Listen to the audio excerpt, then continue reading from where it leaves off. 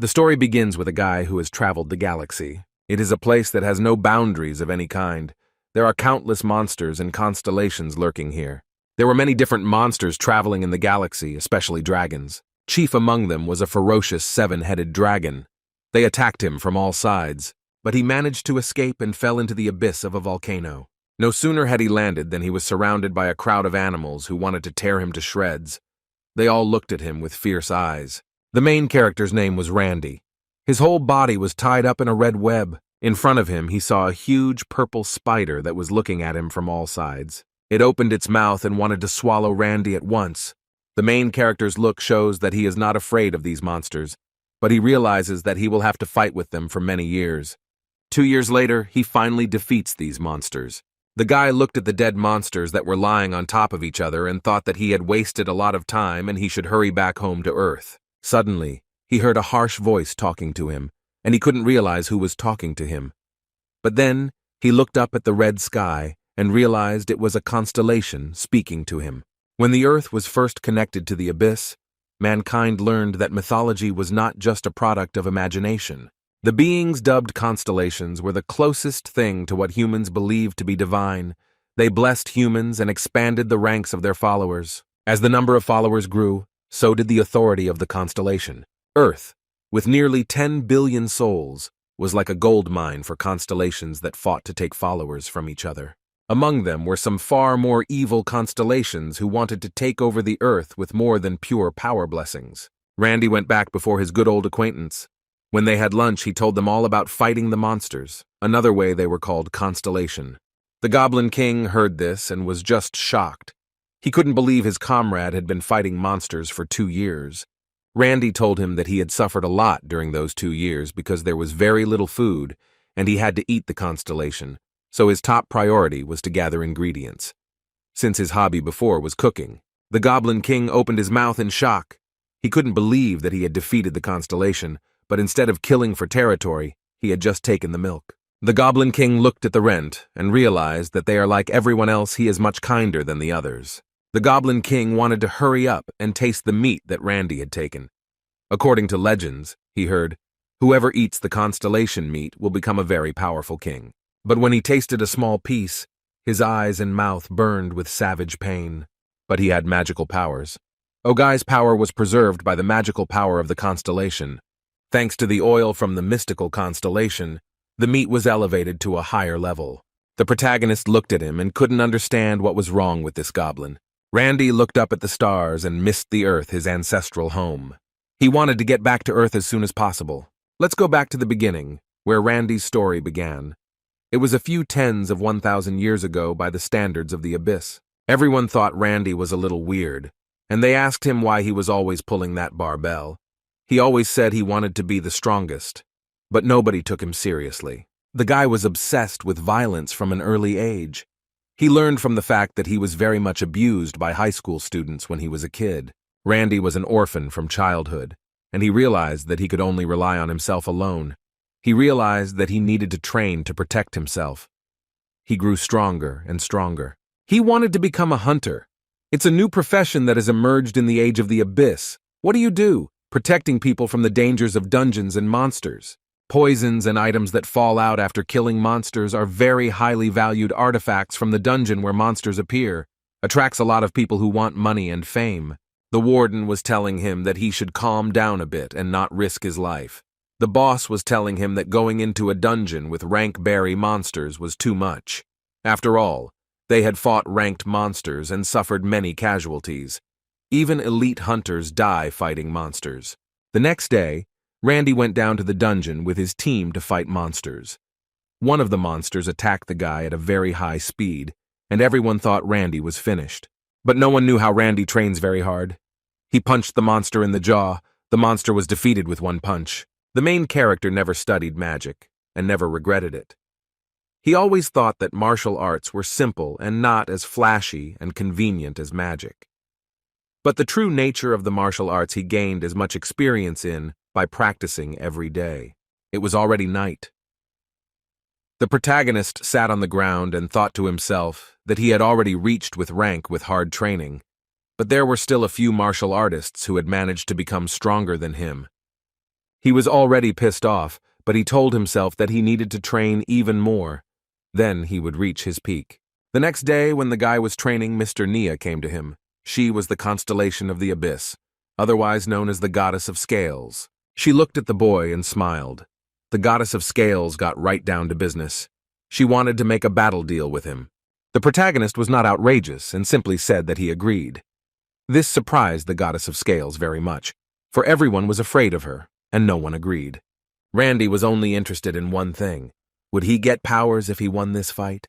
It would be quite enough for him. Andy asked the Goddess of Scales why she chose him because there are many good hunters in the world who have a higher rating and more fame. The Goddess of Scales said she could see the future, and in a few years a great danger would come upon the Earth. Evil constellations will begin to attack the Earth in full force, and when that day comes, you will think that the current dungeon and monsters threatening the Earth were just kindergarten. Randy was considered the key to preventing this future from happening. The Goddess of Scales took him by the shoulder and told him not to worry about anything, for she would make him stronger. Through long, hard, and inhuman training. At this moment, the Goddess of Scales was very much afraid, for what kind of madman would agree to such a contract? She was afraid Randy would refuse. The Scale Goddess held out her hand to him. There was sweat on her face from worry. The protagonist realized if he made a contract with the constellation, he would become the new avatar. It was something super complicated. Because of his soul being bound to the constellation, he would have to live in its permanent confinement. Randy realized that this was a big responsibility, and he was very nervous and thought about whether or not to accept it. After all, he had the whole destiny of mankind on his shoulders. The Goddess of Scales flew up into the sky and said that she had prepared a training facility in the Abyss, for time flows differently in the Abyss. You will have to train alone for several hundred years. Even if you refuse during the training, you still won't be able to return home. The guy thought for a very long time, but he wanted to become the strongest hunter. After thinking for a long time, the guy said he agreed, and he would go with her. He said he wasn't so tied to this world. Randy just wanted to leave a letter for one person. After saying that, the Goddess of Scales raised her hands up. A big black hole formed in the sky. The Goddess of Scales told the guy that he should think carefully about where he wanted to leave his letter, and she would send the letter with her mind. The protagonist went to the black hole and touched it to pass the test. After he touched the black hole, he was sucked in completely. Randy looked at the abyss. He was surprised because it almost looked like a dungeon. The main character looked to the side and saw that there was nothing there, and just started practicing. At this time, the Goddess of Scales went to her colleagues and told them that she had found a talented guy and that he would be a great candidate for an avatar. Her subordinates looked at her and were very worried about her, because when she is so sure of her prophecies, something bad always happens. The main character was practicing, and suddenly a big blue tornado appeared behind him, glowing with lightning. Randy turned around and saw that it looked very dangerous. He realized it must be a test of the Goddess of Scales. But the main character wasn't the least bit afraid. He said to get stronger, you have to face danger head-on. When the tornado approached the guy, there was a very strong pain. He thought he was going to be torn apart, but he realized that he had to endure, because it was a test from the goddess. After a powerful magical storm blew through, the magic of illusion that covered the territory of the virtuous Goddess of Scales was dispelled. This magic was used as a basic safety measure, but before Randy could realize it, the magic storm raged again. Not even the goddess could have seen it coming. The Queen of Scales was worried sick because she should have sensed his presence by now. But the boy hadn't shown up yet. All the servants searched the citadel, but they couldn't find Randy. Then the Goddess of Scales turned to one of her strongest servants. Her name was Adequaniel. Adequaniel promised that she would find him at any cost and would not let him be harmed. She knew it wouldn't be easy, for he could be in any galaxy in the world. Even the constellations couldn't assimilate the whole world. A couple of weeks passed. The protagonist woke up on Earth, looked straight ahead, and saw a lot of rocks in front of him. He thought this was the next place where his next challenge would take place. The guy saw a huge monster in front of him and thought the trials were about him defeating it. Randy's first impression when he saw this monster was that it looked like an onyx, and it didn't look like this monster was a rank. He doubted for a very long time, but then he thought that the Goddess of Scales had planned everything. At that point, the main character didn't know that the Goddess of Scales had lost him and was looking for him. Randy gathered all his strength in his fist and hit the monster with all his might. but the monster had no reaction because the blow was so weak compared to its size. But the protagonist kept on hitting because he realized that he had to become much stronger to defeat this monster. Randy could feel in his body that he was gaining more and more strength with each punch. After a few thousand blows, he was able to defeat this monster. He realized that after he had defeated it, he was now a B-rank hunter. The guy realized that he didn't have talent like other hunters, but he had perseverance. It would make him the strongest. Suddenly a monster came to Randy and looked at him with tender eyes. After that, the main character became friends with the monster. He sat on the monster's head and went to look for a place for the next training. After a long journey, they met a blue storm, which the guy had fallen a long time ago. According to the time of the abyss, it had been gone for 100 years. The protagonist thought it was a gift from the goddess that would lead him to the second trial. After he and the monster got to another place, the protagonist realized that he got an advanced level and realized how incredible the magic storm was. The storm has filled his entire body with chakra and makes him stronger, eliminating his fatigue. The protagonist feels like he's getting stronger and stronger by the minute. He has built up chakra in his fists, and he will not stop using the divine cosmic arts. Randy looked at his hands and realized more and more that he would get a new level of martial arts. He was really looking forward to a new training to get even stronger. The main character looked at the ocean and didn't realize how he could continue to train or be tested. Then the guy got the idea that he would train underwater. He jumped into the water and saw a bunch of scary fish that he had never seen in his normal life. After a little while, he realized that this water was poisonous and it got into his body. Randy was attacked and bitten by the poisonous fish. The protagonist barely got out of the poisonous water. He realized that if he had been in there a little while longer, he would have died. But as the protagonist was getting out of the water, he noticed a bright light at the bottom. He realized that he had to get it out. Randy still thought this was a test from the goddess and that she was giving him these tasks, but he was sorely mistaken. The main character started practicing and concentrating to accumulate more chakra. After all, it would save him from the poisonous ocean and the fish, but it was taking quite a long time. The main character was of course very happy that he was getting stronger and stronger, but he was already here 200 years by the time of the abyss. Randy was absorbed thanks to the chakra, but without food his life became very empty. Suddenly he saw a dead blue fish that had been washed ashore by the waves. The protagonist looked at this fish with peculiar eyes.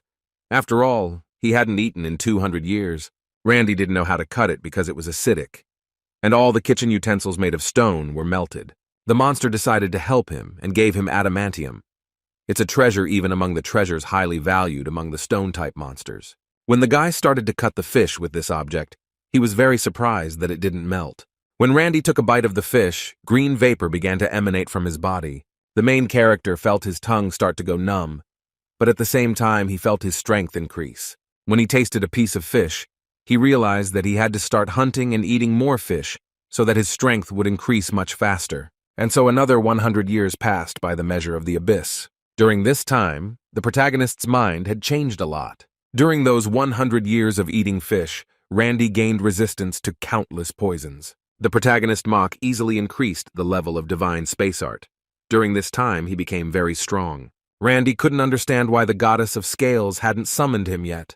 After all, he had gained resistance to poisons and reached the expert level. He would never have reached such heights in his world. Afterwards, the protagonist approached the monster and said that their paths were already diverging. He should leave to become even stronger.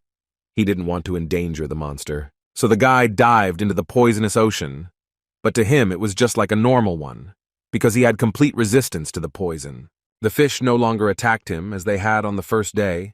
He was a different man, much stronger than he had been then.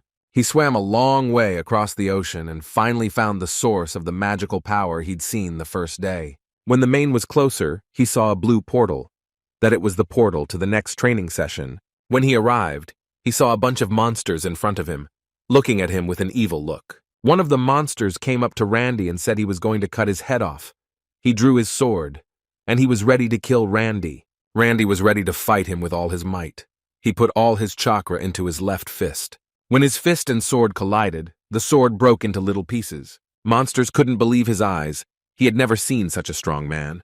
The protagonist jumped 2 meters and kicked the monster. After that kick, the monster fell to the ground and was motionless. After that, all the other monsters were just shocked. They had never seen such power from a human before. But the guy didn't want to fight them. He pointed his finger at them and said that he came here to take a test. All the monsters looked at him like he was crazy and asked him what the test was. One of the monsters started yelling at him. The monster thought the man wanted to fight their head.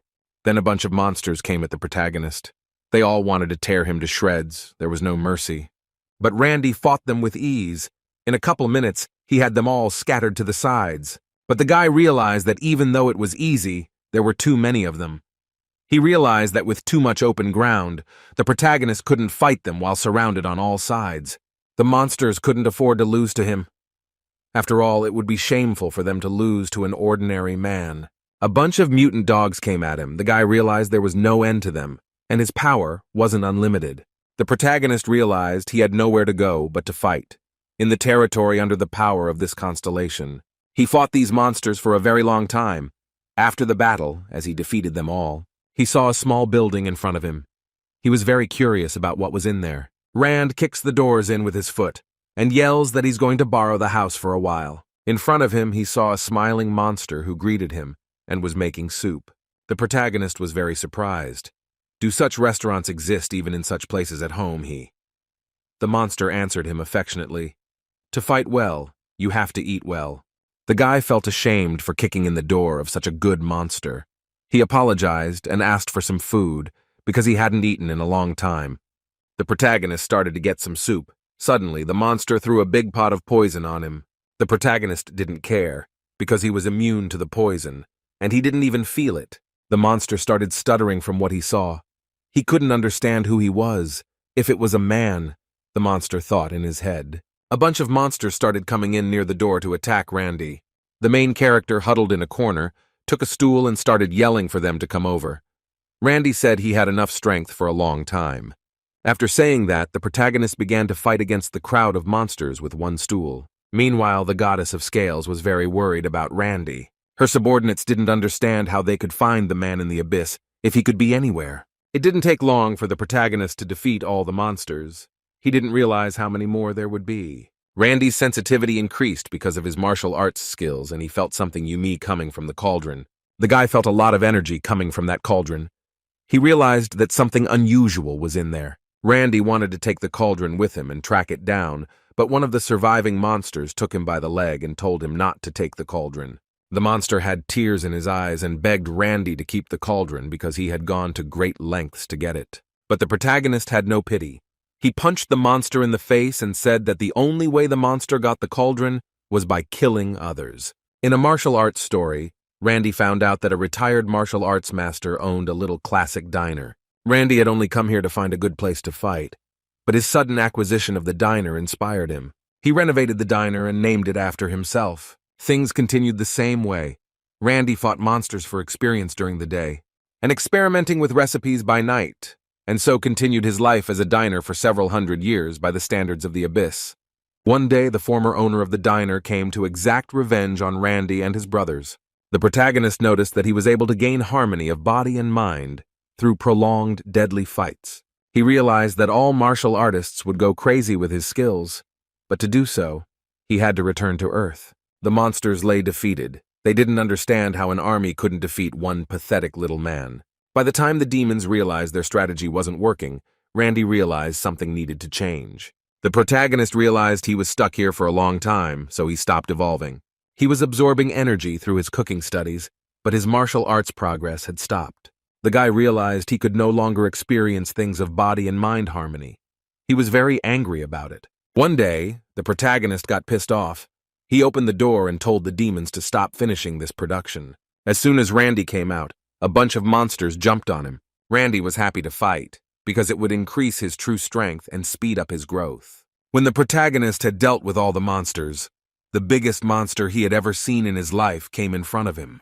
The monster laughed really hard and asked Randy if he was scared. After he said that, the demon came at him with all his might, saying loudly that it was his last day on this planet. But the guy stopped his sword with one hand. He had no problem with it. The demon couldn't believe his eyes. No one had ever stopped his sword so easily. Randy looked him in the eye and said loudly that he was afraid that at this rate, he wouldn't advance in his martial arts. And then all the monsters came at him. During the battle, the protagonist recalled a rank a hunter. He described his strength as feeling overwhelmed by confidence. However, now that he had reached the expert level, he realized that before in battle, he used to feel cornered all the time, attacking randomly in all directions.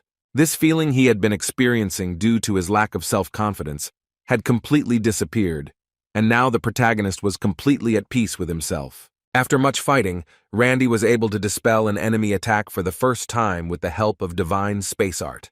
The protagonist learned to use the enemy's power against him, a power called Kuzushi. After a long battle, when all the monsters were on the ground, the protagonist just went into the house and started cooking. The next day, the guy came out of the house and was surprised to see no monsters. But demons were waiting for him from the sky, and they shot beams of fire at him. One of the demons told them to keep firing, because Randy's good at close combat. After the attack was over, all they could see was a shadow of a man in the smoke.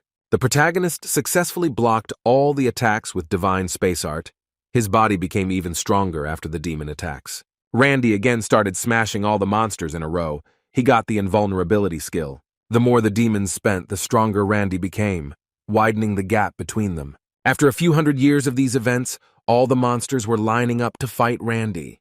The guy was very surprised that he had gotten close to the demons, but on the one hand it was natural after hundreds of years of battles.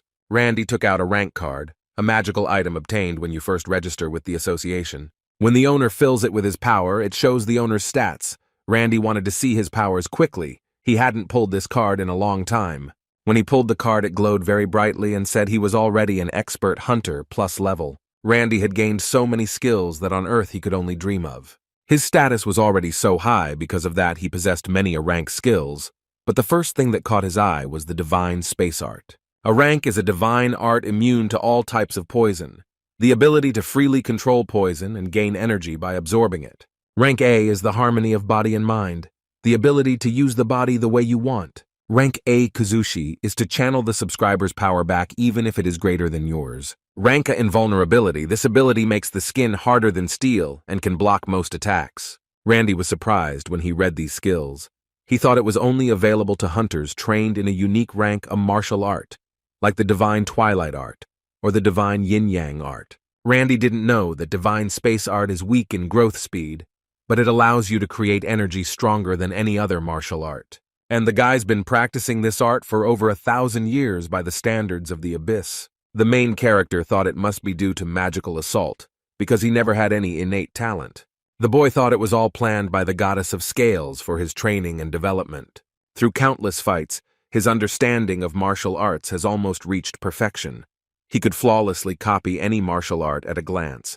But when the protagonist read this, he had never heard of such a skill. It is considered hard to master even one martial art in a lifetime. This skill would allow him to use different techniques depending on the situation, just like a magician. Randy had never heard of the skill before, but he realized it was very powerful. But the protagonist looked at the card and couldn't understand another skill that didn't even have a rank. This skill was called World Resonance. The world resonates with him because he is close to reaching the peak of existence. Randy read it and couldn't understand what it meant. At that moment, he didn't know that this was the thing that would make the whole Earth go crazy. The guy had been in this world for 500 years, during which time he had befriended the demons he had been fighting for centuries. The protagonist had loved cooking since he was a kid, and he was very happy to have customers. One day, the protagonist realized that he had completely stopped evolving in this world, and he had to find new adventures. The guy couldn't cultivate energy anymore. His growth was completely halted. The protagonist realized that there was virtually no martial artist stronger than him, and he needed to break down this wall. Randy realized there was only one way to get stronger, and that was to fight a new enemy. He gave himself a goal to fight a foe many times stronger than these weak demons. He needed to fight someone stronger than him. As he was pondering, someone knocked on the door. The protagonist politely opened the door and greeted the guest. He thought it was a new customer to eat his food. He immediately noticed that this demon is not like the others. It looks much stronger and intimidating.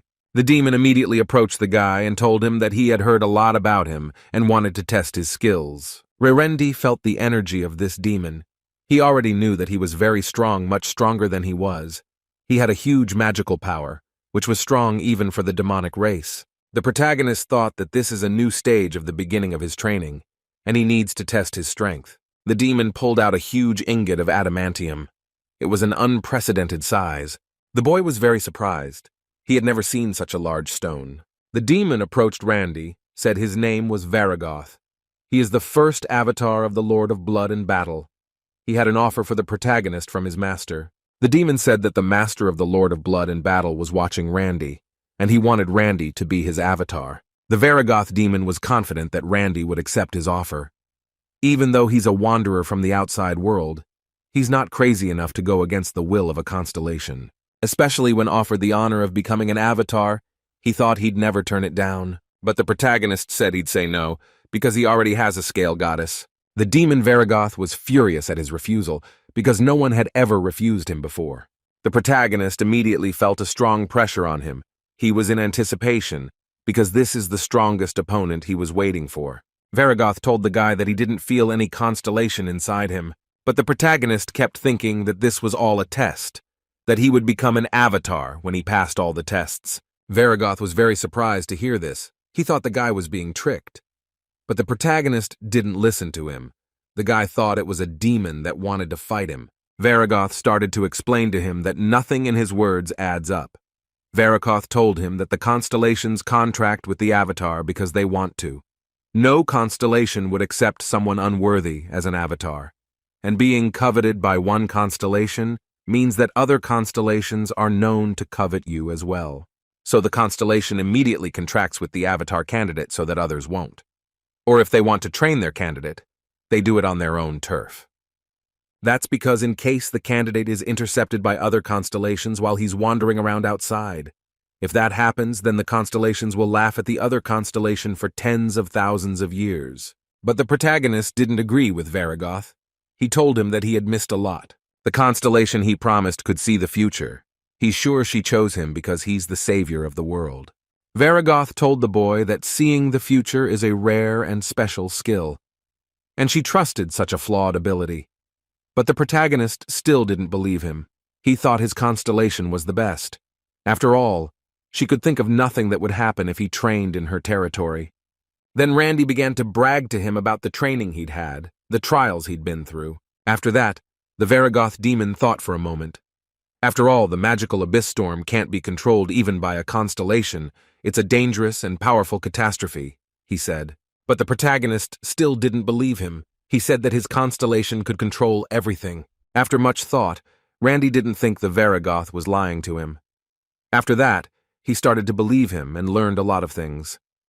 However, he was enjoying the process of becoming stronger so much that he didn't have any thoughts or questions until now. Randy came home very angry.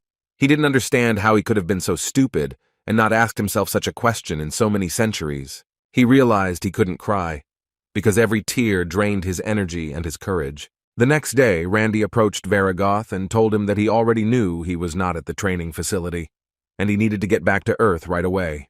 But Varigoth said he was sorry, but he could no longer leave the territory of the Lord of Blood and Battle. After all, Varigoth showed his true fighting form. He realized that Randy would not go with him, so he would have to fight. Varigoth flew up into the sky and said it would be a shame for him to have to break a gem like Randy. Varigoth immediately recognized Randy's fighting style. He realized that he had a special walking technique and he didn't feel any magic. Well, his movements were much faster than teleportation magic. Randy said that this technique is a divine space art movement using energy. It's also called moonwalking. Varigoth raised his hands up, and a black hole formed there. He said it was very funny, and he wasn't surprised that the master was interested in Randy. But Varigoth had no intention of continuing this any longer. He was ready to alienate Randy. Varigoth used the bloody baptism. A large area of the ground was covered in red poison. The protagonist realized he was very powerful to use so much mana. Randy wouldn't be able to last long even with this poison invulnerability skill. The red poison was called bloody baptism. It's a shower of purple mana that melts and destroys everything it touches. It's a technique that shows the difference between Varigoth's strength and Randy's, but the protagonist was able to withstand it. It was thanks to the divine cosmic art that unceremoniously warned him. It was because Randy was in great danger. But when faced with a crisis situation where the enemy was much stronger than him, Randy's mind is very calm. The discomfort of wasting time because of misunderstandings was gone. Randy's mind said he could do it. It was like the moment he was caught in a magical storm. It wasn't the speed that mattered. It was the feeling of the flow of his hands. After meditating, Randy's martial arts proficiency increased. He gained a skill with the rank of incredible speed, this movement technique, allowing the instant eye to move to the desired location. Varagoth was very surprised. He couldn't believe that Randy had completely dodged the bloody baptism. Varagoth had always thought that martial arts were studied by weaklings all the time.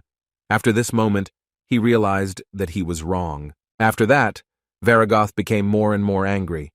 He used magic and restricted an unlimited amount of mana from himself. On the other hand, martial arts use up the user's inner strength. Compared to magic, martial arts have an energy limit. Varagoth directed a stream of mana at the protagonist. He started to fight him at full strength. He realized that martial arts are also amazing. Varagoth drew his sword and said he had heard that the slaves had rebelled in some constellation's territory. They wanted to resist the law of this world. Since they went against the constellation, they could no longer use Manu. But quelling the rebellion wasn't easy, because of a marvelous skill, a skill that could be used without borrowing Manu from the outside. The protagonist became interested in this story. He thought it was a martial art. He asked the demon what would happen if he used magic. Varagoth told him that after your body melted from the bloody baptism, Randy, you would immediately face the Lord of Blood. The fight continued. Varagoth considered him a special man, for no one had ever fought him in battle for so long, but he was confident of his victory, for his lord had gifted him with a blood axe. After Varagoth swung the axe, there was a huge explosion. The fight had been going on for an hour. Randy realized if it went on like this, he would lose the fight. He wanted to find the weaknesses of magic, and he hadn't found them yet. For the first time in a long time, the protagonist was on the verge of defeat. He was very angry. He faced an enemy far superior in power. With each attack, he felt himself growing stronger. Randy gathered his energy in one fist. He created a fist of energy, and he struck with all his might. It was a pretty strong blow. Even Varagoth felt it, but it wasn't enough to overpower him.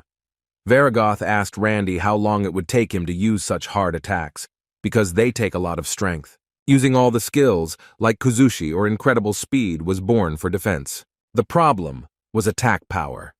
To break through the dozens of layers of defense magic with which the Varagoth defended himself, he had to strike a powerful blow. The protagonist realized that he had to do something because it was coming to an end.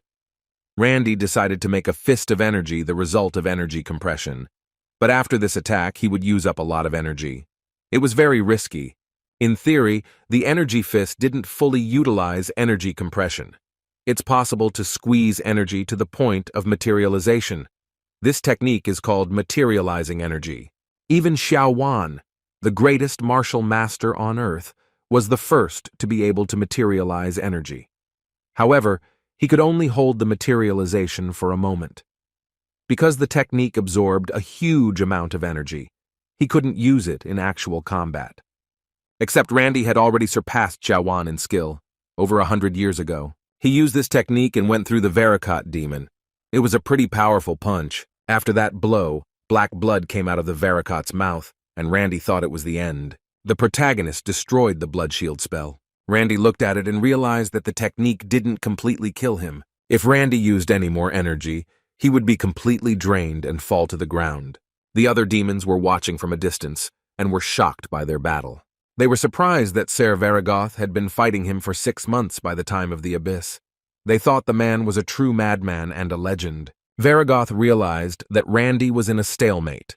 Although he could break through Varagoth's defense with a materialized, divine space art energy attack, but he couldn't use this deadly attack because of the huge energy consumption. The protagonist tried to regenerate his energy faster and faster. Well, he still needs time to use the cosmic aura again, which gives Varagoth enough time to rebuild his defenses. Varagoth says he spent too much time and energy on this. He would no longer be able to hold off the Lord of Blood in battle. He wanted to finish with one attack. His tremendous energy created a strong wind that almost knocked Randy off his feet. Varagoth began to summon the Lord of Blood in battles, blessing his powers for victory. After this technique, Varagoth's strength grew by leaps and bounds, and fangs and horns began to appear on his body. The protagonist looked on fearfully as he realized he was in great danger. The protagonist understood why the Varagoth had shrunk in size. He did it to increase his speed and the speed of his attacks in the same area. At one point in the fight, Randy realized that his invulnerability had been broken, and he needed time to regain it. The protagonist told himself that if he lost any concentration, he would die immediately. He didn't need to relax for a second. Since entering the abyss, Randy had never used all of his energy in a day. In an abyss full of enemies, using all his energy was suicide. But the guy realized he was in a tough spot and had no way out. The protagonist decided to use all the energy at once because he had nothing else to do. Randy concentrated all the energy in one hand and released a Varigoth on the demon.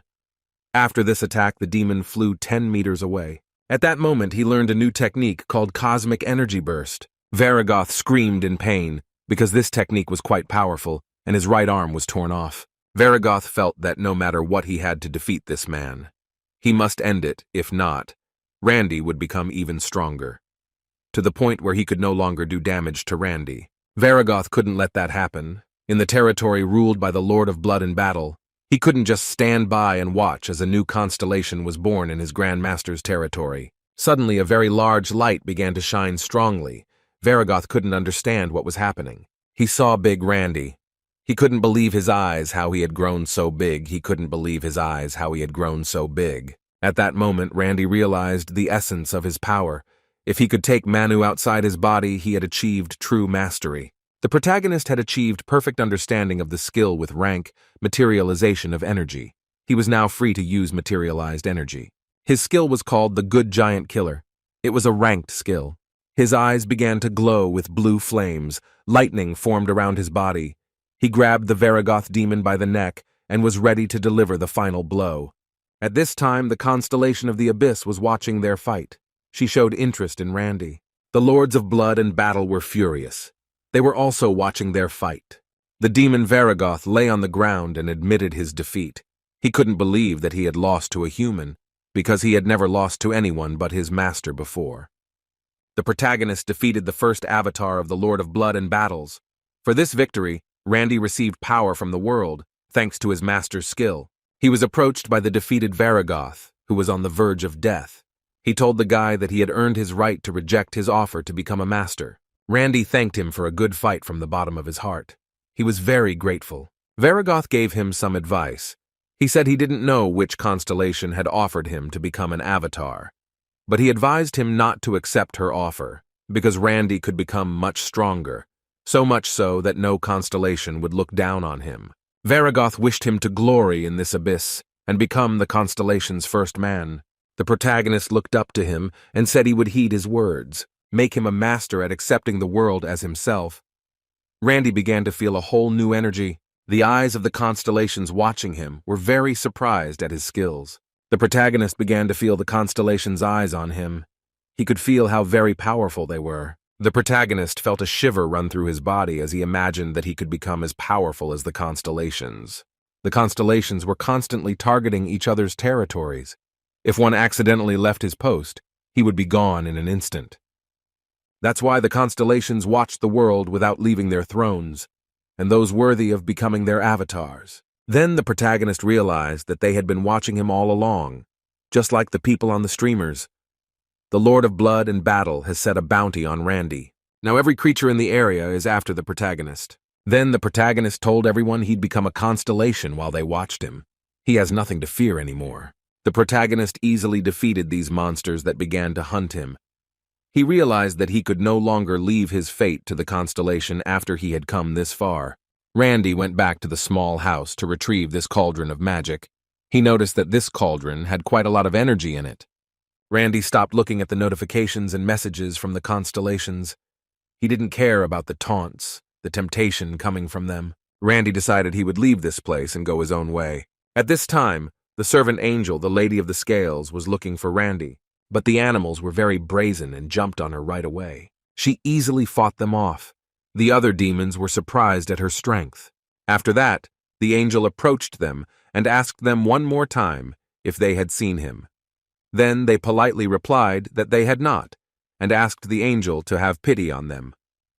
This was the angel of the virtuous goddess of scales. Her name was Adaquaniel. She was still searching for the man throughout the abyss, talking to races capable of speech and telepathy with monsters after beating them.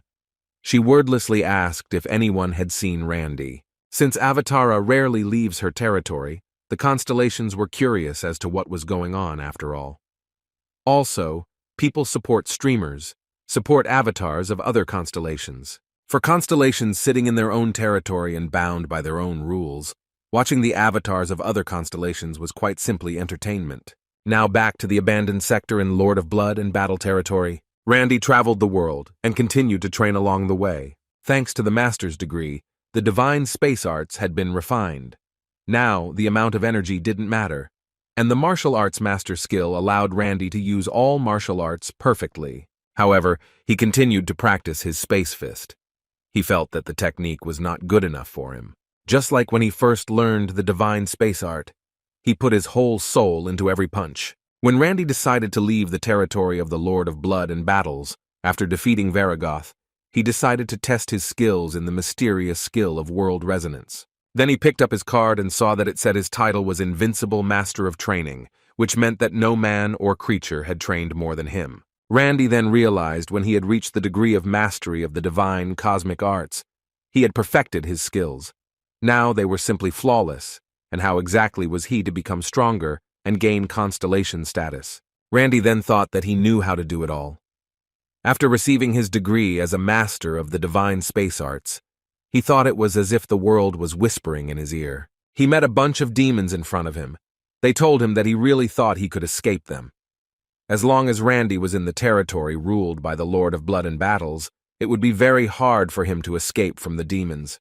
But the protagonist didn't even pay attention to them. He looked at his card and thought that he should strengthen his essence by following his principles. He thought the world was telling him this was the way to become a constellation. The protagonist just walked around the zombies and didn't even pay attention to them. They were too weak for him. And then the hero realized the secret that he had to practice all the time and never lose. Randy kept traveling and thought that was perfect for him because he loved to train all the time. And so he continued to train. He left the corner of the abyss where the gaze of the constellations couldn't reach him. He could feel himself growing stronger.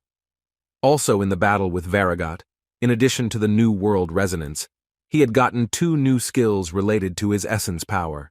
In order for Randy to use this skill, he has to fight someone stronger than him.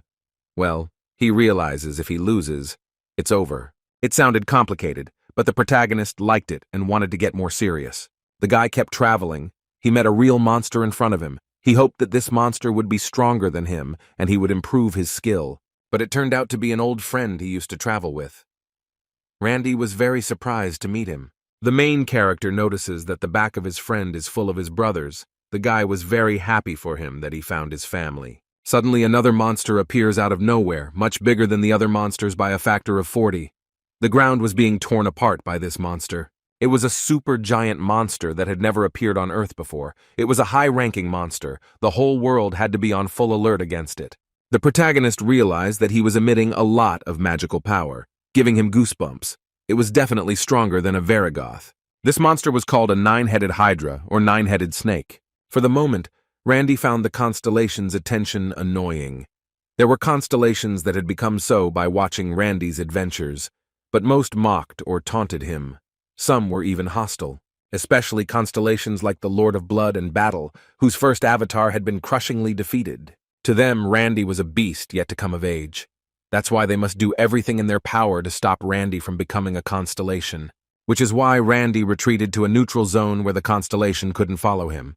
However, the lawless zone was where the strongest ruled. The 9-headed snake began to attack the protagonist with energy. It was a place ruled by monsters of power comparable to the constellation. The protagonist was just shocked. It was just amazing magical power. He was just like a bulldozer that was destroying everything in its path. The guy's good giant killer skill was activated. If Randy defeats the Hydra, his power will essentially increase. Also activated the skill master of his craft. If he defeats the Hydra, his essence power will also increase. The protagonist realized that his skills made him fight this monster.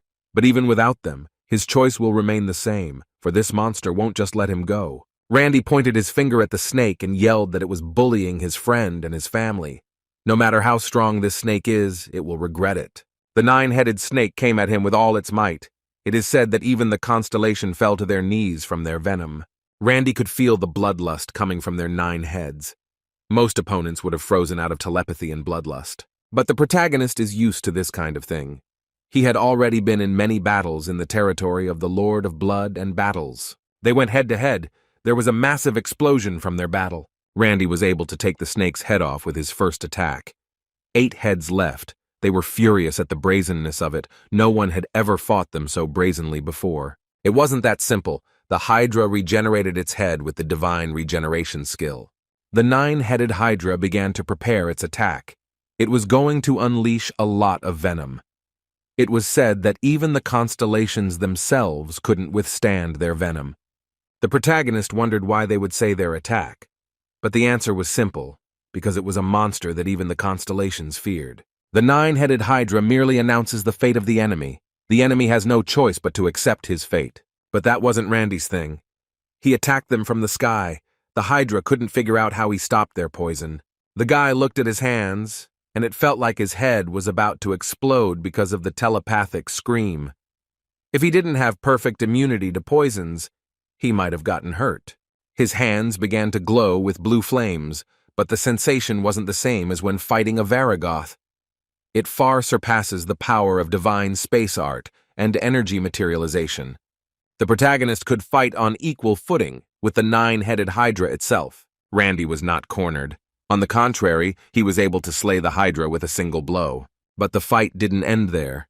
The hydra couldn't keep up with him because he was quite fast. He was generating very quickly. But the protagonist realized if he got caught in the hydra's breath, he'd be in danger. Randy had an invulnerability skill that should have protected him from any damage. But even in a fight against a Varagoth, he couldn't block all of its powerful magic, and the hydra was many times stronger than the Varagoth. Blocking invulnerability attacks was impossible. Randy was able to step on it with moonwalk. He improved his moonwalking skills so much that he started running on the hydra's breath. While Randy was moving between safe zones, he lost all the time he needed to be much faster, and a miracle happened. In an instant, the flames and the poison spewed by the hydra paused. Time slowed down a lot, as if fulfilling Randy's dream of being faster. The hydra couldn't control its breathing on purpose. But none of Randy's martial arts had the same effect. The protagonist attacked at full speed and just started destroying the hydra. The hydra couldn't keep up with him. At one point, Randy realized that this was happening for the same reason his attacks were so much stronger. Should have been with his level of martial arts and skills. The power of the essence wasn't the same thing that enhanced his magic or martial arts. It was the power that allowed him to alter reality. According to his imagination, he got much more than he wanted. He gained the skill of insight and utilized the full power of essence. The power of essence is the power to change reality. Now he could control that power as he wished. As a result of the epiphany, the skill of essence power has become stronger. The power of essence is the power that allows constellations, beings who have reached the peak of existence, to rule the abyss. Constellations have used this power to transform the abyss, create kingdoms, and bestow gifts and blessings upon their followers. As long as the constellations had enough essence power, they could do anything. Hydra was furious. She already wanted to finish this guy off quickly. Hydra's soulful, strong will. With the current power of the essence, Randy couldn't shake or change its will. The protagonist's goal was to change the power of essence. He realized that it would be hard for him to change the Hydra. He must change himself. Randy's powerful essence penetrated his materialized energy and became a sharp blade, capable of cutting through the Hydra's huge body. He cut through one Hydra's head, but it couldn't regenerate because he had sealed the divine regeneration with his blade. The protagonist realized that this wasn't the end, and he didn't want to let his emotions get the best of him. He began to defeat the Hydra by slicing their heads off one by one. I thought it was impossible because they don't regenerate. They didn't think they could lose to a lowlife like a human. The Hydra wanted to get away from Randy. It wanted to hide in the cave and wait for the regeneration to return. The Hydra started to run away because there were only 2 heads left, and the rest had been chopped off. But it was very hard for them to hide with such a big body. One of the Hydras was against running away because it was a real humiliation for them, but the other head was wiser and said that they should hide so that the regeneration would return. Otherwise, the Hydra would die. But it was a real shame for them because they'd lived for 10,000 years and they'd never faced such humiliation. But the main character was much faster than them, and there was no point in running away. He was already on top of them, and he launched his attack. An attack so powerful it tore the hydra apart. Randy's friends were in shock. No one had ever been able to defeat a hydra before. After the attack, Randy could barely stand, but he recognized that the snake was a tough opponent. After the victory, Randy's powers of existence increased with the skill of the good giant fighter. The world began to resonate with the protagonist even more strongly. This all happened because the hydra's blood covered him. He inherited the hydra's karma, divine regeneration. Now his invulnerable body could regenerate endlessly. Randy looked at his ability card and thought he had a very strange life. As a martial artist, he never thought of getting many skills. On a normal land, even one such skill would make him a rank a hunter. But that no longer mattered.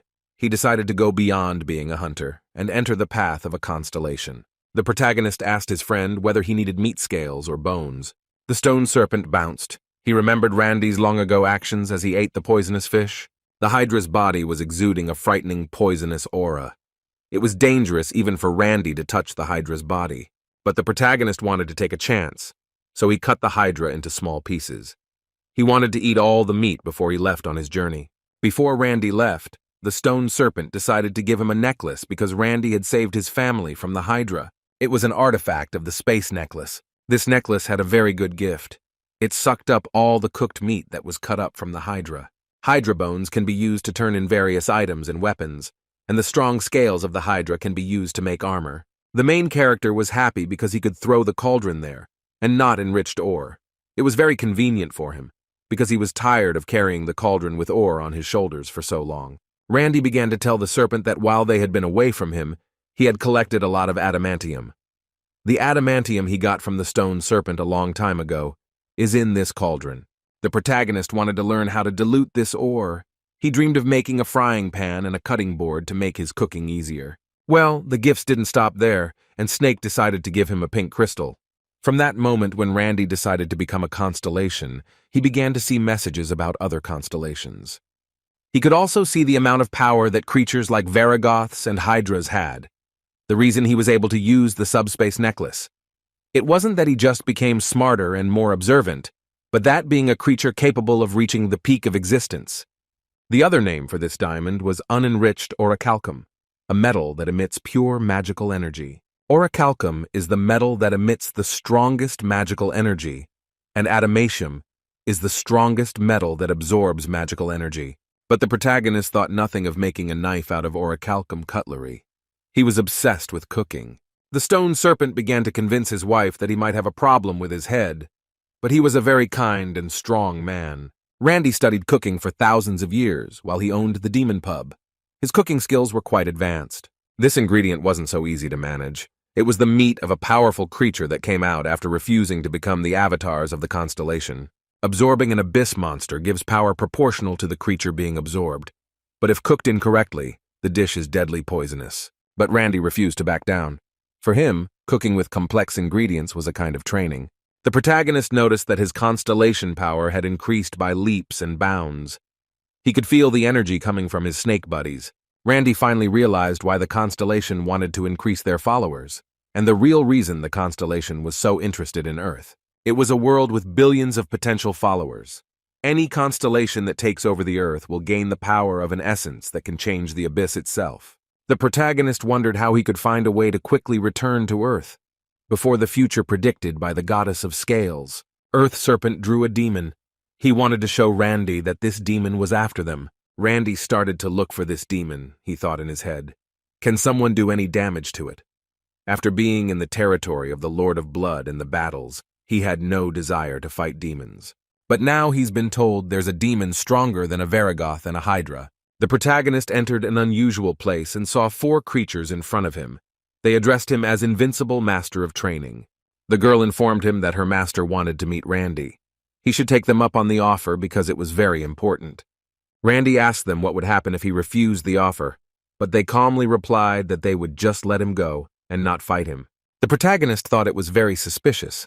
He wondered what they wanted from him, but Brand agreed because he was interested in meeting him. On the way, Randy asked the girl if she had heard of a planet like Earth.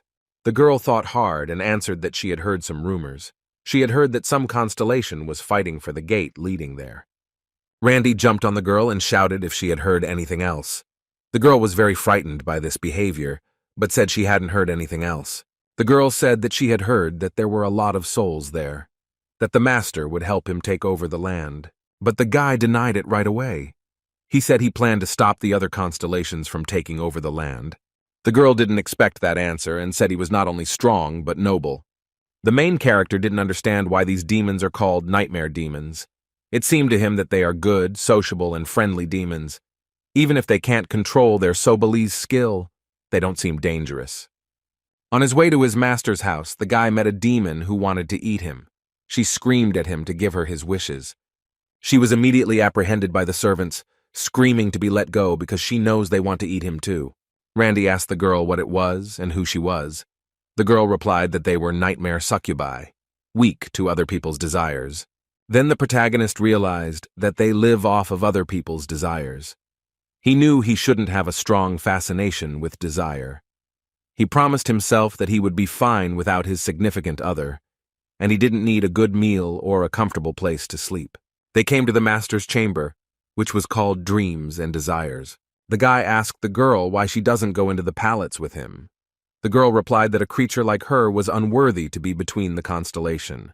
Randy answered her that he is not a constellation, and he asked the girl to go with him, for he didn't know the whole palace. The girl immediately agreed and said he was very nice to her. The protagonist suspected something much more dangerous than he'd realized. Randy wanted to use her as a human shield. He was sure the constellation would never want to lose their prized avatar. This meeting was being held on the territory of another country. This constellation was undoubtedly more adept at handling the power of essence than Randy. A lot could happen. Even though Randy was invited, he never let his guard down. After all, the title of undefeated master trainer doesn't go to just anyone. As soon as Randy entered his room, he felt as if he had just woken up. He turned his head and saw a girl sleeping. He couldn't understand what was going on. Randy didn't notice how the constellation was behind him. He didn't hear it at all. "So you're the constellation that's been doing a lot of shows lately. I've been wanting to meet you for a long time." The constellation turned to Randy. Randy smiled and said he didn't want to upset her, but he wasn't a constellation yet. He still has a lot of work to do on this. Constellation didn't agree with Randy, because the one who stepped on the path of constellation can also be a constellation, because he's capable of the same things they are. Constellation said it was also about him. After all, he could use essences like other constellations. The protagonist looked at him very cross, because he looked like a child. Randy began to slowly remember what exactly happened when he entered the constellation chamber. Randy wondered if I hadn't done enough. After all, he'd been wandering the abyss for 10,000 years. He had perfected the divine cosmic arts and reached the peak of martial arts. He's even reached a level beyond all existing ones. The protagonist asked why he tries to charm or seduce people, because that is the essence of dreams and desires. Beings who enter this room fulfill their desires and find peace.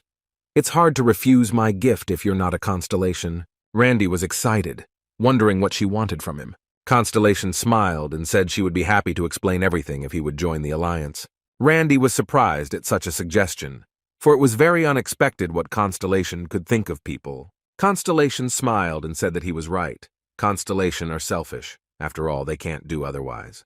But selfishness doesn't always mean loneliness or brokenness. If anything, he allows them to cooperate with them. After saying that, Randy realized that Constellation had decided to form an alliance because it would be good for her. Constellation said he was right. After all, a mortal looks at them as gods, but the constellation is also not easy. If the constellation shows any hint of weakness, a strong constellation will attack him without thinking.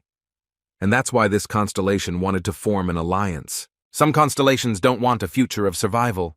The devastation and desolation caused by the constellation's obsession with conquest. It will all lead everyone to a despair in which no desire can exist, and the nightmare will no longer be something to feed on. Randy asked, wouldn't expanding the territory solve that problem? Constellation thought he was talking about a farm by way of wishes. Such an idea could only come from Constellation, who was originally human. Constellation said they couldn't enjoy unlimited potential like mortals. Just as Randy was now beyond the reach of brokenness or complacency, the constellation could not freely control what was beyond dreams and desires, without the risk of losing the power of essence and becoming weak. The constellation showed its small town and said that nightmares require high-quality three-dimensional desires. Not the ones generated by fear and anger, but a desire filled with ambition, or a sense of achieving a world of abundance. Constellation said she's just a nightmare god, and can't do that in the real world that she's shown. The protagonist realized she wanted to create an alliance of weak and truistic constellations. Randy told her that she revealed too much of her weaknesses, why she wasn't afraid if he turned out to be bad and greedy. She smiled and said she'd thought about it for a long time, but figured he would be easier to negotiate with than other constellations. But she kept silent about the fact that she had decided that way after seeing his desire. So if Randy had known about it, he would have been more careful. In truth, Randy radiated great desire, but none of it was about conquest or power. The only thing on his mind was training. He had always told himself if he stopped training just because he had achieved perfection in martial arts, he would lose muscle and the will to work. Randy said that sounded like a pretty good deal, but he still had a few questions. Constellation was excited about the questions. She wanted to answer all his questions quickly. Randy asked what he should do if they formed an alliance. After all, he was pretty busy and thought he wouldn't be able to help her. After his questions, she laughed hard. After all, she thought he would start asking for benefits, and he started asking for responsibilities. This was a unique person to her. She answered him that as long as the other constellations didn't attack the alliance, there was nothing to be done. The duties don't make sense. A constellation does not take part in something that is not good for them. She took the bird in her arms and told him he had to do something if he wanted to. The battle between the constellations has been going on so long it's getting boring, so it doesn't matter where you are. We'll be there in time to help each other. They shook hands, and Randy said he agreed to form an alliance. Constellation was very happy that he agreed. Randy thought he was a newcomer who had just started on the path to becoming a constellation. He was sure the abyss was full of dangerous and pretend constellations. Being in an alliance seemed safer than trying to go it alone, and he thought he could get help getting back to Earth. Suddenly, out of nowhere appeared a big firestorm that was 40 meters high. The main character was very surprised to see a kitten come out of this firestorm. The kitten said he would have been nice to them if Randy had been his avatar. But instead, he had done something stupid by joining the small constellation alliance. When he remembered that they had talked to him before, it was a member of the small constellation alliance. Randy asked why he was talking to him using telepathy since he was standing right in front of him. The girl said that usually a constellation doesn't leave its territory. Randy then realized that it was just the two of them in the alliance. It was obvious from their faces that they were rather embarrassed to admit it. Kitty says angrily. So what? It was still profitable even though there were only 3 of them. Kitty says he heard Randy collects adamantium and orichalcum. He says he can make them into whatever Randy wants. The girl said this kitten is a famous blacksmith in the abyss. He can make Randy any weapon he wants as a gift for joining the alliance. The protagonist was thrilled with the gift because he'd never thought of it. But he had very little orichalcum, so he asked the girl to do it later when he had more. The girl said that she honestly thought it would be more difficult to negotiate with him, but he accepted her offer before she could bring the gifts. The girl again said that the constellation is by nature an arrogant and selfish creature. So before they met, they prepared something that might interest Randy. After that, he received an orang martial arts scroll called Energy Vampirism. In addition, he received orichalcum ingots. The guy looked at his body and was delighted because it was a martial art that had the effect of absorbing magical energy. The girl said that energy vampirism was a martial art created by nightmares, but she thought it would suit him very well. The girl thought that there was no nightmare who could become a master of this art. Randy began to think that he had achieved greatness in martial arts, but using magic was a much more effective way than studying martial arts. Randy threw all the ingots on the ground and said he'd been collecting them for over 10,000 years. He couldn't wait for them to make him things out of them. Lava Kitten from Magma excitedly asks what kind of armor he wants. He would be honored to make it. The kitten says that he, with so many materials, he could create an epic sword and shield. He suggested he create an indestructible shield out of adamantium and the strongest sword out of orichalcum. But Randy said that's not what he wanted. He wanted kitchenware. He wanted an adamantium skillet and cutting board, and a walnut knife and utensils. Lava's kitten thought he was kidding at first and asked him to be serious, because this is serious business. But Randy said he was dead serious. From the moment he got his first adamantium nugget in the abyss, his dream changed. He wanted the best kitchen utensils with which to prepare any ingredient in the abyss. Lava's kitten just didn't have anything to say to him. He was in complete shock at his words. The protagonist noticed his reaction and said it felt like he was making him do something terrible. But a promise is a promise, so the cat from lava honored his request by putting his whole soul into it. The girl said it was time for her to answer Randy's questions. After all, he said he wanted to know what the awakening was. Randy said it's true he's not a full constellation yet. He's just starting to follow the constellation path. When he defeated the Varagoth and reached a degree of mastery, he saw a message from the world that said his world resonance was growing stronger. The world was eager to hear him scream, and the Varagoth in his final moment said, "Become a constellation, not an avatar." But the guy kept thinking that he was still a human with powerful martial arts, and he needed to take one more step to become a constellation. But the girl just told him that she'd already told him that he was a constellation. She explained to him that there is no such thing as an incomplete constellation. A constellation is a constellation, so it's simple. But Randy still asked further. He was curious about the awakening, because she said he still had to awaken. The girl answered that she meant that he still didn't realize he was a constellation. Even at the moment, he thought he wasn't complete, though the girl realized that he was a very special being, even among constellations. Randy started to complain. After all, she called him special, but he didn't even know how to use magic. The girl touched his nose and told him that mortals very rarely become constellations. The girl started telling her story that she was just born a constellation. The girl said that her power of existence, dream, and desire was unleashed by nightmares.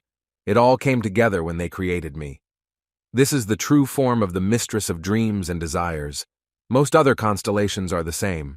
The Lord of Blood and Battle, the Kitten of Lava and Magma, they are the constellations of birth. It's natural for a being to be a constellation, but the girl explained that the guy was already considered a constellation. The girl told him to accept that he was a constellation. Then Randy just accepted the fact that he was a constellation. He immediately felt a great surge of power. He learned a skill called world resonance. As the constellation's invincible master trainer, Randy could use the constellation's power. The main character completely changed his hair color and length. It all came from a great surge of energy. The other constellations began to notice that the new constellation was opening its eyes to the depths of the abyss. The protagonist felt very good, for he could give a great blessing and even send a message. The girl said he better not go to the other avatars because they have their own constellations and he could get in trouble, so Randy had to be careful. The main character grabbed his head and said that from now on, if he wanted to do anything, he would have to think 10 times, because the avatar is the most important factor for the existence of a constellation. Because any exposure to other people's avatars could be seen as provocation. Randy could get an answer to any question just by thinking about it. He couldn't understand how he didn't realize he was already a constellation as he kept going from side to side, trying to become the strongest. Even though he was lost and wandering through the abyss, he took it as training from the goddess. Randy even thought that the magic storm was a convenient way to move around and also a training tool. After he remembered his mistakes, he was upset, for he really thought he was training, and it was all for nothing. He thought it was all training from the goddess of scales. The girl told him if he had an avatar, he should try to concentrate on it. At first, Randy said he didn't have an avatar, but then he remembered his friend, the stone serpent.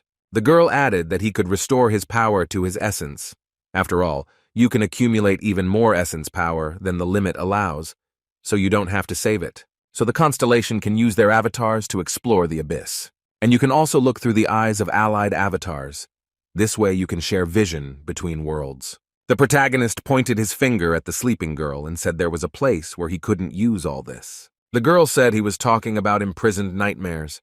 She could hide certain areas if she didn't want them to be seen. Constellation said to greet Randy. She sent a Rooney to him. It was because of the best control I had. After all, it's hard for a nightmare to control his urges. The protagonist remembered the incidents that had happened to him and immediately realized what she was talking about. The girl asked if he had any other questions. Randy said he didn't and thanked her for her explanation. The girl said she was pleased to meet a constellation expressing gratitude. Randy had only recently become a constellation, and the girl advised him that he should rarely encounter other constellations. After all, in a battle between constellations, the one with the most avatars and the most essence power has the advantage. But the place Randy arrived at after much training. It's the beginning of the world. It's the poverty of the constellations. The protagonist asked her if she'd ever heard of planet Earth. The girl replied that she had heard that many strong tidings await the opening of the gate there, because of the fact that there are many souls there, which is rare in the abyss. Randy said he was from that land. The girl told him that the gate between the abyss and the earth was already open. Everything should be a mess, but luckily it's not that bad. But thanks to your explanation of the girl, Randy finally understood. The constellations that came to Earth only looked at each other, but they didn't collide, because they'd only be weakened if they fought each other. Some clever constellation could just take control of the souls and defeat the constellations that were fighting. And so, instead of just fighting, they decided to increase the number of their followers, Randy pondered. The girl thought he was very lucky. There must have been relatively good constellations nearby when the gate opened, because the evil and cruel constellations wouldn't agree and would just try to take power by force. Because all the constellations behave as they do, they have nothing to lose. The girl was sure Randy was nervous about leaving his home planet to the constellations. It would also be nice to have a constellation in their alliance whose followers are the souls of Earth. Then Randy flew up into the air and cut his long hair because it was in his way. The reason his hair suddenly grew back is because he accepted himself as a constellation. The girl asked Randy what decision he'd made, if he wanted to come back to Earth no matter what. The protagonist just smiled and said that long hair just gets in the way of training. The girl wanted to give the guy some advice, since he was planning to return to his native land. If, like the girl said, the gate to Earth was open and the nearest constellations were watching them, Randy didn't think it was necessary to openly show that he was a constellation, because even the good constellations would be hostile to him. If it's a constellation that can fight for the Earth, they're much stronger than he is. And no matter how good a constellation is, they won't turn a blind eye to the fact that they might lose the soul they own. Randy asked the girl, does she really want him to hide that he is a constellation? The girl answered that it would be much better and safer for him, and that he would not have to use the power of the essence. After all, the constellation would not let him out of their sight if they knew that the constellation had returned back to Earth. She advised him to blend in with the normal inhabitants of Earth, and then quietly and carefully acquire his followers, and they would become souls that would take on his essence. After all, it's a constellation on Earth. The protagonist asked the girl if there was a constellation on Earth that knew about him. The girl grabbed her chin and said that it is possible. It would be good to join it in our alliance. After all, it would increase the strength of their alliance. Randy tried to tell the story of how he fell into the abyss after meeting the goddess of scales. The girl replied that it was a very strange story, but she had heard of this constellation. The guy said that even without being able to see the future, it's not that common, even though it doesn't seem like it. But she could have had a good plan after all. The girl replied that she's heard that she's a constellation that keeps making a fool of itself by getting its prophecies wrong. Well, it seems like it's almost impossible to predict the future very accurately. What's the point of prophecies if she can't capitalize on them? The girl didn't realize if the goddess of scales would help their alliance. Randy said that the way she was trying to stop the evil constellations, she was probably working with the other constellations. Lava Girl and Kitten were very hesitant to bring her into their alliance, because she turned out to be very stupid. But they decided to accept her. They asked Randy to ask her to join his alliance since he was returning to Earth. Randy was sure she would help them, although he was worried about how she would feel about him becoming a constellation. Randy wondered how to find a way to contact her. He asked his alliance friends if they knew how he could contact her. But they didn't know a thing. They didn't understand how they could know where such a constellation was. Randy awakened as a constellation and joined the alliance. However, he didn't get any closer to returning to Earth at all. The protagonist believed that he personally had to find her. After all, the goddess of scales was a key figure, because the more beings that knew about her, the closer he was to Earth. Randy became very worried about whether he would be able to get back to Earth in time, because his land was in danger. The protagonist turned to the servant who was escorting him around the palace. She asked him where he wanted to go, because the land was full of beautiful places. Randy said that he already had a place in mind. He had heard from his master about the Fountain of Enlightenment. The girl was surprised that he wanted to go to that place. It was a place for their training to learn to control their desires. The protagonist smiled and said if he had to wait here, then he also had to undergo the training possible only here. When they arrived at the place, the girl said that she had heard that in the old days, many nightmares used this place. But since the nightmare constellation was born, it was forbidden. Randy asked why that was so. The servant replied because it was incredibly dangerous. After all, she had heard that many nightmares went mad during training. Randy walked over to the well and looked down. It was the Well of Enlightenment. Randy knew that the point of training was to drink water from the well. But if that were true, it wouldn't have been sealed and banned, because the stronger a person's desire to draw water, the heavier the water becomes. The main character started pulling water from the well and noticed that the water was quite heavy. He wanted to meditate and get rid of his desires, but the water wouldn't get any less. When Randy started pulling the water out of the well started telling him his wish. It said if he let go of the water, he'd come back to Earth. Randy's ex-girlfriend comes over and touches him. She said when they broke up, it wasn't on a good note, but Randy realized it was all manipulation and it wasn't really happening. Meanwhile, the girl and Lava's cat were discussing his training. They thought even if he was a master of training, he would have a hard time. After all, this well is arousing and increases desire, and the bucket becomes many times heavier. Lava's kitten was worried if the training master would be okay. But the girl was not worried in the slightest. The sight of the constellation is on a completely different level than nightmares. At least she wouldn't go crazy. The girl wondered what illusions tormented him. She thought it was something incredible. Randy was almost on the verge of letting go of the bucket. The rope was very tight and could break at any moment. But Reddy kept practicing because by using the weight of his own desires, he's getting rid of them. He's addicted to training. No wonder he became a constellation. The girl and Lava the kitten looked at it and thought it was too much. Then they realized that the point of the training is that he has to pull out a bucket of water, as hard as his desire. For he who wants to pull the bucket out of the well sees the illusion corresponding to his wish, and the water gets heavier and heavier. The servant was very worried about Randy, for she knew that a lot of nightmares had gone crazy trying to complete this training. She asked Randy.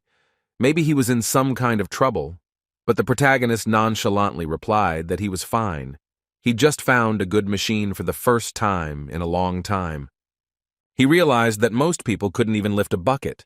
After all, they had very little temptation. Randy told himself that he was 100% resilient because he had a consciousness and would not give in to any temptation. Randy spent most of the day practicing with the Well of Enlightenment. He told himself he could do lightweight cardio if he cleansed his heart, and strength training if he felt like it. And the rest of the time he would rest and work on tactics by sparring with Aruni. Constellation Desire told Randy that she thought it would be much harder and longer for him, but apparently he was having a good time. Randy replied, not that he had any reason to give up practicing. When he first had free time, he started practicing right away. Hardly something because of his rush. The girl said that he is an army man and a battle constellation, but Randy might have the potential to be much more than that.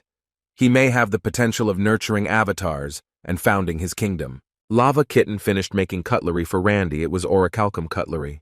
When the main character picked it up, he was very happy about it. He told himself that with this, he could cook any ingredient. Plus, he can use the knife as a sharp blade in battle. He swung the knife and spat out a lot of energy, which was a very unpleasant sound. The Wish constellation was against this kind of fun.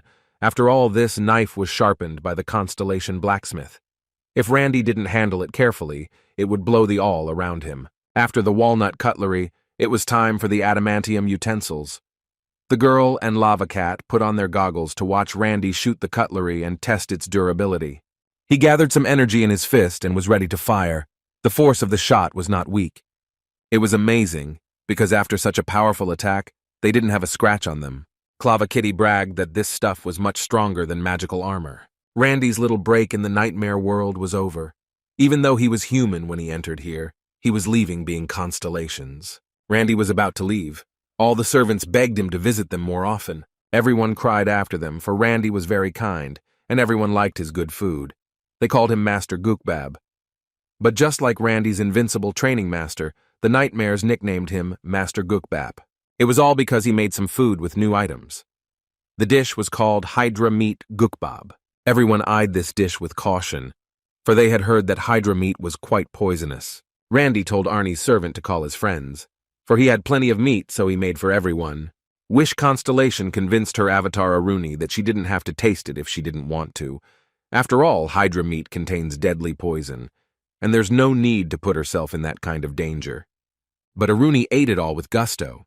She said it was very warming, and she could feel her stats rising. The other nightmares were also asking for food. They were eager to try this dish, and there were quite a few of them. After all, the nightmare's obsession with the gukbap had caused quite a commotion. The situation was resolved only after the hostess intervened. The protagonist thought he could practice cooking and increase the power of the essence, but he was a little uncomfortable. He ended up causing this ugly scene. Randy had reached the border of Nightmare World. Then there was the territory ruled by the Serpent of Plague and Darkness. This territory looked terrifying. Randy thought he should use some of his essence power to keep this dark guy from stressing him out. But he decided to hide his essence from the world. Randy thought he'd be safer that way, so he disappeared from sight of the constellations. He noticed that the world had become very quiet and peaceful. He couldn't believe he was being blown away by the flood of messages from the constellations because he couldn't do something simple. The Serpent Bearer of Plague and Darkness orders all avatars to find an invincible master trainer. He tells his avatars when they find him not to fight him alone, because there's no way they can beat Randy. They should never try to use force on him or they'd die. On the way, Randy met a skeleton in front of him. The skeleton said he was trespassing on his master's territory, and such insolence would not go unpunished, but his master is very generous. The skeleton told him to make Randy his master's avatar. If Randy joins him, he'll forget about the disrespect, and recognizes Randy as a valuable subordinate. But the protagonist just smiled and thought it was true. It does seem like a generous constellation. I guess Randy hasn't realized what's going on yet. The avatar tried to skim the mammoth. The Abyss constellation were well prepared for this kind of scenario. The skeleton pointed the sword at him and said if he refused the offer, his master would come and deal with Randy. But the protagonist wasn't the least bit afraid of him. He covered his nose because the skeleton stank of rot. Then Randy shouted that all the heralds of plague and darkness should not hide behind their avatar and show their essence. The skeleton was shocked at his behavior, for he still didn't understand the situation he was in. Randy turned to the skeleton and told him to call his master quickly, because it would get worse. But he wouldn't come out, so Randy said he'd make him do it. Then Randy started smashing everything around him, saying he'd smash everything when the constellation wouldn't come out. The main character yelled that he'd think he was a coward if he didn't come out. I mean, he can't even defend his own territory. The meaning of such statements was completely understandable. Then Randy got the skill Good and Giant Bearer. In case of victory, his essence power will be enhanced. Then the Nightmare Mistress contacted him and told him it was madness to fight against the constellation. That's when Randy realized they could be watching him, because he'd forgotten all about it. The Mistress of Nightmares said it was reckless to challenge a constellation to a fight. Randy got a base level of Space Tunguska. It was added by the Divine Space Art, original motive. At Master Training, even after Randy fell into the abyss, he was never a force to be reckoned with. Being a weak person, he had always struggled with hostility. From the point of view of the powerless, he did the best he could.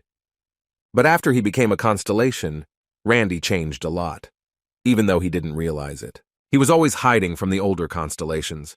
Like the last cowards, he stayed in neutral territory, away from the prying eyes of the constellations. Randy lost the point of fighting. He told himself he had to follow his own path, living as a constellation. The fact that Randy's opponent was a constellation didn't change anything in his attitude towards him. He wasn't the least bit afraid of the other constellations. A large green smoke appeared above the protagonist. Randy immediately realized it was a constellation. This flying constellation looked pretty intimidating. It was too late to run. It was a mid-ranking constellation called the Herald of Plague and Darkness. He stood before the avatars and those doomed to die. The Herald of Plague and Darkness thought his adversary was crazier than he expected. After all, for some reason the constellation is much weaker than he is. The Herald of Plague and Darkness didn't understand why such a weak opponent would challenge him. He grabbed his beard and said if Randy is defeated, though, he will be completely destroyed even if he knits himself into this battle. The Plague Herald realized that if he won, he would gain nothing, but if he lost, he had a lot to lose. But he had nowhere else to go. If he didn't accept his challenge, his reputation status would plummet, and the other constellations would mock him. The protagonist wouldn't even talk to him. He just attacked him. Even though Randy was the first to challenge him, he didn't let his guard down. After all, This was his first battle with the constellation. The constellation of darkness realized that the power differential between them was too great, and he must end it quickly, using his power. But it was to Randy's advantage to end this fight quickly, because if the fight dragged on, Randy would have little chance of winning. Randy immediately decided to start with his powerful attack called the Space Fist. The constellation of darkness felt pain for the first time, as if its essence was being torn apart. Other constellations, including the Herald of Darkness, rarely fought in person. Activating the Herald of Darkness, he realized it was a crazy technique that Randy had used, but he didn't realize if it was magic or not. Randy realized the technique was working, and he didn't want to miss his chance. He started to use his best to end this fight quickly. The protagonist jumped up and hit him with his energy cultivation. The force of the blow was so great that the earth broke in half. After this attack, the protagonist realized that his opponent was being weak, so that he could suddenly attack and strike a victorious blow. The servants of the constellation of darkness watched this fight, and were all amazed by the fight between the two constellations. They realized that to this level, they are very, very far away. The servants of darkness didn't understand how such a pathetic constellation like Randy could stand up to their unimitated master, the messenger of plague and darkness. The guy realized that the fight was just beginning, and it would be very, very difficult for him, because he knew who his opponent was. Suddenly, the darkness constellation started begging Randy not to hurt him, because he was surrendering. But the hero said he couldn't be fooled by that trick, so he punched him hard in the face. But Constellation of Darkness begged him to stop beating him up. He promised to give him his territory and his avatars. The girl and the lava kitten were astonished. They did not expect such a turn of events, because it was a great shame for the constellation to admit their defeat, especially to give up their territories and avatar. Lava's kitten told Randy that the constellation was actually surrendering, a view the constellation could never take away about the oath of their lives. But Randy didn't understand what he meant, why the constellation would surrender.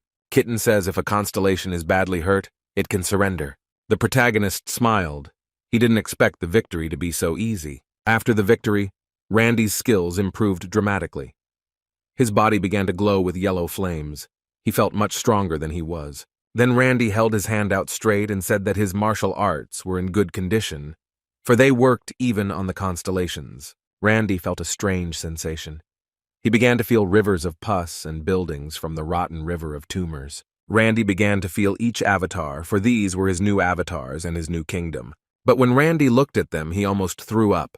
Then he turned to the messenger of darkness and told him he was giving his kingdom back. Randy said he didn't want his kingdom back. As Randy walked away, the messenger of darkness and plague was confused. Because battles between constellations are dangerous, both sides risk the wind. The winner takes everything from the loser. This is what happens to prevent future danger from the loser. The complete erasure of the loser's existence is common for constellations. The constellation of darkness realized that this guy had spared him and left him a kingdom with avatars. He was glad, but that sense of loss was killing him. Kitty told Randy he'd never seen anyone take on a constellation as an avatar. He thought leaving the kingdom and the avatars was a mistake. Well, Randy said he didn't care at all because he wouldn't have been able to control them. Randy felt that this technique he had developed in the battle with the Aruni was his greatest asset. To get so close to the enemy that he couldn't use magic, not give him a chance to use the power of the essence, and then slay him. The protagonist believed that he could fight. Even if he met a constellation much stronger than him, he would be able to resist it. After that, Randy went to the other constellations. They told him that they had seen him defeat the messenger of plague and darkness in the constellation. They were quite impressed. One of the constellations told him he didn't think he'd come here, but he didn't seem to have any sense of fear at all. One of the constellations said he couldn't be defeated as easily as that rotten weakling. After all, he had to prepare to face the full force of his kingdom. It was the mid-level constellation of the one who turns back time. That's what Randy was hoping for. He was ready to take them all down with his might. When they heard rumors of what had happened to the messenger of plague and darkness, they prepared for all sorts of scenarios. In other words, now Randy had to fight all the avatars of the kingdom. It took him 200 years by Abyss standards before he faced the constellation. Well, Randy did win. Next, he met a mid-level constellation with a voice from the depths of the sea. This constellation said that she had heard a lot about him. that he had defeated many enemies, but the constellations said that it would be hard to defeat him. There'd be no point in fighting him, so Constellation Shark suggested a compromise. Well, Randy said he didn't agree, so he attacked them from behind, taking them by surprise. After 150 years of fighting, Randy emerged victorious. Randy's opponent was a mid-level constellation called the Truth Preacher. Truth Preacher had heard of him. He knew he was called the undefeated master of training. But this constellation was distracted by a lava kitten, at which point Randy could sneak up on him and attack him. Thanks to the kitten, the fight lasted only 6 hours. It was considered one of the fastest fights between the constellations. One day, the protagonist was cooking a meal and thought he still hadn't found a way back to Earth. But he didn't seem to be in any hurry to do so. After all, it had been a long time since he'd been to his territory. If Randy met a monster, he would fight it, and if he met a monster, he would eat it and make a delicious meal. He had a constant battle in cooking. A friend of Randy's was just having lunch and a blue gate appeared in front of him. These gates randomly appeared in the abyss. Randy thought it was a good way to meet new opponents. Randy didn't know what was beyond this gate, but he decided to take a chance. He hoped that beyond this gate was the planet Earth. It's like the lottery, you gotta take a chance, he told himself. When Randy stepped through the gate, he saw an ordinary forest with mountains in front of him. He couldn't believe his eyes. Could this really be planet Earth? He thought he'd won the lottery. The lava kitten would be curious to find out who had brought him here. But first, Randy wanted to find people to make sure this planet was Earth. Well, when Randy entered this village, he saw goblins in front of him. The protagonist first thought it had been a long time since humans had disappeared and goblins had appeared. Then Kitten told him that even though it looked like Earth, it wasn't. It was the Goblin Planet, otherwise known as Goblin Heaven. Though Randy had seen goblins in the dungeons from time to time, he thought they were just monsters. Contrary to his expectations, they could create a real village. Although the Goblin Kingdom looked like Earth, the planet was much closer to planet Earth. That means portals are much more common here. The goblins of Hades have been fighting monsters from the abyss for much longer than humans, and so they had a much better system for fighting monsters than humans. But that system only worked when they faced ordinary monsters. Suddenly, a planet-devouring white wolf appears on this planet. It was called Borealis Lupus, said to have the strength of a constellation. The goblin commander immediately went to fight it. One of the goblins told him that he shouldn't go there because it was very dangerous. Well, the goblin leader said that he is the commander. If he cannot fight this monster, he will not be able to look his people in the eye. The Goblin King said that he was not a coward, said that he would not run away and would answer for his duty. This king's name was Odaigon. He was read as the strongest wizard in Hades. Even if it was the end for Hilt, he promised to at least leave a big scar on this monster so he would never forget it. Suddenly, Randy appears out of nowhere. He attacked this monster with his powerful attack. The monster screamed in pain. The protagonist expected everyone to be surprised by his appearance, but it was expected that everyone would be surprised by his power. Randy realized he only had one chance. This wolf's fighting power was comparable to a mid-level constellation. Well, it wasn't a constellation, since its existence wasn't centered on any one thing. The protagonist realized he had a chance to stop it now, so he attacked it full force. Randy decided to use everything he had.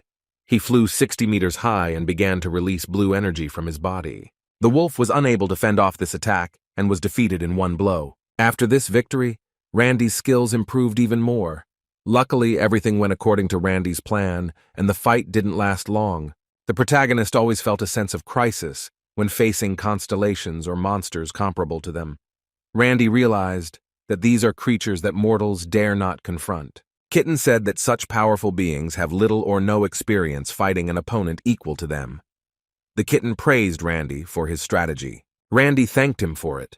But if he had withstood his last attack a little longer or had been prepared in advance, this battle would have lasted several centuries. The protagonist realized that there were still many things he was weak at. When the protagonist landed on the ground in front of the goblins, he hoped they wouldn't attack him, especially after they saw what Randy was capable of. The Goblin King walked over to Randy and knelt in front of him. He said that the other constellations never helped them, but Randy was the only one who came here and helped his people. Then the goblin bowed even lower and said that now Randy was his god and his master. Then the other goblins bowed to him and swore allegiance to him. Randy was shocked at the behavior of the goblins. Then the power of Randy's constellation increased according to the number of souls who worshipped him. The world resonated with him. After that, his constellation power more began to awaken. He obtained the constellation skill of the constellation territory of belonging to the invincible god. The protagonist looked at his hands and said to himself that his essence had become much stronger. Lava Kitten said that he had become much more powerful in his mind. But Randy thought about not showing his power to humans. He thought that humans are not like goblins. They won't obey. The reality is that they are constantly trying to destroy and fix others for themselves. There were many instances like this. Before Randy was about to leave, the Goblin King ran up behind him and said he wanted to go with him. The protagonist told the goblin he was headed for the abyss, and a mortal like him would be very dangerous and difficult to follow. Well, the Goblin King said it doesn't matter. He would follow him even into the darkest depths of the abyss. Then the goblin bowed before him again, and said that he was the Goblin King of Odigon. He said that his people must repay their debt to Randy, or they would live with a great desire to do so. The protagonist felt that this goblin had a very powerful magical power that surrounded his entire body. Even compared to Earth Hunters, he has a very powerful force to be reckoned with. Randy then turned his back and said that his mage abilities would be very useful to him. He let him go with him, but told him not to let the goblin regret it later. The goblin asked him what he wanted to find in the abyss. Randy said he wanted to find a planet called Earth. Then he asked the goblin if he had heard of it. Well, it was the first time the goblin had heard of such a planet. The story of how the man Randy became the invincible master of training. And just like that, the Goblin King became his subordinate. On their way to the abyss, they saw a very powerful storm. Randy said they should go into that storm to get to the abyss faster. He said to the goblin, yes, that he could refuse because he didn't force him. Well, the Goblin King said he would go there, for he considered Randy his master after he saved him. A piece of land the size of the mainland was destroyed in an instant. The goblin was very surprised, although the magic curtain was not rare in the abyss, but this particular one was very strong. The Goblin King asked Randy, he had once used the magic storm.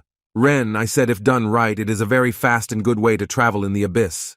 The Goblin King heard that even in the constellation avoid him, well, for the sake of his master, he was willing to go all the way. The Goblin King said since this size magic storm is too big, it will produce a lot of byproducts and disappear. The protagonist questioned, what does byproduct mean? The goblin said that many places in the abyss are actually byproducts of the magic storm. And this magical storm will leave behind a dungeon. That's where the abyss monsters appear. If they're not dealt with, they'll just wipe everything out. Ever since magic and the abyss monsters infiltrated the land, people's lives have changed a lot. A core island with magical power, an environmentally friendly way to generate energy on Earth. By connecting the Earth to the abyss, humanity had a new environmentally friendly way of obtaining energy. In addition, other parts of the monsters are also very useful. Thanks to all this, the level of biology and other sciences has risen greatly. Amidst these many opportunities, Parker's Pound grew rapidly. Kaiser Pharmaceutical Company, a company specializing in artifacts, major players in the abyss industry. The Goblin and Randy continued to travel the galaxy to find Earth. The Goblin was very nauseous because he couldn't move through space. The Goblin was very surprised that Randy could easily move through space, and he didn't even get sick. Randy said that magic was a handy thing. The Goblin was very happy that the master appreciated his skills. He said if the master needed to learn magic, he would help him. But the protagonist refused. He wasn't interested in magic. He asked the Goblin to check out the area he'd flown through. It was like watching in a game. The constellations can see through the eyes of their avatars. The Goblin was hovering in the air. Reggie ordered him to check what was in the shadow of the building in front of him. In the distance, they saw some things scattered about. As the Goblin flew closer, he saw that it was something unusual. It had some symbols written on it that the Goblin didn't understand. The main character began to look closely. He could tell that this was used to wrap a special magical weapon. Most likely it was made by the same tribe that built this temple. When the Goblin looked down, his gaze immediately changed. He said that Randy was right. His prediction had come true. It was a huge horde of ghouls. A couple thousand for sure. The Goblin said he could kill them all if his master finished it. With the 7th Circle Effect Zone spell, he could wipe out those wretched goons and the temple in one fell swoop, turning them to ash. Then they could take care of the boss who was hiding somewhere. The goblin asked to do it to prove to Randy that he was his proud avatar. But the protagonist told him to calm down, because if the ghouls were crowding in, it could mean they had someone or something surrounded. Randy started running as fast as he could, saying he had to save those trapped. He had already killed over 500 zombies with just one attack, because he had read that they were holding people and/or monsters that knew how to get to the ground. He believed that they would lead him to Earth. Then the protagonist realized what they found in the square was Earth food. When Randy was fighting the monsters, he asked the goblin to turn into something small using magic. After all, if he presented like that to whoever was trapped there would be a lot of trouble. Because not all goblins are adequate creatures. Most of them are very evil and bloodthirsty goblins. Hunters from the land are used to encountering goblins in the dungeons.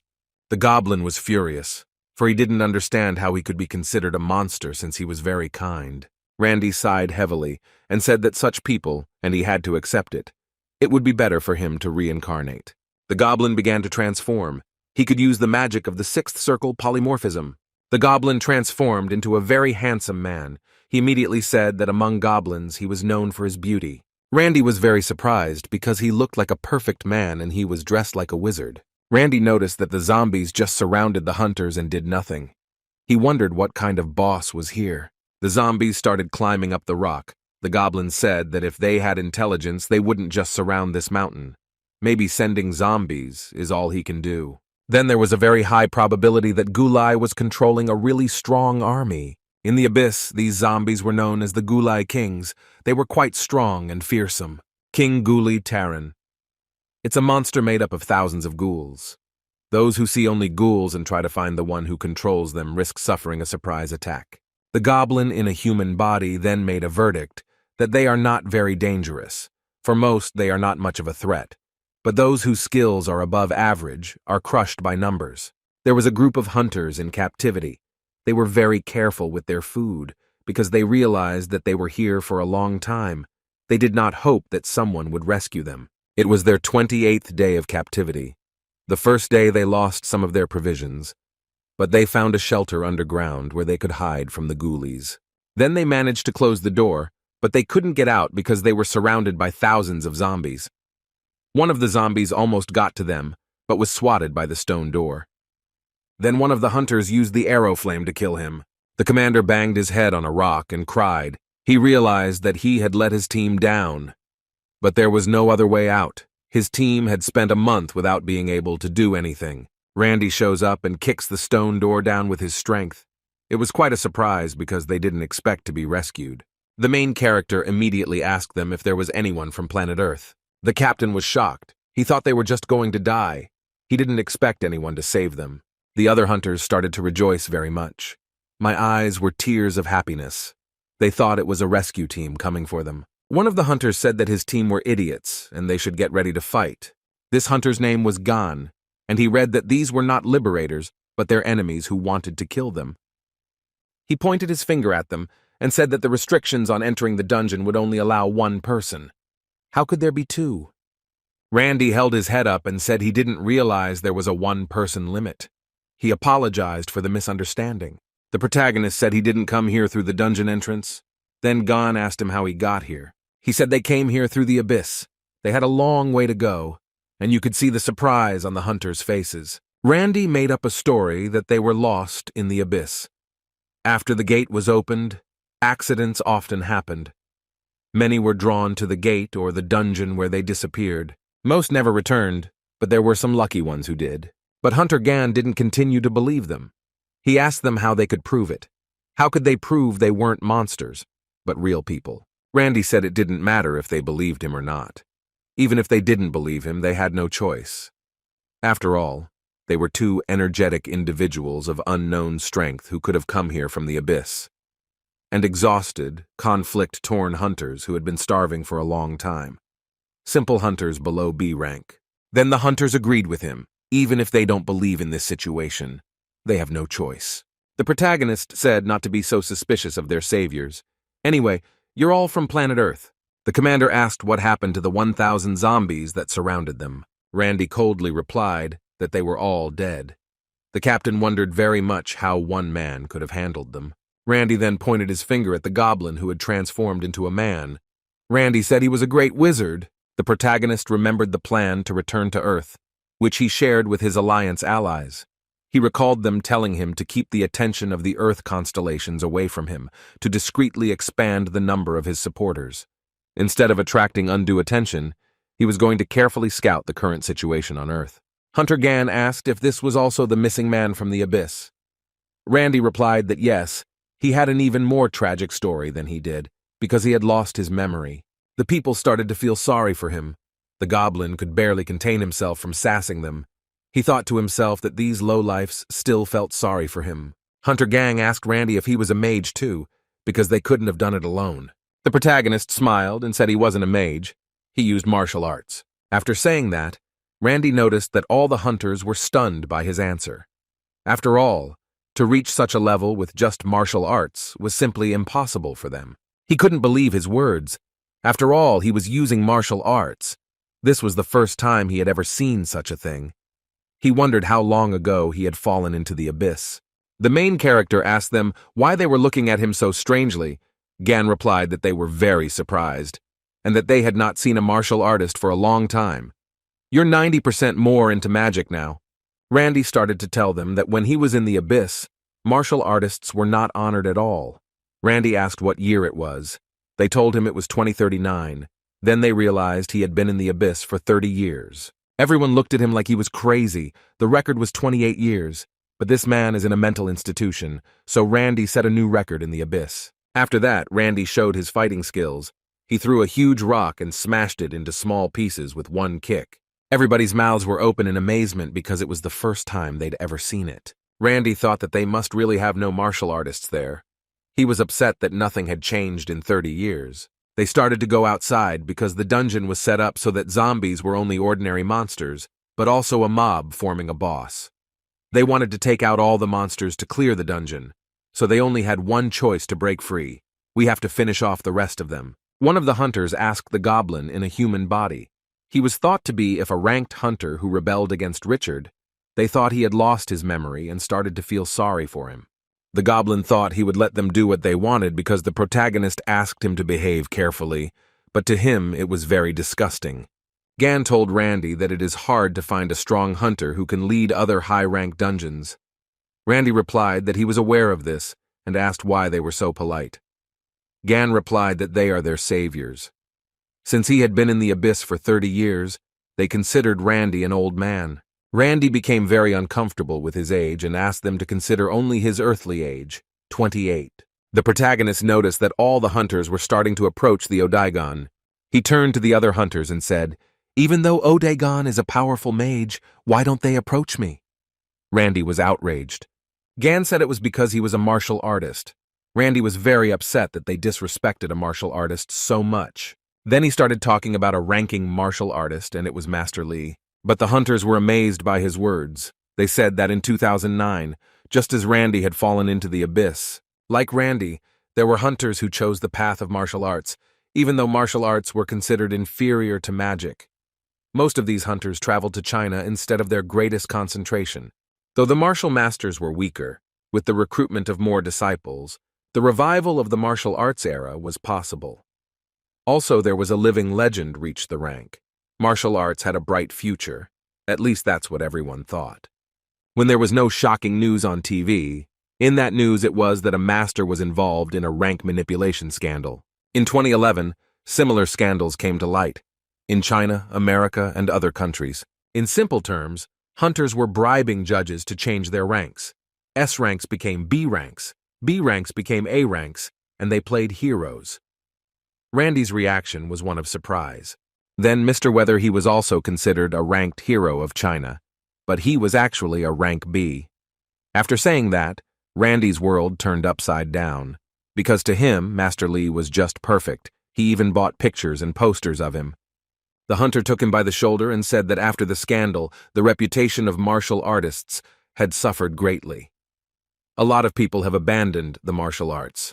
I mean, it's impossible to achieve rank with this method. The captain said that no one uses martial arts now, because after the incident, the tradition has disappeared. There are no more martial arts students or schools. Randy was in a panic. He didn't understand how his idol could be so eager to talk about it. The main character tried to calm down because the more he worried, the more his energy was gone.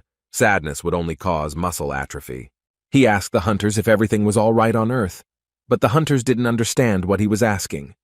So he decided to ask them directly if there had been a constellation invasion of planet Earth. One of the hunters approached Randy and said he must be referring to the 2011 incident.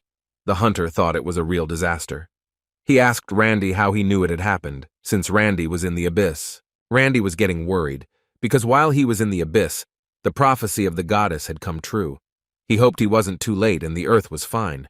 The fall of that year, when a case of rank manipulation was uncovered. On that day, it wasn't business as usual. All the people started looking up at the sky. There was a big flash in the sky, and it scared people a lot. The fire beams started shooting on the ground. It was a real disaster for the people. Many people killed and injured. Then the gate was different from a normal dungeon gate, and the monsters had minds. It was a real army of killers, an army that had one goal, that followed orders and acted according to strategy. The only strategy they had was to take over the Earth and kill more souls of Earthlings. The protagonist grabbed the hunter by the shoulders and started screaming at him hard. He asked him what happened next. What happened on Earth? If the Earth was taken over by evil constellations. Hunter Gan asked him to calm down. He said they gave them a good fight. Randy couldn't believe what he heard. How could ordinary people fight back? Because constellations and avatars are very strong. The hunter said that there were a lot of human casualties, but they were able to stop them and fight back. All the countries mobilized their best hunters who stopped the invasion. The guy fell to his knees from shock. He asked himself only one question, then he didn't have to do anything else.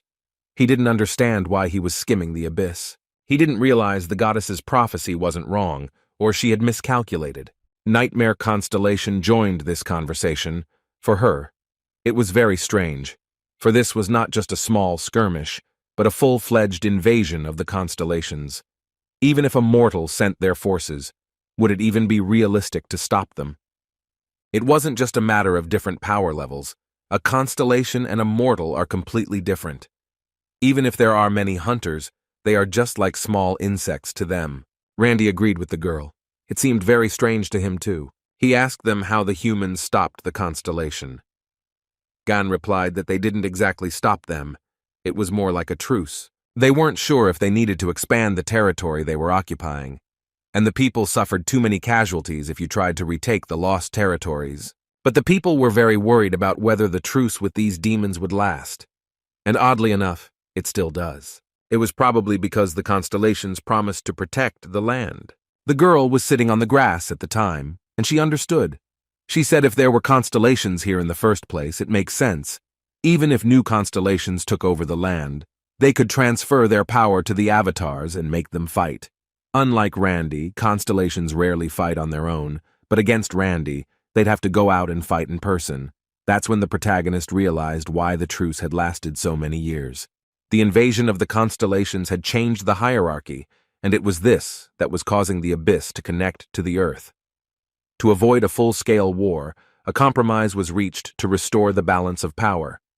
The truce was possible because they either didn't want to fight themselves, or they didn't want to lose their avatars. Randy then said he had no business being here anyway. He said to stop the invasion of the evil constellations. He went into the abyss, but came back too late.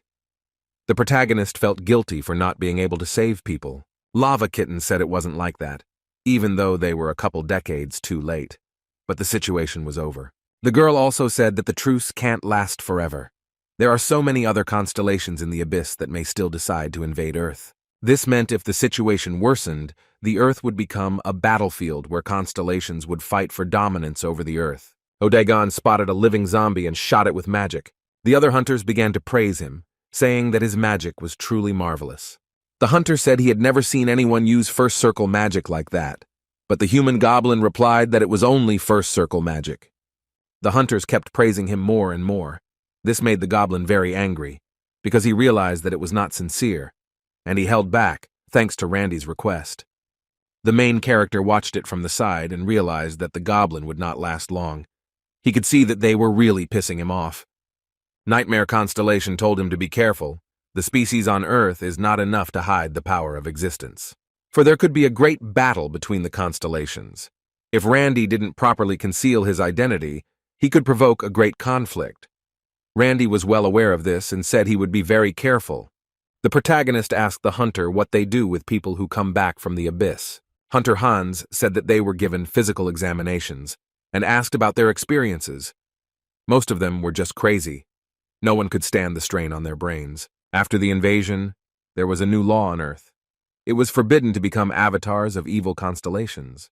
Randy understood their anger at the constellations because they had come and destroyed their home. After the war, people became very strict.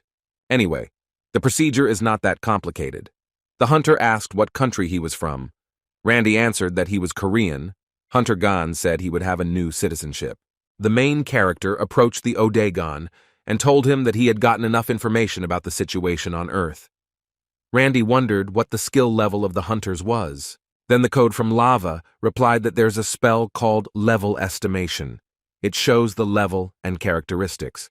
That should be enough. But the protagonist couldn't use his essence power because then the constellation would notice him immediately. So he was told that he wouldn't need to use his essence power for this spell. They said it was quite easy, and any constellation could do it. Then the main character used the Eye of Sauron. After looking at the captain, it immediately revealed the essence of him. If Randy internalized this ability, who could give out much more information? This was a skill Randy could also train. After a long journey, the dungeon was cleared. The joy on the hunters' faces was very visible, for they wanted to return home to the land faster. The dungeon would soon close. Randy was very happy that he was finally heading to the land. At this time on the land of the Mojave Desert, Nevada, the group of hunters couldn't make it to the dungeon. A great storm appeared. It was seen that this storm had made a constellation. But out of this storm came Randy and his friends. He looked up at the sky and sighed hard. "I'm finally home," said Randy. The dungeon mirrors the demonic illusions that Hans's hunters in the Mojave cleaned out. This was his final rank. It was a rank. The captain was very angry because he thought he deserved better.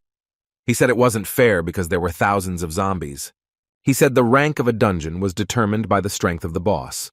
They learned their numbers when they tested them, so he was given a rank of C instead of F. Since they didn't know about King Gulai Taruna on Earth, they didn't realize they could survive in a rank a dungeon. It turned out the captain was royalty. They called him Prince Parker of the group. And Randy wondered why there were so many paparazzi.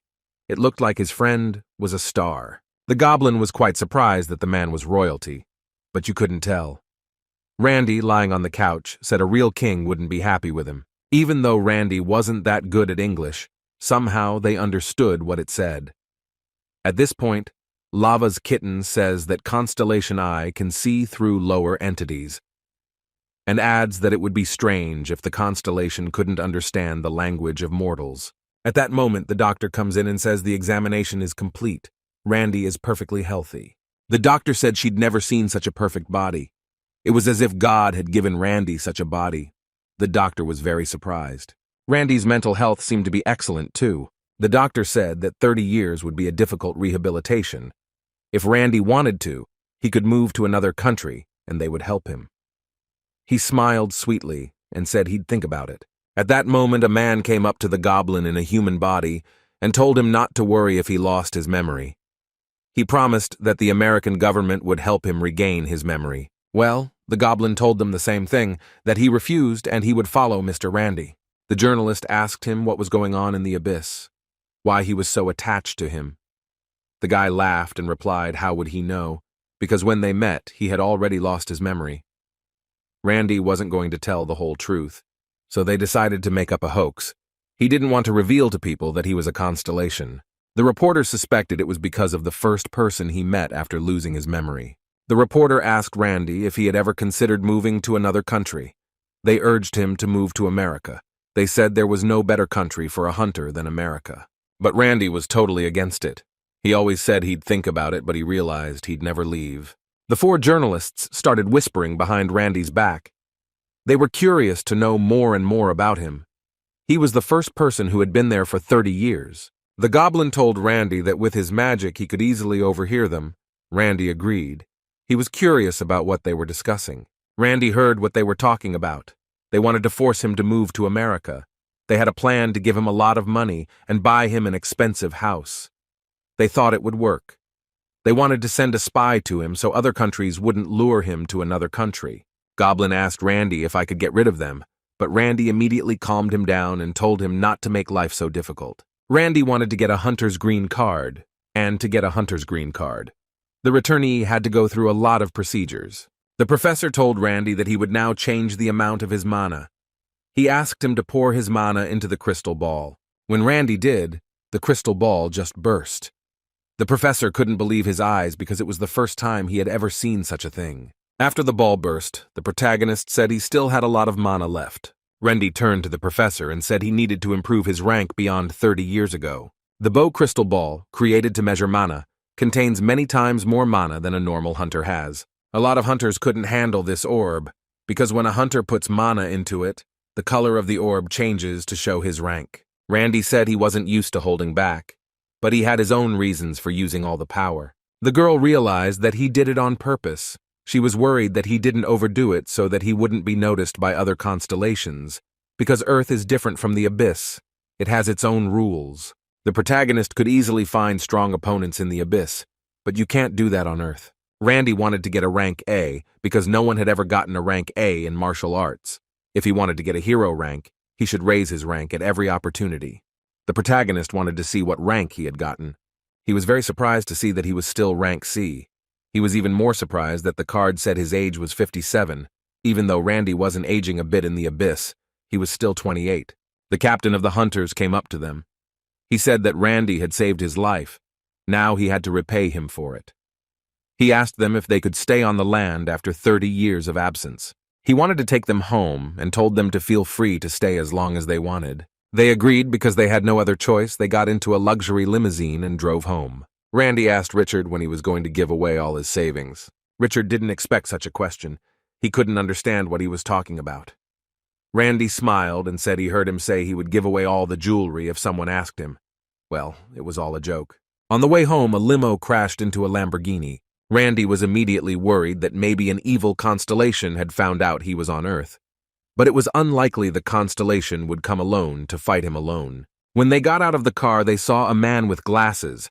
Randy and Goblin immediately sensed that he was different. He was an unusual man. It turned out to be a dragon.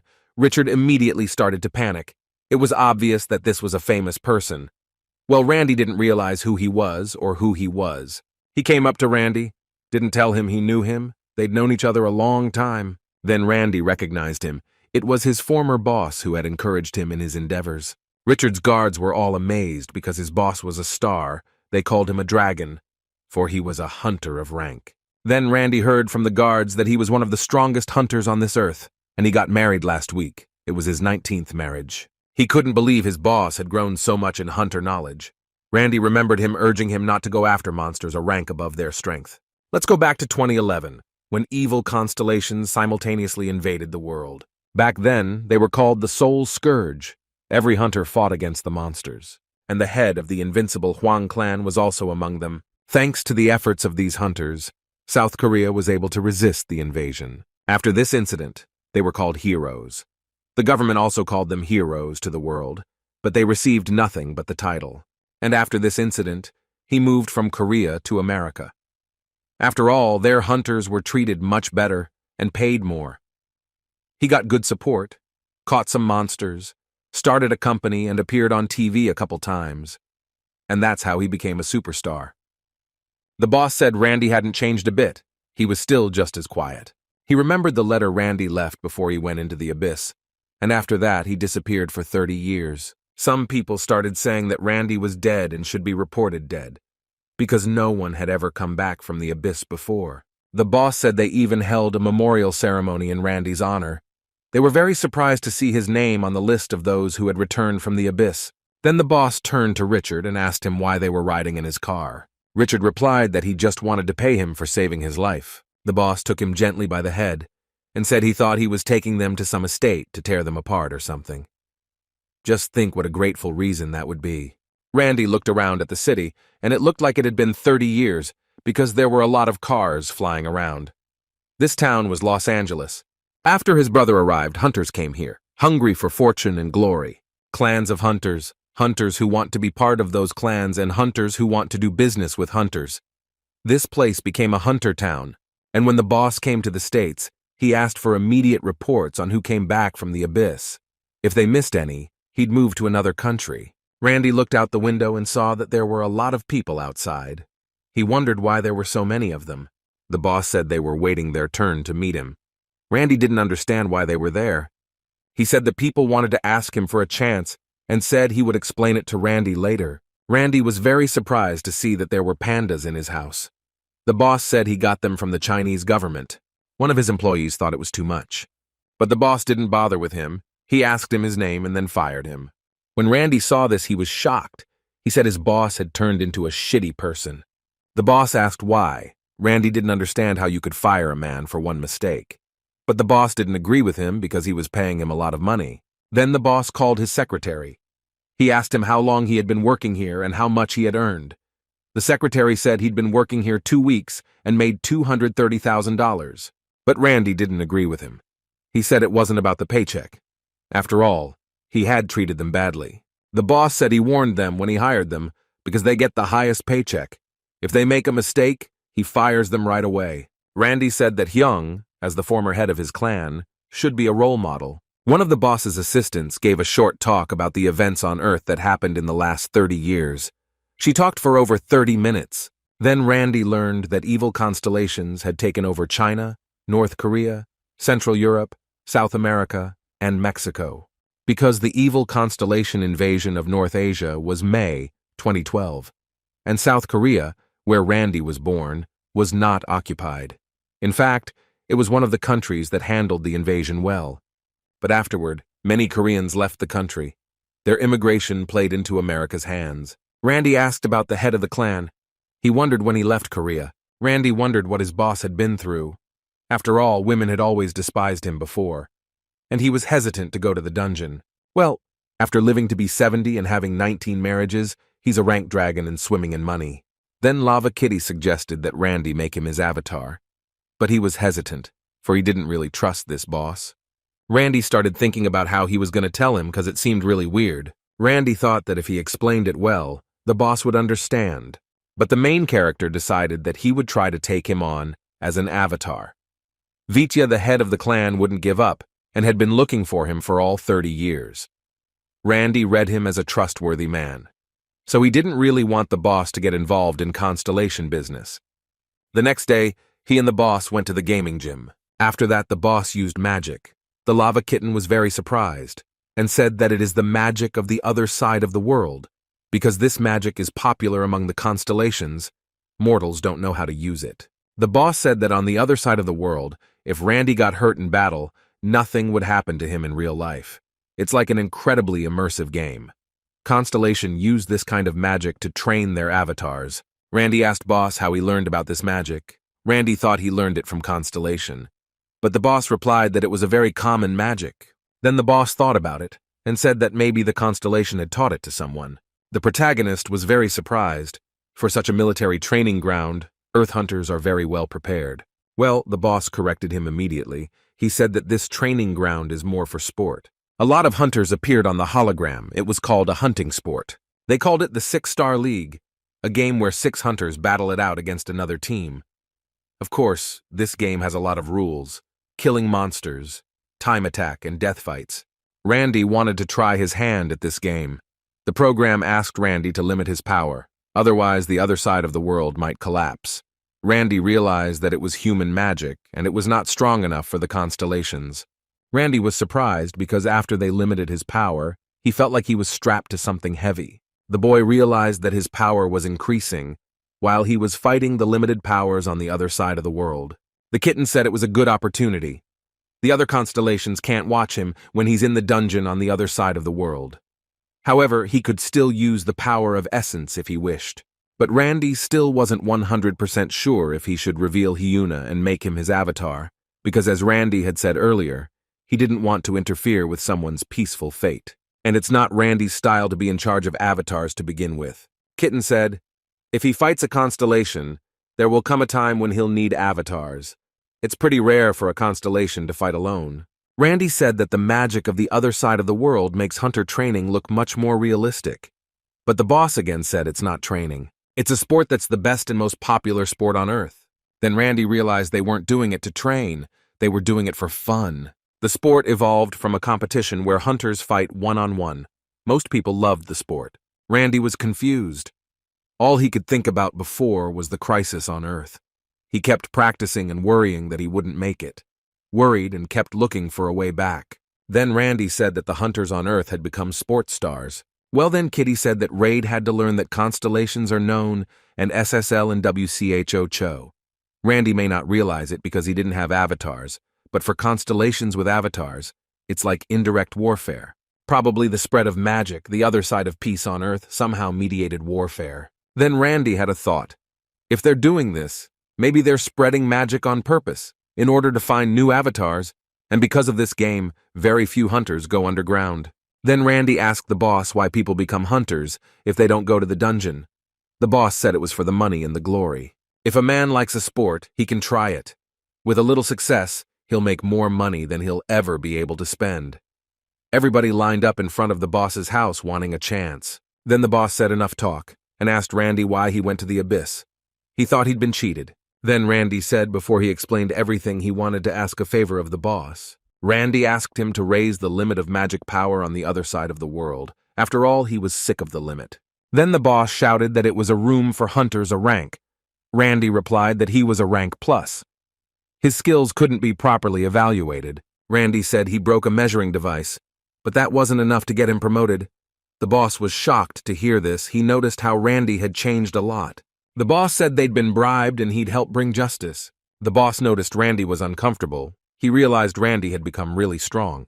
Then Randy told him the whole truth why he went to the abyss. He said he went there to protect the Earth.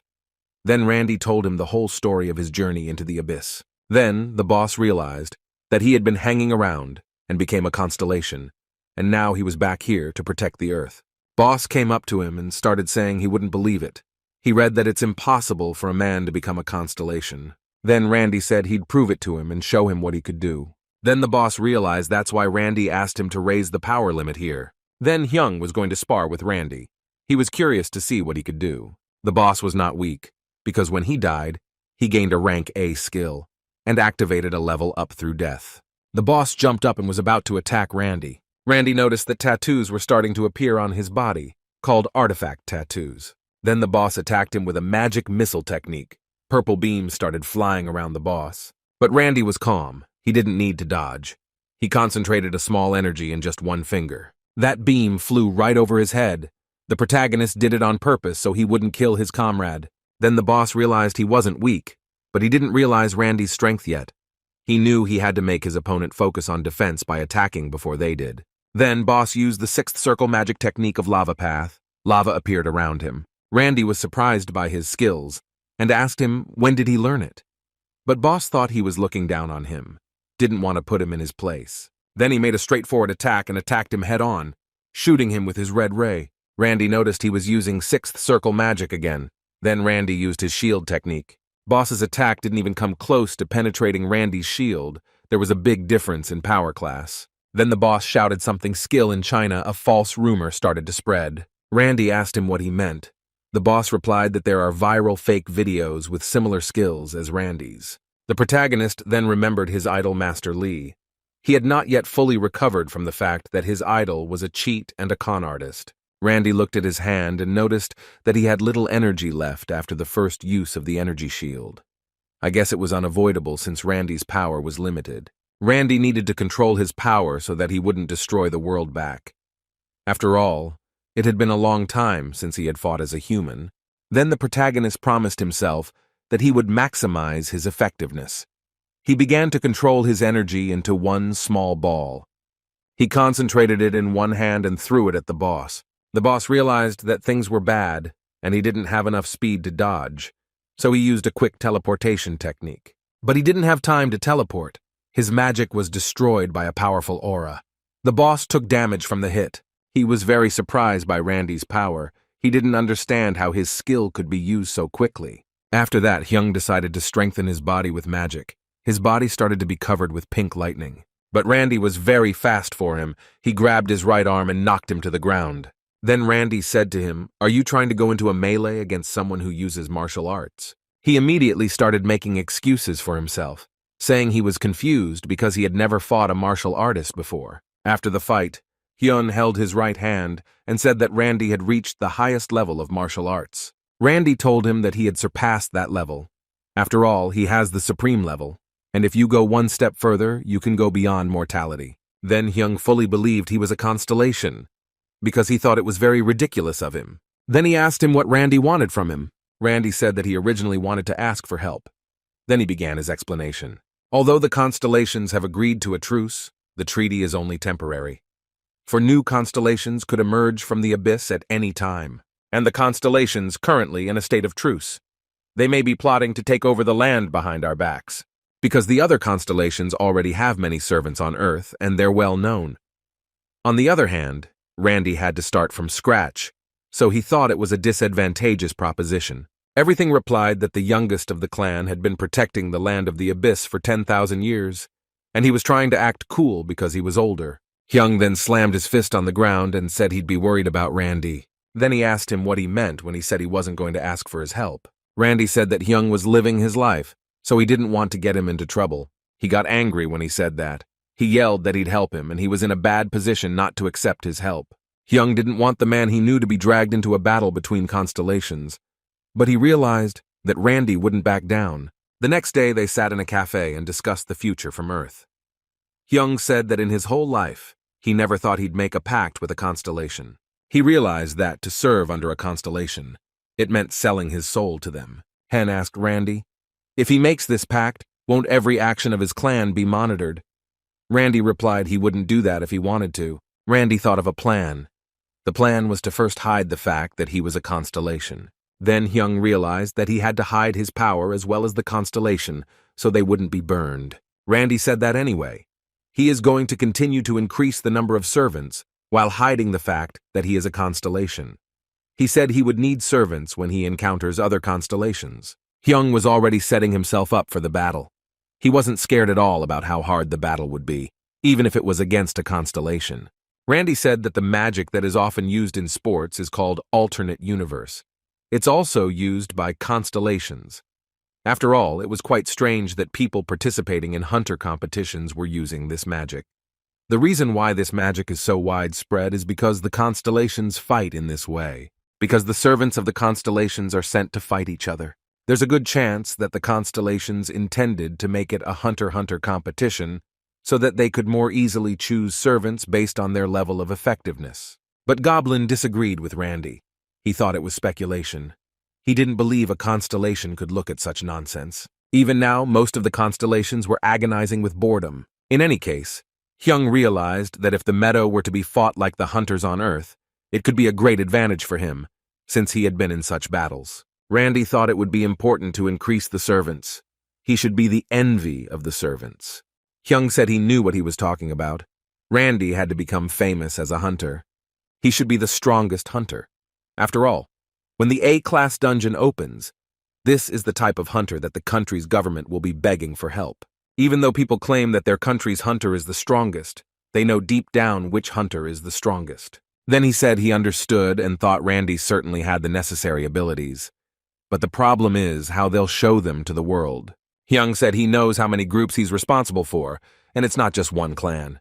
All the cores and items in the dungeons are bought by the company, as well as the extra support with bonuses and so on. As long as Hyun's servants prove their loyalty, they will reward you generously. That's why people want to get into this clan all the time. Well, Randy didn't understand why he was telling him to join the clan, if he can do it without him. Then Hyung slammed his fist hard on the table and yelled that Randy wanted to hide the fact that he is a constellation. He needs to hide his power properly. Randy said that he was right, but Randy decided to limit his power to the maximum level. So as long as he can control his energy, he should be fine. Hyung said he would send him to a clan that accepts the best candidates, so he could look for some nuggets there. After all, Randy could take them as servants if they proved useful enough. Randy agreed and said it was a good idea, but Randy was afraid they would be against it, since few people like hunters who use martial arts. Hyung Tai also agreed that they wouldn't like it at all, because once they reach a class, they will become strategic weapons that will rule the state. Only those who have achieved high performance can be recognized as S-class. If you think about it that way, it's pretty amazing. After all, less than 10 people around the world have been honored with this title. Young pointed his finger at Randy and said he wanted to get started and do his best. They were going to go to the qualifying round. This qualifying round was called Woos. Hyung said that a lot of hunters would be attending, and Randy would have to qualify and win to be accepted as a pro in the league. He advised him to go to the preliminary round in a week, and he'd have to get settled in here. Then Hyung gave him a smartphone because a lot has changed in the last 30 years. Randy picked up the smartphone and couldn't figure out how to use it. Randy walked by the arena. The arena was very big and had a blue ball at the top. Randy immediately realized it was the new qualifying round. At that time, one of the hunters came out near them. He was driving a gold sports car. Randy realized the hunters hadn't changed a bit. He wondered if the man who won the tournament would turn pro. One of the guards said that it was the qualifying rounds for the S-Class League. Well, there would be a lot of D and E-Class hunters here, too. After all, they always have other options, so he told Randy not to worry and to see this as a rewarding experience. The guard didn't know Randy's full strength yet. At this time, Odagon was having fun on his phone and playing games. He was interested in learning what this thing was. Randy said he had stopped playing those games. He said he would be back soon. He needed to look at the building. Randy watched his head for hours because he realized it would take all day. He was interested in competing with the other hunters. The main character went into the tournament room of the hall. There were a lot of reporters, TV people, and YouTubers. Randy walked into the center of the building. He entered the virtual world. He realized that he had to keep his power under control, or the virtual world would be destroyed. The protagonist began to concentrate his energy in his hands. He realized that after a while his first fight would begin. He didn't need to overdo it to keep his opponent alive. He successfully entered the virtual world. His strength and agility were limited. Randy hoped to use his fist of energy within certain limits. If he fought in the virtual world with limited strength, his existential and strength would increase, and then he could use various other techniques. But Randy was in anticipation. The harder it was for him, the more his strength increased, and it was working well. His opponent was twice as big as he was physically. It was obvious that he was very aggressive against him. He was ready to stomp Randy in the fight. His opponent said he'd destroy him. He had to run away so he wouldn't kill him. At that moment, the referee intervened and yelled that they'd be disqualified if the fight started before the whistle blew. His opponent found out that his opponent was a martial arts master. He was a bit surprised because it was the first time he would be fighting against a martial arts master. He had always fought only against mages. His opponent immediately came up with a plan for the fight. He was going to keep a distance between them, use the magic of the second circle of steaming, and then use the amplification of the magic missile. He hoped that Randy didn't know that he had passive skill-guided missiles. The fight had just started when Randy's fist was already near his opponent's face. It was obvious that Randy was faster than him, and he punched him in the face so hard that he flew 10 meters away. The audience was shocked because it was very fast and very powerful. They didn't expect Randy to win. The match was over. Randy won after 5 seconds. Randy thought it would be much harder. He was very disappointed in his opponent. The referee raised Randy's hand, and his opponent was carried out on the decks. It was a good day for him. As Randy was having a cup of tea and relaxing in his dressing room, a man approached him and wanted to tell him important things. He said that Randy was very different from the hunters of today, and he was very impressed with him. The man said that most of the hunters of yesteryear were no match for Randy. You couldn't call them hunters in a real fight. Randy answered that he had thought so at first, but now it seemed to him that it wasn't so bad. After all, what difference does it make where you train if the strength is the same in the end? The man then asked Randy if he knew why he was here. Randy replied that he was a scout and had come to recruit him for his team. The man replied that he was absolutely right and wanted to ask Randy to join the Ambitus clan. Randy said it was the first time he had ever heard of such a clan. After all, he was a returnee from the Abyss, and not much time had passed since his return. Randy wouldn't have heard of him, but the man stood his ground. He said he must have, which made Randy laborious to get his bearings. That he was worried about what to do next and which team to join. But he didn't even have to worry about that, because their plan promised to help at all. They promised to guarantee a 1.5-man share with a percentage of the raids. The man also promised that he would provide great support and he would be personally trained in magic by top-level hunters. But the protagonist was against it, because he was used to martial arts only. The man didn't know what to say next. He said that Randy would be able to go to the dungeon together and provide growth, thus gaining new skills. But Randy smiled affectionately and said that he would look for a clan with martial arts users. The man said he in no way wanted to downplay his potential, but he thought Randy was still a rank-up hunter. Rank advancement is not such a simple matter. The man said that Randy would regret it because their clan is the best. Randy wondered why he'd regret it. He wondered how much they would pay him and why they decided to come to him right away since he had only fought his first fight. The man said that was the strength of their clan. He said it was courage. Well, Randy thought it was more of a trick than courage. The man waved his hands and asked anxiously what kind of trick. Randy said that, for example, the man had gotten some information on him beforehand. That's been done a lot in the past. The main one was to keep the newbie hunters for himself by bribing the appraiser. The secretary came in and told Randy to get ready for his next fight. The man said he'd support him in his next fight too. Randy was warming up and thinking how he would fight his next opponent.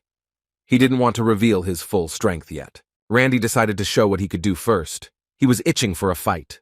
Before he went in, Randy decided to tap into 90% of his inner speed power and limited the power of martial arts. His true power is steadily increasing, but his speed is too slow. Lava Kitten thinks this is nonsense and asks what kind of speed he wants. He said a good solution would be to recruit avatars and prepare a constellation temple, or to increase the number of worshippers. It was almost starting. The judge was spreading his arms and telling the rules of the competition. Randy decided to test his level with his eye. He saw the essence of his opponent.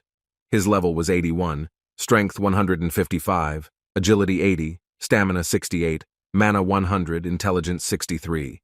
His opponent's name was Gregory Martinez. He was close to ranked, specialized in close combat. Only Randy didn't understand why he needed a bow in close combat. As the fight began, Martinez immediately drew his bow and started shooting. As he raised his bow, Randy was already underneath him and hit Martinez. His opponent flew 10 meters away from the blow. Martinez is trying to figure out how he got that kind of speed. Martinez got angry and started to save energy. His mom was red in color. He decided to start right away with his melee trumps. He attacked Randy with his strongest attack. This attack was called the 1,000-fist attack. All the spectators of the fight were shocked. They thought that after this technique, Randy would be finished. After all, this is the technique of Shah's martial arts user. But a close fight with Martinez is very dangerous. But it didn't work for Randy. He hit Martinez and he flew to the edge of the arena. The reporters thought he was a monster because he had already beaten 2 hunters with 1 punch. A man said he had to sign Randy to a contract any way he could. One of the men said that if you think about it, he's finished all his fights with 1 punch. The other man added that this is true because these are qualifiers from Randy, but it's still not often you see all the fights end with 1 punch. Randy was on TV, he was a revelation, everybody was talking about him. One of the journalists said that Randy was very good, but he read that he was not the strongest hunter on the planet Earth. There are much stronger hunters than him among the contestants. He believed that Hunter Eugene was much stronger. He specializes in one-on-one combat. That's why he doesn't go on raids, but only against humans. The protagonist kept beating his opponents one by one. Even Eugene lost to him, even though he was considered a real contender for Randy. The audience thought Randy was crazy in a good way, because they had never seen a hunter defeat a hunter so easily, not even Eugene. Now it was time for the finals, and his opponent's name was Laurels, from the Rainbow Clan. He thought Randy's moves were obvious, and it would be an easy win for him. Well, his opponent lost in literally a matter of seconds. He couldn't block his punches because they were powerful and fast. The judge raised Randy's hand and said he was the winner of the ranked qualifier. Randy looked up and thought it was a total cakewalk for him. People couldn't believe that a martial arts user had beaten a mage. To them, it was beyond reason. In song alone, he's been practicing martial arts for about 10,000 years. His level can determine the tactics of the enemy just by his breath. Even hunters considered experts in single combat. For Randy was a mere trifle. The protagonist stood on a pedestal and raised the trophy up. But to him, it was just a small thing. Randy walked the red carpet and was immediately surrounded by people asking questions and taking pictures. Randy wanted to win the competition over by any means necessary, but he noticed the stares. They weren't looking at him well. However, even in a qualifier with rank, Winning over all the competitors was a significant event. In the eyes of the constellations, Randy began to look like a true treasure. Randy realized he had been burned. He had to hide his power, but it was hard enough. One of the constellations was red. You could see from his face that he was very serious. He warned Randy to stay out of their business. The kitten of lava and magma says that the contract on the avatar has nothing to do with the agreement, so he can do whatever he wants. The warrior shrouded in madness, and blood warns that he can attack a constellation without an agreement at any time. There's been a big skirmish between a constellation and a magma kitten, also a constellation. Even though it's only an exchange of messages, the pressure is simply murderous. The kitten answered the warriors with such confidence because no one knew where his territory was. A warrior wrapped in madness and blood warns that he will never forget it and declares that he will avenge all his avatars. Randy overhears the whole conversation and says he's not going to sign a contract with a loser like that, so get out. Constellation of Madness told Randy he didn't know what he was talking about. He didn't know that all arrogant mortals are inevitable punishment. Randy replied that the Constellation of Madness could not even go on a rampage in front of the other constellations, but still called himself a warrior wrapped in madness and blood. Randy reiterated again that he wasn't going to make a contract with him and asked him to get the hell out of here. The Constellation of Madness left and promised him revenge. Other constellations were impressed with Randy's courage, such as the Constellation Monk chasing glory and the Constellation Sweat and Blood Fighter. Randy said he didn't know if he'd ever do battle with this constellation. The kitten of lava and magma, impressed by the mortal's answer, gave him 10 soul shards. The other constellations interrupted in shock. Randy asked him what he was doing, and didn't understand what the kitten was doing it for. The kitten of lava and magma whispers in his ear that this is part of the strategy, and he needs to accept it. Shards of soul among the constellations acts as currency. Now the kitten of lava and magma gave them to Randy on purpose, to provoke the other constellations. On the one hand, Randy needed those crystals so the other constellations would look down on him. Randy thought that up to this point, he had only cared about power, because he had never even thought about such things. Anyway, he thanked Lava's kitten for that. Lava's kitten said it was important, for he was a little surprised that Randy only realized it now. Hyung's servant comes in. He bows to him and says he didn't succeed. Hyung was furious and told them to get the damn appraiser alive. But at this point, there was an investigation to catch him. He grabbed his head and yelled out which clan the bastard was from, because he could assume that the Imbitus clan was involved. The Imbitus clan, though considered a powerful clan, is no match. After all, a powerful clan is empowered by the government itself, while the Imbitus clan is just a newcomer who's just starting to gain power. Everything began to wonder what this clan was up to against them. After all, they knew it was dangerous to deal with them in their current position, and there was a very clear provocation. He thought that the Imbitus clan was enlisting the support of another powerful clan that was trying to oppress them. At that moment, a girl comes in and tells Hyung that the results of the qualifying round are in. She said that Hunter Randy had won the preliminaries. The man bowed and said he'd call the appraiser right away to assign the new rank, and if there were any problems, he would take full responsibility. Hyung said that he was thinking right. He was very happy to hear that he was pleased. The next day, the rank evaluator came and said Randy had a B rank. Hyung didn't agree with him. He said the rank evaluator was blind and should give him a higher rank. But the evaluator disagreed with him and said he gave him a decent rank. Plus, he knew what martial arts users do in real combat. The man almost attacked the evaluator after saying that, but Randy stopped him.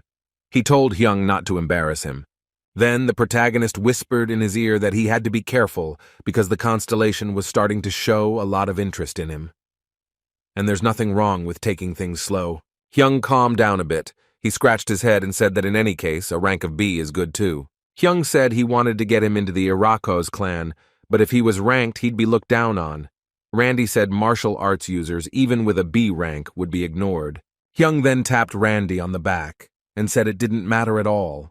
After all, they knew Randy was 1,000 times stronger than them, and he would show them what he was all about. Hyung reached into his bag and said he had a nice weapon in his collection, and he decided to give it to Randy, but Randy didn't understand why he wanted it.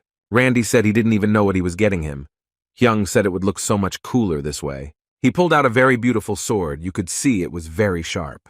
It was called the Sacred Moon Sword. It had a strength of 450 and an attack power of 400. He could use the skills of Burning Vengeance and mana regeneration after slaying an enemy. Randy said it was much better than he expected. Well, isn't this a Chinese artifact of a rank?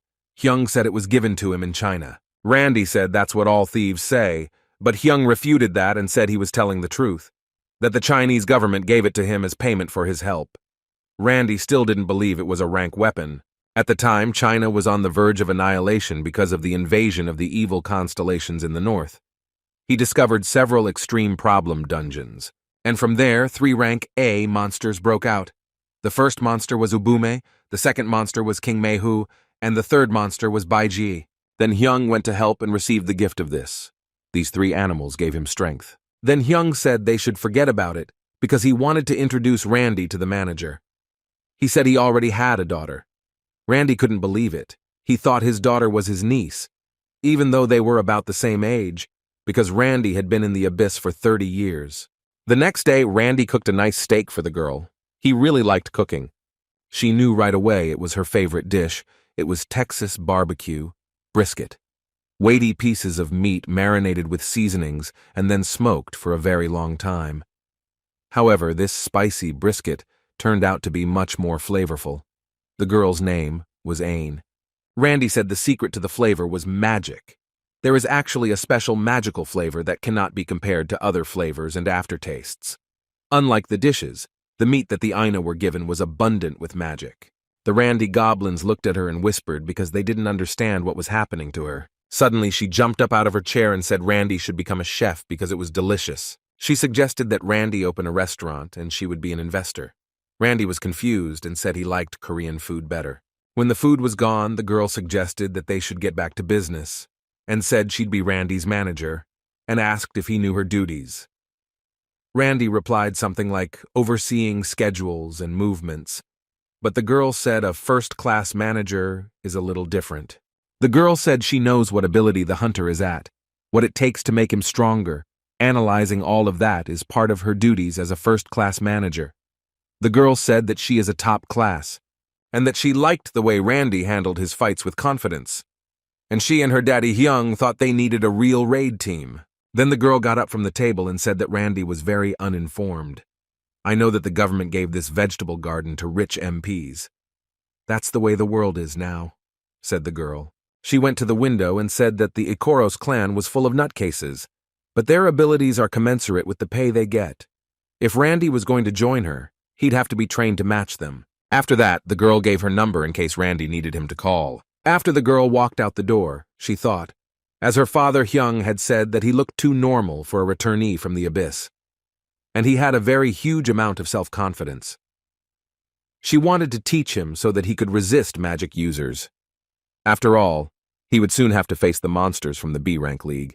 Well, the girl didn't know what Randy was capable of. The next day, Randy and the goblin were working out at the gym. The goblin said if anyone from the clan came after him, he'd take them down right away. But the protagonist said he didn't have to do that. If he wanted someone, he'd have to ask him first. After that, Randy wanted to do a test. He closed his eyes and concentrated on meditation. This meditation allowed one to connect to the broadcast of the constellations, for the sake of learning in advance the countless constellations he would encounter in the future. At this moment, Randy, who was the Constellation Invincible Training Master, wanted to challenge any constellation to a fight. Well, not one constellation decided to fight him. They all ignored him. Lava Kitten and Magma says only constellations not on the same level respond. A constellation fight is when 2 constellations each pick an avatar and compete. The loser pays the appropriate price. By all means, they should be on the same level. But the name of the training master isn't familiar to anyone. There is no reason to accept a fight from the constellations. What to take? The protagonist scratched his head and said he had nothing else to do but to make himself known and recruit avatars. Then Randy wondered why there was no news about the virtuous goddess of scales. Randy began to worry about her in case something might have happened to her. The next morning, this is the Ikoros clan training facility. The manager said there were individual training rooms and dormitories. Plus, he added that everyone has a different set of abilities and everyone trains differently. Anyway, he'd let them know if they needed it. Then Randy said he was going to the training room and asked where Goblin would be during that time. Well, Goblin had something to do. He showed him a toy he was going to play with. It was called Golden Escape, and the Goblin liked it a lot. Then the protagonist realized that he was really hooked on this game, but he wasn't really paying attention, and he wanted to get a jump start on his muscle strength training. Randy had just walked into the gym, and he saw a very muscular girl in front of him, and she was doing bench presses, and she had an incredible weight on the barbell. Randy got closer and noticed that the weight on that barbell was about 5 tons. He realized that this was a very strong, close-range hunter. The girl noticed him and asked the guy if he cared about her since it was her first time seeing him. Randy smiled and said he was impressed with the girl's training. The girl smiled, saying she was very pleased for the compliment. She greeted the guy and said her name was Beth. When they shook hands, the girl pulled her hand away in fear. She was shocked because it was the first time she'd ever seen a man stronger than her. Then she realized that he was also a melee mage. Norma said he was a martial arts user. They are totally different things. Randy asked her if she was surprised. Beth said yes. How could she not be surprised? Because she didn't expect to meet a martial arts user of B rank. She wondered where Randy trained. The protagonist wondered if she was telling it like it is, because she was unlikely to believe him that he had been 30 years in the abyss. The girl realized that martial arts weren't so useless. After all, she thought she was capable of learning anything she could use. The girl was very determined, and she said she was willing to learn any sport. She showed Randy her fighting moves. Randy was quite surprised. Freddie said she could fight back zombies and monsters. Beth said she was a member of the ranked league and ranked 19th. But this was the first time Randy had heard of the league. The girl wanted to test the guy to see what he could do, so she told him to follow him. They arrived at the Hunter's Training Center, which was pretty big. There was a white-haired guy waiting for them. He was practicing and holding a bag. He asked the girl who the guy next to her was. The girl pointed at him and said he was a beginner martial arts user. He said his name was Anthony, but he thought they'd recognize Randy because he's a popular personality. So Randy said it was the first time he'd seen him. Anthony started telling us that he had cleared a dungeon called Siege of Akarak and set a new record for night raids and made it to rank B in no time. The girl said he came back from the abyss and couldn't know about him in any way. Then Anthony said there was nothing to be done about it, and said he was the ruler of the clan. He invited Randy into his clan and said he had to obey him. And then all problems would be solved. Randy asked the girl if Anthony was a psycho because his behavior was very strange. The girl told him to drop it because he's always like that. They got in the ring, and they were ready to fight. Randy noticed that the girl was eager to fight, and he wanted to teach her one thing, so she wouldn't go near the martial artist. He attacked her with a very fast attack, but the girl blocked it with her sword. Then Ben started to fight very seriously. She then realized that martial arts are very dangerous. Randy was surprised that she was able to block his blow. He immediately realized that she had a great reaction. The protagonist cornered her and attacked her with powerful blows and fast punches. After all, he had read that no matter how fast the magic was, the girl was still inferior to a martial arts user. Ben decided to just spice it up with magic. She almost hit Randy. You could tell Randy was surprised. No one had ever hit him like that before. The protagonist realized she was a very good fighter and had a pretty good attack speed for a magic user. Randy immediately wanted to recruit her into the avatars. The girl wanted to use defensive energy. She had a lot of mana in her right hand. But Randy just punched her in the stomach. It was just a normal weak punch for him. He didn't want to overdo it so he wouldn't accidentally hurt her. Ben lay on his knees and asked how his punch went, because she was sure she had activated magic. Randy said he used a different force for the punch. It's different from strengthening muscles with magic. But the girl wouldn't give up and decided to attack again. The protagonist started to play with her. It was obvious that she didn't have the strength to continue the fight. He wanted to demonstrate his abilities so he could recruit this girl into the avatars. But Randy doubted she'd go for it the first time. The protagonist looked at her face and thought he'd overdone it with his attacks. But Ben liked it a lot, and she wanted to continue the fight. But the main character attacked her one more time and she fell to the ground. So Randy asked her if she'd had enough. The girl said he had really good fighting strength, but she wanted to fight him again. The guy asked her, "You're not going to fight until victory, because she chose the wrong opponent. But the girl could barely stand, but she wanted to continue the fight. The protagonist started kneading his fists because he liked that kind of persistence. The other people in the gym were watching the fight with their mouths open. The girl was pathetic to look at. Her whole face was like a tomato, and she said she was done for the day. Randy got excited. He started telling her she was being weak, because the fun is about to begin. But the girl screamed to be rescued from the psycho. Ben was lying on the couch and she couldn't get up. She said she'd never been so tired in a sparring session. Randy said he hadn't had enough training, and he asked the girl if she was interested in martial arts. Beth said she wasn't, because she was sure she could beat Randy with her own strength, and she promised herself she'd train harder and get stronger. Randy said that with martial arts, she could remove her weaknesses. But the girl didn't want to hear about it because it was a matter of pride. She pointed her finger at him and said that pride didn't allow one to train with the enemy. And from that moment on, she considered Randy her enemy. It went without saying that they would say hello when they met, but she would no longer accept help from him. You could see by the look on Randy's face how surprised he was by this conversation. After saying that, the girl just turned and went about her business.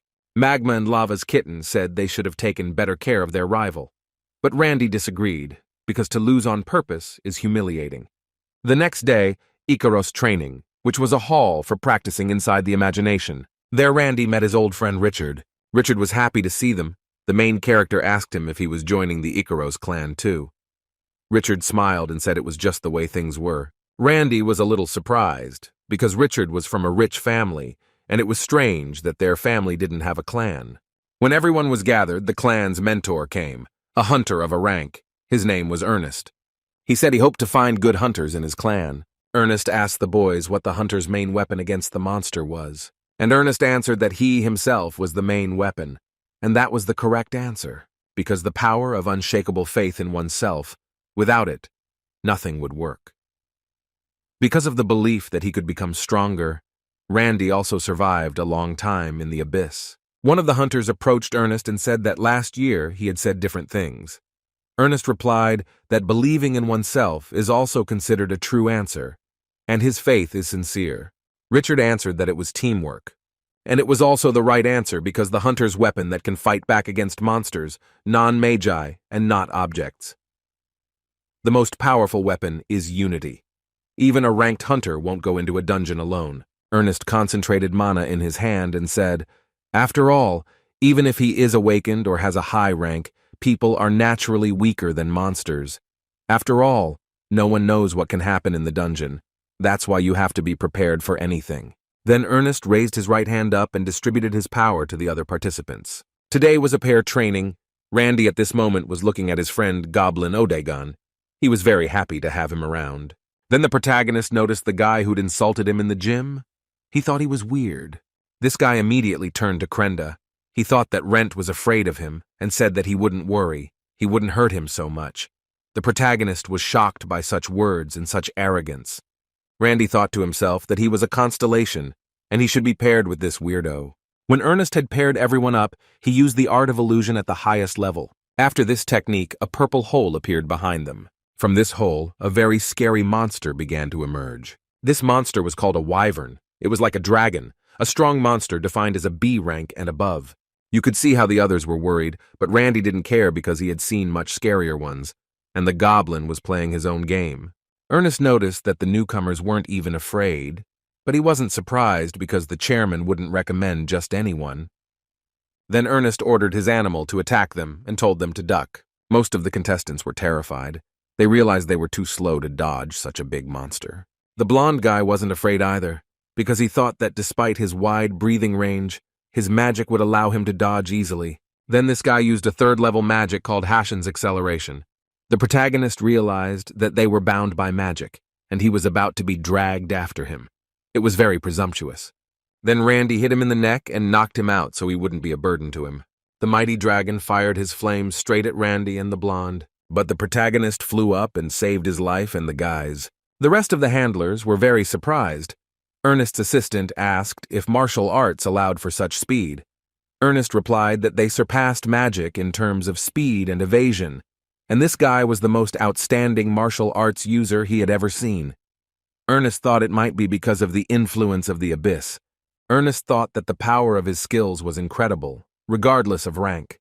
This kind of hunter is very strong in real combat. Then Ernest realized why the chairman liked him so much. At which point the blonde woke up and was very angry that Randy had hit him, but the main character said it was because he was too slow. Randy advised him to move even faster next time. The blonde man advised Randy that he would be at a disadvantage. He wanted to use magic, and for the sake of it, he would just adjust to it. The blonde was very angry that Randy didn't listen to him. Beth was watching them from the side. She was wondering what they were doing. At that point, Ernest snapped his fingers and said, "Let's stop here for now." He liked the way most of the hunters worked out, especially Randy. Ernest then asked all those who had failed to complete the task to leave. Ernest said the next task would be an attack. Most of the hunters were very tortured. They didn't expect there would be no break. Randy started to feel that the attack would be down, for he had a very good sense of distance. Then Randy grabbed the blonde man and flew up, because he sensed something dangerous down below. And Randy was right, because out from under the earth came a huge worm, called the sand monster by the ancients, shaped like a rock-eater. It always lurked in the ground, and picking up a vibration, it would attack and devour its prey. It's a very terrifying predator that dwells in dungeons rank B and above. The other hunters were in a panic. They thought it was too tough for them. There was a look of great fear in their eyes. Then Ernest told them that if they couldn't even react to it, then they had no right to be called hunters, and advised them to focus on training instead of grumbling. But Randy had expected such a challenge in the Iscaros clan. He said it was to his liking. After the battle, only Randy and the human goblin could stand on their feet. Randy was approached by a B-rank hunter named Smallwood. He asked Randy how he knew the monster would come out from below. Randy replied that he knew by the sound. Smallwood was surprised, for he had not heard any sound. Thus continued the training of the clan. The next exercise was dodging in threes, then practicing resisting magic, restraining comrades caught in the effects of illusion magic. It was obvious that after these training sessions, most of them were very tired. The chief of the guys said that it was just a warm-up, and said that the next training is the dungeon sweep. The main character was surprised. He didn't believe that they would really enter the dungeon. But Smallwood said that in their time, the dungeon can be modeled in the underside of the world. Smallwood added that Randy was from the abyss. He thought Randy had seen a lot of things in that world. Randy began to study his opponent's personality, and noticed that he was also a melee fighter. When the protagonist saw his stats, he was quite a bit stronger than he thought. At that time, Randy said that you shouldn't judge people by their appearance. By the way, if he's going to recruit him as an avatar, skill information is needed. Smallwood was only happy about that, because he didn't expect someone to teach him martial arts. Randy said that even if he taught him without effort, he wouldn't get anywhere. After all, out of 100 people, only one succeeds. Plus, to make it to the top of the class, it would take at least 100 years. Smallwood ran after Randy and asked him to teach him martial arts. Smallwood stopped Randy and said that he was a martial arts fan as a kid. Randy asked him why he didn't learn the arts back then. Smallwood looked at him and said that in his time almost everyone who used martial arts of the first generation retired. There was nowhere to learn.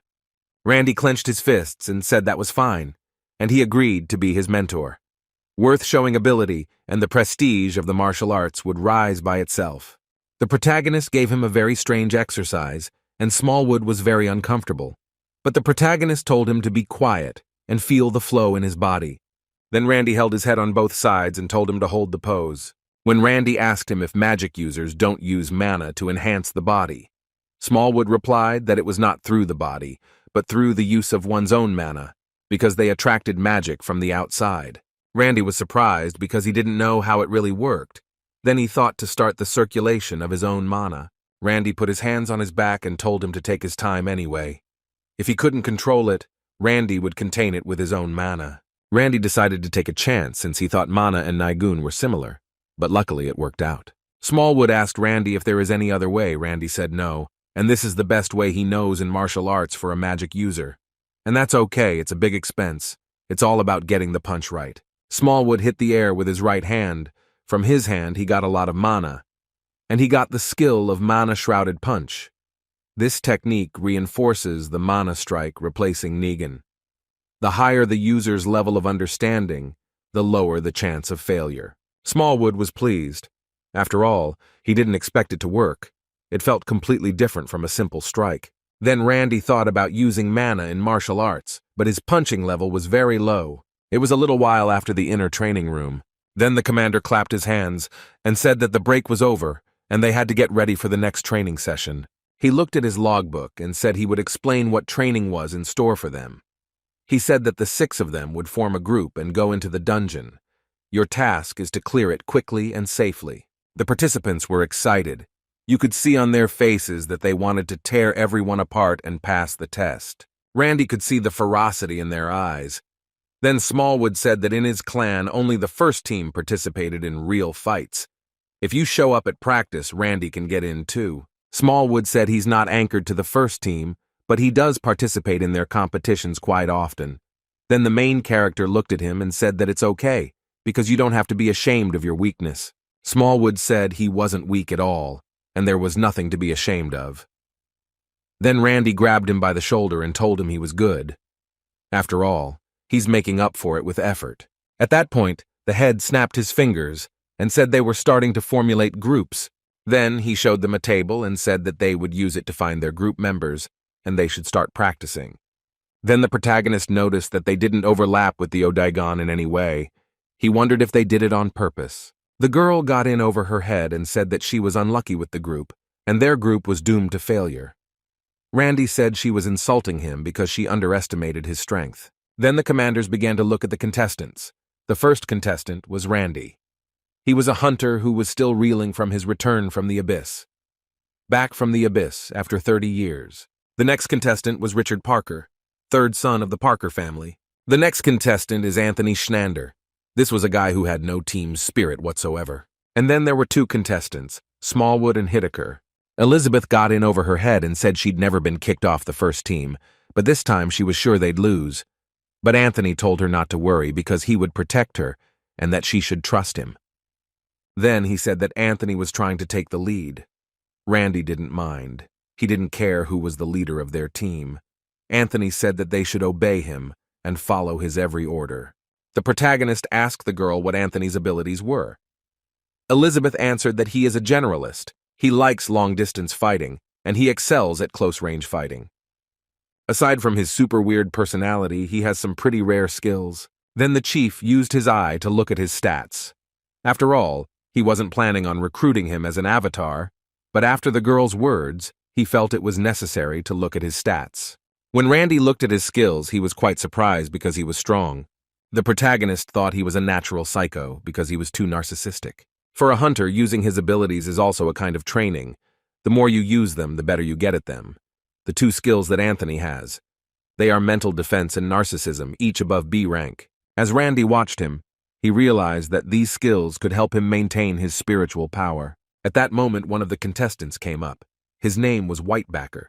He was on the same team as them, but it was obvious from their reactions that they were treating him very badly. Randy asked the girl why they were acting that way. Elizabeth said that this guy only had money on his mind. He's the kind of guy who judges people based on personal gain. Then the guy said he's not such a bad person. It's all about giving and getting back. People just can't accept it. The guy read that he gives as much as he gets out of it. The main character said that sounds very reasonable. Smallwood threw up his hands and told the guy not to let himself be fooled. Smallwood pointed his finger at him and said that when he was on the first team, he treated him friendly. Well, as soon as he could get on the second team, he completely blocked him. The guy said that he was a B-class hunter, and he was a highly sought-after healer, and he suggested that everyone work together because it was good for him and everyone else. Randy was surprised and said he didn't need it. The protagonist said that he could fight just fine without all that stuff. After all, he thought that every hunter should need his abilities. The guy walked up to Randy and said that even if he uses martial arts, you should try his magic that will work on everyone. Randy said that he really didn't need it. You could see by the look on the guy's face that he was very unhappy. He thought that all hunters needed his abilities, and here he was rejected and humiliated in front of everyone. The Whitecracker turned around and walked away thinking that Randy hadn't really adapted to Earth after his wanderings through the abyss. The guy thought that Randy would soon realize that he was missing a big opportunity. It was a while before the team descended into the dungeon that was called the Snake Trail Trial. The girl opened the map and said that the rules say that you have to clear it as fast as you can without disturbing the opposing team.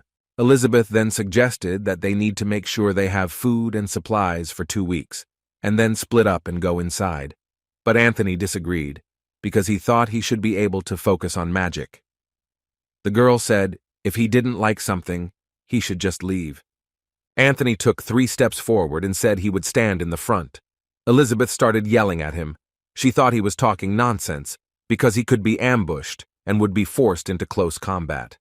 The girl thought that she, as a close combat expert, should have been in the front instead of him. Elizabeth approached him and told him that he should obey her orders because it made a lot of sense. After all, she didn't think he was as good at close combat as she was. Then the guy turned to her and pointed his finger at her and said that he was better than her and not to be ashamed of it, because she would be an incredible hunter if she could handle him. The girl could hardly contain herself. She wanted to hit him hard to send him flying, but she realized that they were a team and fighting was not an option. Anthony again said he would go first and that his partners could help him from the back. Randy ran forward, much to Anthony's surprise, as he didn't know what he was doing. Ahead, he met a monster stone chameleon. He was considered quite dangerous. But the protagonist destroyed this chameleon with just one hand. It was very easy for him. Randy looked back and told them to hurry up and start joining him. Anthony ran forward to overtake Randy, for he thought he was the commander and should be the strongest. Then he saw a chameleon in front of him. This chameleon was quite big and dangerous to him. He used the Hashan's acceleration technique to attack it faster from the back. But he couldn't succeed, for he was outpaced by Randy. Then Randy pulled out a sword that was given to him by an old young friend. This sword was considered the national treasure of China. It was called the Heavenly Moon Sword. Randy changed the kind of spatial storage device obtained from the stone serpent and now carries it on his belt. In this way, he could reach any item he needed at any time. He picked up this sword then and thought he should try it with a faster sword. Anthony turned to him and shouted that it was his chameleon. Then the main character told him, shouldn't he save his strength for a stronger monster? You're our trump. Randy said it sarcastically, but Anthony took the words seriously, Anthony thought, and said that Randy's logic was perfect. Anthony waved his arms and told Randy that he would deal with a monster stronger than Randy. The protagonist continued to crush the monsters one by one. It was very easy for him. Anthony was very unhappy, because he couldn't keep up with Randy to kill the monsters. Then he held his head up and told himself that he was strong and he wouldn't lose. You didn't go up to Randy and tell him that from now on he'd be dead serious. And you promised to show Randy your ability 100%. Elizabeth was very unhappy with Randy and Anthony's actions. She thought they couldn't do whatever they wanted. There were traps everywhere and they had to be careful. The girl thought it was only Anthony she should worry about, but they were both sick bastards in the girl's opinion. At that moment, the commander watched them from the conditions room. The partner asked Ernesto if he planned to permanently attach Anthony to the first group. Because objectively speaking, Anthony is pretty good in combat, the commander agreed. But he has cooperation problems. Every time he gets involved, teamwork is completely lost. The guy said his growth has slowed down a lot lately. Obviously, he's not interested in training properly, but he's a hunter who would be worse off if he made the second team. Then Ernest said they'd have to observe them to draw a conclusion. If things continue as they are, he'll make a decision. Ernest approached the girl and asked what was wrong. The girl said it would be better if he saw it for himself. They saw that their teamwork is fully adjusted. Even Anthony calmed down a little and obeyed the commander. The main character said he would take the 3 monsters in front, and the girls would give the monsters on the side. In this way, they divided the number of kills so that there would be no quarrels and everything would be fair. They killed these monsters in packs. Randy said that's not all. They need to get even more prepared. Can said the girls need to take care of the monsters because there are others coming. Elizabeth was angry that she was being given orders. She thought she knew everything so well. As Ernest watched this, he was shocked. After all, he didn't expect this team to work together. Elizabeth couldn't believe it either. She didn't expect to pass this test so steadily with such a group. The girl turned around and suggested that they rest for a while. After all, she thought they needed to regain their magical power. Stallwood thought that was a good idea and said that he and Whitaker would stand guard. But the protagonist shouted that there was no time to rest, for there were enemies everywhere, and they had to prepare for battle. Anthony seconded his words and said they must hurry. The girl was surprised that he trusted someone else's words. Anthony approached Randy again and told him he would show him what he could do. Anthony told Randy that he doesn't need to be discouraged. Although you're not as impressive, you're pretty good, Anthony said. The protagonist sensed danger and fended off the attack with a right leg kick. Elizabeth was surprised because she couldn't see where the attack came from. Anthony began to mock her and said that this monster was called a stone gargoyle. Stone gargoyle. It has high stamina and attack power. The stone chameleon, shaped like a devil. They are able to disguise themselves as stone, so this enemy can be a real pain in the ass. The protagonist said they have nothing to worry about, as they always attack when we're distracted. Ernest's crew watched this from the sidelines and were pretty surprised that Randy controls Anthony's character. Ernest said he had leadership qualities, no wonder the chairman recommended him so highly, but Ernest was upset that he was a martial artist and not a magician. The aide told Ernest that this group was moving too fast, and it was quite dangerous. Well, the Armenians said that they knew what they were doing, and if they were destroyed, it would be a lesson to them. Ernest believed that luck was also, in a sense, an ability, and it's something you have to be able to wield. The Serpent's Path trials, one of the dungeons I'm open to the public. This is the dungeon where 17 years ago, China invited a group of Class A hunters to raid. Although the monsters appeared there only B class, such a combination of monsters inside is very cruel. Removal is hard to cope. That's why it is an A-class dungeon. At one point, the protagonist was attacked by a stone gargoyle. It was quite a quick attack. But the protagonist fended off its attack and killed it with one hit. When Ernest and his assistants watched this, they were quite surprised how he managed to deal with this monster so quickly. Ernest then thought that he might have fought them in the abyss, because the way Reggie reacted to her attack said that he had met them before. Ernest wondered how long he had been in the abyss. Elizabeth said it was a trap, and said they should stop here to look around instead of pushing forward recklessly. Most people thought that was a good idea, for as long as they were open on all sides of the tracks, their situation would get too bad, and they'd just go back by the road. But Randy was against it, because he said that this monster was too easy for him, and they should move on, because this monster had a B class. Elizabeth remembered Ernest's words to be destroyed, also a type of training. After all, she thought that they would fail and not give until the end, for they acted recklessly in Elizabeth's opinion. The protagonist made a tent and said that in the past, he had to make everything with his own hands. Then he turned back and noticed that everyone was looking at him very askew, and asked why they were all looking at him like that. Then the girl took out a magic thing and said it was a new acquisition. The girl put it on the ground and said they would use it as a sentry. The protagonist said it wouldn't work on the stone gargoyles. Elizabeth agreed with him, but it would be better than just doing nothing. The White Cracker used a magic called Ignis motion detection. A circle formed in his hands. After this magic, a blue shield appeared that surrounded the tent. Whitaker said that magic to detect the movement of living beings is very useful. Then he asked the girl, "Isn't he useful in this situation?" The girl replied that all these conversations started just because of the use of magic, and that he started acting like Anthony was very arrogant. Whitaker smiled and said that he can heal, buff, and also set alarms for the camp.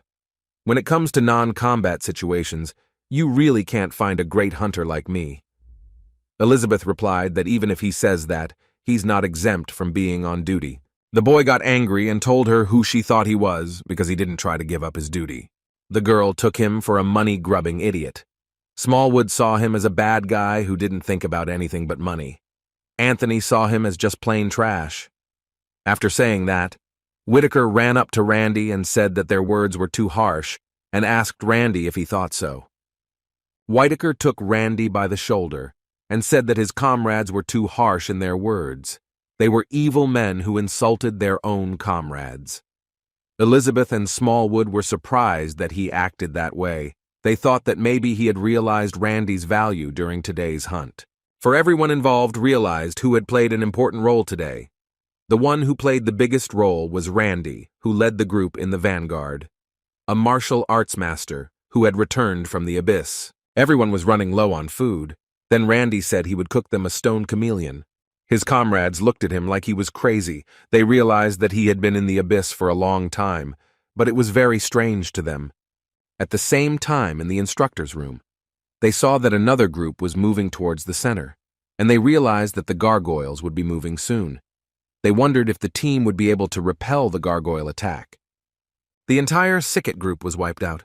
Half of Agnes's team has also been wiped out.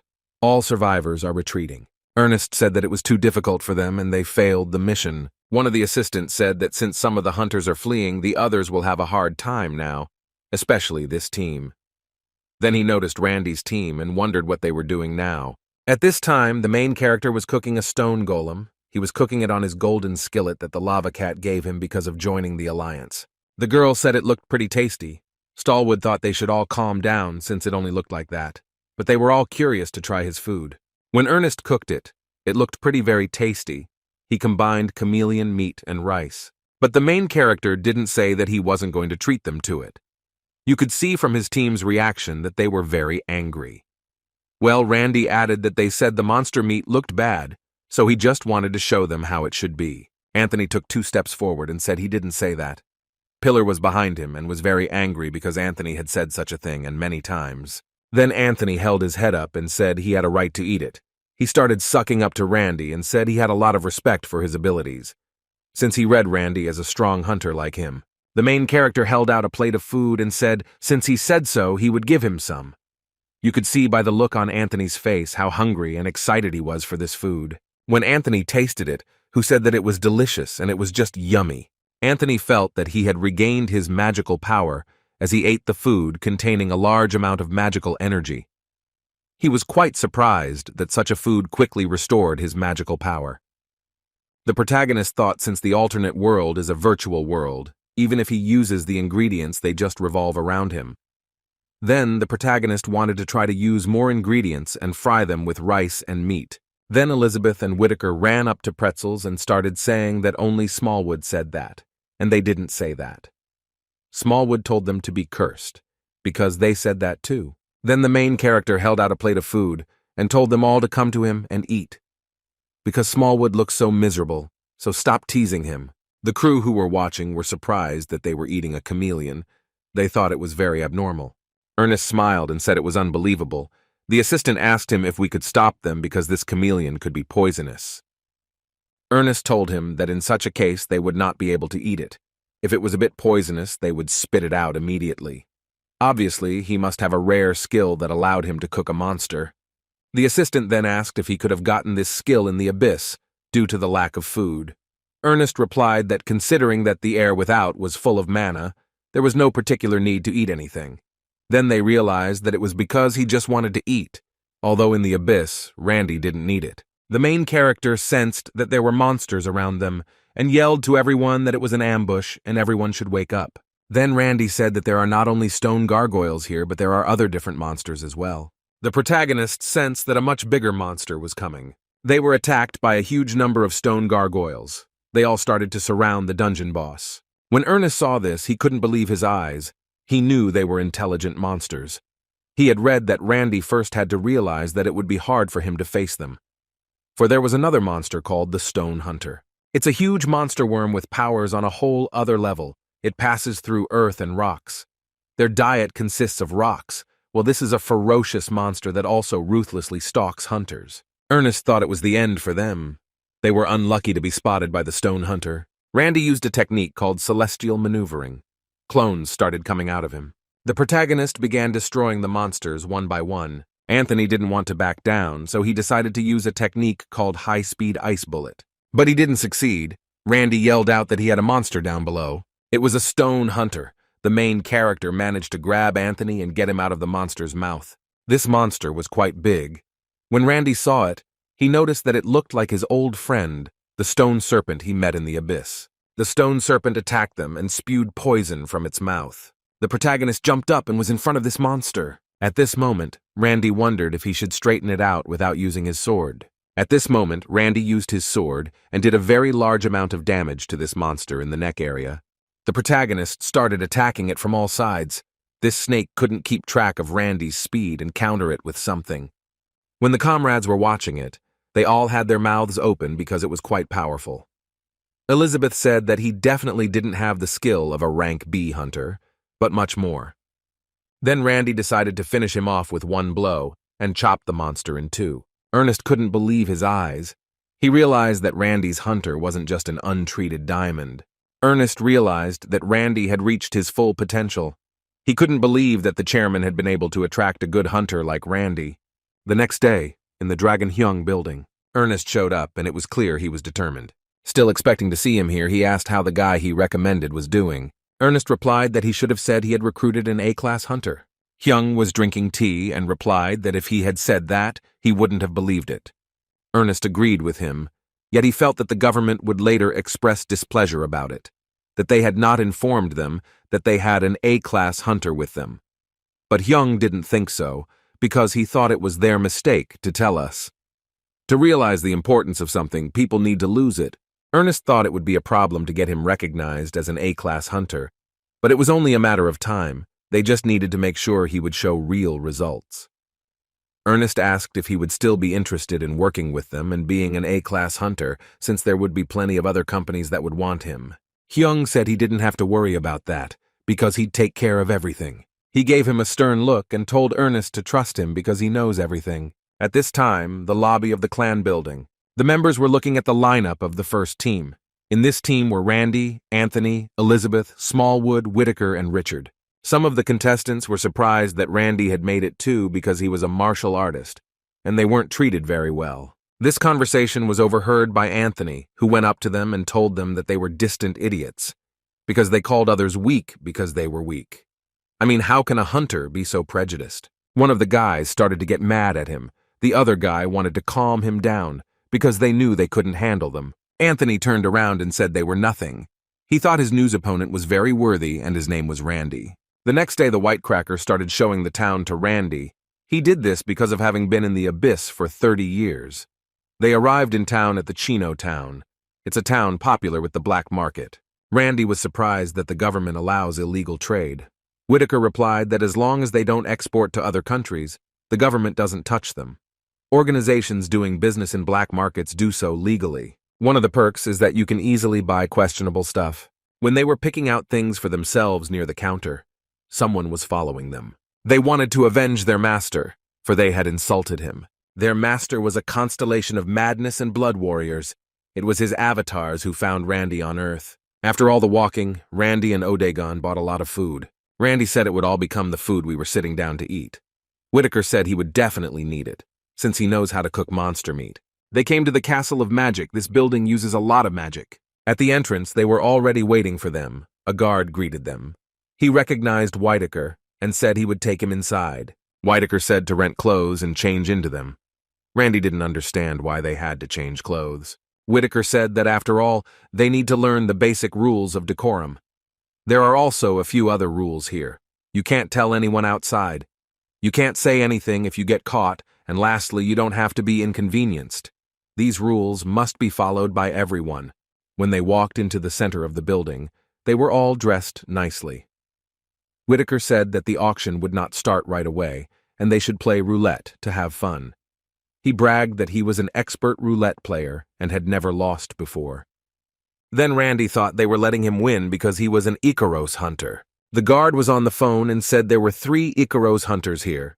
He was told to focus on their time of service, and orders were given for him to make sure things didn't go smoothly. He gave information about these 3 hunters. One of them debuted as a professional mercenary by the number of wins of the current preliminary tournament, and another was a martial arts master. Then he remembered about the Hua sect mountain running the illegal auction. He was a martial arts clan representing the Chinese martial arts. They kept their identity secret as the martial arts had become weaker recently. At this time, they can't help, but they are very eager to see the Icaros hunter who is a martial arts master. One of the guards told the other that maybe they should just ask the hunter what martial arts he has and what he uses. The other guard replied that he's a crazy idiot, and that's bullshit because he'll know they're agents. Plus, other people will know that this auction is being organized.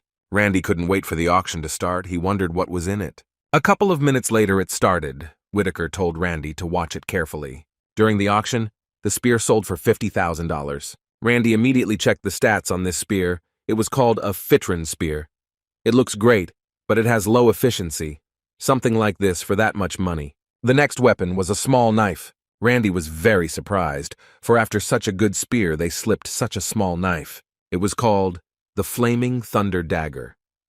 Strength 100, attack 150, can be used with the Subspace Vault skill. Subspace Summoning skill can be used. At that time, Randy thought that these skills were very good, and they were very useful. The protagonist wanted to buy it. He read that he would need this dagger very much. He took out his card, the card Hyung gave him. Hyung gave him the card. Randy asked what it was. He said it's an unlimited black card. As long as Randy doesn't use the deposit from his clan, then he can use this card whenever he wants and buy himself something. Then Randy replied that he didn't think he was going to buy anything. So Hyung took him by the shoulder and told him he was trying to look cool here. You want to shut me up to make yourself feel better. The protagonist didn't understand this behavior and said it's okay and he'll take this card. And this dagger wasn't being offered very much money. Randy asked why this dagger was so cheap. Whitaker said it was just not a good item, since only people with perception in their eyes or similar skills come here. Then Randy said he would buy it. Whitaker didn't understand why he would buy it. There's a reason people don't want to buy it. He didn't understand what Randy was trying to accomplish. So Randy raised his hand and bid $8,000. No one else raised their hand, and he bought the dagger. Whitaker didn't understand even if it was cheap. Why would you buy something like that? Randy replied that it's good to have something you can never forget how to use, but he still didn't understand where to use this dagger. At that moment, someone grabbed Randy's shoulder. The protagonist didn't realize who it was. The man in the cloak said that Randy couldn't live normally anymore after insulting the warrior of madness and blood. A very strong wind came up. It was all because of the mana. People didn't understand what was going on here. At that moment, the guards ran up and told them to stop right now, or they would leave this place. But the man in the cloak only threw them off with energy. Randy noticed that he had risen to rank B, and it seemed the warrior was not completely reckless, Randy thought. After all, he was trying to avenge what had happened before.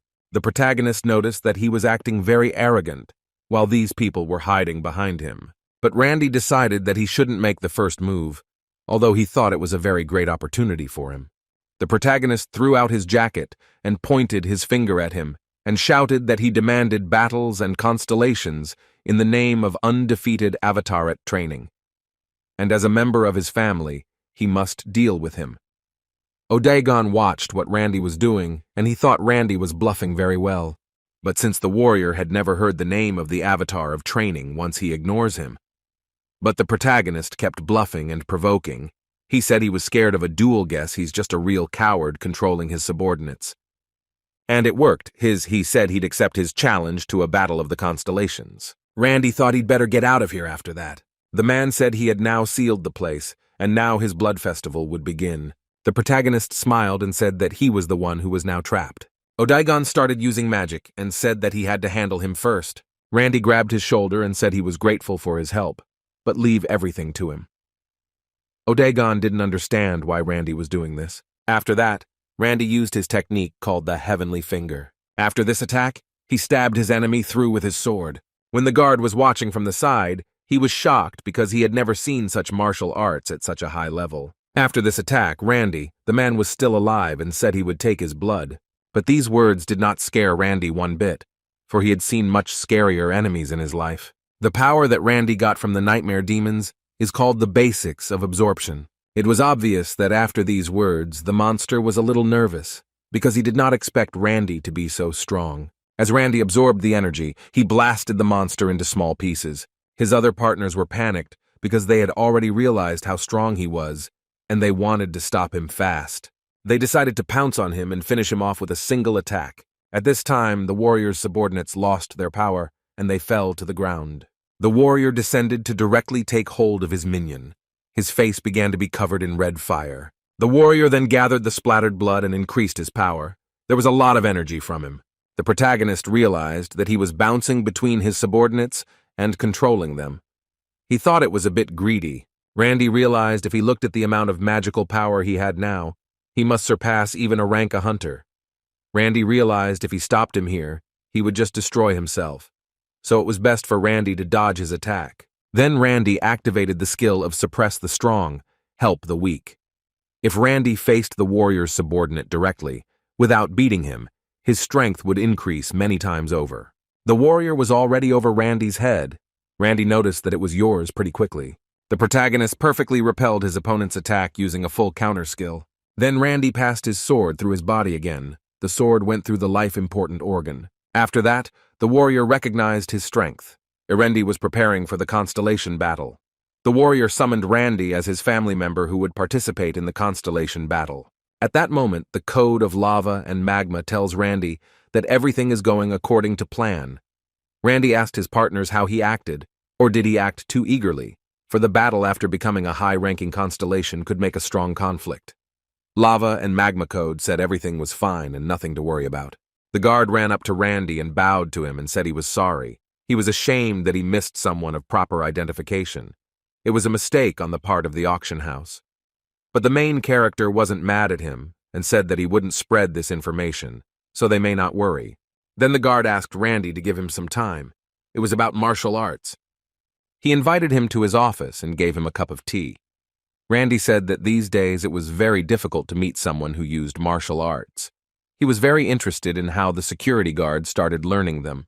The protagonist apologized for asking. He was just happy to meet other martial artists. At that moment, an old grandfather without a left leg came out and asked Randy if he had heard of the Manhwa sect. The protagonist replied that he had heard that it was some group that was popular in China about 30 years ago. Randy also remembered that his idol named Li Xiaowan lived there. Grandpa replied that he was Li Xiaowan. He thanked Randy for remembering him. The protagonist was just happy about the meeting. He took a pencil and a piece of paper and asked for his autograph. Li Xiaowan was very pleased that someone remembered him, so he happily signed the paper for Randy. Randy was also very happy because he had waited 1,000 years to meet his idol and get his autograph. After the autograph, Randy asked if the Hunter clan was part of the Hua Mountain sect.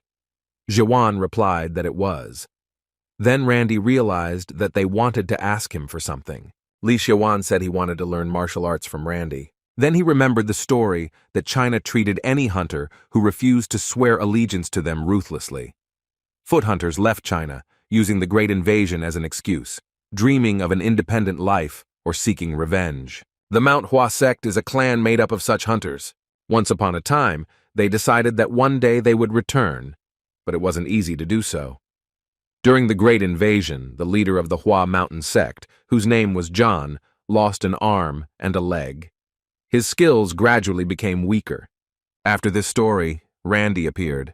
The elders who came to see what the commotion was about saw Randy's fight and couldn't believe their eyes. At that moment, Li Xiaowan ordered that Randy be asked to come here. Li Xiaowan said that Randy was one of the strongest fighters he'd ever seen. Then Randy remembered that the Abyss had told him that Li Xiaowan was a fake, and after that, the number of fighters dropped significantly. The guards also wondered what they had to do to reach the level Randy had reached. The lava cat told Randy to tell Randy it was true. Even if it isn't, they'll be interested in you. And Randy could appropriate them to be his avatars. Randy thought about what he said, and said he was right and he needed to increase his avatar population. Then the protagonist admitted that he did help him in his training. After this truth, the amount of faith directed at avatar training increased. Randy felt a surge of strength and his existential power increased. At this moment, a yellow ball appeared in Randy's hand. Then Randy realized how the other factions were gaining strength.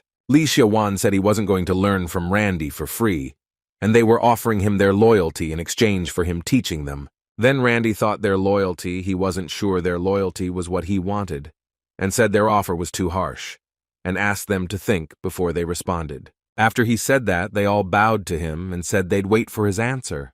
The next day, Randy went to see his friend Hyung, who was in a big building. As soon as Randy walked in, Hyung immediately asked him if Randy had been able to adjust to the Ikaros clan.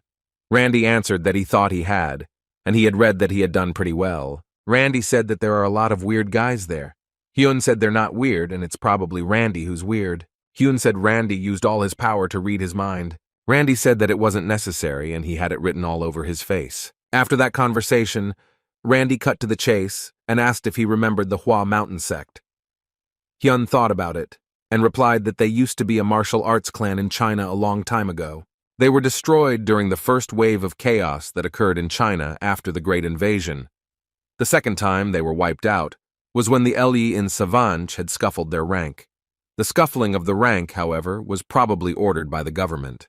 After all, he could not do it by his own efforts alone. Then Hyung asked why he was asking this, and thought he was looking for whether Savanhab. But Randy replied that he had met them and wanted to take them on as his disciples. Hyung was surprised, because he thought they had broken up or died, since there was no news about them. Randy said that as the owner of this town, his information-gathering skills weren't that great. Hyun replied that he doesn't keep track of what's going on with the guys. Hyung pointed a finger at Randy and said that anyway, if he needed help from them, just ask. If they say no, just turn them away. After all, they knew what they were getting into when they asked you for a favor. There's no need to worry about them. After saying that, Randy said he was going to have a battle with a warrior. Hyung didn't expect it to start so quickly. He thought Randy was unprepared and didn't have enough helpers. Then Randy smiled and said it's okay because this guy doesn't know he's a constellation and he's going to fight this battle himself. Hyung said you're a very smart move, but he suggested he was a little worried about Randy, but he knew he was fighting well, and he thought Randy would win. The next day, the all-star game began. The avatar of training accepted a request for a battle from a warrior. The events of the battle are being judged fairly. All constellations agree to the terms of a fair constellation battle. The avatar of training has offered the battle to himself, and offered the avatar himself. His opponent was convinced that he would win 100%, because he believed that the warrior announced the constellation battle to another constellation. The warrior is betting on the strength of his blood. If he wins, he gets the blood fortress. Randy covered his nose. He was disgusted by the land of orcs. The cat exclaims and says that this place must be pretty expensive. Dreams and Greed said that this place is a territory that only high-ranking constellations can possess. Randy couldn't believe something good territory, but he had nothing to offer as a bet. If Randy wanted to balance the bet, he should bet everything he had. The avatar of training bet on the cardinals of plague and darkness, a creature that reverses time and a voice that lives from the abyss. Both sides agreed, and the contract was finalized. If one loses, their existential power will increase. The cat says that all he has to do is win. The protagonist jokingly said that's what he would do. One of the constellations looked at the other constellation who was fighting the trend, and said that he would definitely suffer if he became a subordinate of that constellation. Some of the subordinates prayed that the avatar of training would win. The battle of the constellations had begun. They would fight until one of them would admit defeat or die. Randy was already looking at his enemy, and was ready to fight him at full strength. His opponent was a demon of contract and order. He watched the fight with great interest. The order demon made a surprise attack and attacked Randy from behind. Randy blocked the attack with the sword Hyung gave him. During the battle, the protagonist realized that he was making it so that Randy couldn't resist anymore. After that, there was a very serious attack from his opponent, but Randy dodged to the right side. His opponent was surprised that he dodged it because most of his opponents had not dodged this attack before. The demon of order came at Randy again. It missed him by hitting him with its axe in the empty zone. Then Randy realized that his opponent was a berserker.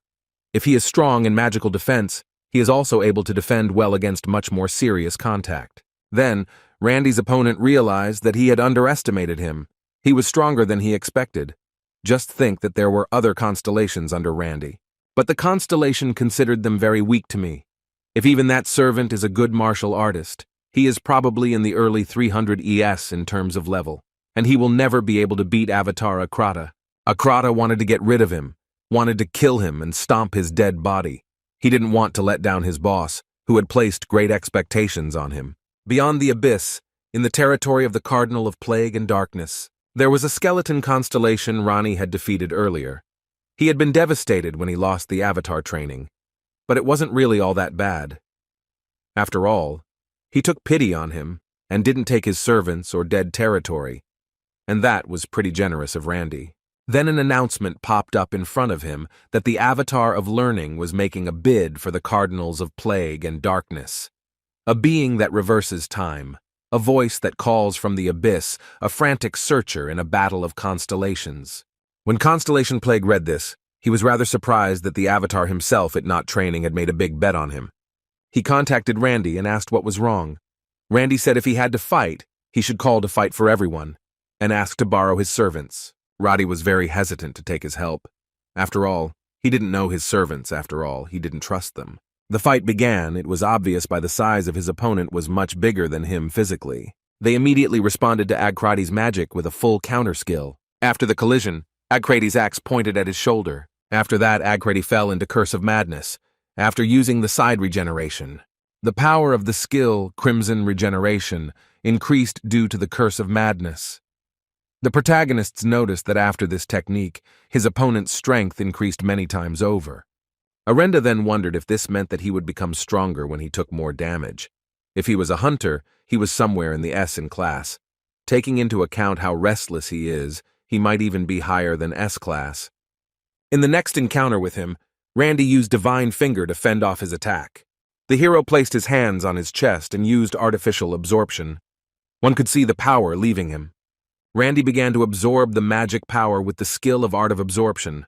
The narrator, who loves rumors and explanations, says that he is reckless because Randy was taking a risk when he used this technique. The protagonist understood that the battle was dragging on, and he used the 3-color skill at the peak of blooming. The pure internal energy of this skill absorbs the magical power of Akrata as it is. But Randy's opponent didn't want to wonder. He took it from his hand and told the man to let it go. But Randy added more power. His rival couldn't withstand such pressure on his brain. Agcrat lay on the ground and begged Randy to kill him. After all, he would never give up as a gladiator of war. Then the protagonist looked up and asked, should he kill him to end this fight? Then Dima agreed with Randy, that the fight was already over. The Sweat Fighter and Kulikov also agreed. He asked for a dignified ending. After Randy's victory, the Madness and Blood Warrior passed the Blood Fortress to him. His first constellation battle is over, and now he can join the ranks of the constellations on Earth. The protagonist noticed that his current rank is 127. He was very curious to know what it was. Then Randy saw the Goddess of Scales, which thanks to her he became a constellation. He was very happy that she was alive because he couldn't find her. The next day, the Alliance of Small and Medium Constellations had a discussion meeting. The topic was what they should do with the goddess. The cat from Lava and Mama wanted to speak. He talks about how they need to be careful of stupid constellations. Then, in Constellation, Desire backed him up and said she agreed with him. After all, the Goddess of Scales looks a little incompetent. Then the Goddess of Desire turned to Randy and said he wanted to ally himself with the goddess. But he must be careful. Just because she has no ill intentions towards him doesn't mean she's harmless. Then the protagonist thought and said that there's a good chance the Goddess of Scales knows who he is, and it would be good to get her on his side. Then Randy asked his alliance friends what the constellation rankings were. Then the Catman said that earlier we should ask the Goddess of Scales this question. The next day the main character came to the territory of the Goddess of Scales. When Randy saw this territory, he thought he was in the wrong place and didn't believe that this was the territory of the goddess. Randy was surprised that she didn't have any favors or subordinates. Code is stunned and asks, could this all be a trap?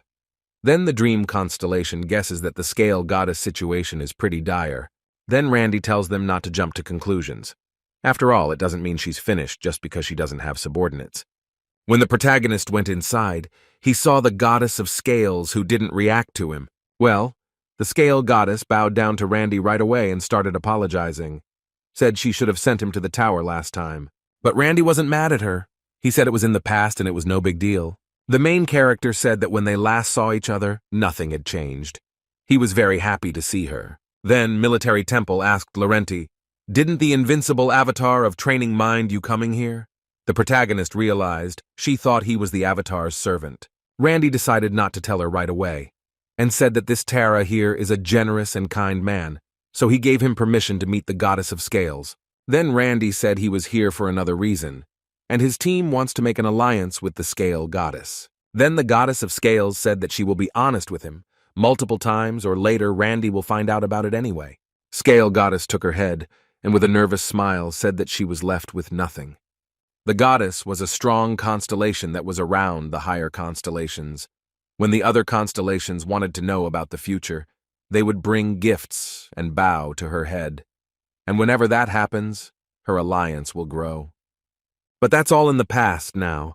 Now the goddess's power is comparable to that of a low-ranking constellation, and she barely maintains that status. The scale goddess said that she keeps losing her battles to the constellation. Then Randy said that constellation battle is a very scary thing.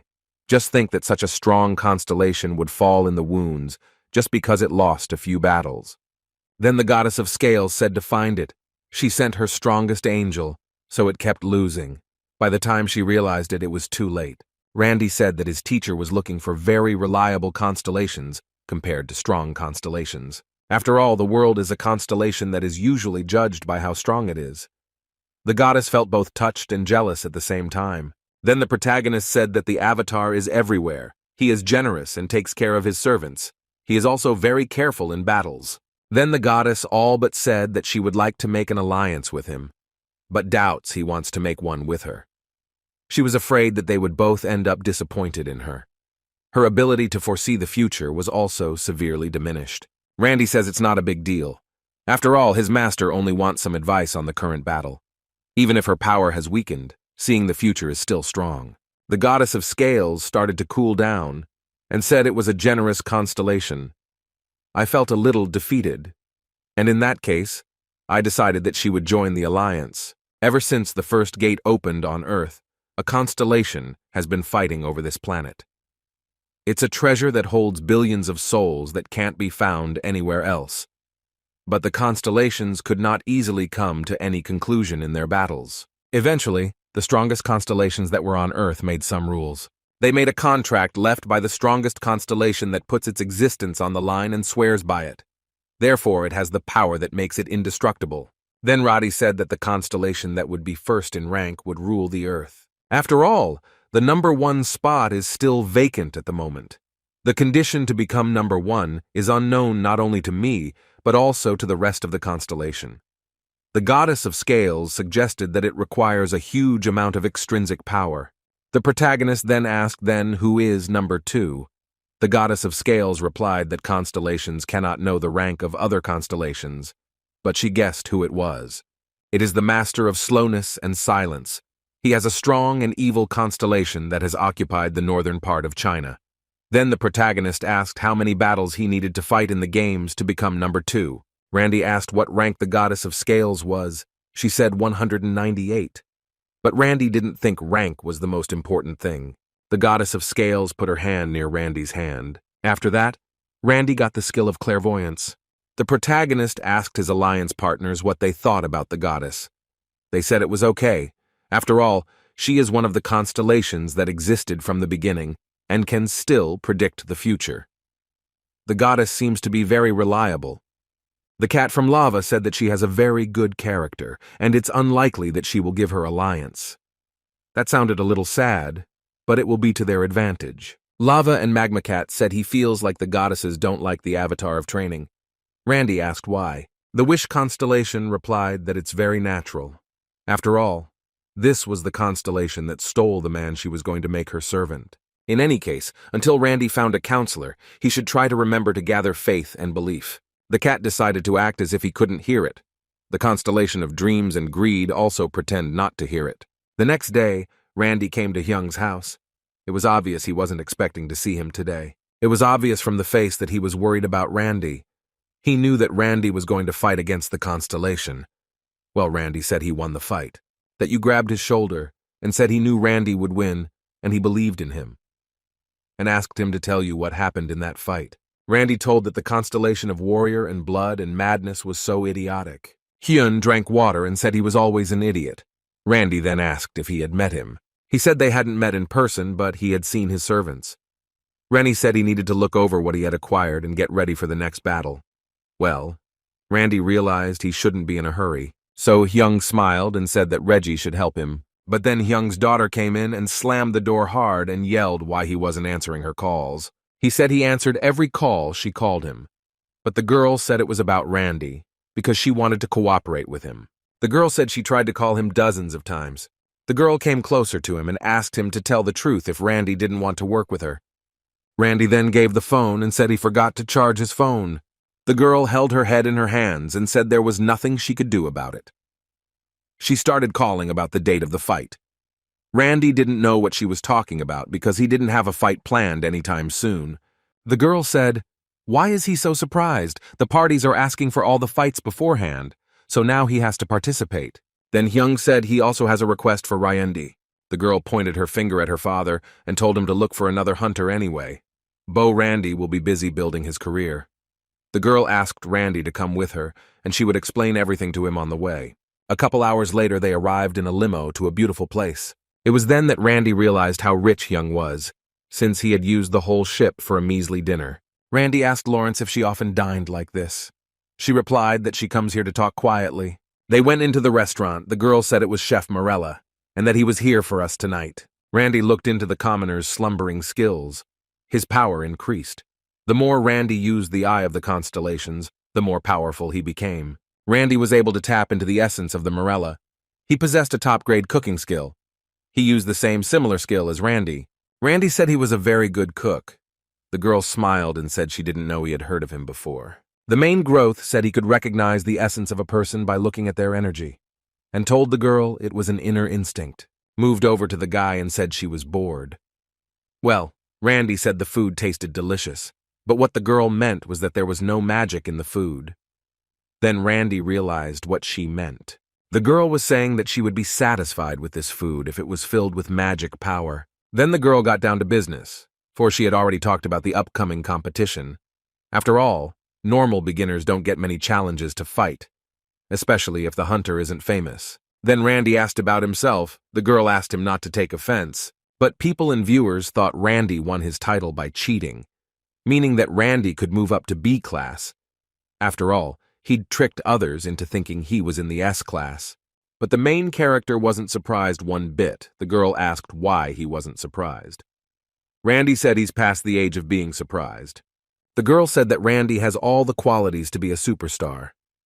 Randy replied that he was glad to hear that, and he was just about to give it a try.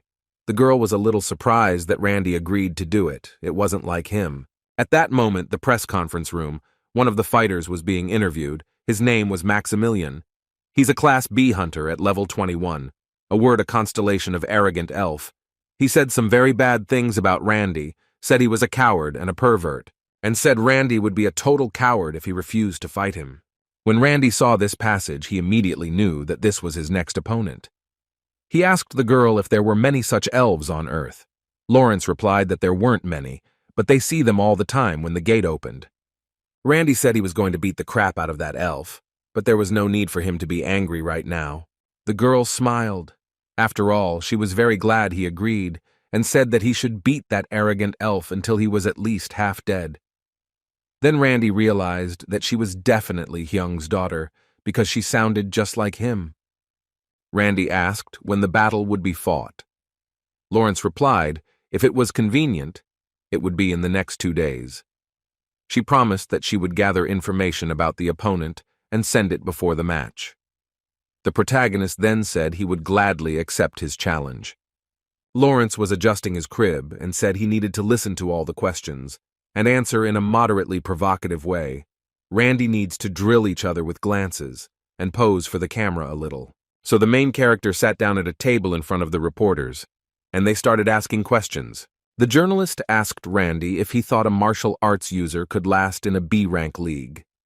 Freddie answered calmly and said that they would only know if they had a fight. There is a debate about the gimmick for Barang qualifiers. What do you think about it was asked by a reporter, and he asked Randy, why did he lower the ranking? Randy replied that it's the fault of whoever measured it wrong. And that's not for me to ask, Randy answered quite coldly. The reporters were stunned because they didn't understand why he was so unstitchable, and with this behavior they had nothing more to say. At that moment, Randy's rival entered the dialogue. He started to insult him again and called him a shameless asshole. He thought Randy had shuffled his rank. He then pointed his finger at him and said that Randy was a very sneaky guy. The elf said that for Randy, their fight would be a real verdict for him, but the protagonist didn't even look in his direction, and said if he was so gold would have already attacked if he had a beef with him. The opponent didn't understand what he was talking about. Randy said he was saying that if his opponent was so unhappy, he could have found him by now and pummeled him, and he's venting his anger after waiting to set up the match schedule. Then Roddy turned to him and told him he was giving him a chance to get his ass kicked and fight in real life right now. The reporters were surprised at Randy's behavior. It was a show for them. Randy's opponent said it was against the rules. Randy said he was angry but still followed the rules, and if it were him, he would have hit already. The main character then went to the microphone and yelled that they all saw. He gave him a chance to fight, but the jerk chickened out and ran away. Randy reminded him that his opponent didn't even have any dungeon cleaning experience. And if it were him, he wouldn't show his nose in shame.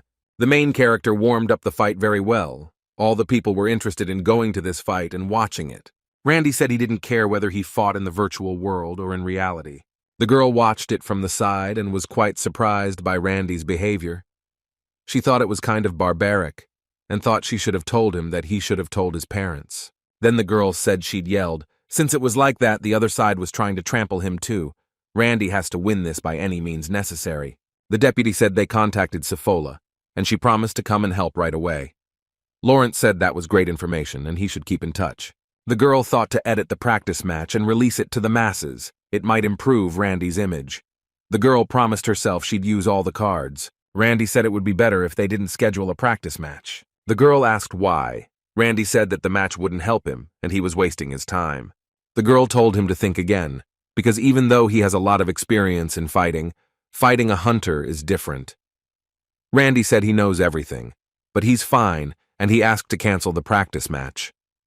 The girl replied that was fine, since she had nowhere else to go. The main character started to leave and said he was glad he met such an understanding manager, and said that he would train alone until the match, and that she should call him if she needed him. The guards were surprised at Randy's behavior. They were against canceling practice matches because it was already a tradition, and if he lost, there would be more consequences. But the girl said that he wanted it that way, and they should trust him. Lawrence wondered if something would change if she expressed her opinion, but it would not work with Randy. The main character of our prepare for the fight, he came to the Icaros gym. He met his comrades Anthony and Elizabeth. "You didn't say you saw his interview, that was pretty bold." Elizabeth said it was a cool provocation and he was a master at it. Elizabeth said they were very surprised to see him in that gym. Anthony said he wasn't going to help Randy, just thought he'd give him some tips for his growth in the future.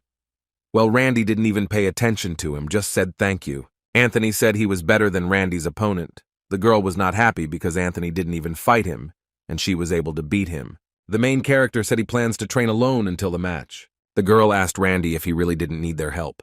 The protagonist started meditating. He said he was turning on his imagination. A scary devil appeared in front of his eyes. Randy had recently fought against his avatar. The power of the constellation increased a notch. The principle of spiritual training was learned. A rank, a spiritual training skill, was obtained. The girl didn't understand what it was and why she was seeing it too. Then she thought it was illusion magic, but wasn't it too high a level for magic? Randy continued to fight it all night. He was really exhausted. You could tell by his clothes how hard he was working. In fact, his clothes were practically all torn. The day of the Hunters Stadium competition came. Quite a few spectators had come. This was because of the well-cheered in the audience for the press conference. Lawrence approached Randy and asked him if he'd had a good breakfast. After all, you can't skip breakfast, even if you're not afraid it won't digest. The protagonist calmly replied that he had eaten. The girl took him by the shoulder and told him not to be nervous. She didn't realize how cold-blooded and fearless Randy was. The protagonist entered the arena. He looked around and noticed that there were quite a lot of spectators, and it was very impressive. He recalled that in the past, hunters had died fighting monsters, but now they had become celebrities. Most of the audience booed him, saying he was a fraud and belonged in jail. Only one audience member yelled for Randy to win. Randy was very surprised by this. The main character promised that he would show what martial arts means.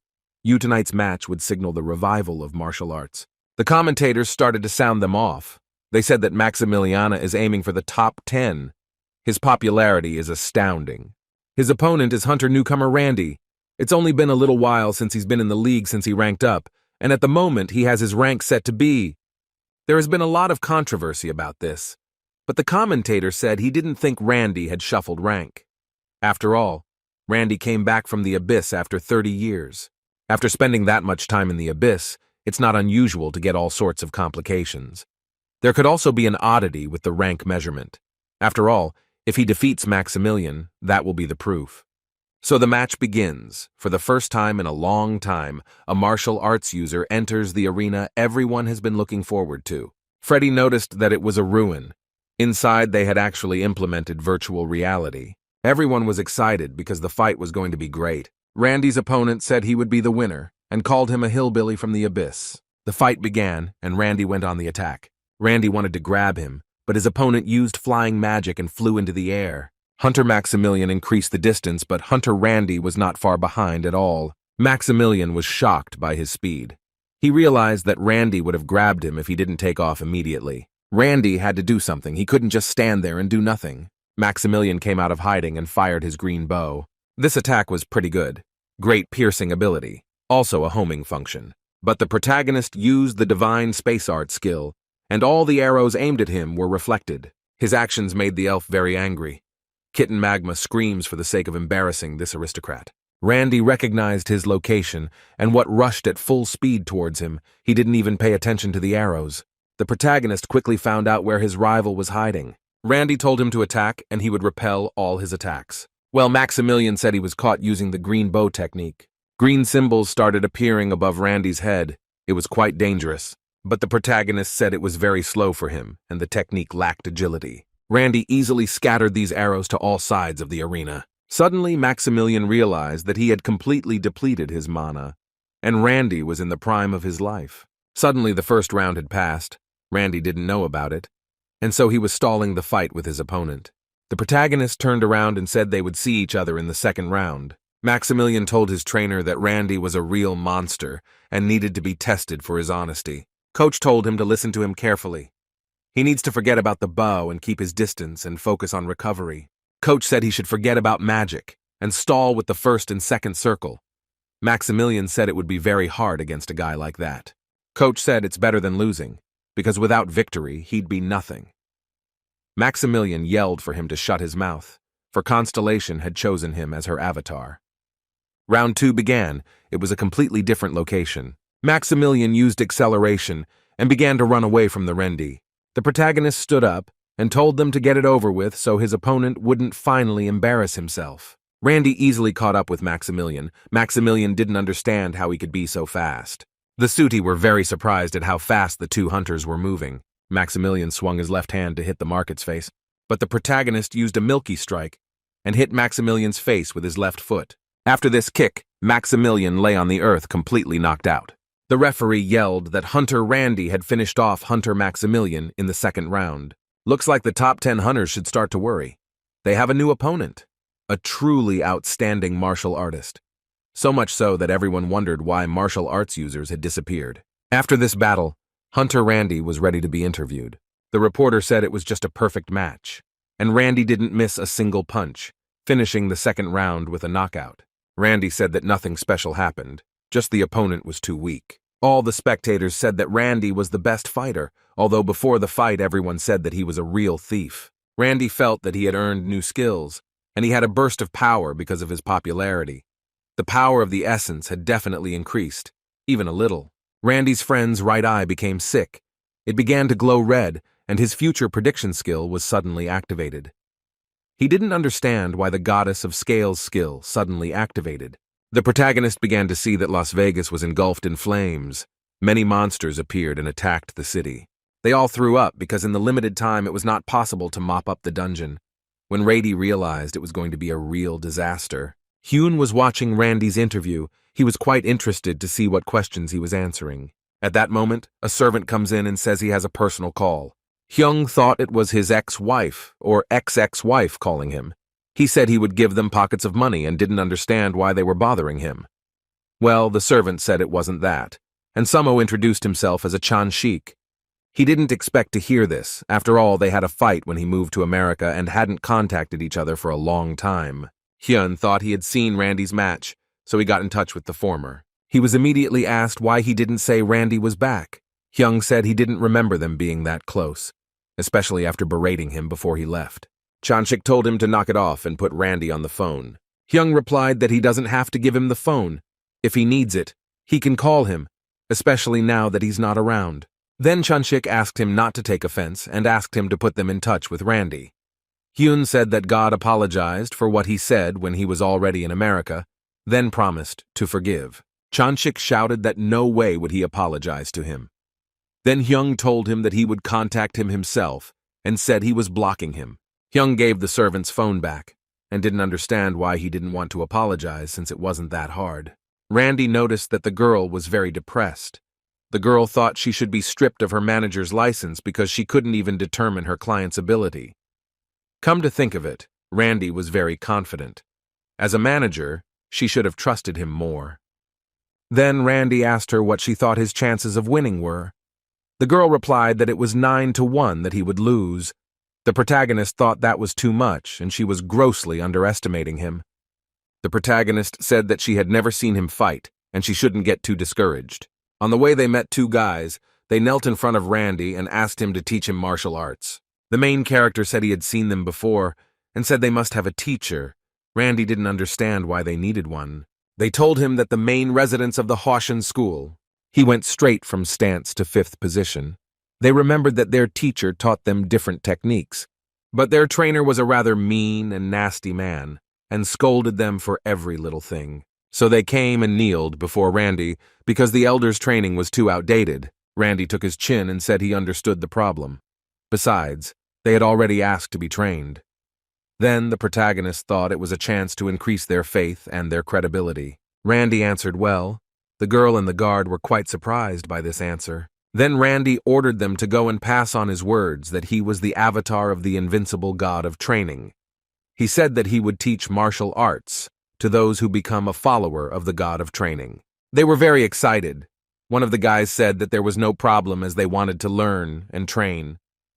Another said that the clan was originally founded because they love martial arts. The next day, a bloody fortress obtained in a fight with a warrior shrouded in madness and blood. Randy went in there and noticed something very local. After all, these possessions were obtained after the constellations fight with the warrior. This was the first time the protagonist was entering orc territory on his own. Randy was quite curious how the Odaigon were doing, whether they were getting better without him. He was too busy, and so he put them in charge of everything. At this time, Odaigon was very angry with his students, for they are fools not to learn even such an easy element of spell. Randy came to visit his friend. The Odaigon was very happy that his master had arrived, although Randy had asked him not to call him that. Renee said that he could see that teaching magic would not bring any results, so he decided to teach them martial arts. Then the protagonist took an axe and said he would teach them how to use it. The protagonist showed all his techniques. He successfully applied the martial arts skill C, plus this technique was called Green Dragon Axe. Randy asked, would it be easier for them to train like this, but there was silence in response. The monsters were discussing and still didn't understand how to do it all correctly. Randy started kneading his fists and said there was nothing to be done. If they didn't understand with words, they'd have to learn with their bodies. They practiced for a very long time. The monster had successfully mastered the Green Dragon Axe technique. The monster's name was Goragoza. His face was pitiful to look at because it was all battered from training. The main character started to smile and said that this time they were making the technique a little harder. But Garagonza didn't want to train anymore. He wanted to rest. After training, Randy looked up at the sky and dreamed that he wanted to build a monster training base here. But he realized that the construction would take a long time, so if he wanted to get things done quickly, he had to visit the constellation store. The protagonist started looking for constellations that sell the building. He was very curious if there were any at all. Then the protagonist met a constellation called the Dancing Snake. She would show her special building, and Randy could inspect everything properly. She offered all her items, but they were very expensive. Randy thought he made a lot of money, but he just didn't have enough money catastrophically. The Dancing Snake decided to treat Randy and gave him a great rice vodka called 8 Sins. It's the vodka from the TV show All Wounds. Randy thanked her for it and said he would never forget her kindness. They said goodbye, but Randy thought his problems were not yet solved. After all, he had very few points and hardly enough to buy any more. The protagonist met another constellation called a traveling merchant selling fortunes. The protagonist waved his arms and said he was looking for soul stones now. The traveling merchant says not to worry about that. He's looking for what he needs for all the constellations, from the highest to the lowest ranks. Randy's excited, but Lava's kitten says he's kind of suspicious. Then he showed all his prices. A box with a random building cost $100, another box cost $200, and a third box cost $500. The traveling salesman swears on his name and reputation that there is no cheating here. Since this is the first transaction, he promises to give a good discount on the purchase of 2 boxes. Randy only hesitated and decided to gladly take advantage of the offer. Then the traveling salesman wished him to use the goods for a long time. Randy opened the box assignment. Chaos has broken free, deciding your fate. This model is a type of small temple, an ancient and dilapidated warrior's sanctuary. If installed, all inhabitants will gain the ancient warrior power skill. The dilapidated structure will collapse in 30 days. The main character said it didn't suit him. I opened another box. House again broke free, deciding his fate. Fate power increased. His determined fate increased by 1 step. Temple of the Radiant Elf, if installed, can learn the skill. Randy remembered that this was the building of the elf he had fought. He remembered that this was the magic that the Elf of Light gave to his avatar. The protagonist thought he had sold it because he didn't need it anymore. Randy set up this house. It was quite large and beautiful. Kitty says there's a huge problem. Randy said not to worry about it being an elven temple. There are no people among the god of training subordinates who can master the shining elf bow. But the fact that it's there won't make it any worse, and they decided it could be used later. Randy opened the door and returned to his friend Hyung. Before Randy can even fully enter the room, Hyung is there to greet him. And he's yelling that he's the 5th star of Korea. Randy asked what the 5th star was and was told it was his new nickname. And people loved it, so Randy said it sounded bad. Randy did a great job this time, but he was advised not to get too comfortable. I mean, the top 10 are real. First of all, most of them are avatars. Randy said he'd take care of it somehow. Hyun said that Chun-shik called. The protagonist was surprised he didn't expect such a call. Hyung thought Randy was overjoyed and jealous because he was feeding him, helping him, acting as your avatar, and supporting him financially. Randy said he didn't even say a word about it and thought it was a small thing. He denied it and said he wasn't petty, just that he was a very bad man and advised Randy not to get involved with him. Randy said he was here for a different reason. Randy then detailed what the goddess strike had shown them, the destroyed city of Los Angeles that had gone up in flames, and the invasion of the Skulk Drakes.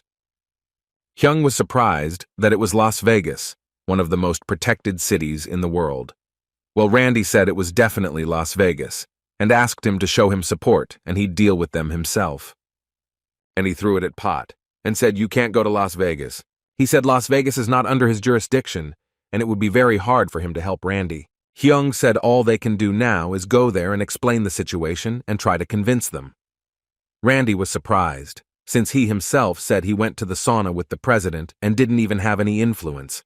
Hyung grabbed Randy by the shoulders and said it would be better if he went instead. After all, they wouldn't see any sincerity in his appearance. Rengi replied that he should have lived a more righteous life, so he wouldn't have to hide from anyone. Hyung said that he just organized a merger of businesses and had a couple of divorces, that's all. Randy exhaled and said he'd talk to them himself. Hyung said he probably thought so, since he was new to the Hunters, and they were less suspicious of him. At this time in Las Vegas, the big clan controlling Las Vegas called the Black Cactus. Randy went up to them and said he came from the Icaros clan. A Calton hunter was talking to him. Randy wanted to see the head of the clan. Calton said he couldn't just meet the head. He had to make an appointment first. Randy said that in that case, they had to make the appointment quickly. Calton told him to give his name and not to be so cocky. Randy gave all his details and that he was a hunter of rank B. Calton recognized him. He'd seen him on TV when Randy had beaten Maximilian and said he was just beautiful. He gave him the thumbs up and said Randy's fight was killer, and he was sorry he didn't go to their match. Then the security guard asked if Calton was okay. He said sure. He said if Randy wanted to take us down, he could easily do it. Then Randy asked where the head of the clan was. Calton apologized and said that he was inside and that he was just being visited a lot by the scum. Calton said the clan leader let them in and offered his help to help him find out where it was. As soon as they entered, she immediately started reprimanding Calton for wearing glasses while he worked. Randy watched from the side and immediately realized that this is the head of the clan girl and that this girl has a temper, and thought to gauge her strength. Her name was Roxanne, level 288. She was wondering what an Icaros man was doing here. Roxanne told Randy to drop the formalities and get right to the point. Randy said their clan was going to lose to the monsters, and he was here to offer help. Roxanne immediately got angry and focused the fire in her right hand. She asked him to repeat what that meant because he thought they couldn't clear the dungeon. Randy said the situation is getting worse. There's going to be an explosion in your neighborhood, rank B or higher. If the dungeon is not cleared in a timely manner, hordes of monsters will come out. The released monsters were nothing short of a natural disaster for human society. The girl asked him if he meant to say that he had found out about the appearance of a dungeon we had never heard of. Randy said he used the latest magic and saw what would happen to Los Angeles. The girl began to suspect Randy that they would destroy the dungeon and completely ignore them. But Randy said they would never do such a thing. Randy asked to be allowed to watch outside so he could react in time if there was an explosion, because one mistake could get a lot of people killed. Roxanne said he had come back from the abyss and had been there for 30 years. Then he could be called a first-generation hunter. Randy asked what she was getting at. Carlton said most first-generation hunters are considered heroes. They were always on the side of the people. The girl thought it would be good for them since he would only be watching anyway. Randy said he would intervene if they couldn't shut him down. But they didn't understand what that was for, since they could clean up the Rank B dungeons themselves. Roxanne said okay, but she said to check him out and never forgives those who lie to her. She grabbed him by the shoulder and said if suddenly he cheats her even once, she will follow even hell to punish him. A Las Vegas street, the markets were watching, and so far it was business as usual. People were quietly walking around and going to work. Randy asked if the dungeon is Rank B, then the boss is Rank B. That means the clan leader is in the way. Randy wanted to know about her powers. Carlton said she was just the best and called her sister. Then he realized he'd blurted it out, so he asked Randy to pretend he hadn't heard. After all, he'd be screwed if word got out that they were related. Suddenly, there was an emergency message saying that a dungeon had been discovered and the clan was gathering. There was an abandoned building on the outskirts of town. A blue portal appeared and people said they were unrealistically lucky. Then people realized that this Icaros hunter was telling the truth. But that wasn't what was important right now, because they wondered what rank the dungeon was. After all, with that much mana, it was definitely a rank. The entrance was limited to one person at a time. Then people realized that only one person could enter, and it was quite dangerous. Everyone started to raise a ruckus. After all, there was an emergency and an evacuation order had been announced. Randy was surprised that no one was running and people just continued on their way. So Randy went up to one of the guys and told him there was an evacuation order. The guy said he was some kind of sicko because he knew it wasn't going to be dangerous, and if they stepped back, they wouldn't see any show. Lava and Magma's kitten, annoyed, tells them to leave these assholes, but the main character says he can't. Can't he just let them die? Randy tells them to get the hell out of here alive, but the guy replies that he doesn't want to, and they have a free country. He grabbed the support and left Big Cuts there with just his hand, and repeatedly told them to get lost. Then the head of the Roxans stepped in and told everyone to start evacuating, or they'd kill them. Randy asked why so many people stayed behind to watch. Carlton replied that they always do, and they are very much into monster hunting. Then Randy realized that they had gotten too used to the dungeons, because you were all standing around in time to get away. Suddenly there was a massive earthquake, magnitude 9. Roxanne told them to check the screen and launch the drone and check the monsters to not let anyone go. Monsters started coming out of the portal. There were quite a few of them. Roxanne was surprised, because there were more monsters than they thought, and they couldn't find the boss. Mac Lizard Loot uses the artifact more often, exposing erosion. Unless the Mac Lizard Man is caught, they won't be able to get out of the more often, subject to erosion. Green strands of wood began to cover the city. The guard asked what they would do with the humans. The girl answered that there was nothing they could do, because those who didn't listen to them and evacuate would die. Then Randy asked if his help was needed, because it seemed that the BA had shrunk the headquarters considerably. The girl said that without an agreement between the clans, it could end in a lawsuit, and asked him to go somewhere safe. Roxanne ordered everyone to get ready for battle, because the monsters were getting bigger and bigger. Carlton said that it was a shame because he really wanted to see Randy on the skill. The fight started. It was quite a hard fight because there were so many monsters, and they kept coming out of the portal more and more often. It was an S-class monster called a Viogosaurus. The hunters fought back as best they could, but it was obvious that their strength was exhausted, and the monsters were getting bigger and bigger. Then she said that she had to deal with these monsters as quickly as possible, so she made a technique to increase the magic power of Yenos. She used the Infit's Flaming Whip technique. With this technique, she killed 3 monsters at once. The girl said that Carlton should guard the Icaros hunter, otherwise they would be in trouble if he got hurt. The girl didn't know how strong Randy was yet, and she underestimated him a lot. But he said he had gone somewhere. They started to panic that someone had killed him or hurt him. At this point, the monsters attacked the couple and were ready to eat them. But the protagonist succeeded and fought off the attack with his sword. Randy used his sword and used a technique called the Moon. With this technique, he destroyed 5 monsters at once. Carlton was watching from the sidelines, and I'm telling you, it was pretty damn cool. People started thanking Randy for saving them. Next time they promised that they would definitely obey and leave this place. Roxanne ran to Randy. She yelled than he was thinking when he ran away from them. If he gets involved in the affairs of a neighborhood he is not responsible for and gets hurt, it could cause a lot of legal problems. The main character told her not to worry and promised to take care of the problems on the other side. The girl said that Ikaros wouldn't just forget everything to them, from what he said. Roxanne thought that with his abilities, he could be one of Ikaros's strongest hunters. And she thought that with a guy like that, she could turn a blind eye to what had happened. The girl thanked him for his help and thanked him formally in appreciation. Randy said, "Let's save it for later. There are still plenty of monsters to kill." Randy went on the attack. He realized that judging by the movement of the monsters, someone was controlling them all. In that case, there must be only one person behind all this. Roxanne thought it was the reckless idiot of the Ikaros clan. Where could they even find a monster like him? Randy said there was a monster ahead on the left at the intersection, and said that the mages were preparing for battle. The mages started shooting at the monster, but all the shots missed the monster even though they were close by. The girl noticed this and told them to prepare defense magic, but Roddy interrupted her and said it was not necessary.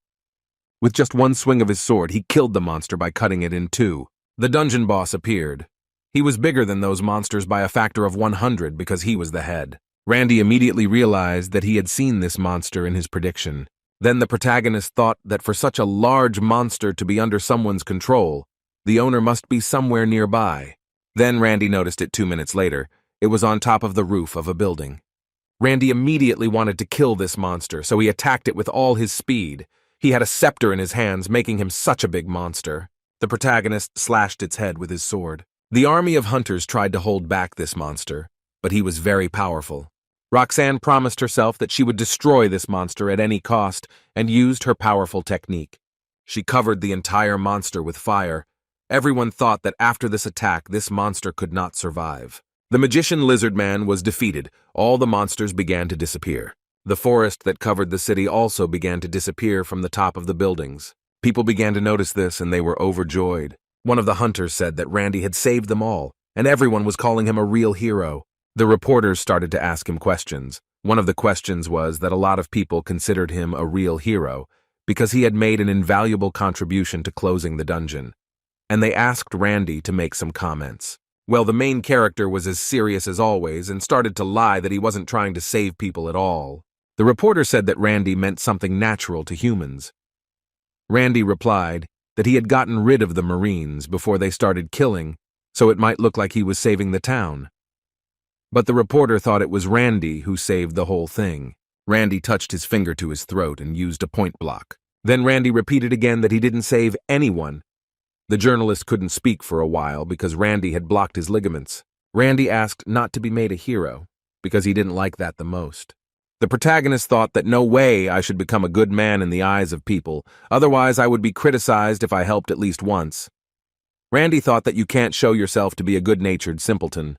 Carlton admired Randy and said he was incredible and wanted to be like him.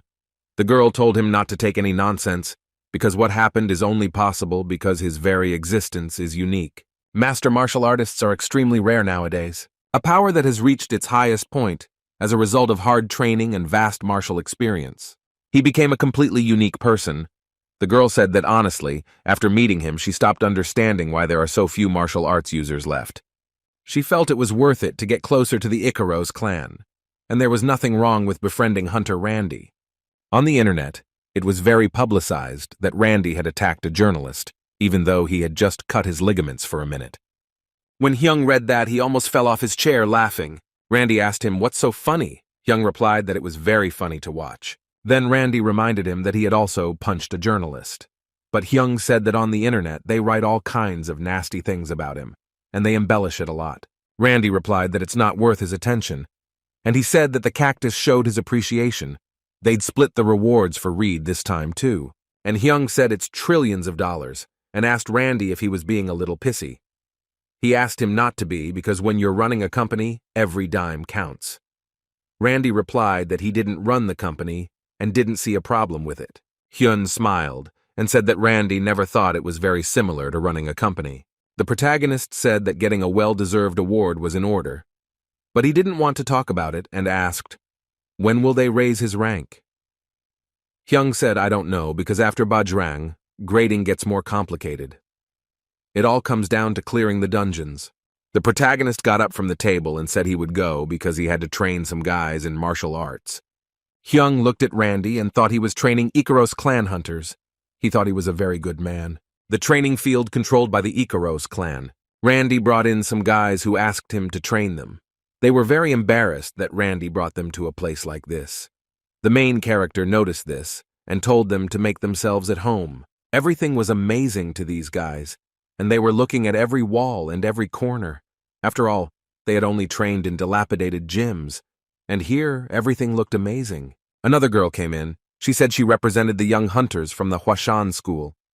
This girl's name was Iris. Then Randy asked if it was true. The man said yes, she was the best among us. Then Randy asked the girl if she was related to Teacher Xiao. The girl said she was his daughter, and how did Randy know that? The protagonist didn't want to talk about it, so he abruptly changed the subject and offered her water. The guy apologized and said he didn't mean to embarrass her. The girl said it was okay. Then Randy thought her father was in LA too. Eros apologized and asked when practice would start. Randy turned around and wondered if he had completely forgotten they were here for practice, and told them all to follow him. The main character said they would start the barbell squats. Since they were all hunters, this shouldn't be too hard for them, Randy thought. The guys didn't really like working out in gyms and thought something would be much easier. Randy said they should start squatting. After all, they should feel the power of their inner energy and the strength of their muscles. With the title of Avatar of Training, his subordinates would get extra bonuses during their workouts. They didn't realize that the training they were going through was an amazing opportunity for them. No constellation would fit them as well as Randy had fit them so well. The main character told them that they would train like madmen, no mercy for the body. The guys were completely exhausted. They had almost no energy left. Randy said they were done with the warm-up. The guys were shocked because they thought it was the end of the workout, but it was just a warm-up. The next workout began in the Ikaros training room. Everyone was surprised because there was a very nice beauty from the inside. All the guys realized this was the place to get great results. Randy said that for martial arts training there was nothing better to use the terrain of the area. He used a swamp that was very sticky. The swamp was knee-deep.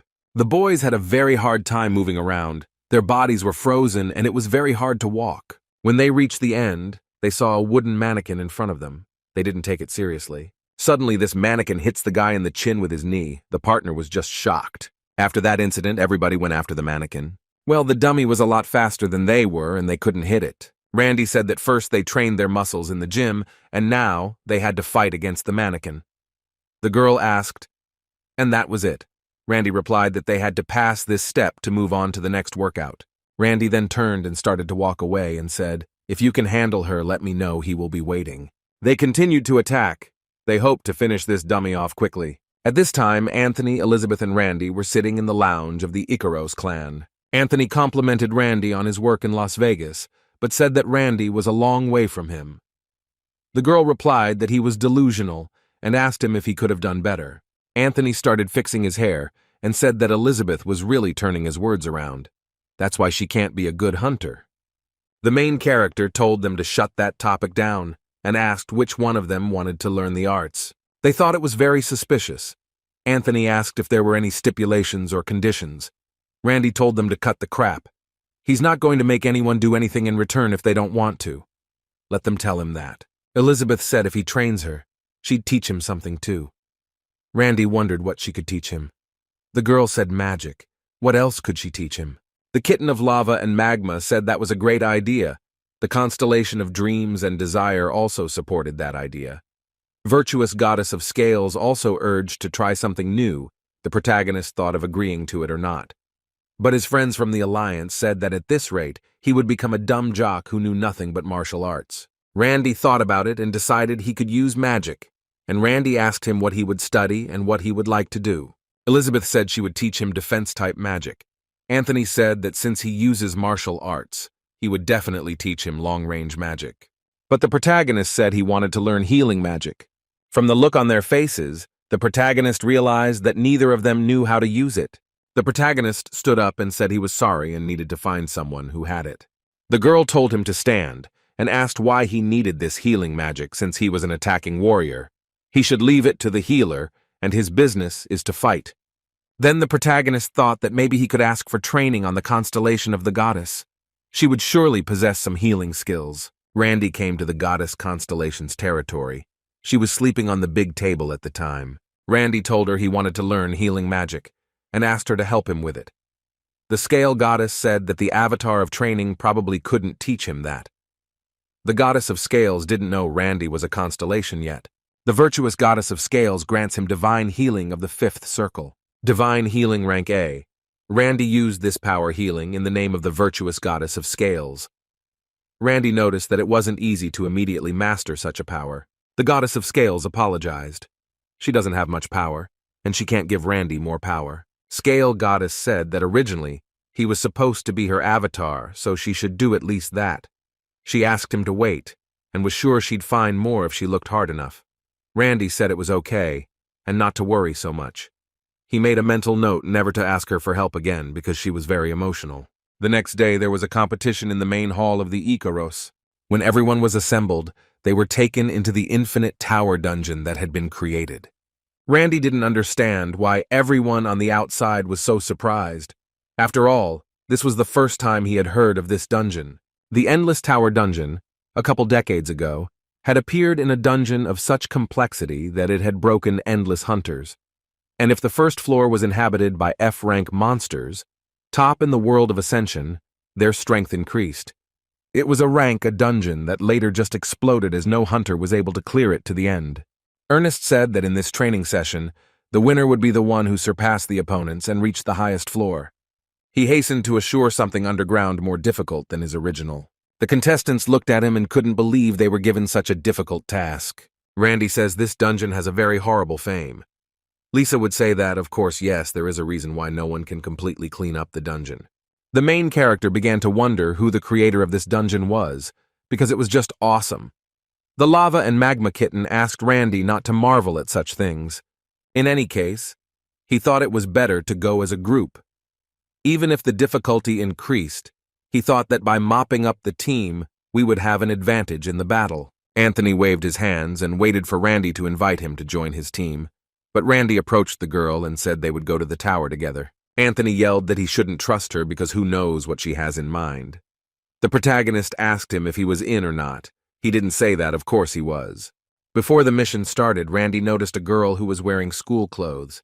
He thought she was a schoolgirl or a student. He started to look at her essence. Her name was Ile. She is currently a servant of a constellation. Randy couldn't see her essence completely. The protagonist was surprised that she serves the constellation, and she also has quite rare skills. Elizabeth noticed that Rennie was staring at this girl, and said that judging by the clothes she was wearing, she was Ivy. Randy asked what Ivy was. Elizabeth said it would be hard to explain, but she would try. Lately, there are tons of private schools that teach the awakened. One of the most popular among them is Ivy. Anthony started bragging again and said he graduated from an Ivy school, too. Randy replied that they didn't ask and they weren't interested. The girl noticed that they were looking at her and decided to approach them to meet them. Randy extended his hand and said it was his pleasure and asked if she spoke English. The girl wondered how he could understand her. Randy replied that he had that skill and he understood the language. The girl said she knows French, well for Contra to talk. She spoke a little more Korean. Anthony and Elizabeth watched this and couldn't figure out what language they were speaking. It didn't say it didn't even know what language they were speaking, but they looked pretty happy. Randy decided to be curious and ask what constellation she was serving, but the girl replied that she could reveal his name because of the treaty. Then Randy realized that it was a constellation with complicated arrangements. The protagonist said that they are forming a team and invited the girl to join them. The girl said that she is happy with this offer and will fight with them until the end. Randy said that it would be very awkward if they communicate in different languages and asked her to switch to Korean. And after that, they got out a translation device to make it easier for them to communicate. At this point, another partner of their acquaintance Smallwood came in. Meanwhile, The Avatar's training area is a fortress of blood. The monsters continued to train on the tactics of the Odagon. At this time, Randy asked Odagon to go with him to a good place. Odagon happily agreed. He was very happy that his master finally needed him. He thought there was a big crisis. Before leaving, he told the Marine not to even think about resting from training and promised them to come back soon. Odagon realized that this was a fake dungeon he really liked. This is the dungeon because of the different monsters. Anthony said about Odagon that he was just a hunter with a pretty face. People should be like me. Anthony thought he was beautiful and extremely capable in everything. Odagon got very angry with Anthony and said he would show him how capable he was. Randy held him by the shoulder so he wouldn't do anything stupid. The main character pointed his finger at him and said he would be replacing the hitman. Randy asked if he knew how to use healing magic. The Odagon said he would know a little, but it wasn't what he specialized in. Randy took him by the neck and told him to use healing magic this time. Their team came out of the portal and were ready to do the tasks. Before they began their assignments, Randy wanted to show them something. They were books about the entry-level martial arts that his Avatar training master had given him as gifts. The comrades looked at these books and didn't understand why such strange titles and should they read it. Constellation said that if you learn these books, you can prepare even better for this fight. Elizabeth said, "Okay," and she will study and practice everything. Elizabeth told Aerie that Randy would teach them free martial arts. Aerie didn't understand why he would do that and thought Randy had nothing better to do. They walked into the first room. There was a crowd of skeleton monsters in front of them. The protagonist immediately said that he would keep them under control and divert all the attack on himself. The fight began. The protagonist immediately began to smash all the monsters in a row. After they destroyed them all, Randy thought it was too easy than he thought. Smallwood laughed and said there wasn't even any work left for him. Anthony was as arrogant as ever and said he could do it himself. Randy said they were done with the first floor and were ready to go up to the second floor. They went up to the second floor of the tower and were greeted by angry boars. Anthony didn't understand what was such an evil kind of monsters doing here, and there were quite a few of them. The Odagon immediately started using magic to restrain these boars. This technique was the great illusion of deception, a type of illusionary magic that destroys the mind of the monsters. After this technique, the monsters were very scared and crouched down in fear. Randy didn't wait either, and attacked them with all his might and called out to his comrades. He destroyed those boars with one attack. The boars scattered in different directions. It was still easy for him. Later on, the B-class monsters, the special wild boars, appeared.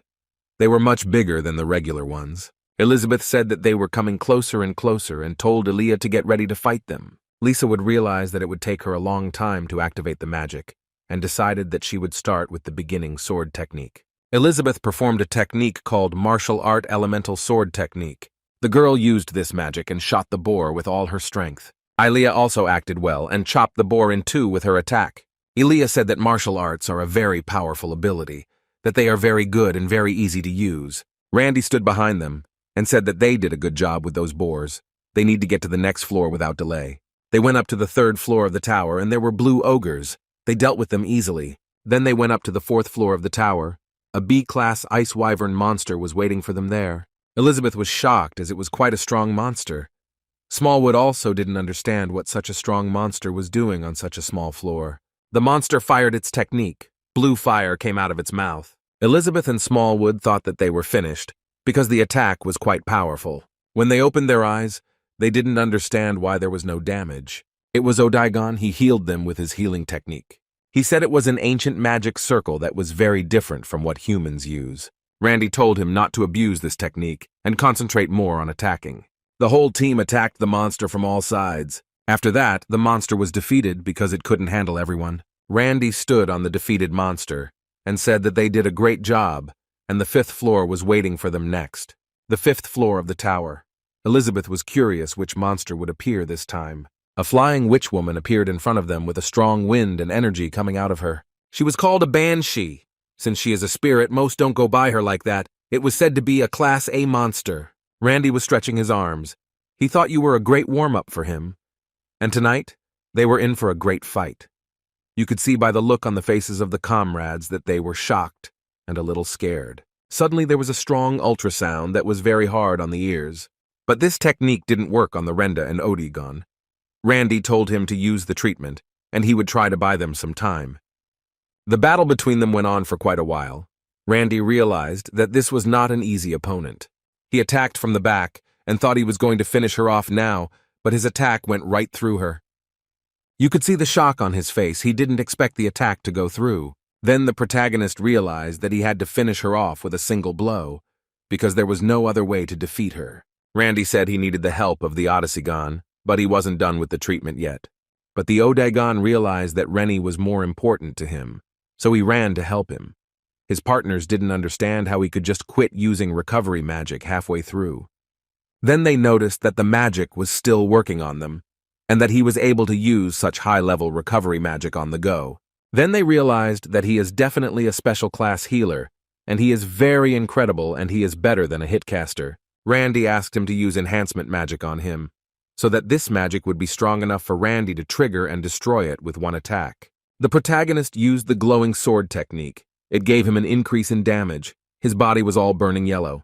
There was a very strong energy. Randy attacked with all his might and wanted to destroy her with one blow. He went right through her. Everyone thought that after this attack she wouldn't survive. Then Randy noticed that she was using amplifying magic, and it was stronger than he thought. So much so that Randy could not fight without any with limitations. The protagonist noticed that we were badly wounded and took his chance by cutting her body into pieces. After that, she self-destructed, and there was a very large explosion. Suddenly, they were informed that the dungeon had been cleared. Elizabeth didn't understand why it was so quick and so easy. No one understood what was happening. Then they thought that the 5th floor was the last floor, and they didn't understand what was the meaning of the name of the endless tower dungeon, if it only has 5 floors. Then the protagonist thought they really didn't know they were in a real fight. Smallwood said there was no deeper meaning. Then the head of Ernest came up to them and told them to get ready to go to New York. There was a plane waiting for them. Then he told them that there was a new dungeon, because the clan responsible for it had failed, and now it was time for Icaros to try their luck. Everyone rejoiced, for they finally wanted to fight in a real battle. They arrived at the east coast of America, Lego Long Beach. A lot of journalists were waiting for them at once, and wanted to ask a lot of different questions. The protagonist noticed that there were a lot of people. Burns asked what class the dungeon was.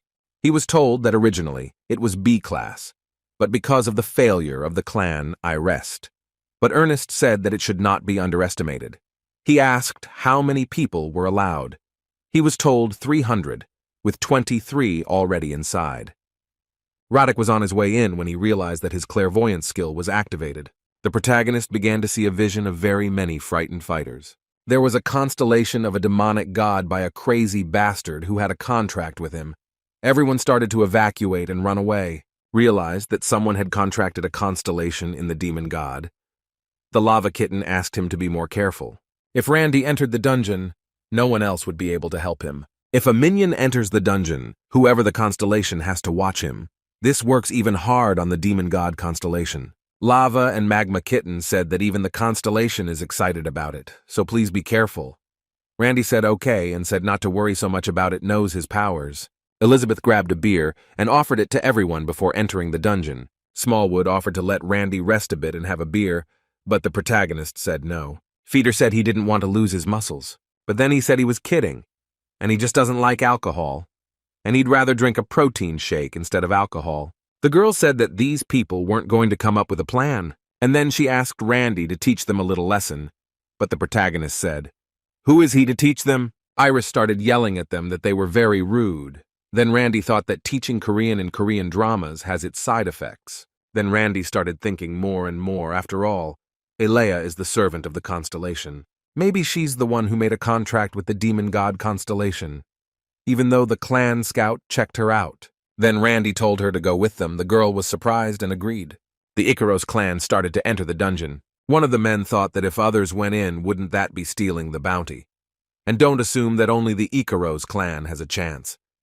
Anyone who clears the dungeon first will be the winner. The clans are just holding each other back. There's nothing wrong with that. This conversation was overheard by one of the hunters. He shouted that he would also enter the dungeon in an hour when you finish preparing. They entered the dungeon, but Elizabeth didn't understand what it was because they seemed to have entered a portal. But for some reason, they ended up in some strange place. There was a very strong wind, a wind called the Wind of Chaos. It started to separate the contenders. Randy realized this was very bad. Then the parents ported to another place. He realized that he was alone and they were separated. In front of him lay a strange man. You could see he was tortured. He was very thirsty and asked for water. Randy took the water and started to give it to him. He told him not to hurry and to drink the water slowly, for if he hurried, he might hurt himself. While he was drinking the water, Randy asked him what clan he was from. The boy answered that he was from New York and his name was Arinaz. The protagonist asked if he had seen any of the other hunters from his clan, and Arinaz said he hadn't. Then he recognized him because he's Randy himself. He's the Korean hunter, a martial artist from Las Vegas. Randy said this was no time for chit-chat, and asked what happened here, and asked him to summarize the current state of affairs. Then Arinaz told him everything. The hunters grunted into the dungeon first. As soon as they entered the dungeon, they were immediately separated like us, and while they were searching for their comrades, they were attacked by monsters. Besides losing their weapons, Arinaz broke his leg and fell. Then Randy thought it was a two-headed chaos hound. After all, it's pretty hard to port after something like that. The guy was surprised by its skills, and said that it was expected from the Ikaros clan, because he even had information about the monster. The protagonist stood in front of him and said they had no choice. Arinaz was scared, because he thought Randy was going to kill him. Randy said he was just going to heal him early, and wouldn't do anything to him. Arinaz told him not to say such stupid things, for he didn't believe Randy would be so benevolent. Randy went up to him and said he was going to help him straighten his bone first. There was a very strong scream, for the pain was terrible. Randy said that now he had to use healing magic, but concentration was important since he wasn't that good at it yet. He used the Scales goddess healing technique. The goddess healing power increased a bit. The guy's leg started to heal, for Randy had used high-level healing magic. The guy was surprised that he stood on his leg, for it was still broken a second ago. The main character took him by the shoulder and told him that he was done and would take care of himself. Arinaz thought that it was the first time anyone had ever seen someone use healing magic on a human. When he ran after Randy and asked him to join him, Randy told him that he didn't even know what monsters were or what they were like. Arinaz said that although I don't know much about them, he was familiar with the area. Randy contacted the Odaigon through magic. Odaigon was very happy to hear from him, for he did not know where he had disappeared to. He had found the other hunters of the Ikaros clan, and very quickly. For his own safety, he had put magical markings on their belongings. That's why he was able to find them so quickly. Randy said he was going deeper into the forest anyway, so he asked them to bring the others to him. Along the way, they came across a two-headed monster. Randy said that it was a chaos hound. The protagonist had already fought this monster often. This monster was about level 150 and could improve its skills every day. Randy used the heavenly finger and shot at the monster. He hit them in the face. He managed to blind them for a while. Randy realized that he had to take his chance and cut this monster into 2 pieces. Randy said that knowledge and strength, it's a lot easier to defeat, and he just needed to understand its attack, dodge it, and attack. Randy began to cut the monster into pieces. Aragaz was puzzled and asked what he was doing. The protagonist said he had no supplies left at all, and there is no poison in this meat and we can eat it. Aragaz was shocked that in the Ikaros clan they have valuable information, but he thought that monster meat was nasty. Randy felt a few hunters on his right side. He couldn't figure out who they were. Aragaz said there was no one there and he was imagining things, but Randy insisted and said that he heard some talking and they should go check it out. They saw a bunch of hunters in front of them. Aragaz didn't understand how he knew about it, or how he heard them if they were far away from them. One of the hunters recognized Arinaz. His name was Ichidore. They were surprised that he had survived and asked what had happened. They wondered who was near him. Said he to you from Ikaros, he told them that Randy had saved him and healed him and gave him water. The other hunters thought this was nonsense, for they were surprised that he had helped another clan. Randy was revered, his existential system increased. Randy couldn't understand why it was getting higher and higher. He hadn't felt such a rush of power in a long time. Aragaz said Randy was using a healing technique. Although he had nothing to do with him, Randy asked him to stop because he didn't like praise very much, but he wouldn't stop. Then Randy said he was stubborn and knocked him out so he wouldn't talk too much. Randy warned him to stop. Better to hear the man who saved his life. The other hunters were shocked at Randy's behavior. They thought he was crazy for hitting a member of his clan in front of them. They didn't understand why he hit the hunter who praised him, but they thought he knew his business. Randy asked why there were so many people here and was told to look to the right and then he would understand. The The protagonist saw a golden sandbox in front of him that was counting time. Randy felt a very strong magic from this device. Then he was asked what it was. Randy replied that there was summoning magic. He was told that the sand had been falling off since they came here. Randy thought the boss would probably be summoned, and they were waiting to kill him. Then there's a chance the constellation of the demonic god and the guy who made the contract with him are here. Randy used his eye power to see who was capable of what. He started looking at everyone to see who was cooperating with the demon boss, but he couldn't discover which one of them even used the eye constellation. Well, Randy was sure they would reveal themselves when the time came. Traitor with a poisoned dagger. That's the name of the constellation of the demon god who contracted with the hunter of the Ambetus clan. It's actually not such a strong constellation, but compared to mortals, it is too powerful. With a bow, it's also difficult to determine how strong their master is. Jurez mistakenly believes that his master is one of the strongest in the abyss. He always said that he would make sure to do his best, because his master should be satisfied. Probably when the sand in this watch is finished falling, the boss will appear, and that will be Randy's chance. The clan suspected Randy had something wrong with him.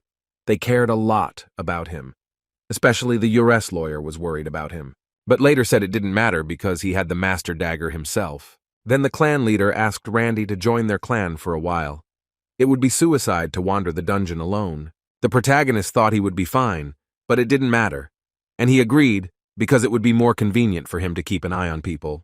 They offered him food because they were worried that Randy was hungry. One man said he could give his portion and give it to Randy, but the leader said he'd only recently recovered, and he shouldn't. Everyone started to eat lunch. It was obvious that everyone was hungry, yet they were trying to eat their rations sparingly.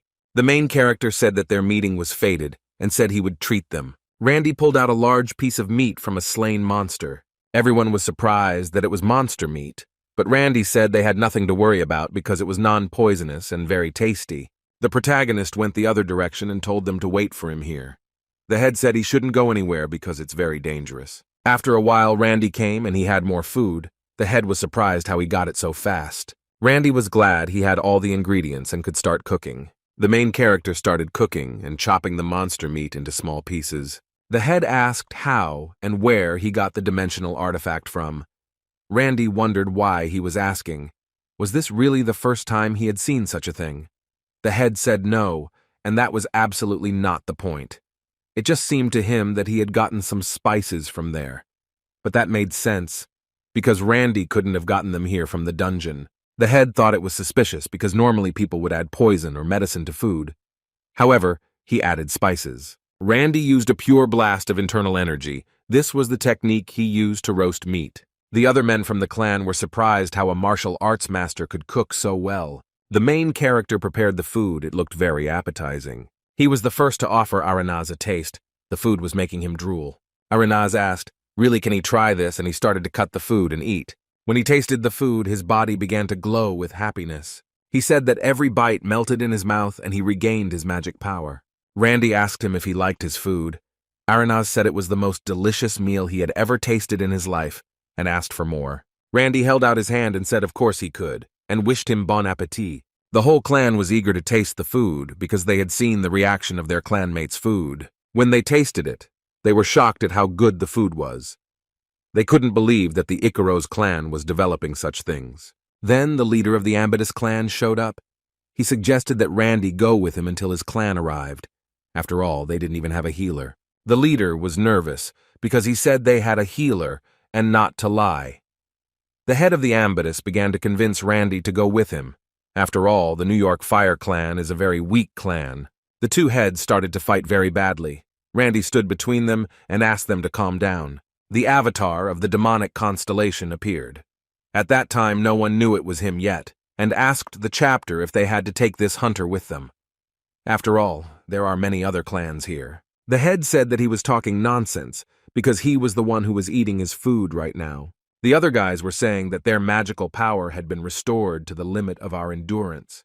It would be difficult for them to launch a surprise attack here. Suddenly, everyone noticed that the time on the clock had run out and waited for danger.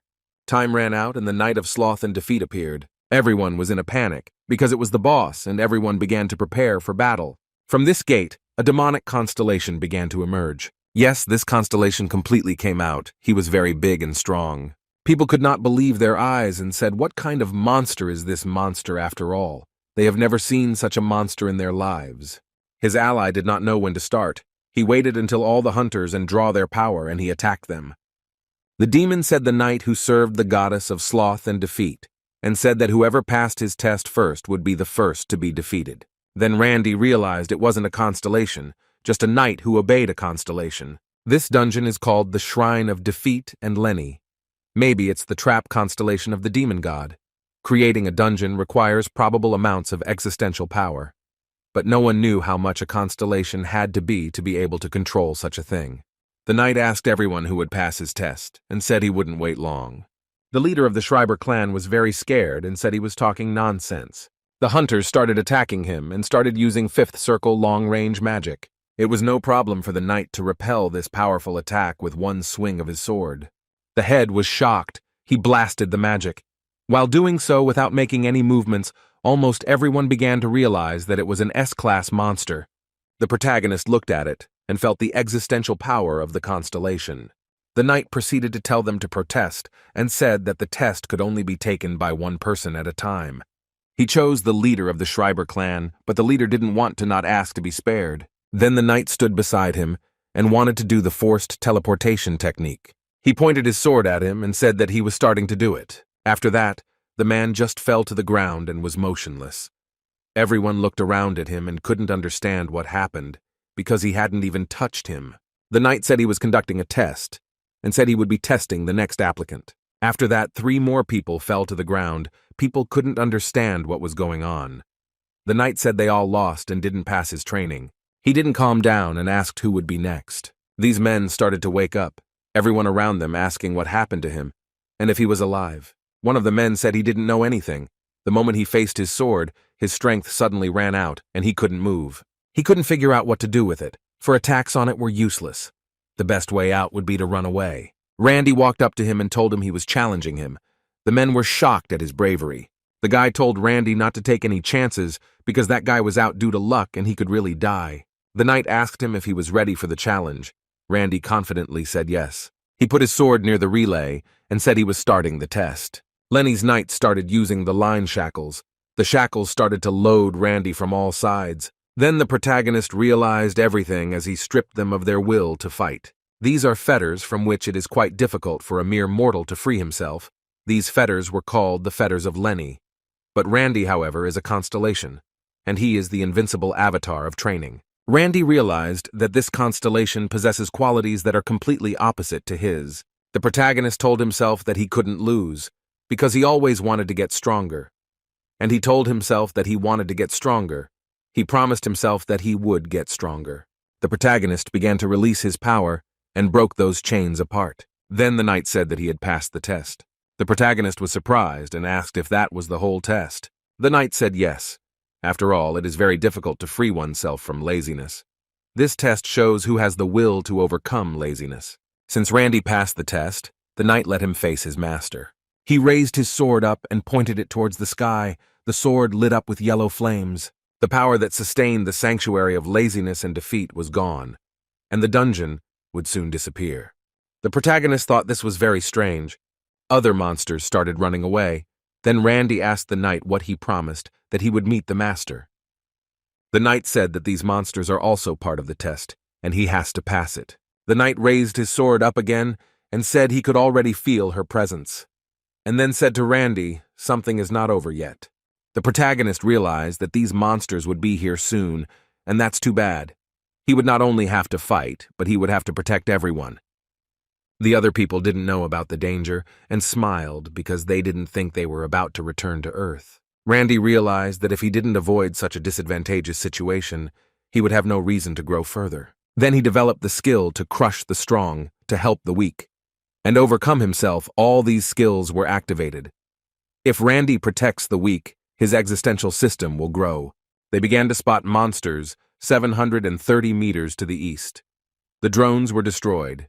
Heat sources of strange, medium-sized monsters were detected in the south. People didn't understand why can you get more, since they had already enlisted the dungeon. Nevertheless, it was a special place, and they needed to hold out until the dungeon disappeared. Everyone began to prepare to use magic. Then they realized that they weren't even waves of monsters, and they didn't realize there would be this kind of trouble here. Then Randy shouted to everyone very loudly for them all to get together and fight until the end. The head said, "Why should they get together? Because if they do that, they will provoke the monsters to attack more." Randy replied that they are coming here anyway, and asked that they listen to him and get together if they didn't want to die. This was the important part. His level had reached its limit, and he was thinking about what martial arts to use right now. The protagonist decided he'd get their full attention, and he ran at full speed towards them. He appeared around these monsters and he was serious. He dodged the monster's attack and used the heavenly finger. Randy made the monster very angry and started running away from them to get their attention. The protagonist noticed that more and more monsters started running after him. Hunters did not understand what was going on there, because there was a very big sound and a lot of monster. No one has never seen such raids in their lives. One of the heads shouted for them to help Randy because it was hard for him alone. They said he was right, and started using skills as the monsters gathered in one place and used an area spell. The protagonist told them to keep shooting at them and not to worry about him because he dodged their attacks. The head said that the martial master was much stronger than he thought and had never seen such strong warriors. One of the guys thought that because he had attracted the monster's attention, they were able to focus on attacking. And after that, he wanted to become a martial artist himself. Randy continued to distract the two-headed monster from the hunters. This monster was quite fast and big. The protagonist used the golden blade technique. Its speed was so fast that a strong blue smoke formed behind it. The monster fell to the ground. There was a very strong sound as it was very big. The other hunters couldn't believe their eyes because he had knocked such a big monster to the ground with one attack. Randy sighed heavily and said it was over. The other hunters began to come up to him and tell him how incredible a fighter he was and how cool he was. One of the traitors realized that he needed to kill as many people as he could before the dungeon closed. Otherwise, his master would be furious. He realized he had to get rid of Randy first, because he was the most dangerous fighter he'd ever seen. Looking and seeing that no one was looking, he wanted to sneak up from behind and attack him. He swung his blade and yelled, "Die!" He had a big bloodlust. At first he thought it was very easy and surprisingly simple. But Randy just blocked his arm and he poked himself with the knife on his own arm. Randy asked him what he was doing. When he asked Randy if he suspected him from the beginning, the main character told him to get on his knees and drop his dagger. If he agrees to cooperate, Randy will pity him. He starts threatening Randy and says he doesn't even know who his master is. Randy replied that whoever he is, there is nothing he can do right now. But he replied that it's not over, and Randy is just a weak hunter. He then started yelling hard that Randy attacked him and wanted to kill him. They couldn't understand what was going on, and who was attacking who. He showed his wounded arm and said that Randy poked his arm. But the main character said the man was trying to stealthily kill him, and the dagger was stuck there because he fought back. The man said he was lying. I mean, how could he fight back if he said he jumped out of nowhere? Two men said that they were recording the raid and watching it on camera, but it was hard for them to see the picture because they couldn't see the scene. The man kept saying that he had attacked him and should be detained, but the head doubted it. The man said that we were from the same clan and they should protect him. The chief replied that he didn't believe Randy had attacked him and could do that. Well, the other hunters were more suspicious of the man and thought he wanted to kill Randy out of jealousy. Then the man said they believed him because he gave them meat. But the chief said he ate the most and there was nothing wrong with that. The head said he wasn't a bad man. If he didn't stop, they would blame him. The man got very angry that his clansmen didn't believe him, so he drew his dagger. He released a poisonous mist to poison them all. One of the hunters said he'd take care of him, but Randy said it was dangerous and best to stay away for now. But the hunter was very confident, because he considered himself a B-rank hunter, and Juras was a C-rank hunter at best. He was sure he would deal with him. Randy said that he had contracted the demon god constellation. He better not be underestimated.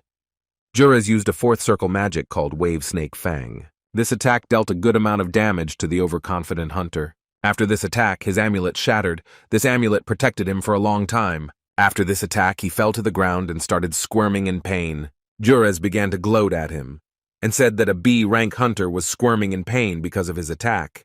Then he wanted to use that attack to kill the hunter and wish them dead. The protagonist started to approach him and said that he was the only one who was finished. Juras yelled at him not to make him laugh.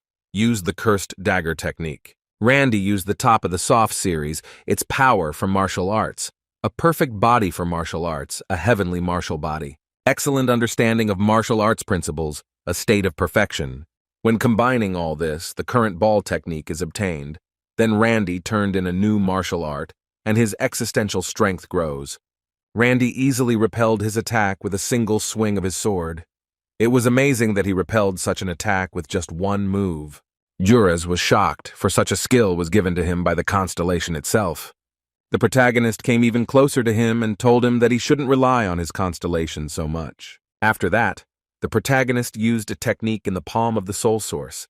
This technique was a high-ranked technique. Juras was very badly damaged after being hit, but he escaped thanks to his technique. The traitor's magic power protects Jura's body.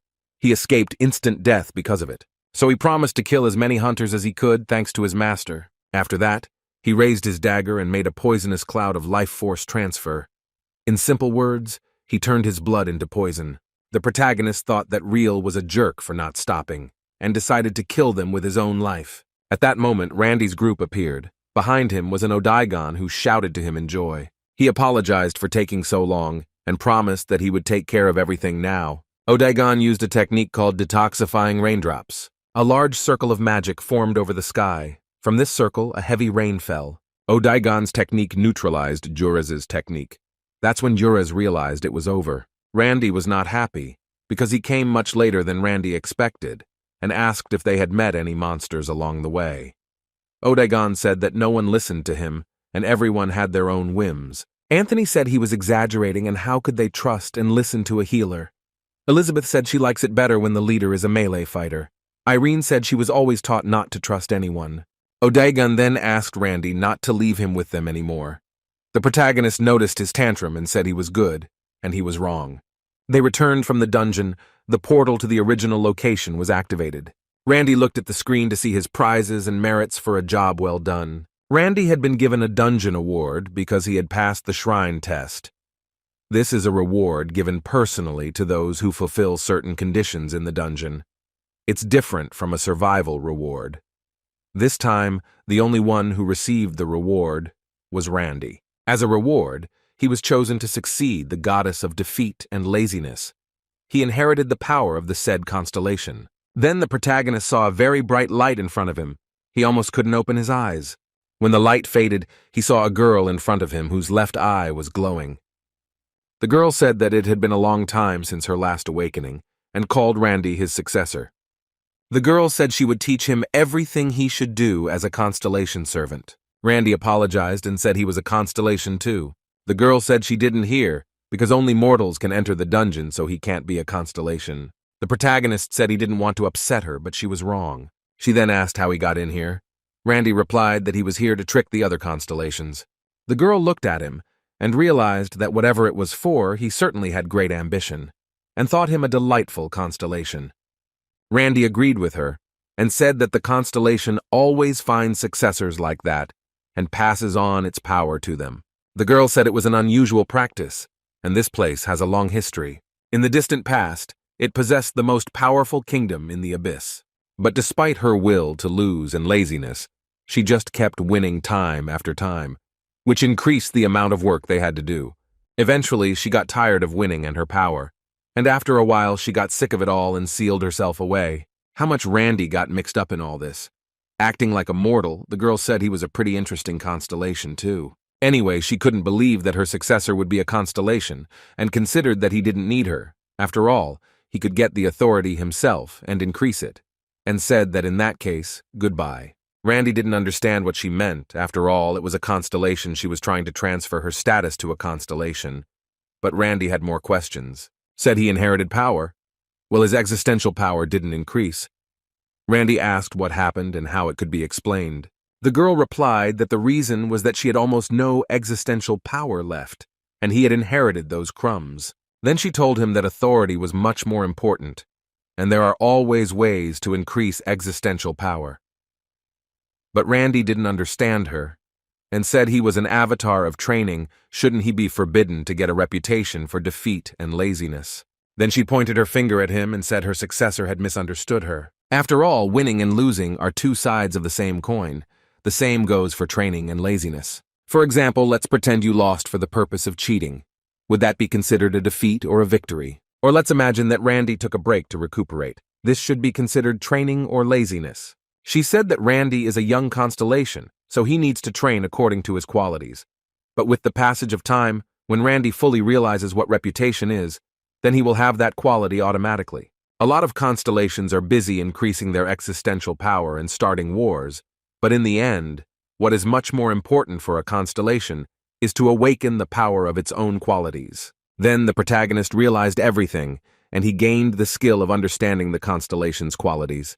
His strength grew. Randy discovered a new skill called enlightenment. Thanks to the great enlightenment, Randy is no longer bound by the constellation quality. Randy thanked her for explaining it to him, and he learned a lot more. It was obvious that the girl was sad and said she was glad too, and said goodbye. Randy said he was her successor and asked her for a favor, so he could call her in times of need. The girl smiled and said that of course he could, but he was kind, so she thought he wouldn't do it. Randy disagreed and said he would call her if he had to. She grabbed him by the shoulders and said she hoped he wouldn't do it often. Randy said he would try, but made no promises. His meeting with Goddess Lenny was over. After Randy left the shrine, he would return to Earth. Then Randy thought about many things to ponder over things of great magnitude and realize their essence. Then the protagonist remembered that he used to be devoted to his martial arts, but now he will try his hand at cooking, magic, and others. Randy instinctively realized this, that training wasn't just a small part of life. Anything that happens every day could be considered training. Then Randy thought his mindset should become more flexible and promised himself to train without limits. Randy came to visit his friends from the Alliance. The protagonist asked if they were expecting him. The goddess of desire answered that of course they were, because they had lost contact with him as soon as he entered the dungeon. The girl said that the servant contracted by the constellations of the demon god and also contracted by the constellation in Lenny. If the contract is valid, there's nothing wrong with it. When Randy can figure it out, it will become his power. Randy got the impression that what they say conditionally is their business. He waved his hands and said he had no idea how he could use his reputation when it came to defeat and laziness. Then the goddess of desire suggested that he use defeat because of laziness. But Randy said that didn't make sense. Randy asked them. They found something about a traitor with a poisoned dagger. The goddess of desire said it didn't seem like the traitor was strong enough for the constellation. In terms of rank in the constellation war, then Randy is about on the same level with him. Then the protagonist said he didn't have to worry about him much. But there's a bad rumor going around about him, that the traitor specializes in various schemes and tricks because he's a nuisance, as his servant or subordinates can launch a surprise attack. The goddess of desire said that his name is Constellation Randy, the beginning of the constellation mentioned in the game. Kat says that what happened to the warrior Madness and Blood and in the dungeon certainly attracted the attention of the constellation. The next day their team was all assembled. They came for lunch. Randy didn't understand why they asked him to eat here, because he thought they could eat anywhere. Smallwood told him that being in New York, he should go to George's Hunters. Anthony also added that Randy had said he'd never been to that restaurant and promised he'd like it. Hunter George's, one of the few restaurants in the world that cooks monster meat. When they entered this building, they saw in front of them an aristocrat who complains about everything in this life. The aristocrat said that it should be oily. From biting into it, the oil should drip off. Anthony said that of all places, it was George's Hunters that he complained about, and thought he was a strange guy. Then he greeted them and asked them if they were of the Icaros clan. Elizabeth recognized him. It was clan leader Schreiber. Randy had met him when he fought against the knight in the dungeon. Schreiber was happy to see them too. Schreiber shook Randy's hand and thanked him again for what had happened in the dungeon. The protagonist replied that it was nothing special and asked what was wrong with the food. Schreiber said that he asked them to recreate the monster dish that Randy had made, but they couldn't do it no matter how hard they tried. This conversation was overheard by George Manuel, the owner and chef of a restaurant called Hunter George. He was very surprised to hear that Randy had cooked a monster dish. Monster cooking is a very rare skill. George is a master at cooking only monster dish. People who have the same talent but a different vision is of real interest to him. George approached Randy and wanted to ask him for a favor. He asked him to give him a masterclass on a dish that Randy had made dungeon. Randy told them right away that he wasn't a real chef and that they shouldn't expect too much from him. George said he wouldn't get his hopes up, although he looks like he's looking forward to it like crazy. Randy put the Minotaur meat on the table. It was some of the best meat ever. Randy touched the meat and wanted to make the ingredients soft by injecting internal energy into the hard meat. This is the recipe for meat Randy trained in the abyss. George Mehta looked at it, and it was very surprising to him. After all, normally, they would have had to accumulate mana for several hours. Randy said that he was preparing this meat using martial arts. He started slicing the meat at a very high speed. His movement made the meat fly upwards of 2 meters. The other chefs couldn't believe what they were seeing. Randy asked if he could use any seasoning. George, with a shaky voice, told him to feel free and take what he wanted. The protagonist put the meat in a skillet and used Mage to start a fire and to create a unique flavor. Randy showed him what he'd done and said there was nothing supernatural about it. George said there wasn't, and he was very unbelievable. Then they served Randy's meat to the customers to try. They really liked it. It was very tasty. The next day, Hyung asked Randy a question about the dungeon. Randy said that nothing happened. The demon god constellation servant attacked me but was not very strong. However, just by looking at the published information, Hyung realized that Randy had done a great job. And to think even better, would it be considered normal since he's a constellation? Hyung said that in any case, that he had called Randy in time. Then President Nguyen, otherwise known as the head of the dragon artifact, walked in the door. Hyun asked Randy if he had any idea what he was doing. Randy replied briefly that he didn't. Hyung asked if he knew what a monster's core was. It is a monster's total mana. Nowadays, many companies are developing their energy business. They even make artifacts out of it these days.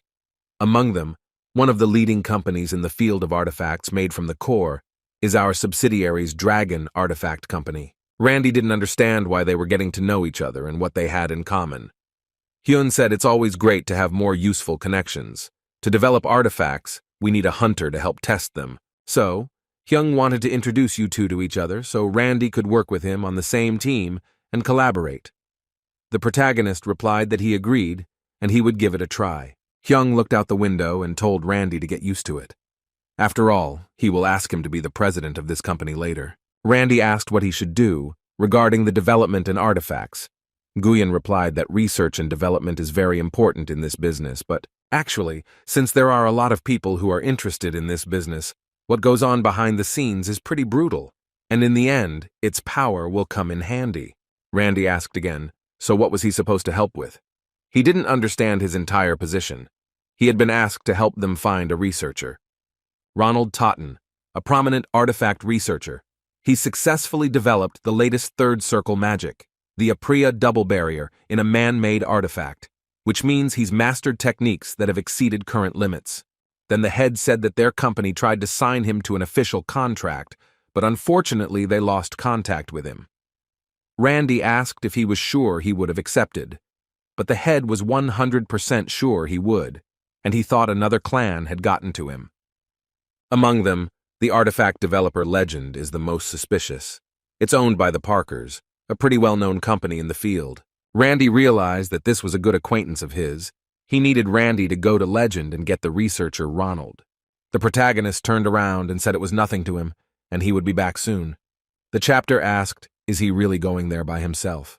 Randy replied, of course, because it was a regular thing for him. Randy was pretty sure that was not the case, and remembered that he had his comrades and thought, why don't you take this opportunity to teach them martial arts? The CEO had mentioned his recklessness.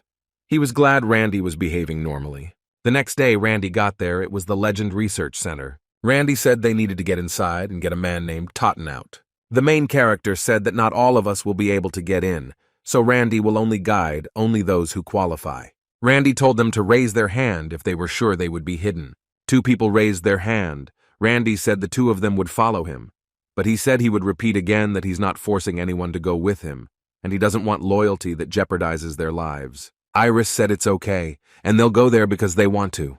They started to break into the building, and the other 3 men were watching them, not sure how they were going to get in, because the security was very tight. One of the guys said he was sure he already had plans for it. Maybe Randy had prepared some kind of equipment that could disable the defenses. After all, this guy's an Icaros guy. Suddenly the alarms started. Randy couldn't figure out where they were coming from. Randy said it was on the other side of the building and there was something going on. The protagonist closed his eyes and started to listen to the sound. Randy heard that they were talking about the servant master illusion. Then Randy remembered. A powerful constellation of the Word of God that has taken over Mexico. Kat says then if the constellation can take over one of the countries on Earth, it should be in the top 20 rankings. Randy sighs and says it's only 127th in the rankings, and it would be hard for him to handle it. So Randy decided to ask the goddess Lenny for help. At that moment, she was relaxing and watching a soap opera. Randy turned to her, and you could see on her face that she wasn't expecting it. The goddess said he should only call her once every 1,000 years. Randy said he had told her before that he would come when he needed to. Anyway, he asked if she knew about the Master of Illusion. The goddess replied that he was a brat. Randy didn't understand her words. He said he was in the top 20 constellations, and how could he be a brat? Then the goddess said that during her time of activity, she was always attentive to what the other constellations thought, and kept an eye on the different constellations around. He was a willful child. He spent time with the Master of Slowness and Silence. Master of Slowness and Silence, one of the most famous constellations of God's Word on Earth, though it did not perform any notable actions. But during the Great Invasion, it took over northern China with overwhelming force. Then Randy thought that the Master of Illusions must also be a very powerful constellation. Moreover, he was a subordinate of the Master of Silence himself. Then Randy asked the goddess if she knew anything about the Master of Silence. The goddess replied that yes, then he was also a strong constellation. So the goddess advised him to focus on the Master of Illusion now. Randy said he would, and thanked her. The character said he would call her out until the fight was over. Randy said someone is already confronting the Hunter of Legend. In the meantime, we're going to try to get Ronald. The girl said that's a good idea. Randy said for them to hold on to him as he plans to run with them in his arms, holding the two of them. He took the two of them in his arms. It was pretty weird to watch. They were very light for him. According to the information from Nguyen, Randy thought that was where the hostage was. Then Randy jumped up. The height was very high, their faces showed everything. They climbed to the highest floor and started looking for Ronald. It didn't take them long to find him. He was tied to a chair and blindfolded. Randy said they were from the dragon artifact, and asked him his name. They took off his blindfold and said there was some fighting going on outside, and there was a major clash. I was told it was another group of people. Either way, he said he was brought here against his will. The protagonist said that was great, and promised to rescue him and take him right away. Then Totten asked to save his friend who was in the next room. Randy said sure, and drew his sword. He slashed that wall with ease. It was pretty loud, and the girl was afraid lest they be heard. They saw a black-haired guy who was also blindfolded and blindfolded. Randy realized that he was also Korean like him, and wanted to check his information with his eye. His name was Kim, level 97, strength 93. Dexterity 91, endurance 98, magic power 171, intelligence 125, rank Ts+. So Randy pointed his sword at him and told him he knew he was a hunter. Didn't give him 3 seconds to tell him his purpose. Kim said he too had come here to save Ronald, but earlier said industrial spy, and couldn't believe that Korean clans have industrial spies too. It was amazing to him. Randy said they would give details later. It was in their best interest to get out of here first. Suddenly there was a big earthquake, and everyone had only one question: what was going on? Up above they saw something glowing. It was a shining octahedron of illusions. This is the Servant Master of Illusions. Randy realized that they had to be careful with it. Randy attacked this red crystal with his mighty sword. From this attack, the building started to collapse, and everyone realized that this building would not last long, and they might die. Randy shouted for them to follow him and promised that they would get out. They landed in time. Well, Randy thought they'd finally get caught. After all, they were very loud. They were asked to reveal their identities, who they were. The girl was ready to fight, because she realized there was no other way out. Then Randy asked them that they were in danger because of the servant constellation, and they are here to help them. Then one of the bosses said that he didn't know who he was, and why they suddenly appeared without any warning. Randy said there might be spies among them. The boss didn't even know whether to believe him or not, because they seemed suspicious, but he speaks very confidently. The girl said that he wanted to deal with the servant and the pawns of the constellation from the beginning, but she wasn't sure. Randy asked how that red thing came to be, but was told that they didn't know, that people had suddenly summoned countries and it had appeared. Randy said he thought it probably wouldn't last long, and it would come to the area again once some time had passed. Cole said it looks like it's being held back because Randy is a servant who is getting a lot of attention lately. It also seemed like the constellation was interested in him. Octahedron wants to see what Randy can do. Randy's ability. Then he would be guaranteed a place among the lower-ranked servants. So Randy ordered his boys to protect Ronald and keep him safe. Randy drew his sword and fought off the Octahedron's attack. The fight went on for a long time. Suddenly he spread black chains, and they were quite dangerous. Randy was shocked by this technique and asked the goddess what this ability was. The goddess said it was a power that makes time betray its allies. Randy saw an eerie scene in front of him. All his allies were turned against him, and their eyes were red. Then Randy realized what the power of the constellation was. He realized that he would have a hard time fighting against his allies. The other guards were surprised. They didn't understand why their partners were attacking them. Randy asked Iris to send a signal for help to all the members of the Manhwa sect. Randy had the skill of subduing the powerful activated and help glory. If he managed to protect the hunters in this area, his existential power would increase. Plus, the skill of self-control was also activated in case your services managed to overcome the situation. Then his strength would increase. Randy realized he had to be careful with them and not kill them. So he used the point block technique to paralyze them. Randy did it pretty quickly because his opponents were weak. His partners looked at it and said it was unbelievable. They wondered how he trained to get such good results. The head said that Randy had to stop because he could hurt normal people. Randy replied that he chooses his targets carefully and said not to worry. A shining octahedron of illusions. He's thrilled with Randy's abilities. He thinks that Randy is well suited for the role of his rumors. Randy promised that he would definitely take care of stomping his master in the constellation battle. After sealing Randy's sword, he was sure he would stab him with one blow. Well, this attacking him wasn't even for a cause, as he had a pretty powerful barrier. Octator said the attack wasn't that bad, and he was presenting Randy the authority of his skill with a red illusion. The protagonist didn't understand why he decided to suddenly give him a gift, since they were fighting to the death a second ago. After this gift, the Octahedron said goodbye and retreated. Randy didn't know what to make of it. He just said what he wanted and left. There were other people watching. They were in the black squares. They were the ones who summoned this monster and spent a lot of effort. But they were very upset that Randy kicked him out. The boss got to his feet and said that almost all of Paul's hunters had fallen after fighting with each other and started smashing everything. The men who were hiding in the cloaks attacked them, and they believed they could do it without the constellation servants. The protagonist told everyone to keep in line behind him. Randy trained and led the mortals. Plus, a new power was awakened. Roddy discovered the skill of forming a six-man ball. Randy and his team attacked them with all their might. People who believe in avatar training will get extra augmentation bonuses to the skill. Randy noticed that something was wrong here. He didn't understand why they weren't supposed to attack. These people are using some weird combination attack. Iris spotted her opponent and stabbed him in the back with all her might. The clan chief said, "What a surprise." After asking around, he realized Randy was a high-class hunter. A visit to help Richard Parker, since he's in the same clan, the clan leader thought. The leader asked how many dead we had on our side, but was told there were none. The head couldn't believe his ears and asked to double-check the reports. He was told that the information was absolutely correct. After all, they only fainted, but they're all alive. The head thought he thought Randy was just rampaging aimlessly. He couldn't believe there was no death. So he thought Randy was just lucky. That's when Richard came in and said he was fine. The head tells Richard that he has a very good comrade, because he came here to help, since he received news of the upcoming ambush. The next day, the headquarters of the dragon artifacts. Nguyen was very happy.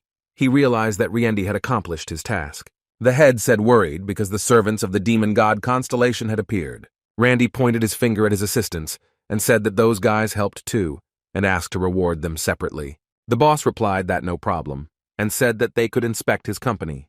The main character looked up and said, "Sounds like a good idea," because he was pretty interested to see what kind of company it was. When Randy looked over the company, he thought that this is where artifacts are created like a blacksmith. Kat says he is looking forward to seeing the blacksmiths of the humans. Kat asks Trendy not to forget who made his tools. Nguyen pointed to the door with his hand and said that this is where the prototypes are made, and invited us to go inside.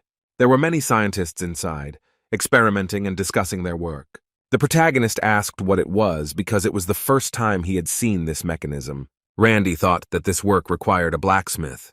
He didn't know that there were already special robots. Lava Cat was furious. He yelled and resented that this was not a forge. A forge is a place where craftsmen work in the face of scorching flames, and these horrible human bumblers just use robots. And saying it's wrong. Cat says he's going to show these people what a forge should be. Randy asked Nguyen to come in and get involved too. Nguyen didn't know how to answer, and didn't understand why Rennie wanted to get involved. The protagonist smiled, and said he wanted to try the craft for once, and said he'd appreciate it if he'd let him do it. The scientists looked at him sideways, and couldn't understand how he could create artifacts easily. They thought he was making himself look important, just because Randy was a hunter. Randy gathered energy in his right hand and swung it hard. There was a very strong sound and a very strong flame. The scientists were shocked because he hit with a normal fist. The scientists wanted to stop him, but Randy said he'd pay if he broke anything. So Randy used martial arts. The men stood behind him and couldn't figure out how he used a laser iron stone, used in artifact creation, in such a similar way. The cat exclaimed that his art was quite useful, and telling Randy to keep punching a few hundred more times. A fist inscribed with internal energy, stronger than any blacksmithing tool. Turning any piece of metal into dust is simple. Code exclaims, saying that he took Randy's abilities lightly. The protagonist made a very good sword. Brandy said that laser ironstone has the attribute of ice, hence he should use martial arts and ice energy. He made an ice short azure sword. Strength 200 out of 200, attack power 120. The skill blessing storm energy can be used. The protagonist held the sword up and said he was done making it and asked if they had done this before. The protagonist said it was the first time for him and told them to check its function. The guy held the sword in his hand and said he couldn't feel them even without checking, and to him it was an amazing product. And says that after the evaluation, he'll let Randy know the details and ordered to do a thorough analysis. Hyun calls for the sake and says he feels delighted with how their company is making money. The protagonist says he doesn't feel delight at all, and money isn't important to him. Hyun goes to the window and says he got an invitation from Alex Parker. Randy realized he was talking about the chairman of Parker's company, and asked what business he might have with Randy. Then Randy suspected that he wanted to get even for what had happened to Ronald. He was told that he didn't think so, because it was they who had originally kidnapped him, and they had the right to avenge him. But this old man is pretty unlucky. He's the kind of guy who's always scheming. Then Randy said that if he had a problem, took the whole settlement so that he would just destroy them. Hyung said he didn't think so, because then he'd have to justify him alone. The next day at the Icaros clan, Randy was getting ready for an important meeting. He dressed well to be prepared. He was greeted by the Hyung's daughter, who said her father had told them everything, and told him to get in the car. Roddy asked if Hyung seemed to hate the Parker family. Is Alex Parker really that evil a person? The girl hesitated and said she wasn't sure about that.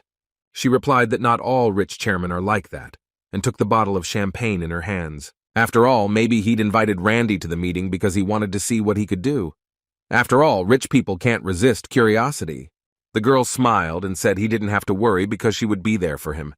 She promised to show Randy how to introduce himself and get along with the others. When they entered the room, they saw in front of them many aristocrats who were drinking a glass of champagne. 3 aristocrats were talking about politics and the future government. Their future and their state of money depended on this. The girl told Randy that they are all successful presidents of their companies and are very popular. The main character did not understand why he should say this because he saw these people for the first time.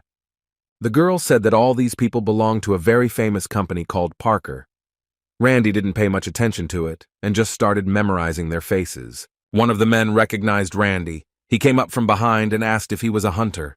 This man was beautifully dressed in a very expensive suit, and he said that their squat would like to see Randy and asked them to follow him. When they followed the aristocrat, the main character noticed that there were a lot of guards around them who were very vigilantly monitoring their movements. They had a very sidelong glance. It was clear that they were all in tension. Randy was very surprised when he saw even more guards. He was wondering what it was for. He understood that it was all for the sake of security. But there were a lot of them. They arrived at their destination. The aristocrat waved his hand, smiling, and said that they were expected in the office. He knocked on the door and shouted that he had brought the hunter Randy. From the other side of the door, they shouted that they could enter. When the main character entered the door, it was clear from his gaze that he was a little perplexed. He saw in front of him 2 men who were talking about all sorts of matters related to business. The director waved his hand and asked them to wait a little because he was busy. Randy looked at him and realized that something was wrong with this man. There was bad energy coming from him. It was strange for him to feel such a level of magical power from an ordinary person. It looks like this man is carrying a bunch of artifacts. The subordinate scratched his head and said excitedly that the chairman should trust him in this matter. The chairman said that he could leave. The man bowed and thanked him for this honor. It was clear that all his subordinates were very afraid of him. When the man left, the main character was able to check his data using his abilities. This man's name was Jerry Cooper. He was not awakened. Rank C+. Power given by the demon of contract and order. Any form of power associated with the contract will increase. Constellation with which the contract was concluded. This is a traitor with a hunted blade and a demon of contract and order. Randy understood that someone was entering into a contract with the constellations of the demonic god, and with two at once. The girl approached Randy and whispered in his ear that this was the president of the Food Fisk, and he was a rather difficult president. The main character answered without any reaction that everything was clear to him. Randy thought why he was able to examine that guy, because the details should have been revealed by the mask skill. The president told them not to stand and sit down because he had a very serious conversation. The girl began to worry very much because Randy addressed him informally. Because of this, there were a lot of consequences. The president poured himself some tea and said that he had heard a lot about Randy. After all, he was recently proclaimed the first star of Korea. The main character did not begin to be modest, and said that he had heard that lately he had been called that often.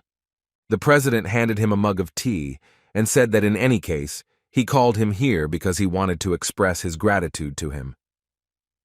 Randy didn't understand why he should be grateful, because this was the first time he had seen him. The president smiled and said that Randy not only protected his research laboratory from the attack of the demon god constellation.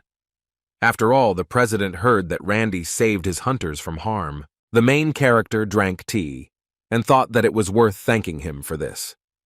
The girl thought that he himself had penetrated their laboratories, but practically no one knew about it. The president called his guard and ordered him to be brought here. The guard bowed and said that everything would be done in a matter of minutes. The security guard began to take out a large object, which could be heard because of the large sound. It was a heavenly sword. The main character could not believe his eyes that he saw it because they were very rare. Heavenly Sword. Durability, 380, attack power. The Heavenly Sword Path skill can be used. Passive effect of the skill Perfect Plan. When the user follows what the sword wants them to do, it regains magical power. Although this is not the guidance of the Nine Heavens Moon Sword, these are top-level artifacts. Randy looked at the sword and said, as far as he remembers, that this is an artifact that was previously used by a hunter from China. The president replied that he was absolutely right. It was his way of thanking Randy for his help. The girl looked at Randy and thought that he would give up this sword. After all, it was very dangerous to accept it from the president. After all, as soon as he accepts this sword, he will immediately play into the hands of Alex Parker. The girl was thinking whether she should say this so that he would refuse. Randy grabbed his chin and began to think whether he should accept this gift, but he didn't think long. He smiled and joyfully accepted this gift. The girl was absolutely against him accepting this sword. The president said that he was very grateful that he agreed and would like to ask him for a favor since he is giving him a gift. The girl held her head and said that he was deceived by the dragon Juan.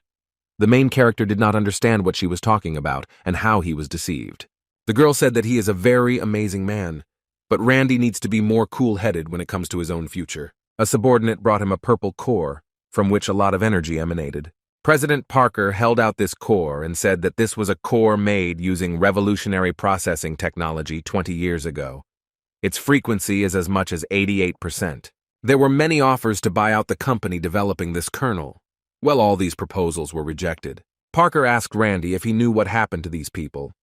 The main character replied that he had been in the abyss for 30 years, and how could he know about it? Parker continued his story and said that the next year they developed technology that allowed them to achieve 89% purity, and a year later they achieved 90%.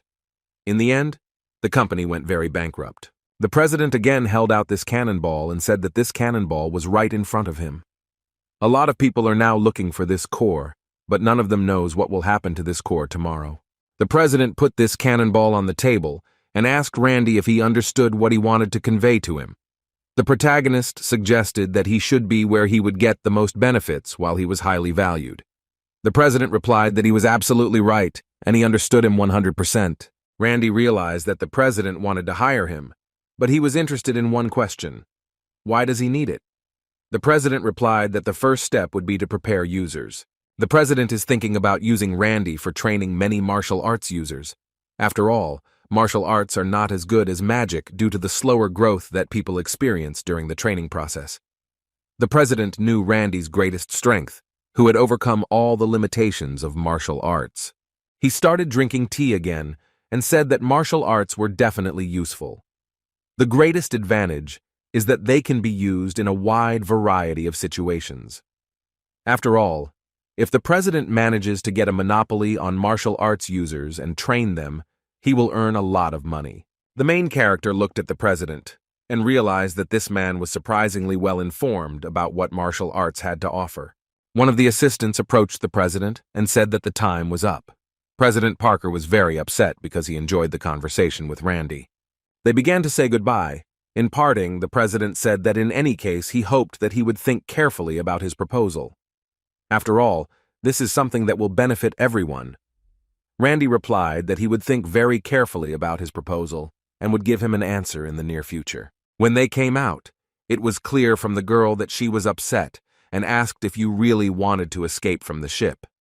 The main character smiled and said that he didn't even think about it. The girl was just surprised, because Randy was very interested in his proposal.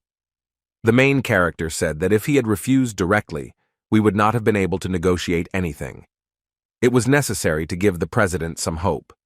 The girl was shocked and asked, "Are you really going to play games with such a dangerous person?" The main character answered, "Why not? Because he was not afraid of anything on his way." At this time, he received a message that the constellation Lava Cat was urgently calling him.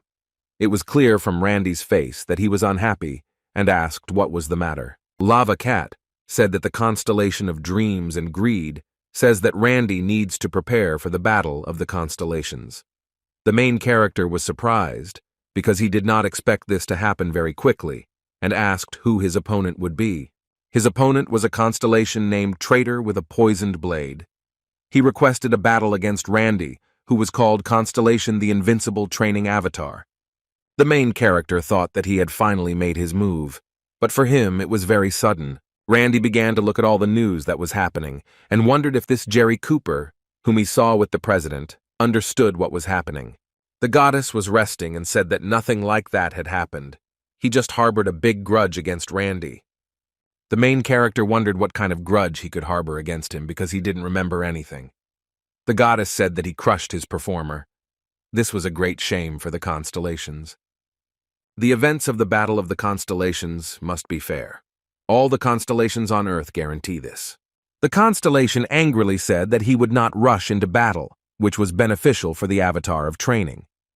After all, it will be an absolute shame in front of other constellations. Suddenly, he received a message that a traitor was recommending the creation of traitors. The main character looked at this and could not understand what it meant. Then they explained to him that the creation of traitors. This is a battle of the constellations, where victory is determined by whether you can convince the performer's servant to betray his constellation. Of course, such a constellation battle mainly benefits the traitor constellation. The system began to show him that throughout the history of the battle in the constellations, there were a lot of traitors. And you have to be very careful and not trust anyone. The warrior of madness and blood says that the avatar of training is not a fool and would not accept such a ridiculous offer. The main character looked at this message and did not understand what he was doing here. Traitor made the constellation battle private so that other constellations could not watch it. The other constellations were very angry with him because on the one hand it was disrespect for the other constellations.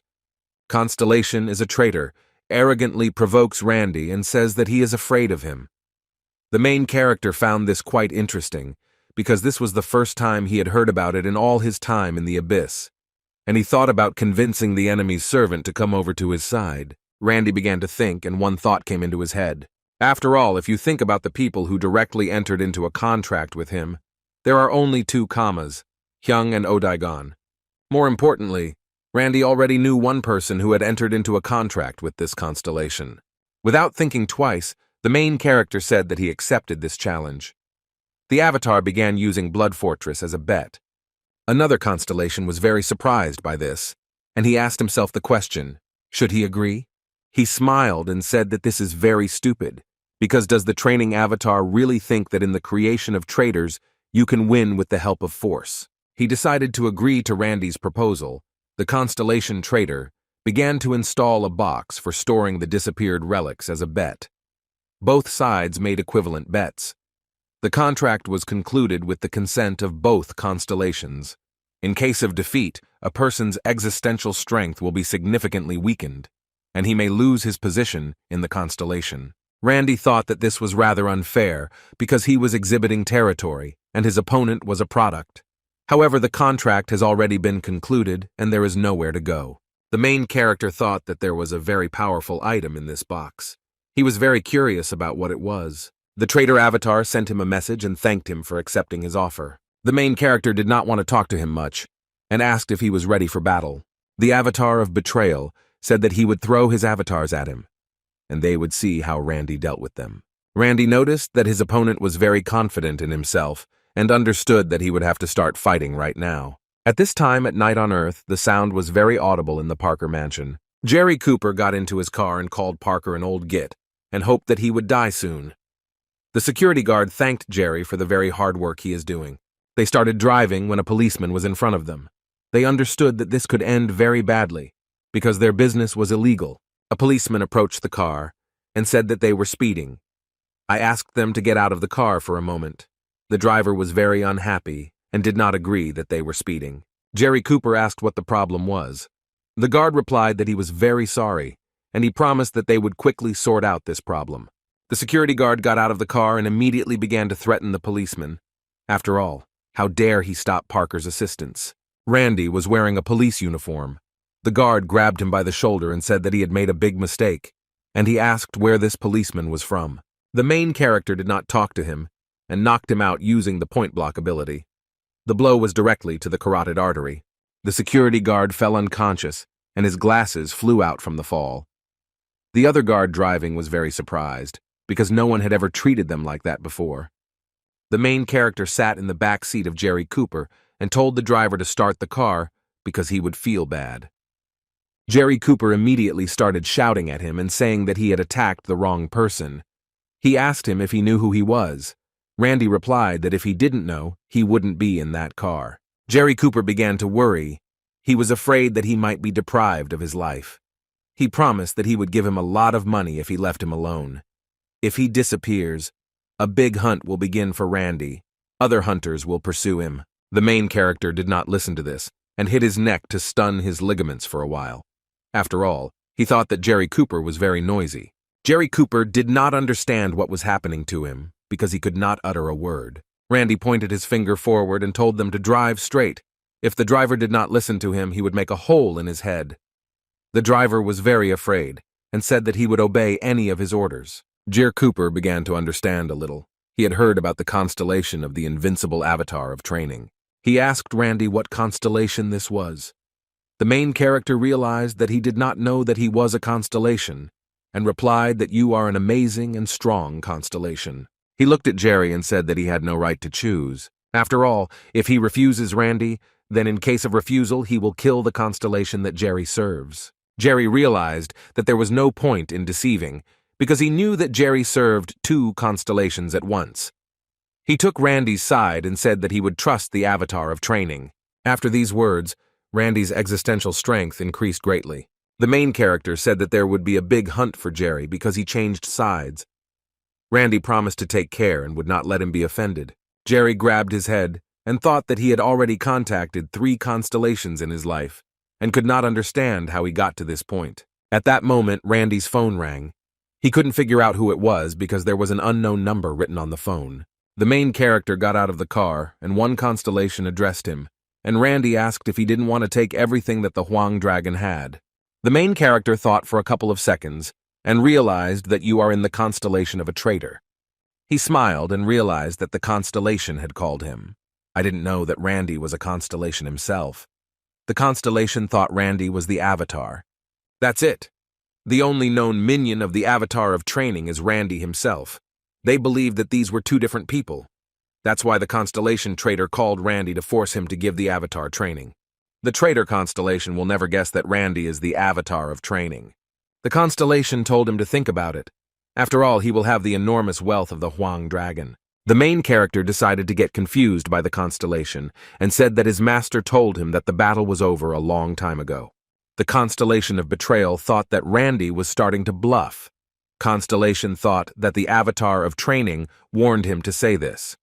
The main character raised his hand, and it was revealed that the training avatar announced his victory. According to the rules of the Battle of the Constellations, which all the constellations swore to abide by the rules, therefore the Avatar of the Tones won. The constellation of betrayal was very shocked, and did not understand how he succeeded. He held his head and did not understand how he could lose, because he did everything right, as he always did. At this time, there is a fortress of blood in the world. The moon was shining very bright. The main character was there and began to receive his good prize. A chest appeared in his hands, ownership of a vault of fated relics. Placed as a bet in the Battle of the Constellations, this principle passed on to the main character. Although he was curious, Randy decided not to open it now and decided to open this chest later. A notification came from the system. It was written there that his rank among the earthly constellations had increased. And now the main character is in 125th place. Randy thought that he was stronger, and after this victory, he only moved up 2 places. At that moment, a message came from the constellation of betrayal. He asked how he did it. The constellation of betrayal thought that he was able to find out who is who, otherwise it is simply impossible. The main character said that he had no reason to answer these questions, and with the help of his technology, he turned off this message. He looked and saw the monsters whom he taught martial arts. They were working in the field at that time. They worked for a very long time. Sweat was all over their bodies. But they liked the smell of sweat because it calmed them very much. No one believed that this was once a red fortress of orcs. Randy realized that Odegon had tried very hard. The main character could not understand why the orcs plowed with their axes. He thought it was part of their training. For the main character, it was very touching. The orcs noticed Randy. They called him Master. It was clear from their faces how much they respected him and were glad to see him. All the orcs began to run up to Randy and inquire about his adventures. Randy said it must have taken a lot of work to make this place so beautiful. The first orc said that not at all, it was just great training. The second orc boasted and said that he could collect grain stalks with one swing of his axe. They shouted that they wanted to work even more. One orc promised that he would do more of the earth and collect even more grain. The main character was shocked. He did not expect that the orcs had changed so much and became prettier. After all, at first they were not particularly trusting, but now they began to train so hard through sweat and tears. Randy raised his hands up and shouted good. He promised that he would increase the sowing and harvest even more. And he shouted that this was all one big training session. The orcs supported his words, and everyone began to shout with joy. The main character paid attention to the harvested crop, and thought that first he would need to test this harvested rice in cooking. After all, he hasn't done his favorite thing, cooking, for a long time. One of the orcs ran to Randy with very high speed. He knelt before him and said that he had a request. Swear an oath with your life and honor. This orc's name was Garagancha. Randy asked what happened to him and how he could help him. Garagancha shouted that he wanted to raise animals because this was his big dream. Randy thought that he was leading someone like a hydra. The orc said no. Odegon once said that his race fattened and killed livestock for food, and they wanted to try it too. The main character thought that they needed to smoke cows and the like. He thought that this would be a very good experience for them. Randy said that was good, and promised that he would find a couple of animals and give them to them. The orc said that his kindness knew no bounds, and they began to swear allegiance to Randy. The main character turned and said that he would return in time. He picked up the chest and began to think, maybe he should already see what's inside. He threw this chest up, because this was the only way this chest could open. When the chest began to open, a very large yellow flash appeared.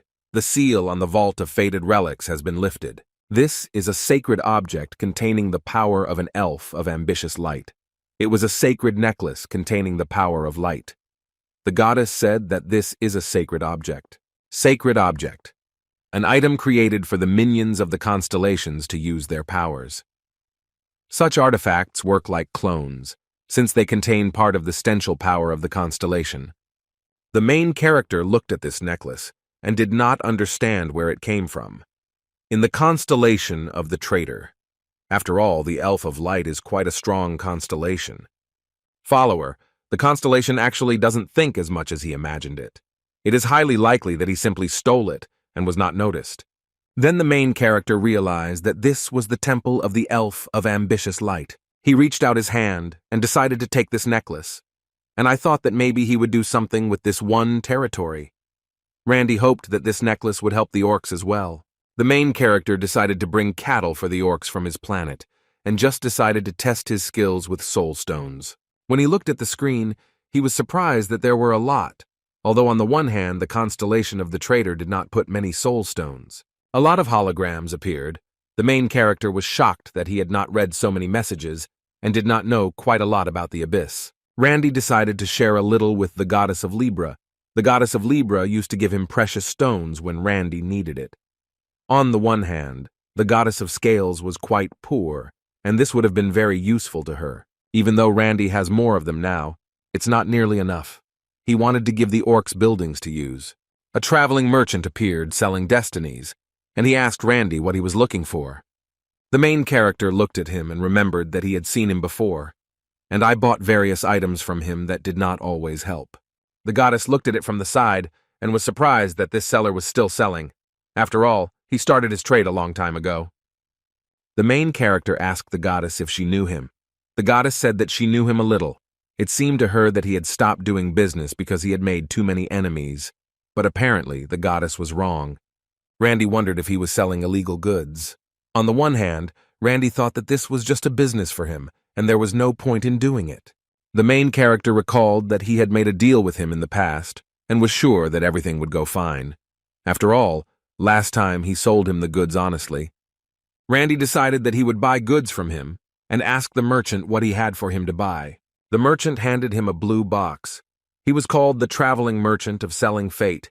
He recommended to him a decent box of onions that he had just received. This box had a middle-class feel. Randy felt that this was not suitable for him, and replied that he needed buildings. The traveling merchant says that he just needs servants who are good at building buildings. The main character heard his answer, and was surprised that he had not thought of it himself. The goddess told Randy that even the thought of orcs becoming farmers was laughable. Randy asked what's wrong. Are servants capable of training orcs to build buildings? He believed that this would not harm him. The goddess began to think, and thought that the orcs became capable of farming thanks to the power of the avatar of training. After all, thanks to the power of the avatar of training, they became much smarter and more hardworking. Truly, it was incredible power. Randy decided to look in his wallet and saw that he did not have enough money. The main character was very scared to talk, but he asked the merchant to give him a discount. The traveling merchant is confused by Randy's question and asks if you just won the Battle of the Constellations. And what kind of discount do you want? The main character said that he could not give more than 7,770. The traveling merchant was shocked by his shamelessness. The traveling merchant says that he provides such a service only this time, and that this will not happen again. Randy smiled and thanked the traveling merchant for his understanding. When the merchant comes and leaves, Randy holds this box in his hands, and I decided that I could open it right now. When he just opened the box, a very bright yellow light came from this box. The box opened completely. Strong steam came from this box, and the bright light increased even more. The main character looked up and began to understand that something incomprehensible was being formed from this steam. From this steam, the shin of a wonderful mountain was formed. He was very tall. Lava's kitten suggested calling him Rocky.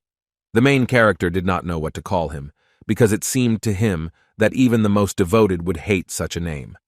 Randy began to think about what to call him, and after 5 minutes he decided that his name would be the Heavenly King Guardian of the Weather. The main character pointed his finger at him, and said that from now on he will be the Heavenly King protecting the weather. Heavenly King. The Guardian of the Weather is touched by the name given to him. After all, no one had called him before, and he was very pleased that they had come up with a name for him. Randy asked what skills the Heavenly King had, The Heavenly King replied that he was able to control stones. Randy was very happy with this answer and asked him to teach the orcs how to build a building out of them. The golem was stunned, and he asked Randy if he really wanted him to train the orcs to build a building. The main character did not understand why he was so surprised and answered what was wrong here. The next day, many people gathered in one of the most expensive cafes. To this cafe inside the building of the Icaros clan, Randy was with his manager. The girl began to congratulate him because she heard that he had been promoted to B rank. Randy did not give any reaction and said that everything was clear to me. The girl was surprised by his reaction and asked why he was not happy. The main character replied that as you get older, you stop enjoying your promotion. The girl smiled and said that it was strange to hear this from a person who looked so young. The girl almost forgot but told him this news. She reached for her purse and said that there was a request for a match. The main character became interested in what kind of match it was. She took out a white piece of paper from her bag and said that of course this was a fighting match. The girl thought that Randy would refuse this time because he had a lot to do and Urendi would have less time to prepare. The main character asked her why she thought so. The girl replied that because it is obvious that this time they just want to get even for Maximilian. In addition, this time the opponent will be a hunter who has entered into a contract with an elf of ambitious light. The main character looked at the piece of paper and saw a picture of his opponent. His opponent's name was Christopher Winter, B rank hunter. The girl added that he is not yet included in the rating, since he became ranked relatively recently. The girl said that Randy could refuse, since they proposed the fight suddenly, and Randy will have less time to prepare. Without thinking twice, the main character said that he agreed because he believed that this fight would only be a plus for him if he won this fight. Randy said that this is not just a match. After all, he also wanted to take advantage of this opportunity to promote martial arts. The girl couldn't understand what he was talking about, what martial arts he could use on himself. This was Randy's plan. Before the fight, he would tell the people what skill he was going to use in the arena, and then use it to win in the arena. This will make people delighted and interested in martial arts. The main character asked the girl what she thought about his plan. The girl partially agreed with him. It seemed to her that this would greatly increase the interest of the crowd, but you don't think that many people will analyze your skills. Randy thought about it and said that this would also need to be taken into account. The girl asked if he could do something about it, because your military techniques will be on public display. The girl bent over a little and said that she agreed with him. After all, he won't listen to her anyway. The girl promised that she would prepare everything that was needed, but she understood that he would not be able to train alone, and she asked Randy if he had anyone in mind. The main character smiled and said that of course there is. After some time, he came to the Icaros training center, in which I often trained. He asked Elizabeth for a request and told her all about his plan. The girl didn't think for a long time and answered that of course she would help him. The main character told her that this is not just training. It will be removed and used for advertising purposes. The girl didn't think for a long time and said that this completely suited her. Elizabeth told them to go to the ring and train a little and prepare for this event. After all, this should be 100%. They stood opposite each other. The girl believed that she was ready for this fight and wanted to take revenge on Randy for the previous defeat. She took a fighting stance and wanted Randy to notice how she had grown in martial arts and more, because she had been training for this all the time. Randy looked at her and thought that she realized that she would be severely beaten if she closed the distance too much with a martial artist like me. The girl said that she was not going to attack him and shouted for Randy to start attacking her. The main character was surprised that she was not going to attack. Randy smiled. He took a fighting stance and said, if she wants it so bad, then I will attack first. The main character used his speed and collected some mana into his fist. He understood that he should not overdo it too much, because one mistake, and he could injure his friend. With great difficulty, the girl was able to repel his attack. But she understood that he was too fast, and she could not keep up with his speed. Elizabeth leaned back. She thought that she was very lucky that she was able to repel such a quick attack, but the push was still too strong. The girl told herself that she needed to come to her senses and calmly start the magic counter. But she had to do it very quickly because if she became even a little slower, Randy would not let her do it. The girl used one of her fastest attacks. She called this attack Earth Slash. Elizabeth used her sword to create powerful pink energy. The main character understood that this was not a hindrance for him, and concentrated quite a lot of energy in his right hand. Randy didn't even get close, and attacked his long ranges with a technique called energy laser. The girl began to get angry with herself. Well, as expected, this did not give anything. Since the girl has no time for magic, she needed to transform her remaining magical powers into martial arts. Randy was right in front of her. The girl used her fast technique and released blue energy. She understood that this was one of the last ones, and the one she had. Randy was surprised. He didn't expect that she was capable of this. He thought that she was slower and weaker. The main character stopped this blow without straining. The girl was shocked how he was able to calmly hold the sword with both hands. Randy smiled. I answered the girl that it was not a bad attack at all, and he did not expect such a technique from her. He decided to increase his strength a little and hit the girl with a pinwheel. This blow sent the girl flying a fairly long distance. After this blow, the girl could no longer get up and continue the battle. She lost this fight. After a while, when the girl came to her senses, she found herself in the restroom. The girl held her head and was very angry because she was sure that this time she would definitely defeat Randy, and she couldn't forgive herself for such an offensive defeat. Randy looked at her from the side and did not understand why she was so upset, and decided to ask her about it. The main character noticed that compared to the first fight, the girl had significantly improved her abilities, and decided to look at her skill using his eye. He received the full details of the girl, Elizabeth Gutierrez. Level 247, Strength 541, Agility 305, Stamina 24, Mana 26, Intelligence Advanced Magic, Acceleration. The magic sword was quite strong. The girl had a B rank. Randy was a little surprised and told the girl that her martial art of rank F had already become B. And he asked, did she really eat and train all the time? The girl was very happy that Randy appreciated her abilities. Elizabeth asked how he knew. Does it really become visible when you reach a certain level in martial arts? Randy didn't tell her about the ability of the constellation's eyes, and replied that it could be seen from the outside. Elizabeth began to be a little modest. She was very pleased that Randy praised her. She hid it for the sake of her own pride. The main character couldn't believe it a little that they were telling him this. Then he began to understand more what it means to be a constellation. Randy continued talking to the girl when he suddenly heard someone address him by name. He looked at his face and remembered that he had seen it on the piece of paper of his future opponent. The elf said that he was very glad that he was able to meet Randy. The goddess also felt his mana and said that he was a mortal who had entered into a contract with an elf of ambitious light. The elf extended her hand to Randy and began to introduce himself, saying that his name was Christopher. The main character said that this is the private territory of the Icaros clan, and he asked if he had permission to enter. Christopher smiled and said that he did not have this permission. Well, since we are fellow hunters, then there is no great need for this. Randy began to stretch his hands because he was very angry that he is one of those who thinks that he can do whatever he wants, since he is a hunter. Christopher said that he was not like that and would never take advantage of it, and he said that he was a nobleman with dignity.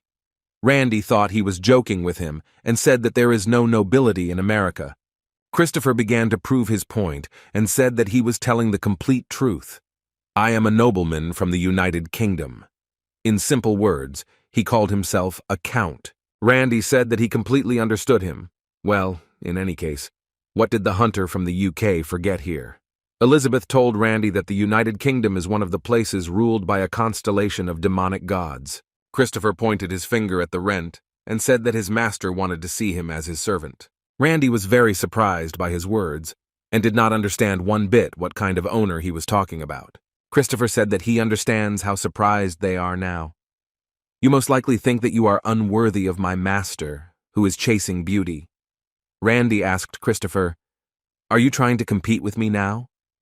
Elizabeth replied that it seemed true. Christopher said that more importantly, I already have a master whom I serve, and he heard about the invincible training avatars. Christopher threw up his hands and said that it didn't matter to him at all. The main character began to understand what he was leading to, and asked whether he really hopes that Brandy will betray his clan. Christopher said that in no case, because you can have two owners. Of course, if the constellation agrees to it. Randy said that he was not sure about this, and asked why his constellation was willing to go so far for him. Christopher said that it was because of Randy's battles, The constellation really liked how Randy fought and decided to hire him as his avatar. The main character said that he is absolutely right, because the martial arts that I have honed for more than 10,000 years have beauty of the highest grade. Randy asked if he would receive any benefit from the help of the Elf of Light. The goddess said that there is no useless power from the constellations. The main character, without thinking twice, replied that he accepted the offer. Christopher was surprised and did not expect Randy to accept the offer and so quickly. Christopher said that right now he can't become a servant. First you need to show your beauty in a battle with me, which will happen soon. The main character asked, "What beauty and what does it mean?" Elizabeth herself did not understand what he was saying. Randy whispered to Elizabeth, "Maybe he wants to beat him to a pulp, like I did before." The girl replied that there was a very high probability that this was so. Christopher turned and said that it was time for him to go, since all our differences had been resolved. Randy grabbed him by the shoulder and told him to wait another minute because he still had a couple of questions. The main character said that he arrived just in time. After all, he needs help with filming. Christopher couldn't understand what Randy was talking about and what kind of filming he was talking about. At this time in Korea, Lee Chang-sik's office, the man looked at the hunters and did not understand how it was possible to be such weak hunters. You can't even call them a team. The man held his head and said that they are now everywhere. Plus, these participants simply have zero teamwork. Suddenly, he saw an incomprehensible video that was displayed to him. He read that these were the basics of martial arts. He saw Randy in the video. He was very surprised that your art had not yet lost popularity. The man clicked on the video. He was very interested in what would happen. In the video, Randy said that he wanted to take this chance to tell people interested in martial arts what it is and how to practice it. Christopher looked at it from the side and could not understand what was happening. Randy said that his opponent would be Christopher from Europe. Christopher immediately said that this was not so, that he was from the UK. Randy took a fighting stance and said that then they would begin, and first he will show basic brush techniques. Christopher still didn't understand what was happening and was afraid that he was going to be beaten. The man looked at this video with his mouth open. I couldn't believe that he was teaching this for free. At the same time, at Hyun's house, he was talking on the phone with his daughter. His daughter told him that Randy started making videos on YouTube. This video was about martial arts training videos. Hyun was simply shocked by this news and could not believe that Randy was being taught this absolutely free of charge. The girl said that what has been done cannot be returned. This will become part of his image and advertising. Hyun looked at the comments under the video and was surprised that people took it quite well. The girl added that the wallpaper interview was about to begin and advised him to watch it if he wanted it. The first question was asked by journalist Randy. Hunter Randy, you published a martial arts video right before the fight. Does this mean that we are confident in our victory?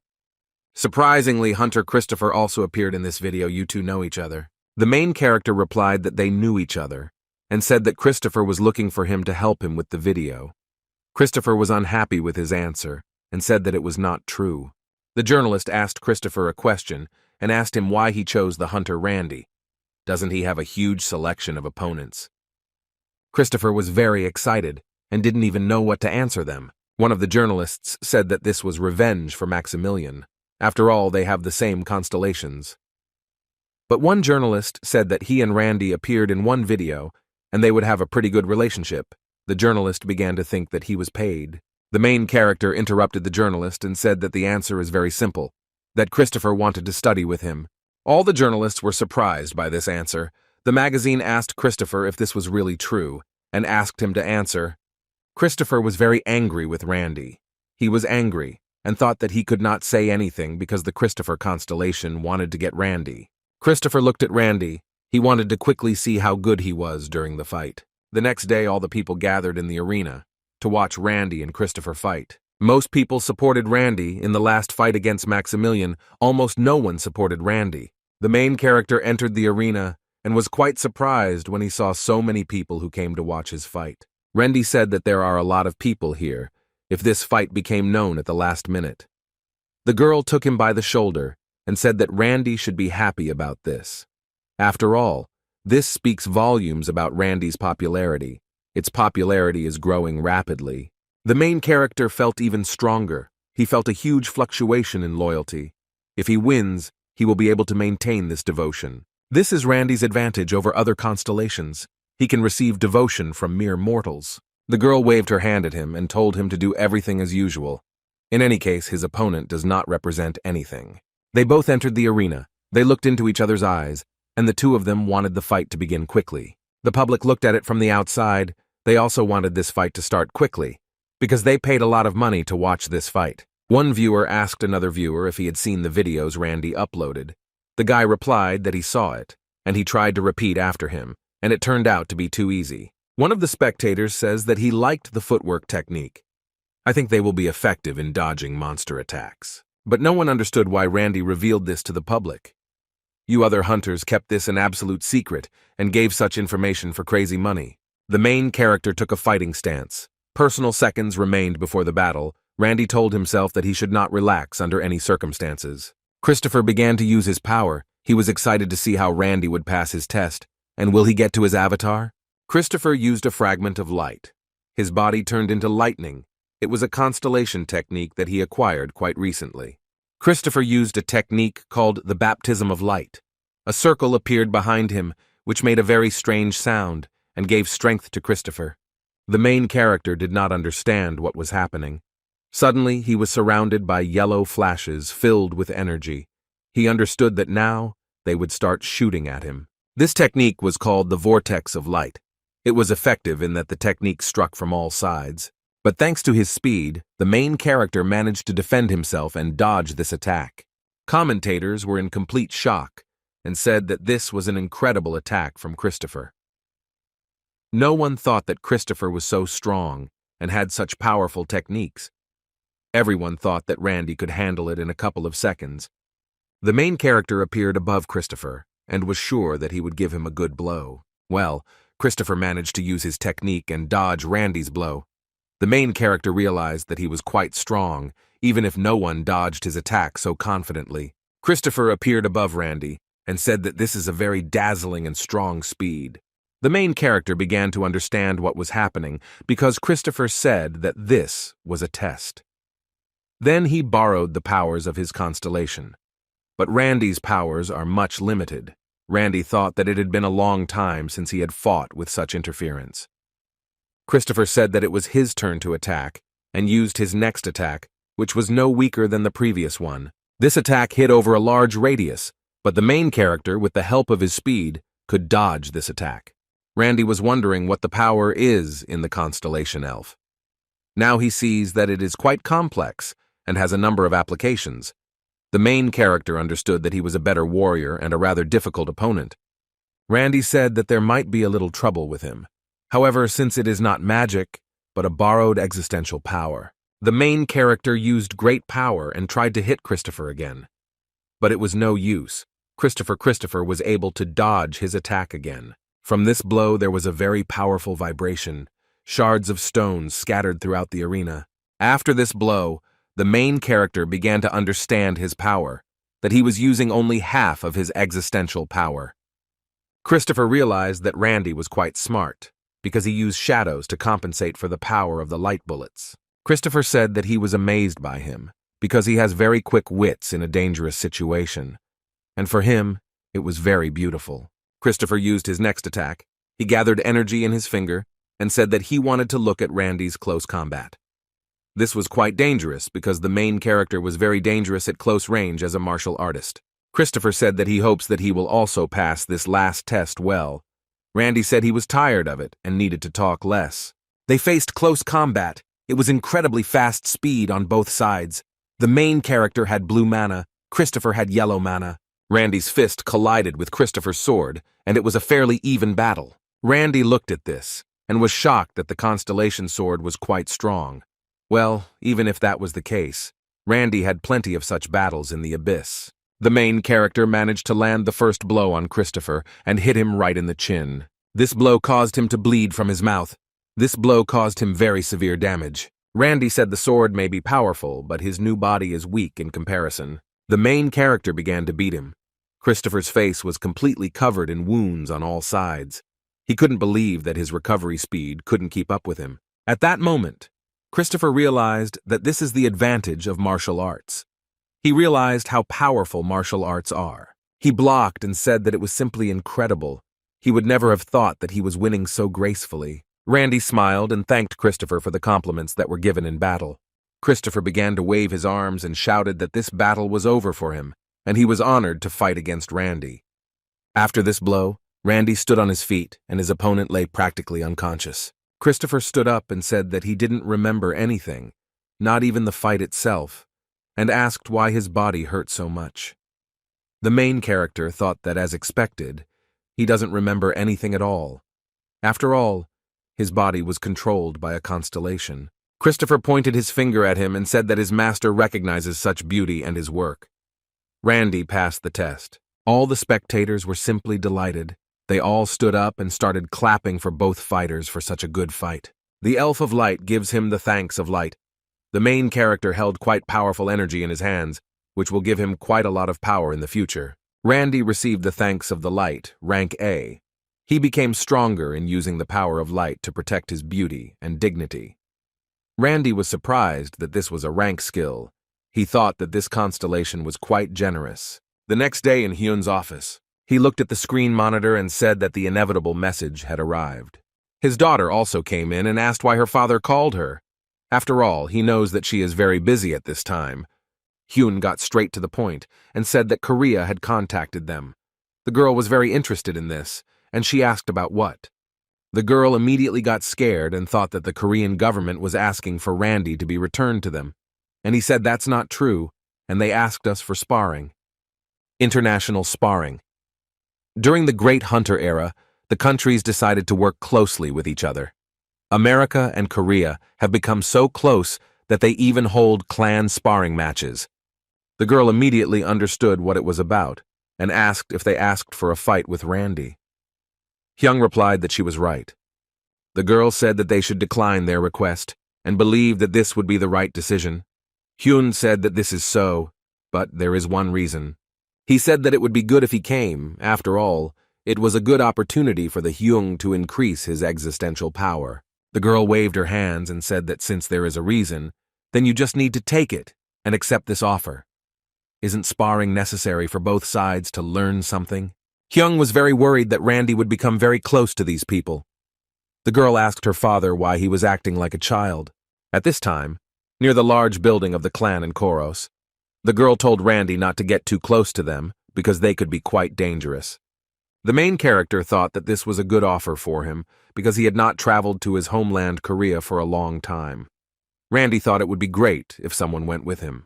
He asked Elizabeth to go with him to Korea, but the girl said she didn't want to, and she's busy training and learning new skills.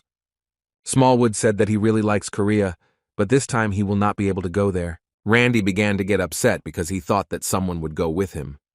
This was very unexpected for him. Anthony shouted at Randy that he didn't even ask him, and that this offended him very much. The main character was surprised. He did not expect that Anthony was waiting for him to ask him. Anthony shouted that he is not as simple as he seems. Anthony turned on his character again and said, if Randy calls him, he won't refuse. Plus, he wanted to show him the results of his martial arts training. Smallwood said that it was very wonderful and advised Randy that he should take it, because together it is much more fun. At that moment, Ilea ran up to them. She found out that Randy was going to Korea from Elizabeth. She asked him to take her with him.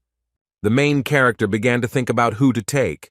On the one hand, he could take Ilea, because she spoke a little Korean. The next day they flew to Korea by plane. The journey was quite long and tiring. The girl asked why they were flying to Seoul, because they would be sparring in Cheongju. Randy replied that first, he needed to go somewhere important. They flew to North Korea in Seoul National Cemetery. The main character bought flowers and went to the person he wanted to remember. He didn't say anything at all and asked why they came here. The main character did not want to reveal who he wanted to meet, and simply said that he needed to meet someone. He approached the largest monument in the cemetery. It was a monument to the hunters who died during the Gate invasion. Randy was very upset. Most likely, if he had not gone into the wasteland, he still would not have saved these hunters. Well, I read that their death will forever remain a heavy burden in his heart. When he laid flowers on the monument, he noticed that there was another bouquet of flowers, and I was surprised that someone had already come here and left flowers. Anthony saw a familiar face and said that this was a hunter of the first generation rank, Ice Emperor of Iron Blood. The main character heard his name. He became interested in who could have such a great name.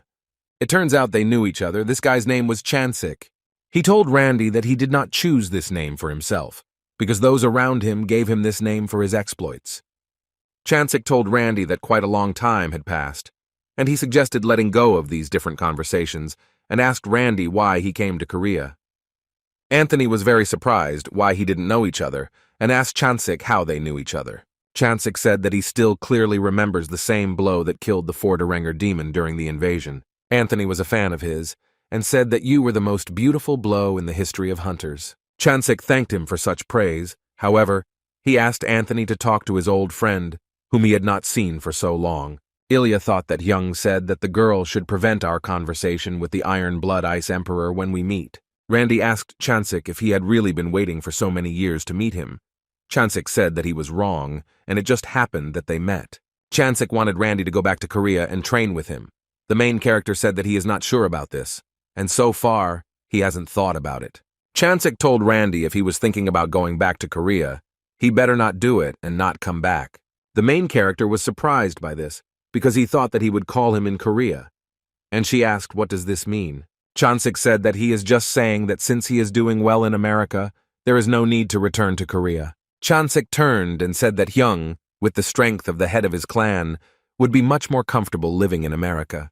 The main character said to Chansik, no matter how much he is offended by him, he will come to his aid at any moment. Chansik smiled and said that he is a rank here, so on the contrary, he should help Randy. Chansik took him by the shoulder and said that in any case, he hopes that the sparring will go very well. After all, Randy's martial arts will be a very good experience for Korean hunters.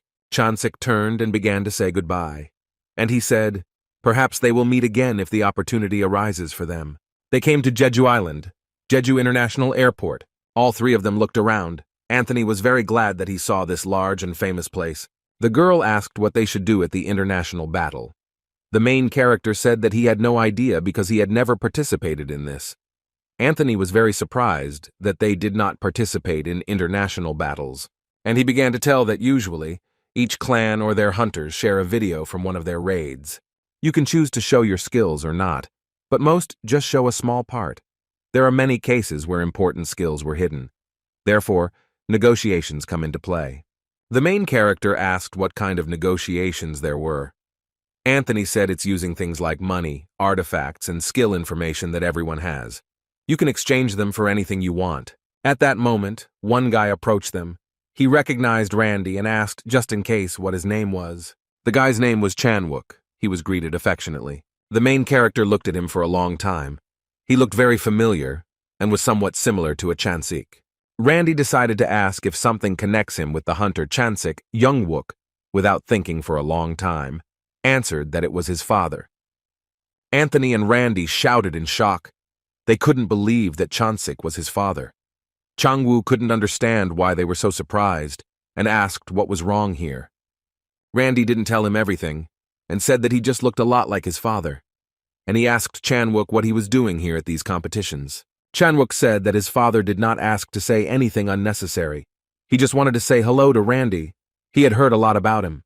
The main character turned to leave and asked Chanwook if he was hungry. Chanwook replied that he wasn't very hungry, and what did Randy mean? The main character showed his thumb and told him to follow them. They came to an ordinary bar that had already been operating for many years in Korea, and I met a nice woman who was holding a notebook in her hands. She was shocked that Randy came into the kitchen and began to examine all the dishes.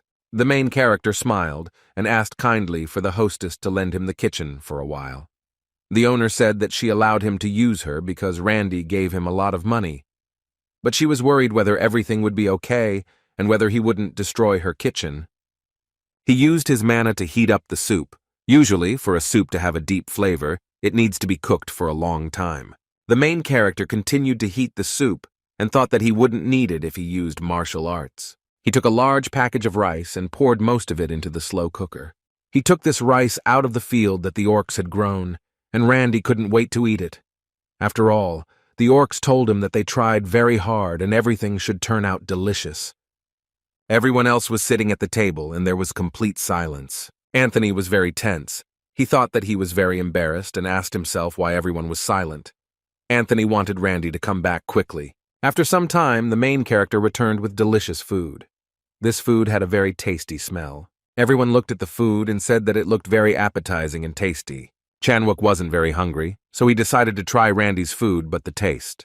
When he ate just one spoon, he shouted that it was very tasty, and he had never eaten anything tastier. Anthony continued to eat, and said that for the sake of this, it's not a pity to come here.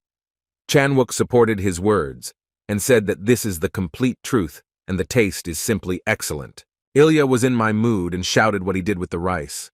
The main character did not understand her reaction, and thought that she liked it. The hostess didn't understand why they were making so much noise. She looks completely ill-mannered. The hostess herself wanted to try Randy's food, wanted to try what the food tasted like. When she ate one spoon, she was very shocked at how tasty it was, and said that she had never eaten anything tastier in her life. They were already leaving the cafe. Chanwook bowed and said that he was very grateful to them. He didn't expect Randy to cook such delicious food. Randy replied that he was just feeding his nephew. Chanwook began to feel that thanks to food his strength increased greatly. The main character decided to check how much their abilities had increased thanks to him, and used the constellation eye. He looked at the three of them, and was shocked that their reflexes and strength temporarily increased greatly. Randy began to think that his training ground was his territory. This is because they ate the food made from this rice. Their abilities grew from eating food. The goddess entered the conversation and said that this is the power of the constellation. It is common for things created by a constellation to affect others. The goddess wanted to remind him so that he would not forget that the power of the constellation has no limitations. Chanwook said that he had business in his clan. He had to go. Randy said that he was glad to see him, and in any case they would see each other again. The main character looked at him and remembered his childhood friend's father. His son was very polite, just like his father Chansik. Randy told his friends that it was time for them to move out too. Ilya asked where they were going this time. The main character wanted to say a word, when suddenly clairvoyance began in his head. Clairvoyance was activated.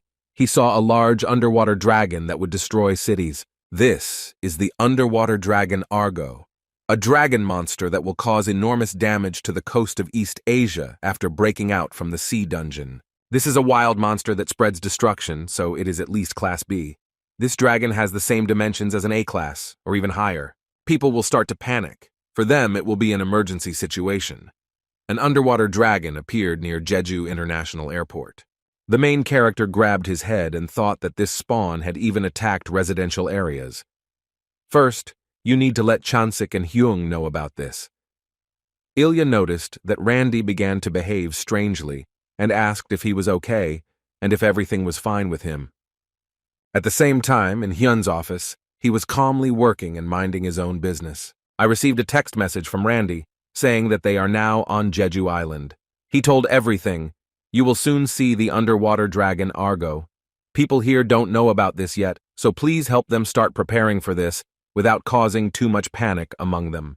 Hyung was shocked and shouted that he sent him to an international battle a long time ago and did not understand what the hell was going on there.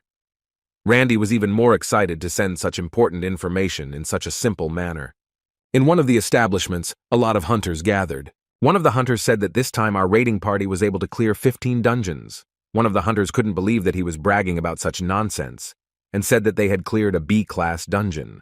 He pointed his finger at him, and said that this was absolutely fair, because A was a rank hunter on his team. The guy replied that this is absolutely fair.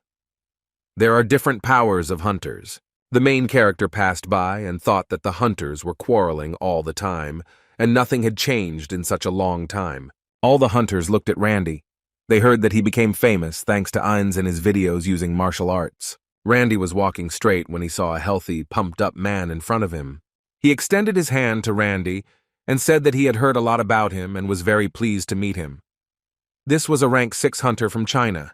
His name was Wei. Randy took his hand and realized that he was a melee damage dealer hunter. He was also very pleased to meet him. The main character felt that Wei was trying to shake his hand with the help of mana.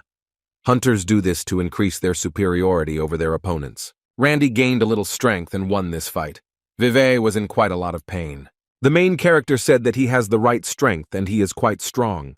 Vive held his hand and answered that Randy is also very strong. Randy went on his way and told Vive that they would see each other later. Vive's friend was shocked that he lost this fight and heard a crack in his hand. Vive did not want to humiliate himself and said that it seemed to him. Chanwook replied that everything was fine and asked no one to worry about him. After all, Vive likes to show off his strength. Randy asked him if he knew what the international battle would be this time. Chanwook replied that he didn't know anything until the head of the clan said something. Randy said that everything was clear to him, that there was a possibility that it would be climbing a mountain. Chanwook didn't understand what he was talking about, and didn't think that there would be climbing a mountain. The main character noticed two hunters laughing. They laughed because of Randy's words about the mountain. Randy approached them and asked, "Is it really that funny?" The hunter replied that, of course, because it was complete nonsense, and they continued to laugh with Randy. The blonde hunter said loudly that if this was really the case, Tonic would climb this mountain naked. At that moment, a man came with his assistants. He was an A-class hunter of Korea's laser dragon sword. His name was Chan. Randy asked Anthony if this is by any chance the Piranha leader, the team that is holding international battles this time. Anthony said that it was him. This is the laser dragon sword named Chan. In battle, he can be called an artist.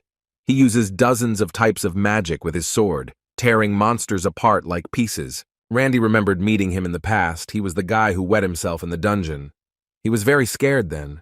The main character asked who the girl was standing next to him. After all, she looked pretty strong. Anthony said that Randy should remember these hunters because they are high-ranking hunters. The girl's name was Seka. This is a hunter who received a rank at an early age. The main character looked at her and said that somewhere at least she looks. Anthony said that her twin sister fights in the B-class in's league.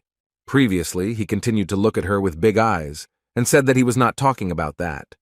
After all, she looked very familiar, although in theory, she should have existed because Randy was in the dungeon for 30 years. Chan began to give his speech. On this wonderful day, I would like to thank everyone for participating in the international battle. I will now explain the events that unfolded in this battle. Chan asked everyone to look at the window and said that there, they would understand what their test was. He pointed to the mountain and said that this mountain is very high and is called Halasan. He said that this is a beautiful spiritual mountain of our people. This was the case until the gates appeared. When the gate appeared, the mountain was influenced by the abyss and began to appear strange. Climbing a mountain has always been a great workout. Therefore, Chan would like to declare the first event of climbing the mountain. The other hunters were shocked because they said that they would go naked if there was such a task. Chan asked how they liked this idea. Most of the hunters said it was excellent. As expected from a Class A hunter. That's why it was called the Laser Dragon Sword, and it was very famous. The main character turned to them and told these hunters not to forget what they need to do with their clothes before starting to climb the mountain. Everyone began to prepare and set off on their way to the mountain. Randy said that they should not hesitate. They should also begin their journey. When they were about to leave, they were met by a girl who had previously seemed familiar to Randy. The main character noticed that she was looking at him unusually and asked her what he did wrong. The girl came closer to him and asked if he knew her. Randy was a little surprised. I couldn't remember where he saw her. Randy said that she is an A-class hunter named Seka. The girl said that she's not talking about that. I'm talking about something completely different.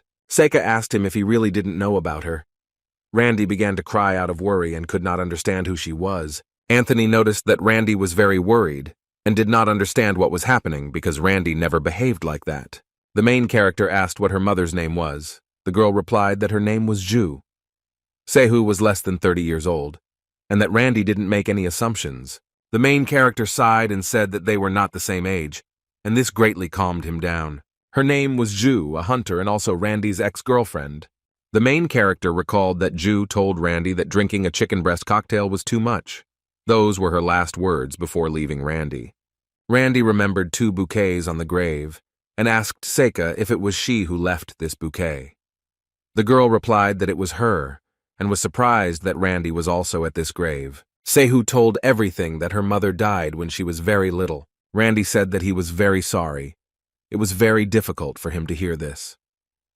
The girl said that everything was fine and there was no need to talk about it. After all, she just came to say hello, since her mother talked a lot about Randy. Sehu turned around and said that she would go. She was very pleased to talk to him. Anthony approached Randy and said that he did not understand the situation, but it seemed to him that he was very much mistaken. The main character said that this situation would be very difficult to explain. Anthony asked if she could be your daughter. The main character replied that it was impossible.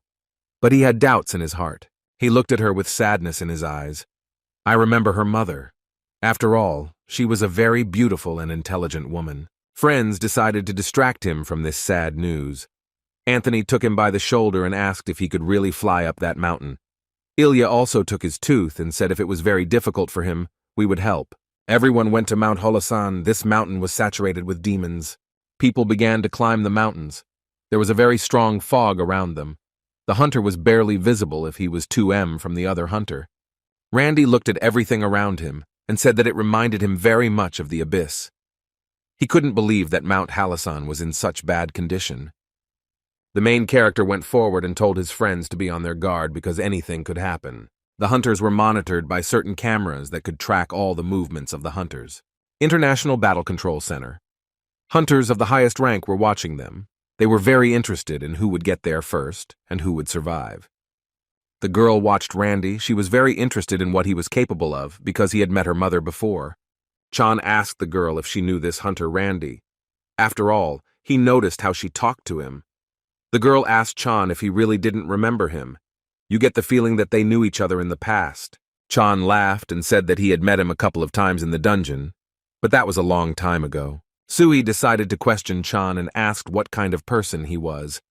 The man was taken aback by this question because he didn't know him very well. Chan began to remember Randy and said that he was very obsessed with training. Well, he has always been a hunter who gives his best to whatever he takes on, and he has a good character. The girl smiled and remembered that her mother said the same words to her as a child. Chan could not understand what her mother had to do with it. She began to explain that her mother often praised him for taking care of his body and for his strong sense of justice. The girl suggested that next time they should meet together and talk. After all, they were previously very strongly connected with each other. Anthony looked at the map, and it showed the path where they should go. He told Randy that next would be the Guanuemsa Trail. This trail turned out to be better than the Song Panak Corpse. The main character, without thinking twice, said that he also thought that this path would be much better. Suddenly, an incomprehensible situation happened. Many people began to fly. Illy pointed her finger at them and shouted that someone was flying over there. There were quite a lot of them. Randy said that there is nothing surprising here, and this is the magic of flight. But the main character thought that this was not a very good idea. After a while, these hunters began to have big problems. There was a very strong big magic of space, which did not allow them to advance and fly further. The girl again pointed her finger at them and shouted that they were all falling. Randy was not surprised, and said that he needed to prove it. Using the abyss technique, he took out the celestial sword that the president gave him on their last meeting. With a couple of movements of the ball, he cut the tree into pieces. Randy took these parts of the trees and scattered them at the hunters who fell. He did it so he could jump through the air, with the help of pieces of trees that he threw. Other hunters watched this, and from the outside it seemed to them that he was jumping through the air. The girl thought it was an air stage. She believed that this was a very powerful technique. Air steps, one of the highest level martial arts, the owner of which is able to walk on air. But Randy simply used his endless internal energy to fly through the sky. It was walking on air. The main character grabbed the hunters who were falling and began to save their lives. Randy grabbed these hunters and brought them down to earth with the help of his martial arts. The main character said that he understands that the competition is important. Well, they should refrain from flying magic in such unstable places. All the hunters thanked him for his help. They were shocked that he had just used the air stages. Randy said they were wrong, and don't you dare say anything strange about it, which hunters listened to him and said that they would remain silent. Vivek couldn't believe that he was using air stages, and this is only possible for a person who has achieved something incomprehensible to the highest level. One guy from his team asked what he was muttering about, and he asked him to move away so that they could move on. Vivek turned and smiled terribly. He said that they arrived just in time. Everyone had a shiver. The Vivek team gathered. It was clear to everyone that they were going to do something bad to them. One of the hunters began to understand that their team of strength was getting rid of other teams. In this way, They remove competition and increase their chances of winning. Vive said that they are absolutely right. They attacked the hunters in order to completely destroy them. Randy at this time told the hunter that his flow of mana had become reversed due to the magic of flight. It will be better for you to take a break. The main character said that this is just a friendly competition. Why get injured here? The hunter agreed with him, and he asked if he was a Randy hunter because they had heard a lot about him. The main character did not answer his question and asked what this meant. The hunter realized that it was him. He smiled and said that he had heard a lot about him and thanked him for saving and helping. Randy began to gain more power. This technique was called the Dignity of Light. This is the power skill that the elf of the ambitious light gave him. The main character did not understand why he suddenly activated, and I didn't understand how it happened. Lava Kitten says that this seems to be a creation skill. Randy wondered what kind of creation, because this is what he specializes in. Randy took the sword in his hands and said that it would be difficult to make this sword right away. He wondered what would happen to this sword if he put light on top of this sword. Anthony shouted to Randy that they were in big trouble. After all, someone is fighting up there. The main character was a little surprised. He didn't understand why he should do this. It's just a friendly competition. Randy climbed up and saw many unconscious hunters in front of him. He didn't understand who did it and who needed it. Randy thought they were Japanese hunters. He didn't think that the monsters were trying here. The main character began to explain that if they lost to the monsters, then it would be simply impossible to survive. Most likely they fought with Chinese hunters. Anthony asked Randy if he could figure out who their opponent was. Randy picked up one hunter and said that the wounds were left here thanks to martial arts techniques. The hunter woke up and said that Randy was absolutely right, that they were attacked by Chinese hunters. They suddenly went against them in a crowd. Anthony realized that in this way they eliminate competitors. On the one hand, it was very clever. The main character said that he couldn't just leave them and promised to provide him with first aid. The hunter did not understand what he was going to do and asked if he really possesses healing magic.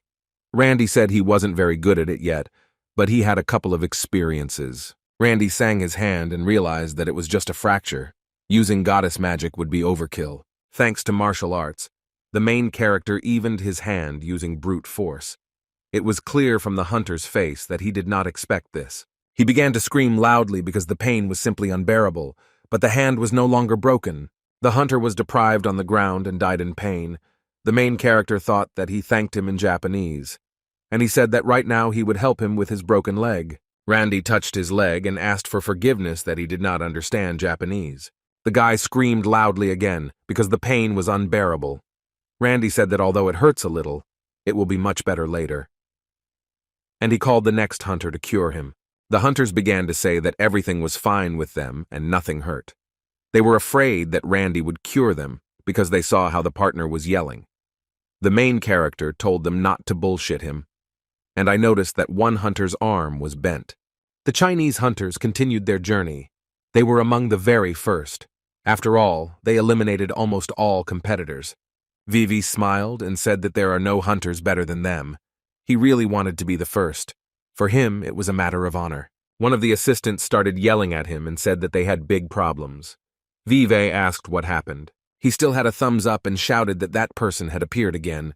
Vive could not understand who he was talking about and what kind of person he was. Vive ordered his assistant to speed up their pace. After all, they can lose because of this. He looked up and saw a hunter using air steps. He realized that it was Randy, because no one else could do this except him. The main character was at the top. The road was on his back. It was clear that he was not afraid of heights. It had been his phobia since childhood. He was afraid that Randy would not hold him and would let him go. The main character shouted that they were wrong and these were not air steps. Vive did not hear him and asked what he said. Randy, a man who began his training with an abyssal mana tornado. Some kind of space magic won't be able to stop him in the air. Vive was very shocked and did not understand what he was doing. He was very angry that they were driven away. He ordered them to follow Randy. They wanted to eliminate him so that he would not interfere with them. They reached the Panoctum crater. This crater was said to be one of the largest craters in Korea. Quite a few hunters used to train there. The main character decided to land near this crater and inspect the situation if anyone is near them. Randy began to look in different directions and noticed that no one had reached here yet.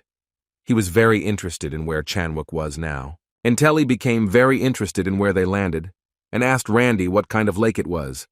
The main character replied that this is the Panictam crater, but Randy heard that he is usually dry, and I didn't understand why it was now filled with water. Randy thought it was all due to the influence of mana. Suddenly everyone notices that very strong bubbles appear from this crater, and a large shadow appears. The main character shouted to his friends so that they all get ready for battle, because it will be very difficult. From this crater, a large snake appears. It was this snake that seemed like Randy's introduction. The main character looked at him and realized that it was Argo. Big Imugi monster, rated as a class.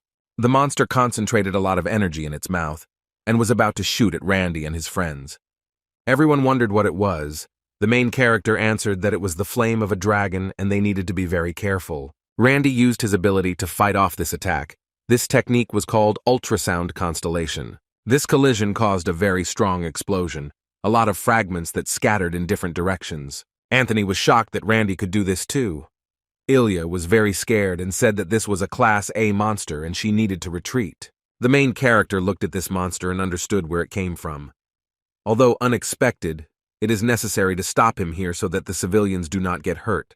Randy said that they would not retreat anywhere and shouted that they would kill him.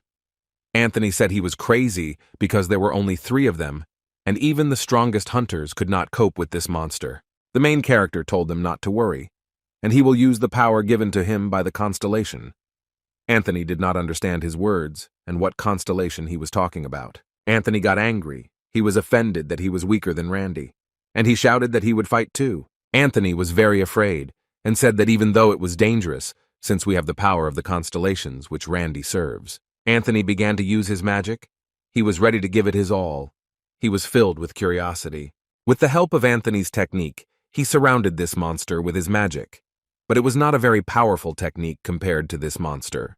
The main character said that you didn't do a great job, now it's the turn to fight this monster. The main character attacked this monster, thanks to his speed, in only a couple of seconds.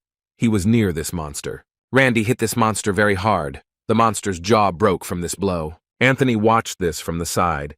He said that it was quite powerful. Well, isn't it too simple for the power of the constellation? Ilya replied that no, and told him to look at Randy's mana reserves. Anthony, thanks to his technique, began to look at his stocks. Magic has been discovered. He looked at him and did not understand how this was possible. After all, he had never seen anything like this. He had mana reserves that only high-ranked hunters have.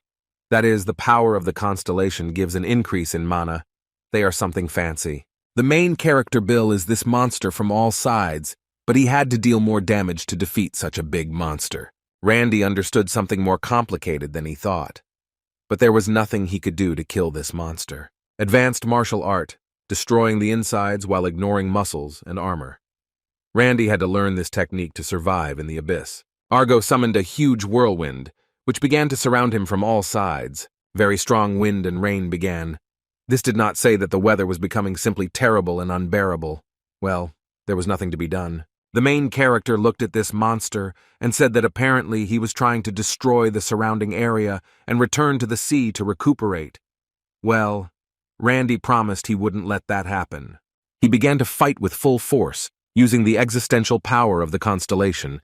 Capture the territory of the invincible avatar of training. His body was filled with mana, which reflected a yellow color. He used the capture of the territory of the invincible avatar of training. His existential power changes this world. Using the name and existence of the avatar, an honorable stage was created for a one-on-one duel.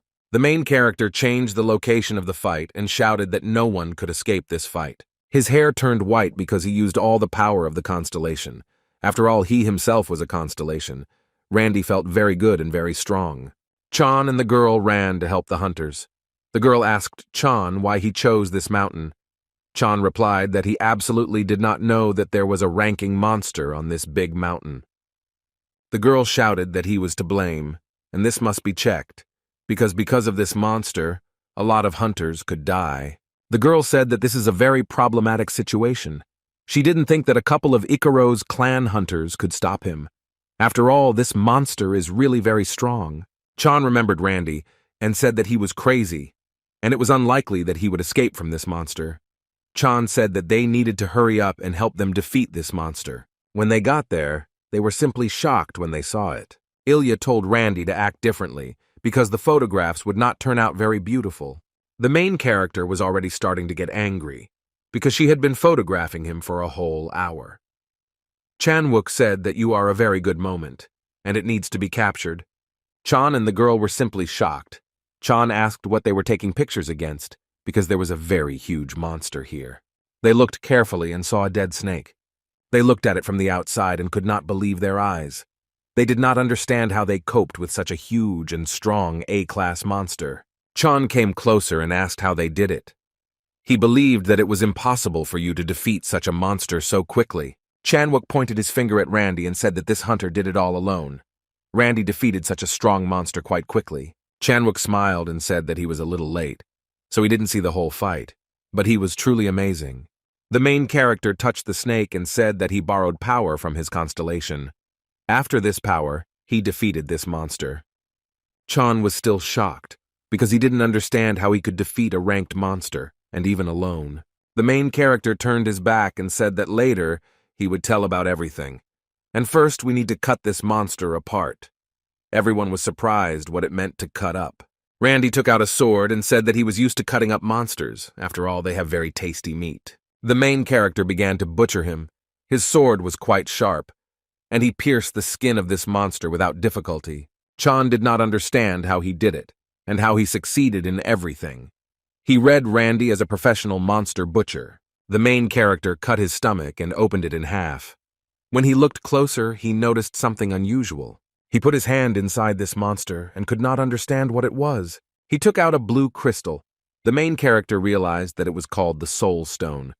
The goddess said that the constellation had definitely placed this stone there. Perhaps it was some kind of message. Soul Stone. The product is condensed energy of the constellation, can only be used by the constellation. Constellation controlled Argo using the Soul Stone.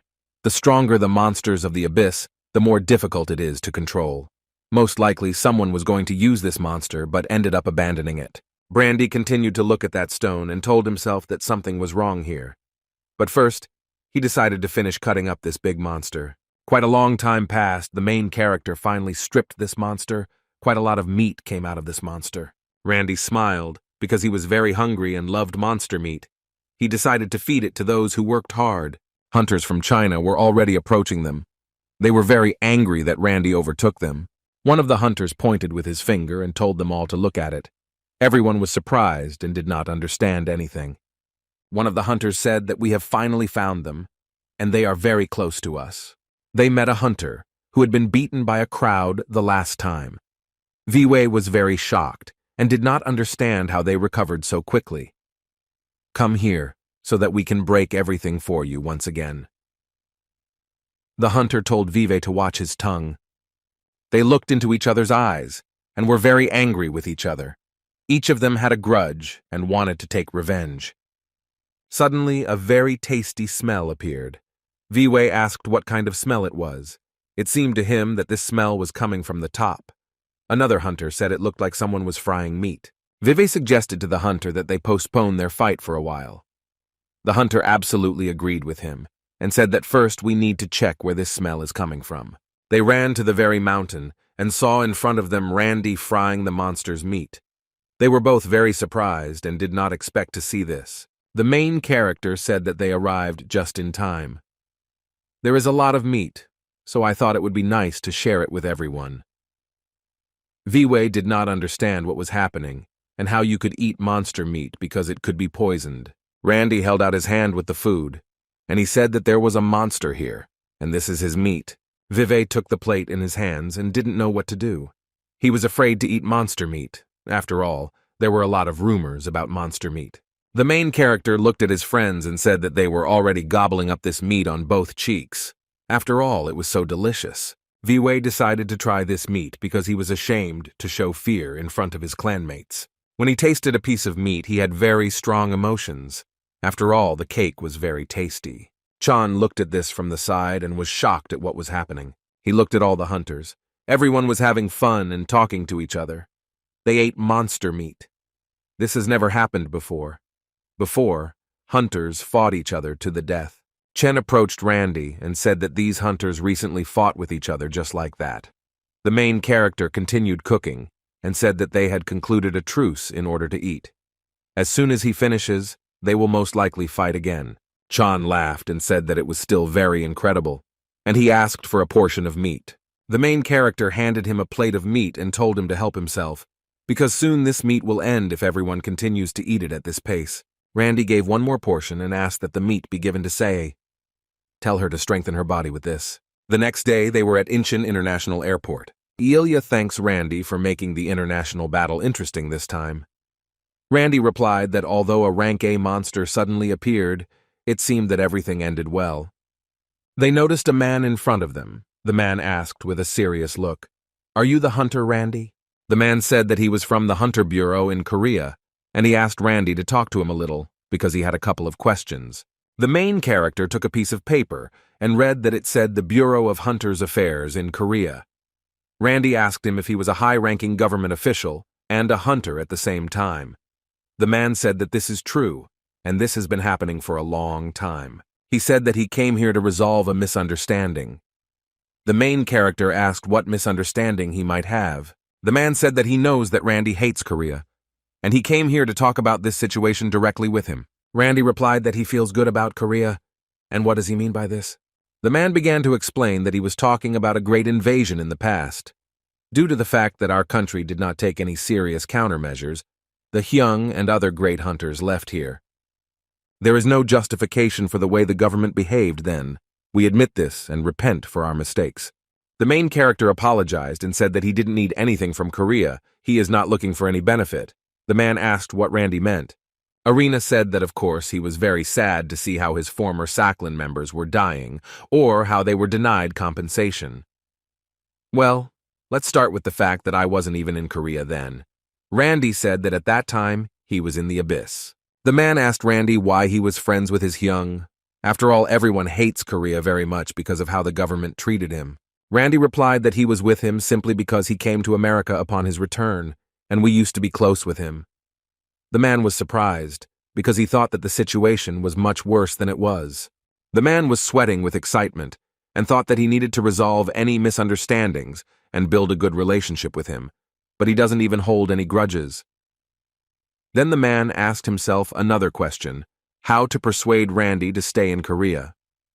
Randy turned with the first one, and said that he had to go because his flight was coming soon. And he asked the man if their conversation was over. The man replied that he was very pleased to talk with him, and hoped that in the future they would also work together. The main character began to leave, and thought that this was a very strange person. He could not understand how he could even rise to such a position, because he was not confident in himself. The next day, when Randy returned from the flight, he came to the representative of the dragon before his Hyung. The main character opened the door and said that he had returned from this long trip. He smiled because he was very happy to see Randy. He hadn't seen him for quite some time. Hyun said that he did a great job in Korea, and asked what his impression of Korea was. Randy replied that overall it was pretty good. The main character just sat in the chair and said that something has changed, but some things remained the same. Hyun couldn't understand what he was talking about, and said that something else was more important now. He was interested in what happened to the monster Argo. The main character told him the whole story. When Hyung heard the whole story, he thought about the monster that the demon god Constellation sent. The main character said that this is most likely. After all, he believed that it was necessary to study this as best as possible. Hyun replied that he completely agreed with him, and said that if Randy needed help, he could contact him. Hyung remembered that one hunter wanted to meet Randy, and Randy asked if he was ready to meet with them. The main character replied that he didn't mind, and he asked who this hunter was. Just at that moment, a hunter came in. He greeted himself and said that his name was Mackenzie Jr. He was very glad to meet him. Mackenzie Jr., Hunter B+ rank from the United Kingdom, a promising first-class hunter, occupying 4th place in the ranking league-ins. Hyun said that he would leave them alone. Mackenzie thanked you for your understanding. Mackenzie smiled and said that he had been watching Randy all this time. Randy thanked him for such nice words. Mackenzie took out a ticket and said that Randy probably knows what it is. He put the ticket on the table, and I say that thanks to this ticket, Randy can challenge. League B ranked champion named Glenn Douglas. Glenn Douglas. When it comes to America's most adored hunters, he will always be at the top of that list. At least all participants want to fight the champion. In's a place where the battle takes place only by agreement of the two parties. This means that in order to fight a champion, you need to be chosen by the champion. Mackenzie says that due to special circumstances, he can provide this ticket to Randy. The main character was interested in this, but he asked Mackenzie why he needed it. How does he benefit from this? Mackenzie said that Randy is also aiming for the A rank. If you use this chance and become a champion, then he will greatly help himself in achieving the A rank. Randy thought that it was true that defeating monsters alone would not earn him an A rank. The main character asked what he wanted in return. Mackenzie asked Randy to join him in a 2v2 constellation battle. Randy thought about it and said that first we need to clarify everything so that the situation is completely clear. Randy asked Mackenzie if he served the constellation. Mackenzie replied that yes, his constellation is the fighter of sweat and blood. The main character began to remember what kind of constellation this was. Randy heard that this constellation is not often shown in person. The main character took the ticket and said that although he wants to accept the challenge and help him, but to participate in the battle of the constellations, I don't know anything. It's a little dangerous and strange. The fighter promises Randy a huge amount of soul stones. The fighter says that he will tell him who is behind the Argo incident. The fighter says that he will pay for everything needed for the battle of the constellations. After that, Randy thought a little. He thought and said that from these conditions, he loses nothing. After all, he is even going to tell who is behind the incident with the Argo. Apparently, he really wants to win. The main character asked Mackenzie what this battle was about, and that would be the enemy. Randy was told that it would be a race. Our opponents will be endless explosions, and an observer returning from a cold place. We will fight their minions. Randy began to wonder if this race was coming out of nowhere. He wondered if the goddess knew anything about this. The goddess replied that there was nothing. Perhaps this was an offer made by the constellation, which had a useful toy for the sake of fun. Race of constellations. Each of the constellation's servants will strive for the finish line, and whoever reaches it first will win. This is a very simple rule. However, not only is it difficult to even run in the territory of the abyss, it is also possible to attack other participants in various ways, although direct attacks are prohibited. The goddess thought about it and told Randy that he had nothing to ride. The main character said that she was right, and he could run. Mackenzie asked him again if he agreed to this unusual deal. Randy thought for a moment, and he replied that he agreed. He decided to take part in this 2-on-2 battle of the constellations. You could see from Mackenzie's face how happy he was about this. He said that he would contact Randy as soon as the exact date of the competition was confirmed. After a while, Constellation Battle Day, Dimension of the Abyss. They started the race. Mackenzie was in his transport, and the main character was on normal legs. Everyone was shocked and did not understand what he would drive. Their rivals looked at them. It seemed to them from the outside that they were very weak, and for them it will be a very easy victory. Ice Dragon. It must be from an observer returning from a cold place. The main character noticed that one of his rivals was on a mechanical dragon, and I thought that it was probably from the endless explosions. Although Randy had never seen the mechanical civilizations of the Abyss, they were more advanced than the Earth. Mackenzie asked Randy if his constellation really gave him nothing to drive. The main character replied that he was absolutely right. Mackenzie smiled and said that they need to try very hard.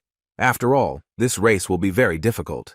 The main character decided to ask him one more question and said that his constellation hates him. Mackenzie didn't understand what he was talking about and asked what Randy meant. Rinka said that his animal looks very, very slow. Mackenzie smiled and said, although it doesn't look very fast, in reality it's not like that. This animal is quite very fast. One of the avatars said that these are ordinary people. Weak flesh, bones, and fatigue cannot defeat us. After these words, Randy got angry and thought that this must be entertainment for the constellations. But the servants are serious. The main character promised himself that he would also be very serious and take this 100%. Both parties placed equal bids. The contract has been drawn up. His existential power will not diminish even if Randy loses the battle of the constellations. The battle had already begun. There was very little time left before the race started. The race began, The competitors all rushed forward, but the main character was behind. Randy noticed that he began to lag behind them.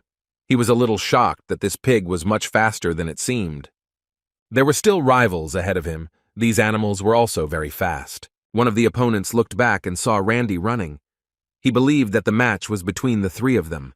That martial arts user can't be counted. They looked at Randy and did not believe that his constellation gave him nothing to ride. It was very heartless. At that moment, meteorites were flying from the sky. There were more than 100 of them. Randy couldn't believe his eyes. It was moon rain without. One hit, and the main character is out and the competition is over. Boulders rain, a phenomenon without, in which clouds appear from other areas and rain boulders. Mackenzie was also shocked. He did not expect such a turn of events to happen. Mackenzie began to dodge these meteorites using his fast pig. One meteorite fell very close to Mackenzie. The rivals easily dealt with these meteorites. Their dragons were equipped with laser cannons. The opponent noticed that Randy was sitting on his vehicle and was shocked by such impudence. He shouted at Randy to get off his vehicle immediately. The main character smiled and suggested that they go together because his place is very cozy. The opponent began to push him and shouted that this vehicle was given to him by his owner. The main character did not begin to answer him in response because violence was prohibited in these competitions. A rival robot gave his dragon a task to throw Randy out of his saddle. The dragon began to wag its head to throw it away. Randy could barely restrain himself with both hands because the power of this dragon was quite powerful. Another competitor did not understand what his friend was doing and advised him to concentrate on the race. And then at the end, it drags along. The robot understood that there was nothing to be done here, and it was necessary to go forward. A little time passed before the system began to show danger. A danger zone has been discovered. The main character is a saint directly, and noticed that it was the poisonous fog of the abyss. This fog can easily carry any system. Mackenzie understood that it would be very difficult, and began to drive around this fog. The opponent decided to go ahead, and with the help of the dragon he dispelled this fog. The ice dragon used his technique, which was called a laser beam. This technique is capable of dispelling toxic fog. The robot started using analysis when the analysis was completed. The system has determined that there is no threat. There is a chance that they will be able to get rid of the intruder. The robot looked behind him and was shocked when he saw Randy there. He thought that he had fallen a long time ago. He looked at Randy and didn't understand how he could just sit on a dragon that was swaying in different directions. The robot began scanning his data. Intruder skill confirmed. He has the skill of resisting poison, a person who is immune to the poison of the abyss. The robot believed that this was impossible. The robot was distracted by Randy and did not notice how he fell into a trap. It was a swamp that pulled them down. The main character looked at this trap and thought that this opponent was finishing his competition. Randy jumped out of the dragon and ran further to neutralize another opponent. The robot could not understand how he did it, how weakly the human body is capable of this. The main character began to catch up with them. His task was to distract his opponent. The main character looked at his opponent and realized that he was faster than his ally. The main character thought to use some internal energy to break away, even though it would lead to exhaustion. Randy, look ahead and saw in front of you a large tornado that is sucking in everything. Mackenzie was shocked by what he saw and did not understand what the hell it was doing here. Randy smiled and said that something familiar appeared. It was in this tornado that the main character found himself at the very beginning of the abyss. Randy jumped right inside this tornado. No one understood this act because everyone else avoided him from the side. When the main character was inside, he closed his eyes and concentrated. It was similar to what he had encountered in the abyss before. Randy decided to follow the flow, and in this way he plans to get ahead. Jobs was shocked. He did not understand why Randy jumped into this tornado. After all, surviving the mana tornado of the abyss is incredibly difficult. But the main character easily escaped from this tornado. The opponent's constellation was shocked. No one understood how he was able to get out of the mana tornado. Moreover, he increased his mana volume significantly. Randy increased his speed 10 times, thanks to the power that this tornado gave him.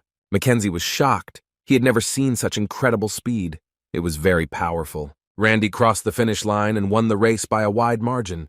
The constellation of explosions recognized his abilities. The observer, returning from the cold place, admires what Randy has created. Constellation Mackenzie thanked Randy for such a brilliant victory. After all, he never wanted to lose to this opponent. The constellation gathered round Mana in his hand and said that he could not give much because he himself did not have very much. He hoped that this number of soul stones would be enough as a reward for Randy. The main character became interested in how many soul stones he gave. He saw a package of soul stones. There were more than 50,000 stones. Randy was shocked by such a large number. For him, 50,000 is generally a lot of stones, but on the contrary, it's a lot.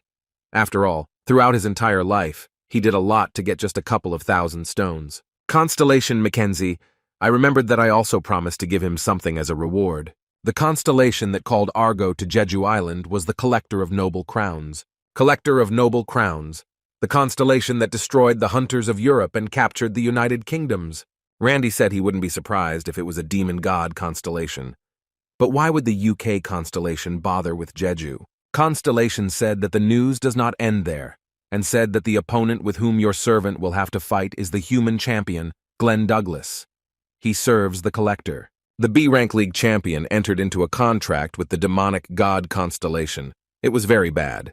When fighting him, you need to be extremely careful. His powers are both incredibly powerful and evil.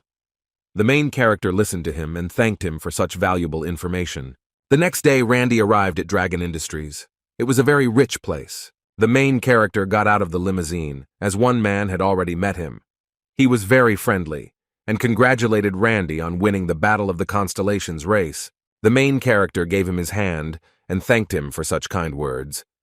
But he still had the question of why this man suddenly asked him to meet. The man said that he would tell everything later and asked to go to the laboratory first. Randy was here recently. He again saw familiar faces who were exploring various discoveries. They showed him a sword. Very strong energy came from it. It was called the Frosty Blue Short Sword. The man said that this sword is several times stronger than all other artifacts, made from existing azure iron rock. The main character remembered that when he was last here, he created such a sword. The man asked Randy how he could create something like this.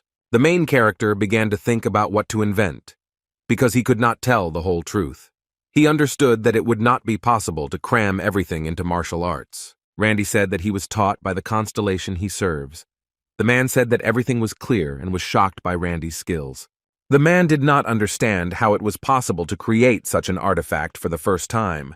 Your constellation must really love you. Randy replied that probably yes. For him it was a funny situation because he was this constellation. The man shook Randy's hand and thought that he had a path in creating artifacts. The man did not stop there, and asked the main character to look at the rest of the artifacts. The man asked what Randy thinks powers this huge city. The main character replied that this was probably the core of the monster. The man was very emotional that day. He emotionally shouted that being a hunter makes everyone proud of themselves. Well, technologies like ours are the foundation of the civilization in which they live. Hunter Randy, you must create artifacts. The man believed that in this way he would do more for humanity. The main character noticed how happy the man was but asked for forgiveness for this. Randy said that he is not going to stop his work as hunters, because he needs to help and save people. The man was very upset. In a sad voice, she said that she assumed that this would not work. The main character said that he shouldn't be too upset because he will still help from time to time. The man was very happy about this news and asked Randy if he was seriously saying this. Randy replied that he would help in any case. It's not hard for him. Still, by killing monsters, Randy believed that he would go far in pumping up his strength, and I decided to try different options. The man gave him a card and said that he was very happy. Randy asked what it was. The man said that this was his name card, and asked him to use this card wherever he went. The card said CEO. Randy asked indignantly what that meant. The man replied that he was the new general director. Randy began to remember Hyun. After all, when he wants something, he will do anything to get it. And he suspected that it was he who gathered all the researchers. The man told him not to worry. After all, he needed only one help from him. The main character asked what kind of help he could get. The man touched the box and told him to create artifacts like this sword, which are highly valued on the market. Randy looked at this and thought, if they were talking about production, then it must be mass production. Will human technology be able to copy what Randy did? The goddess said that she had done this before. She had quite a lot of fun doing it. This was the first time Randy had heard that the goddess was a blacksmith in the past. The goddess said that this is not the point. She was talking about a very long time ago, about your servant. The goddess said that she had a servant, an outstanding black magician. However, Servants tend to resemble their masters. That black magician also became lazy. He was tired of killing thousands of skeletons and monsters. He simply ordered the living workers around him to do the work and take care of the food. He couldn't cope with many tasks. But the goddess cannot use the undead for simple matters. Randy heard all the words of the goddess and thought that the undead had gone crazy. The lava kitten was also shocked by the story. Randy began to think it was not dying and not aging quite an efficient workforce, and he couldn't understand what was happening to that servant now. The goddess said that she kept him away because he was useless and a thorn in his side. At this time filming was taking place, the strongest warrior of rank 6 was photographed. The manager approached Glenn and began to say that he was simply magnificent in this drama. Gleb smiled and said that he was flattered. The manager pointed at the fans and said that these fans were crazy about him. The manager began to make an offer to him. "What about the ride? You haven't participated in them for a long time. I think even more people will come, and they will scream even louder when they see you entering the dungeon." Glenn found his words interesting. A little boy ran out of the crowd. He shouted to Hunter Glenn that he was his fan. There was great joy on the boy's face. The boy handed a piece of paper with a pen to Glenn and asked him to leave his autograph. The manager was shocked. He didn't know how Glenn would react to this. The manager picked up the boy and started yelling at him that he couldn't come here. Glenn asked the manager to stop and waited a minute. Glenn took the boy by the shoulder and gently said that everything was fine. He needs to come in line and he will give his autograph. The girl cried and said that Clay had a very wonderful character. The manager knew that he was top 1 in the B-rank league, but remained very modest. The boy received his autograph. He thanked him very much for this autograph. He ran about his business and shouted that he would root for Glenn at any cost. Glenn smiled affectionately. He didn't like giving out these autographs, even though it's also a headache. He needed it to maintain his popularity and reputation. The manager told Glenn another piece of news. "You remember the challenge ticket you gave to Mackenzie?" Glenn was surprised and said that of course he remembers it. The manager said that Mackenzie gave this ticket. Glenn was surprised, because no one had ever lost their chance like that before. He asked who he gave this ticket to. The manager said that the ticket was given to Randy, the same martial arts user who recently began to gain popularity. Well, I think it's even better, because it's easier to fight with the 20th rank than with the 4th. Glenn asked why Mackenzie did this. The manager was not sure. Well, he assumed that perhaps it was some kind of deal behind the scenes. Glenn began to think about him. The manager told him not to worry, because they only talk about him because he practices martial arts. Surely you will destroy him with your left hand. Glenn was amused by the manager's words that he would destroy him. After all, in every battle he always gives 100%. No matter who I'm fighting against, I always give my best. The manager smiled and said that there is no need to be so modest. In this case, he should organize a fight. Let's show this arrogant upstart what champions are made of. Glenn held his face and thought whether it was worth wasting his time on these games. It will be necessary to completely defeat it. He did this for the sake of the collector of noble crowns and just for fun. Glenn thought that he had no rivals in this division. The day of the battle came. A lot of people gathered because Glenn was very popular. Fans called Randy different names and said that he was a coward. They were very angry about this dirty deal with the Mackenzies. Anthony didn't understand why they were all so evil, and he didn't understand why Randy became a villain. Smallwood looked at the phone, and I say that there are also Randy fans, although there were very, very few of them. The main character also noticed how he was booed. He understood that they did not like it when the 1st rank fought with the 20th rank. Randy walked into the fight and thought he needed to win this fight 100% of the time, and then he will come first. Glenn had a lot of self-confidence, and he turned to Randy to show him a beautiful fight. Commentators have begun to comment on this battle. The match for the title of League B rank champion will begin in 5 seconds. Glenn was already looking forward to this battle. He smiled evilly and concentrated the Black Mother in his hands, where I looked at Randy and thought that this brat most likely did not know that I had entered into a contract with the constellation of the demonic god. Well, the main character knew everything a long time ago. Glenn immediately became close to Randy. He wanted to finish this fight with one blow.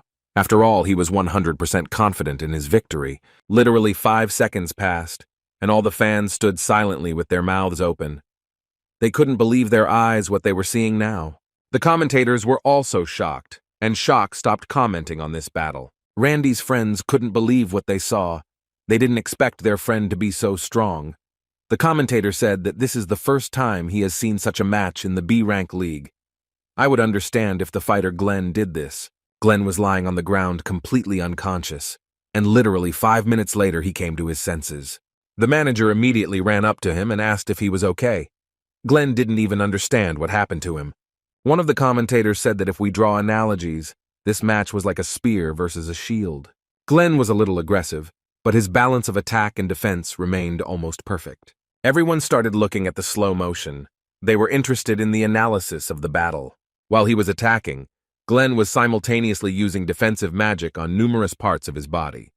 It was the perfect balance of attack and defense. However, he did not hit a single attack on Randy.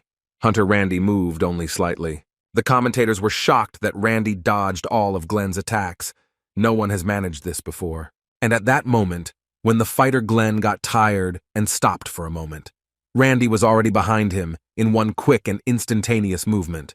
The main character hit him with all his strength in his face. It was easy and natural from the opponent's blind spot. Because Glenn couldn't see where the attack was coming from, all his defensive magic was useless. This victory was decided in an instant. Glenn could not get to his feet after this crushing blow, so he was carried away on a stretcher. The audience asked themselves one question. What was it? One of the pancakes thought Randy was just lucky. The commentator said that the fight was between the top 1 and the top 20 rank. The top 20 rank won. It was a very unexpected ending. Well, no one can know for sure what will happen in this battle. Everyone looked at Glenn and thought that he was in severe shock after this blow. And will he be able to come to his senses? The girl thought that the commentators were stupid. And why can't you just say that Glenn would have lost even if he were twice as strong as he is now? The girl looked at Randy and said with admiration what kind of hunters my father introduced me to. After this battle, the main character went into his locker room, and he saw 2 strangers in front of him who congratulated him on his victory. They said that this fight was simply great. Randy thanked them for their congratulations and for the flowers. Smallwood smiled and said something was a very good fight. It was simply incredible. Anthony remained in his style and said that his opponent must have at least such strength. Randy thought about it and said that, to be honest, Glenn was much stronger than I thought. Now his status is higher than mine. He didn't seem like he was going to be easy, so Randy sent him flying with one punch. Well, just think that he has a contract with the constellation of the demonic god. Most likely, they still have many servants on Earth who are stronger than him. At this moment, the main character began to see some kind of vision again. Clairvoyance has been activated. He saw many dead people in front of him, which lie on the earth. Glenn killed them all. At that moment his eyes glowed very purple. Randy thought, although the guidance may be unclear, well, it never just happens. If this is true, then Randy needs to stop him urgently. The main character warned his friends and said that they need to prepare for battle. His friends did not understand what he meant, and were shocked by these words. At this time there were many reporters. They were outside Glenn's waiting room. Glenn was very angry. He held his head and could not understand how he lost to such a loser. The manager began to support him and said that his fans were still rooting for him. It's just that this time they had no information about the enemy at all. We will leave, prepare well, and take this first place back. The manager hoped that such words would greatly cheer him up. But Glenn didn't even hear him. The power of the demonic god began to affect him. The color purple began to appear in his eyes. The location changed in his head. He bowed before the constellation of the demonic god. Collector of noble crowns, greatly disappointed by losing to a servant of a low-grade constellation.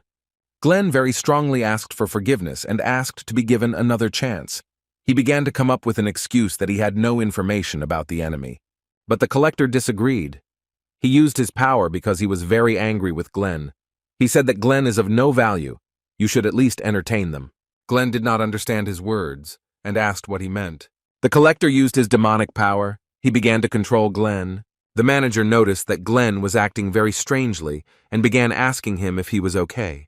Glenn turned on his manager and called him very bad words. It was clear how angry he had become. Glenn said that he lost because of them, because they did not get information about the enemy. Otherwise, he wouldn't have lost. The manager said that he understood that he was upset and asked him to calm down.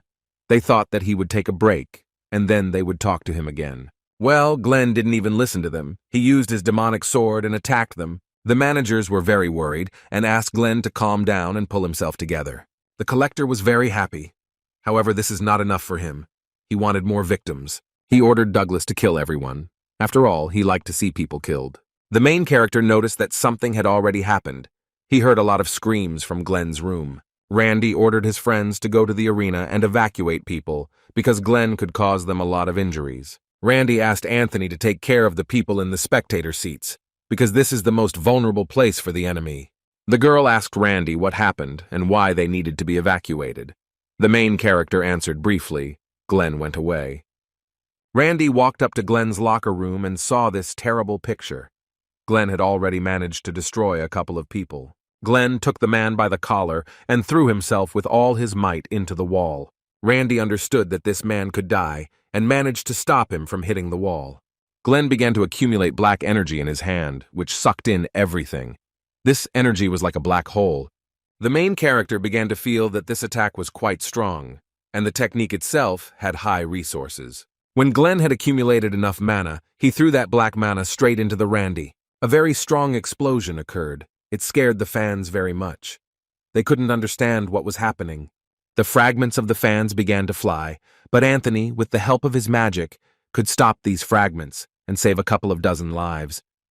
During the fight, Anthony asked Elizabeth why the man was suddenly so angry.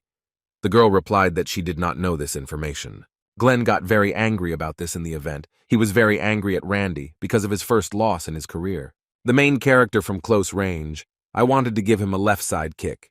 He told him that he should have just quietly returned home and slept. The main character dealt a crushing blow to his enemy. From this blow, Glenn flew 10 meters away. The main character did not understand what happened. He saw a black liquid on his left hand. Glenn began to laugh hard and shouted that these physical attacks on him were useless. The goddess decided to give him a hint and said that this mana contains existential power, and she advised Randy to be careful. The main character used unfading regeneration. This ability was used to heal his left arm. Literally 10 seconds later, his wounds were completely healed. The goddess said that now he is too weak, and she advised him to raise his level. Randy replied that he understood everything himself.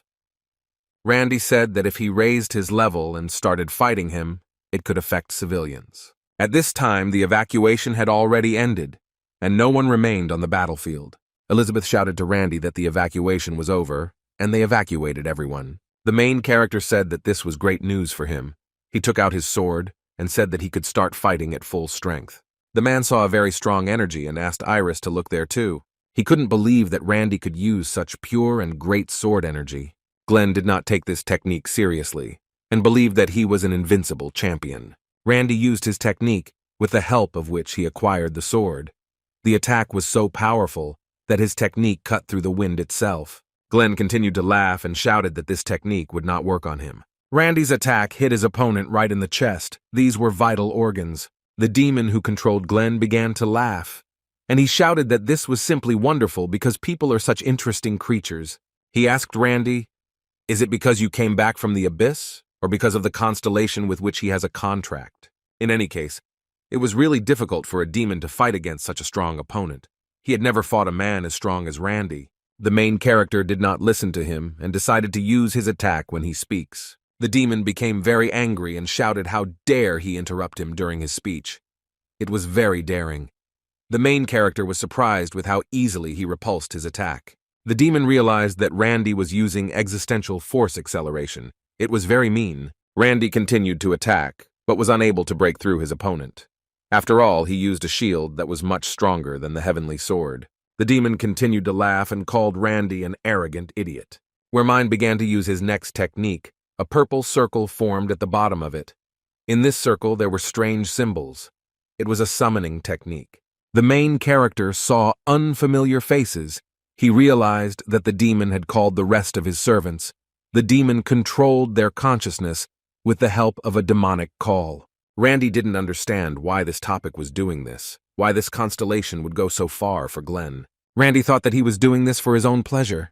After all, this demon likes to kill other people. The main character destroyed the first assistant of the demon, thanks to his sword speed. Randy encountered another warrior. He was called the Samurai of Darkness. He was known as a master of sword fighting. Glenn smiled and asked who you just killed. This man was one of the royal family of the United Kingdom. After his murder, Randy will have very big problems. The main character thought that he needed to be much more careful. After all these called servants are living people, and the collector now rules the United Kingdom. Thanks to this, he can summon a lot of warriors to serve him. The demon began to laugh through Glenn's body and asked what it was like to kill other people. The main character was not afraid at all and said that all people die sooner or later. Therefore, he didn't care at all. The demon was shocked by this answer. He realized that Randy was cold-blooded. When the main character had practically dealt with the samurai, 2 more assistants approached him, who wanted to destroy Randy. The main character let the samurai go because he had no other choice, and with the help of his speed he destroyed 2 warriors. At that moment, the samurai realized that he had an advantage because he was behind Randy. I was ready to cut off his head. The main character managed to dodge. Everyone was shocked because it was a very fast attack. Randy struck back, but the samurai swordmaster was able to withstand the blow due to his great experience. Well, the samurai did not appreciate Randy's power. Because of this, his sword broke into 2 parts. The main character easily destroyed the samurai because he had no weapons in his hands. Randy's heavenly sword turned out to be much stronger than the samurai's sword. The demon was very angry because he thought that this was a good-natured hero, and he didn't even hesitate. He thought Randy was completely heartless. The demon appreciated Randy's strength and said that he would give 100% through this human body. He extended his hand and said that Randy really thought that he would be afraid of his master just because of this. The owner, whose name on earth almost no one knows. From Glenn, even more energy began to come out. The main character understood that there would soon be a denouement. After all, it will be difficult for him to fight with such power. Randy noticed that Glenn was starting to turn into a big, strong monster. This demon was 100 meters tall, almost twice as tall as the arena itself. Anthony and Elizabeth could not understand where it came from. It was the first time they had seen such a thing. The main character was also shocked, and could not believe that it was Glenn, because a human body of such size should simply be torn into pieces. Elizabeth looked even closer, and was shocked when she found out that it was Glenn's body. The demon completely took over Douglas's body, and asked Randy how he liked this transformation. This is what will happen if you gather all the powers of the demon together. The demon began to carry out the first attack. He wanted to destroy Randy with 1 blow. He shouted that today this earth will clearly remember his name. The main character was shocked. He did not expect that the demon would be so fast with such a large and huge body. Just from 1 blow, a very strong explosion occurred. The shock wave was almost throughout the entire city. All the residents of the city heard that some kind of trouble had happened in the arena. The man asked Randy's friends to stop this monster. After all, they were quite strong hunters. If you don't stop him right now, then everything here will be completely destroyed. Elizabeth said that of course she really wants to help. But what should they do with someone of such size and with such great, enormous power? At that moment, the main character landed right next to them and told no one to worry. Iris ran up to Randy and asked if she was okay. After all, there was a strong explosion from this blow. The main character replied that he was absolutely intact. Randy turned to the hunters from the Huashan sect. You can refuse, but Randy had a request for them. The Huashan hunters asked what kind of request this was. The main character asked them to follow him to finish off this bastard. Iris looked at her partners and wanted to know if they were ready to fight. She clenched her fists and shouted that of course. She was fully prepared for this battle. Anthony turned to Randy and asked if you really didn't need us. After all, we also have great strength. The main character replied that he wasn't even going to ask them, because they had to go 100%. Randy attacked this monster and shouted for them to attack. The main character said that the hunter of the Huashan sect used sword formation. They used the sword formation of the Azure Prison. The Huashan hunters respected Randy very much and shouted that they were ready to listen to him and do as he said. They used the laser prison sword formation. Randy specially created it for martial arts users. A blue symbol appeared at the bottom of it, which detected the opponent's attacks. It increases the strength of the weak several times so that they can fight the strong. Invincible and the training squad began to lead mortals. The laser prison sword formation skill has been fully activated. They attacked Glenn from all sides. It was difficult for the demon to keep track of them, because there were so many of them. The demon became very angry, and again hit the ground with all his might. From this attack, the earth was rejected into two parts, and a strong earthquake appeared. The demon decided to destroy Randy first because he understood that this was his strongest rival. If he destroys it, the rest of his allies will lose morale. But for the main character, it was a simple attack. He stopped this attack thanks to his sword. The demon could not understand what was happening, because it was a very strong attack, and it was very difficult to block. Even some constellations cannot block such an attack. Randy yelled at them to maintain their ball formation. This was very important to him, so that he can defeat this monster. Thanks to this combination, the main character was able to cut off his right leg with the help of his blade. Randy shouted at Iris to use her technique because they had very little time to recover. Washan formation, they began to fight in full force. They used their laser blade technique. Thanks to this technique, they destroyed the right legs of this demon, and now he won't be able to walk. This will greatly protect the lives of other people. The demonic constellation watched this from the side and could not understand why simple martial arts could cause so many problems. He didn't understand how it happened. Anthony said that this is their chance. They need to attack with full force until this topic is restored. They all started using the same technique and using magic to fire at this monster. Attacks came from all sides. The demon did not know what to do. After all, it was very difficult to fight against such a bunch of people. The main character jumped on Glenn's head, and he began to contact him. Randy screamed for Glenn to come to his senses, and I didn't listen to that bastard collector. After all, he controls his mind. Anthony didn't understand what Randy was doing and why he was talking to him. It's easier to just kill him. Where we started attacking Randy and shouting what trick he was trying to prepare this time. The main character was able to pierce his right hand with the help of his heavenly sword, but the demon was still able to move it. Randy started screaming at Glenn and saying that the demon was controlling his thoughts. If he really were your master, wouldn't he have helped much earlier? Aren't you upset that you got involved with some strange monster? The main character was still trying to shout to Glenn, "You know how much existential power I used." And how can he stop saying that? Randy tried to put pressure on Glenn's offense and shouted that someone like him would most likely achieve more if only he signed a contract with another constellation. The constellation told Douglas not to listen to him and continued to listen to his constellation. The main character continued to shout to Glenn, "Don't you think that losing all his glory like this would be a waste? It would be a real shame for him." Glenn began to regain consciousness. I realized that the collector was simply using him as a toy, and he doesn't have to go to meet the collector. Glenn began to free himself from the Kaidan. He agreed with Randy that in this situation he was a common victim. Glenn shouted for them to stop and shouted that he had regained control of his body. "I will not destroy anything anymore," and asked that they not attack him. The main character was surprised that the demonic god constellation disappeared so quickly. Glenn said that it disappeared, and all this time she controlled his consciousness. Glenn asked them to stop beating him. He understood that he would spend his entire life paying for his sins, because over the years, he realized quite a good reputation for himself. He definitely has a good chance of acquitting himself by blaming the demon god constellation. The main character began to flex his fists and said that he was talking complete nonsense. He hit him in the face and shouted that he really thought that everyone would forget what he was wearing with a click. Since the constellation was used as an excuse, he will be punished even more. Randy beat him badly. From exhaustion, he began to turn into his normal form.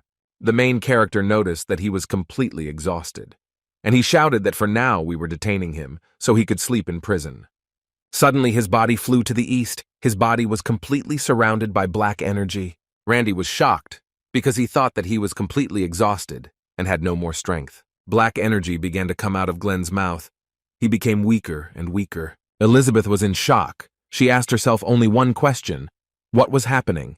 She had never seen anything like this. The main character could not believe what was happening and did not expect to see this constellation. It was a servant of the avatar of training. His spirit controlled Glenn's body. Start from Jeju Island until now. He will never forget what happened today. Randy noticed how he was disappearing and promised himself that someday he would finish him off. At this time, Hyung congratulated Randy because he became a rank. There were a lot of congratulations and balloons.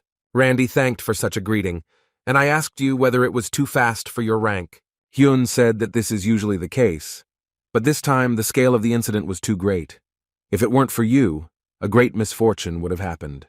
This government official is here to officially present you with a certificate of promotion to a rank hunter. He gave Randy this piece of paper and said that you are his new hunter's card and documents, and asked him to look at them. The main character said that he would read these pieces of paper later, and did not understand why he needed so many of these pieces of paper. The man said that in this case, I hope you will continue to serve for the benefit of humanity and civilization.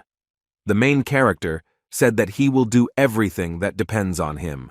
Hyung couldn't believe that Randy was already of a rank, and he said that from that moment Randy became a real hunter. Hyung told Randy that the hunter has 2 dreams. The main character asked what other dreams the hunters had. The first is to return all the territories of the earth captured by the constellations. The main character said that even if the demon god constellation did not personally intervene, the place would be swarming with their servants.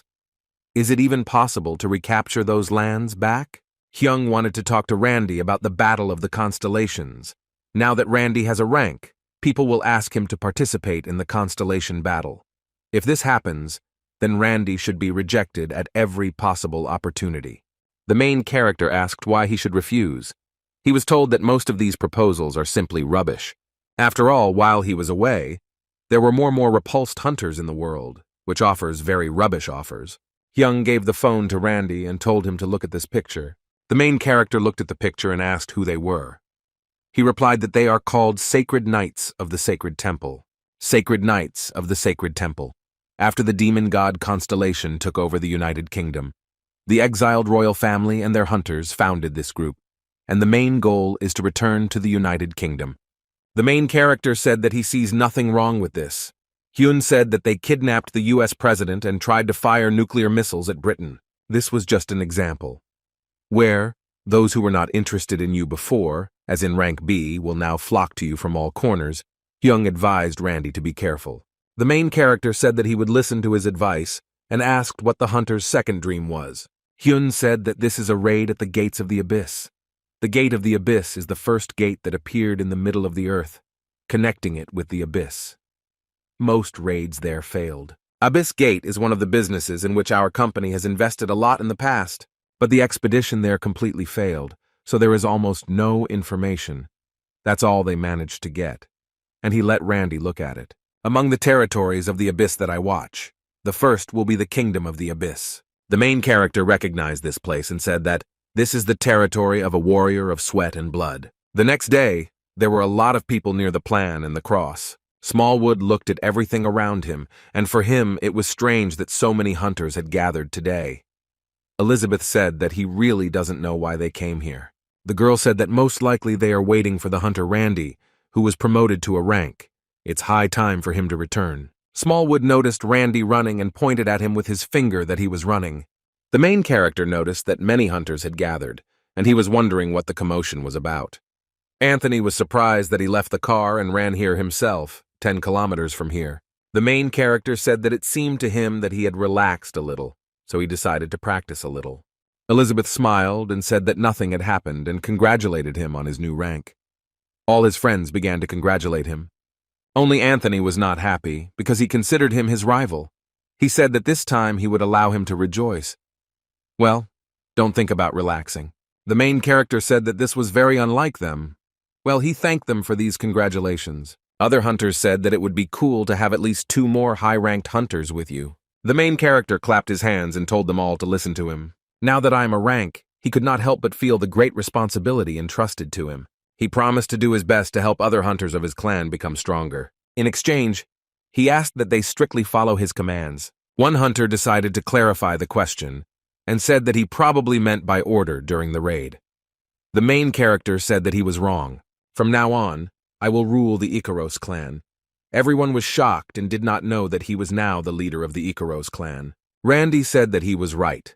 My Hyung appointed me in charge. From now on, be prepared for the consequences if you do not show up when I ask you to. All his friends were shocked by this news. The main character was leaving the Ikaros building. How they told him that he had guests. The man said that he was waiting for him. He really wanted to meet no matter what. The man said hello and said that his name was Wes Morales. He was a ranked hunter like Randy. The main character noticed how big he was. Wes Morales, one of the main high-ranking hunters in America, nicknamed the Ominous Rock. He asked Randy for help. Randy couldn't understand what kind of help a big guy like him needed. The main character advised him to go to his room and talk there. The man began to congratulate. He heard that he became the manager of the dragon artifact. He is now working with the Parker family. The man said it doesn't matter how good the hunter is, because all the power is still in the hands of the company. Randy said that this is probably true, so why did he start such a conversation? The man said that he also wants this power. After all, he was tired of being a servant. However, he never received the shares of the company that he was promised. He asked Randy if they did the same to him. Randy said not really. He remembered the moment when his Hyung threw him the phone. He said that you are his shares in the company. He did not give them to Randy, not because he was somehow biased, and asked him to understand him correctly. The main character said that he didn't need it. Hyun said that he had already paid the gift tax, so he had no choice but to accept these shares. Randy said that he already had his shares. The man did not believe his words and asked if he was serious now. The man held his head and shouted that they said they would give him shares. And they forced me to work for them, and now they just pay him hundreds of millions of dollars so that he doesn't have any complaints. The main character was surprised that he was being paid millions of dollars and asked if this was not enough. The man said that was why he wanted to work and fight with them. I didn't think Randy was being treated so well. In that case, how about half of my shares from Parker if Randy helps him? The main character said that he did not see any reason to refuse. Well, how is he going to convince his chairman? The main character didn't understand this. Wes said that it would be quite difficult, but he had his own way of negotiating with him. He took out the pieces of paper and asked Randy to take a look. The main character did not understand what it was and thought that it was information about the dungeon. The dungeon is divided into two large categories.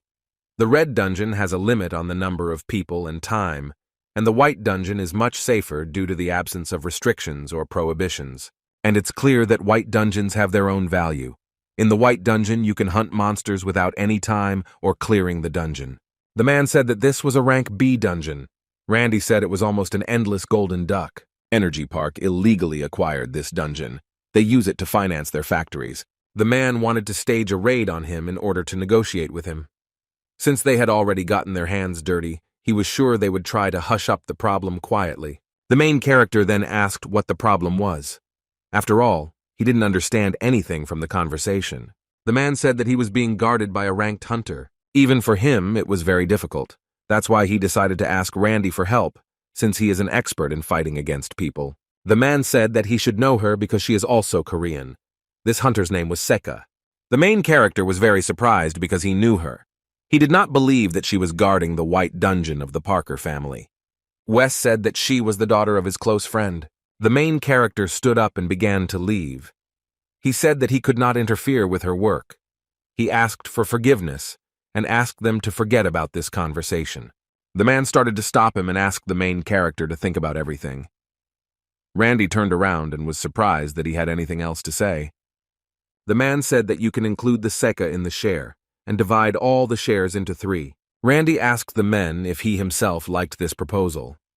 The man said that in any case, there is not much difference in dividing them into 2 or 3. Still, there was a lot of money at stake. Moreover, if she joins us, won't our chances of success increase? Randy listened to him and completely agreed with him. The main character told the man not to get his hopes up too much. After all, if she refuses the offer, then you can forget about this idea. The man said that he understood absolutely everything, but I didn't think that she would refuse. The main character called her. He said that he had an offer and was ready to work with her on one case if she agreed. Seka was very happy, and he shouted that he agreed that this should not happen. She told Randy that she would come right away. The man began to laugh. He wasn't upset because she didn't even listen to him. Seha was happy because it was a great opportunity for her to show off her abilities. Seka went to Randy and said that this was a great opportunity for her to make a good impression. The girl came to them. The main character told his whole plan, which Wes voiced to him. Randy asked the girl how she liked this plan. The girl smiled and said that she was happy with everything. Randy said if she doesn't want to, he won't force her. After all, he only works honestly. The girl said in an angry voice that a 10% stake in Park Energy was worth at least a couple of billions, so it will definitely be much more profitable to participate. Seka took the phone and said that she would break the contract with the Parkers right now. Randy said that's how it should be, and I was shocked that you can break a contract so easily over the phone. On the same day, at 11 o'clock at night, they arrived at the scene. They noticed a guard. There were 2 of them at the entrance. Randy understood that they would have to penetrate this territory. The girl said that it's not worth it and you can just go in. The girl approached the security guard and asked her to leave. The security guard asked for her ID in response. The guard looked at her ID, and it said that she was an A-class hunter. Her identity was confirmed by the system. The main character did not understand why everything was so simple. After all, he expected it to be quite difficult. The man said that apparently these people had not yet been told about her termination of the contract. Randy was a little surprised that such a plant processed materials from the White Dungeon.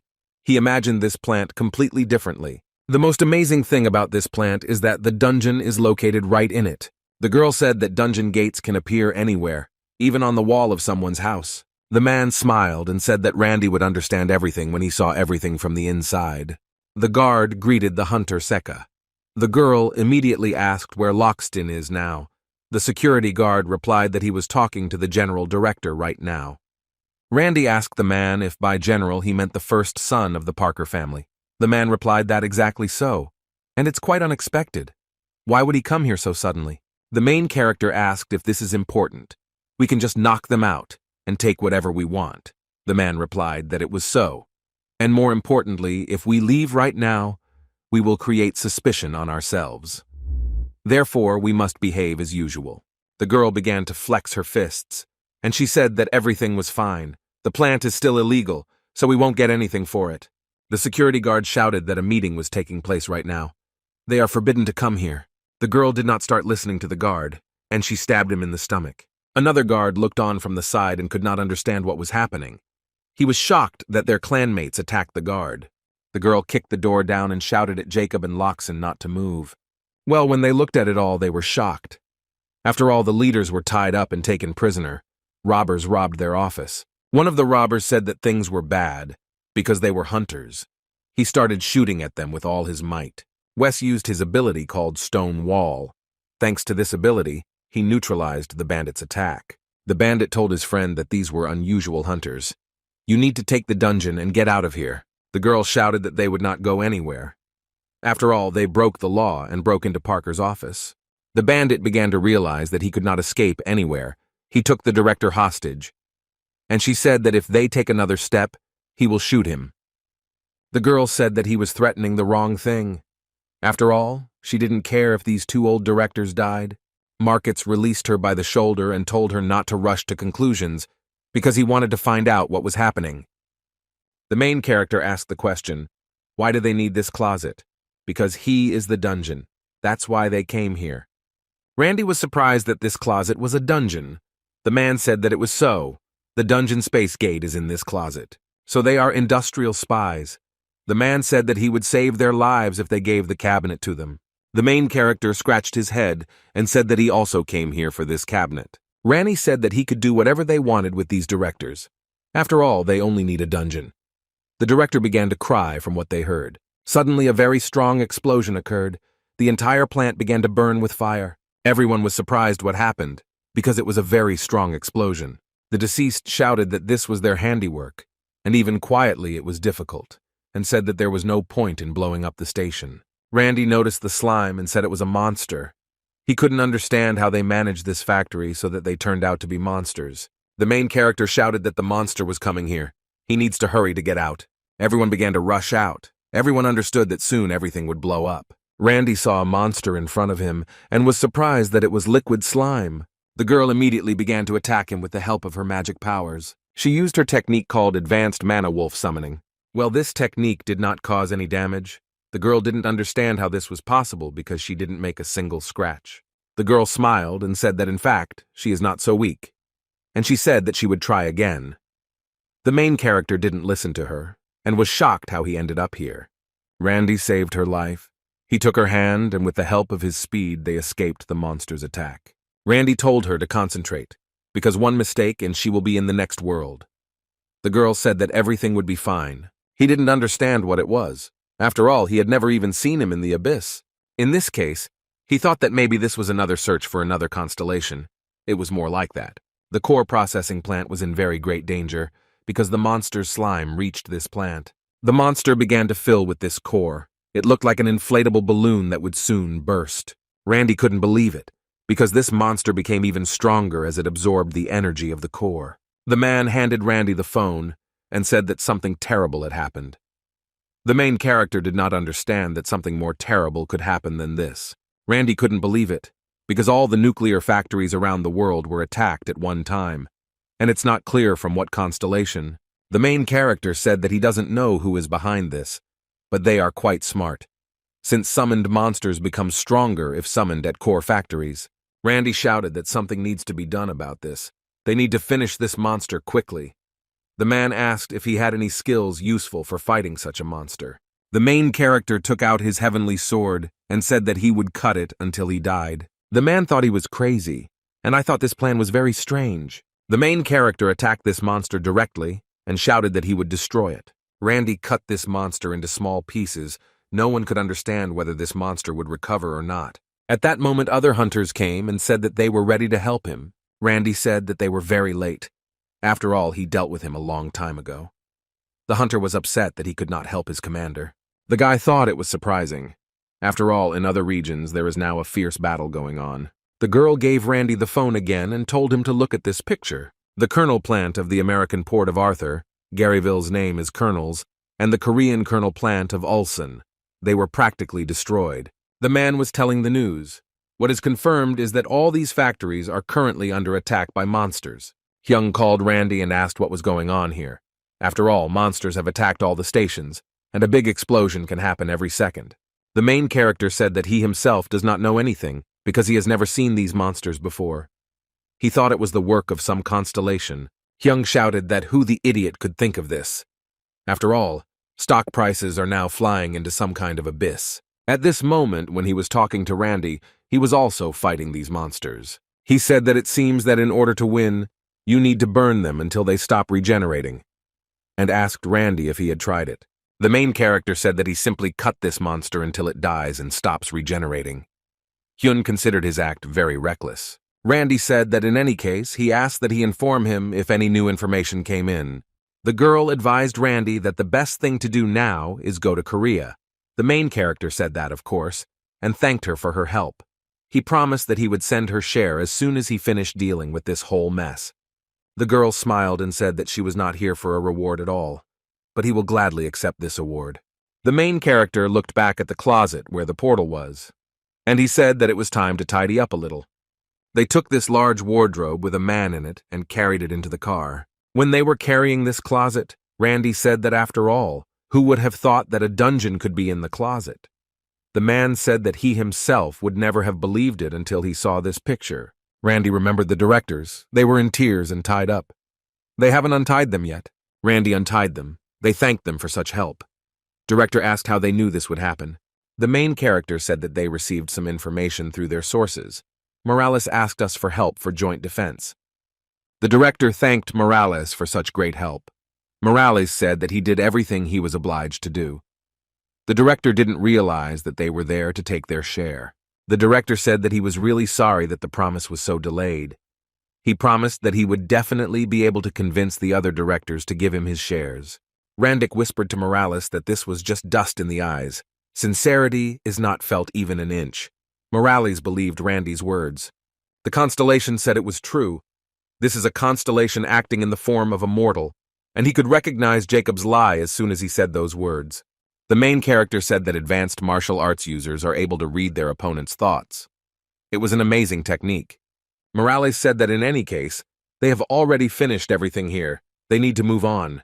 They got into the car and left to go about their business. The director didn't even give him a free hand. At this time, in the Union of Small Constellations, they watched the Randy. The main character came to visit them. Randy said that they had not seen each other for a very long time. He asked what the urgent reasons for his call were, and which they told him. The kitten screams that there is a big commotion among the constellations, and a very big disaster is coming. The kitten says that there is a big reward on the head of the constellation that created all this mess. The main character thought that they did this because the agreement was broken. Since you can get soul stones not often, it will be great to get, the main character thought, to catch this constellation and get a big reward. Randy asked how they were going to find him, and he should start searching himself. The constellation of desires replied that there was no need for this. The constellation participating in the agreement constantly spam him with calls to beat the constellation. The main character asked if he could just give them up. The constellation Desire replied that of course it could, but a constellation that avoids constellation battle for too long risks losing its chance to remain on Earth. Randy thought about it and said that he wanted to fight him head-on. Well, the goddess said that this is very rare in the abyss. The goddess smiled and said who would agree to bet their life on someone? What stupidity, unless the constellation turns out to be arrogant or reckless. The main character thought about it and said that he could be called reckless because all he did was risk his life. Randy thought that in any case, there was some more information about him. The constellation of Desires opened a hologram for him and asked him to look there. A slippery monster was drawn there. The goddess said that she was a formless comprehender, piercing everything. They thought it was a very pretentious name for a stupid monster. The goddess said that this is a very cruel constellation. After all, he was originally a monster. Randy said he felt like he knew the land too well for a monster. Maybe there is some Earth constellation helping him. Randy turned into a constellation and went to watch the constellation news. The constellation news was just talking about this case.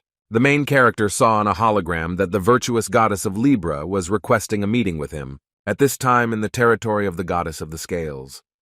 Everything was quiet. The goddess of Libra put on beautiful clothes and asked her servants what she looked like. The avatar said that you think the word perfect was created just to describe this day, goddess. The servants behind listened to this nonsense and thought that the same answer to the same question 145 times was already too much. Avatar said that this is simply excellent. Vaniel returned after 1,000 years of searching for Randy. The goddess asked her avatar if she could take part in the battle of the constellations this time. The avatar said that, of course. The goddess of scales said that the servant avatar of tonings would be with her, so she will have to give it her all. But she said that she will give it her all. Vaniel asked if the goddess really wanted to see Randy. The goddess became embarrassed and said that she did not feel anything like that for him. They just have a friendly relationship. At this time, the goddess's garden, the main character came to visit her. He noticed that things had improved a little since the last meeting. The main character saw the goddess avatar in front of him and already began to understand where this was going. The goddess was very surprised, and she said that she had not seen such strong servants for a long time. Randy asked his goddess if she was really that strong. The goddess replied that she would not be surprised if other constellations were trying to lure her to themselves. Well, this will only happen if she wants it to. The main character saw in front of him the goddess of the scales, who was descending from heaven to him. She said that she is not the same as before, but is still a powerful existential force. The main character smiled and said that meeting her again would be an honor for him. The goddess immediately got down to business and asked Randy if he knew why she called him. The main character answered that because of the formless comprehender. The goddess said that's exactly what it is, even though all the constellations are hunting for him. Few people risk calling him to the battle of the constellation because they really don't know anything about him. But since the rewards offered are very substantial, it will only be better for us if we win. The main character agreed with the words of the goddess. Therefore, the goddess wanted to join hands in order to participate together in the battle of the constellations. Of course, first I need permission from Randy's constellation. The goddess at that time did not yet know that Randy was a constellation itself. The kitten began to say that this could be a trap. You think that impudent constellation is capable of pulling off such a scheme? Randy thought the goddess was a little underrated, although it wasn't her style to do something like that. The main character said that he would ask his constellation about this and decide. The goddess was very happy and said, "Is this really true?" Randy said it was true, and most likely he will agree. The goddess took him by the hands and said that this was a great relief for her. The goddess's servants shouted for her to control herself. The goddess remembered that without a shaped constellation accepted the challenge to the battle of the constellation, and she asked Randy if he knew what SSL was. The main character said that this is probably a sport in which hunters fight 6 on 6. The goddess said that he was right. This is also a battle of the constellations. Randy said that he is not very familiar with this sport, because I haven't watched it since the entire Korean team was defeated. The goddess remembered that he had not been on Earth for 30 years, and I thought how to solve this issue for them. The goddess suggested that Randy should think and participate in a practice match. This will be like a warm-up and training for him. The goddess's assistant began to conduct Randy to conduct a practice match. When the main character was flying, he looked at the area, and I thought that there were definitely more cool-looking buildings and strong servants here. A little different from what Randy last saw. The servant said that they are there. They need to get ready to land. And there the goddess of the constellations was waiting for the avatar. She said that she was glad to see him, and she wanted to quickly fight him and test his strength. She took him by the shoulders and said that she didn't have time to tell him about this before. But she is very happy that she met him. She began to tell him her story, that she really wanted to meet him. Wanderings poured out centuries and unprecedented tears. She cried and was really very happy to meet him this time. After all, she was looking for him for 10,000 years. She turned her back and said that they were starting this practice match. The Battle of Nock has begun, the starting point of the Atacanial team. The main character understood that he would not be able to give 100% because in the battle, the strength of the participants is greatly limited. She said that not all skills are allowed and restrictions are placed on stats. On a field divided by 3 lines, top, middle, and bottom, this is a big battlefield. The restriction will be gradually lifted after killing monsters and increasing the level. This way all hunters will improve their skills and become stronger. Well, after leveling up in this way, you will attack the enemy base. The first team to destroy the constellation sanctuary will win. The main character began to think that he needed to kill monsters, level up and destroy everything, just his style. A system opened that asked you to select a skill. The main character thought for a long time what to choose. Randy started removing skills and decided to choose the Heavenly Strike skill. After all, thanks to this skill, he will improve his strike with the help of the Heavenly Sword. Randy was ready for battle. Adcaniel said that she was very glad, and then right now they would start the battle. His internal energy dropped sharply. The effect of undying regeneration has been greatly reduced. He couldn't use the Great Absorption technique. The main character thought it was surprising. It was as if he had become an E-rank hunter again. Atacaniel told him that he needed to take the top lane so he could start the battle. Randy replied, "That's good, and they'll see each other soon." The Avatar wanted to give him a couple more pieces of advice, but it was already too late. After all, he picked up speed and was very far from her. While running, the main character thought that this was a training match. Perhaps it will be better to take part in it firsthand. Randy continued to run when he saw the monster's legs. He looked up. I saw a bunch of monsters in front of me. They were called ghouls, used to level up. The main character attacked them and thought if he kills them, he will raise his level. Since he first of all needs to preserve his internal energy, he was not going to spend money on skills. In this case, the only thing he could do was rely on the muscle memory of his body. Randy began to quickly destroy them. He regained his internal energy. But one monster was behind him and attacked him. The main character understood that things were bad, because he didn't notice him and missed him. Suddenly, at the very top of the tower, the blue emerald began to shift. Who watched this battle? He destroyed this monster using his laser energy technique. The main character noticed this and did not understand why he did it. He recalled that he was not told this in the rules. The main character thought it was some kind of street lamp, but it turned out to be quite a useful thing. A bunch of more monsters appeared on his way who wanted to destroy and eat his flesh. Randy began to flex his fists and said that he could go all out here. Literally 5 minutes passed before all the monsters lay killed on the ground. Randy began to look at his data and said that he had pretty good progress. He thought that he had absolutely no experience. After all, he couldn't even understand whether everything was good or not. He climbed to the very top of the stone and began to examine whether there were enemies nearby. At this moment, one of the goddess's assistants also destroyed these monsters. He pointed his finger at this monster and said that his leveling up was going very well. He read that his opponent is human and even a complete beginner. I don't think he should stay long. Randy ran as fast as he could, shouting that he had found him. He attacked this guy, considering him to be his enemy. The main character said that he had to hit him to get experience points. The servant asked him to stop, because he was confusing something. Randy didn't listen to him and hit him in the face with all his might. The blow was very cruel and strong. The servant was very exhausted. He could not understand what it was and what had just happened. The guy said that he just died and was reborn again, unable to do anything to that person. Although he relaxed, the servant realized that this man was definitely experienced in battles. The main character continued to fight against monsters. He destroyed them in batches. Suddenly he noticed an orange ball. This ball appeared behind him. Aquaniel addressed him through this ball. She said that since this was his first battle in the Battle of the Servants, she decided to contact him in case of problems. The main character said that he had just killed some angel, and right now he is protecting Ghoulie. The girl was shocked by what she heard, because not every avatar could cope with it. The main character noticed her reaction and asked if I had violated something. The girl said that not exactly, but rather the opposite. She advised him to continue in the same spirit. It will be very good for him. Randy looked up and saw the angel he killed. He thought that this angel had been reborn and wanted more supplements. Randy was surprised that he returned. He looked very bad. The main character of our warm-up, and said that his opponent Fearless once again came to him for battle. The guy pointed his finger at Randy and said that he would never run away, because he hit him a couple of times. The guy said he would fight with all his might and called Randy a weakling. He wanted to see if Randy could do anything else for him. Randy got angry. He was curious where he got such skill in provocations. The guy started to get angry and said that in any case he had no chance in close combat. In this case, he simply wanted to lure Randy into a trap. He wanted to restrict his movement. The guy used the Urkel skill. This is a magic speed reduction trap. He prayed that Randy would step on this trap, and then the guy would have a better chance of victory. Randy noticed his trap and said that instead of provoking so stupidly, he should learn to control his emotions.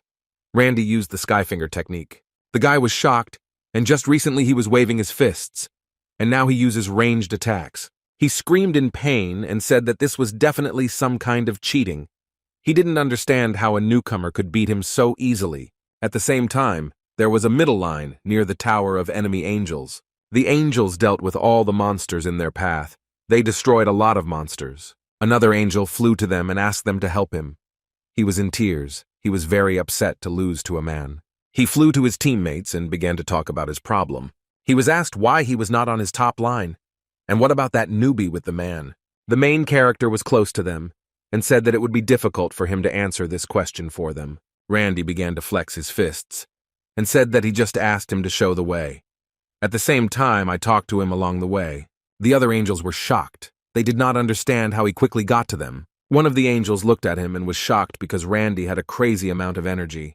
They didn't understand how it was possible to reach such a level so quickly. The main character asked, "Well, what are we waiting for? Aren't you going to fight?" In this case, Randy himself attacked them and struck the first blow. The angels screamed in fear because they had never fought against such a strong opponent. Randy was going to beat them very hard and hoped that this time there would be less idle chatter. He was about to strike the first angel when a system appeared before his eyes. It was written there that the training matches ended with agreement on both sides.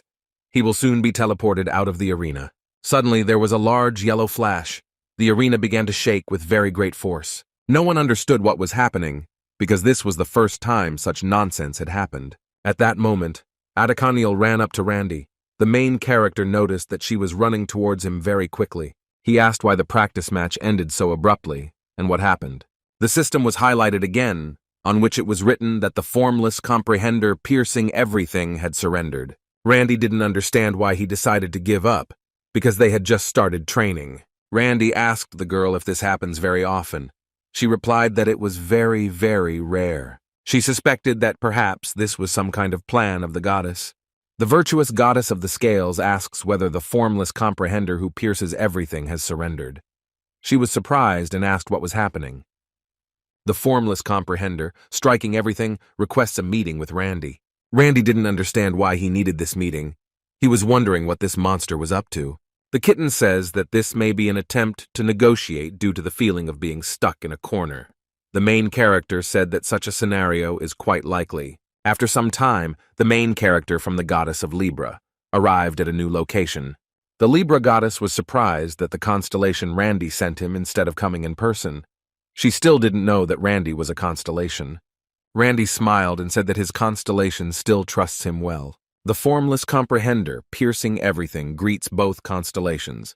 The main character told him that he was not going to spare him since he surrendered. As a complaint, I asked him if he knew what damage he had caused to the Earth. The formless comprehender says that he had no other choice to contact the constellation, which established themselves on Earth. Randy answered him, "Let him try to say it with a constellation chasing you. I wonder what they'll do to you." The realizer says that this is absolutely dishonest, because he was not the only one who planned all this. The Libra goddess was shocked, because she thought that he did it all alone. Randy said that he thought so, and if he wants negotiations, then he needs to reveal his accomplice. The comprehender says that he is not going to hide anything. He was persuaded to do this by a collector of noble crowns. Randy told the beneficiary that he had been framed big time. He used you to anger the other constellations. The comprehender became very angry. After all, he trusted the collector most of all. The comprehender began to cry heavily. He was a very vulnerable constellation, and he didn't want everyone to offend him.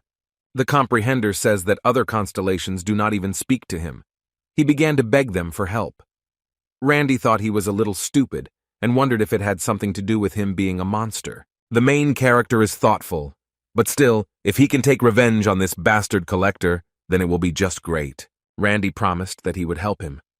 The lava cat, the goddess of desire, and the goddess of Libra were shocked by this act.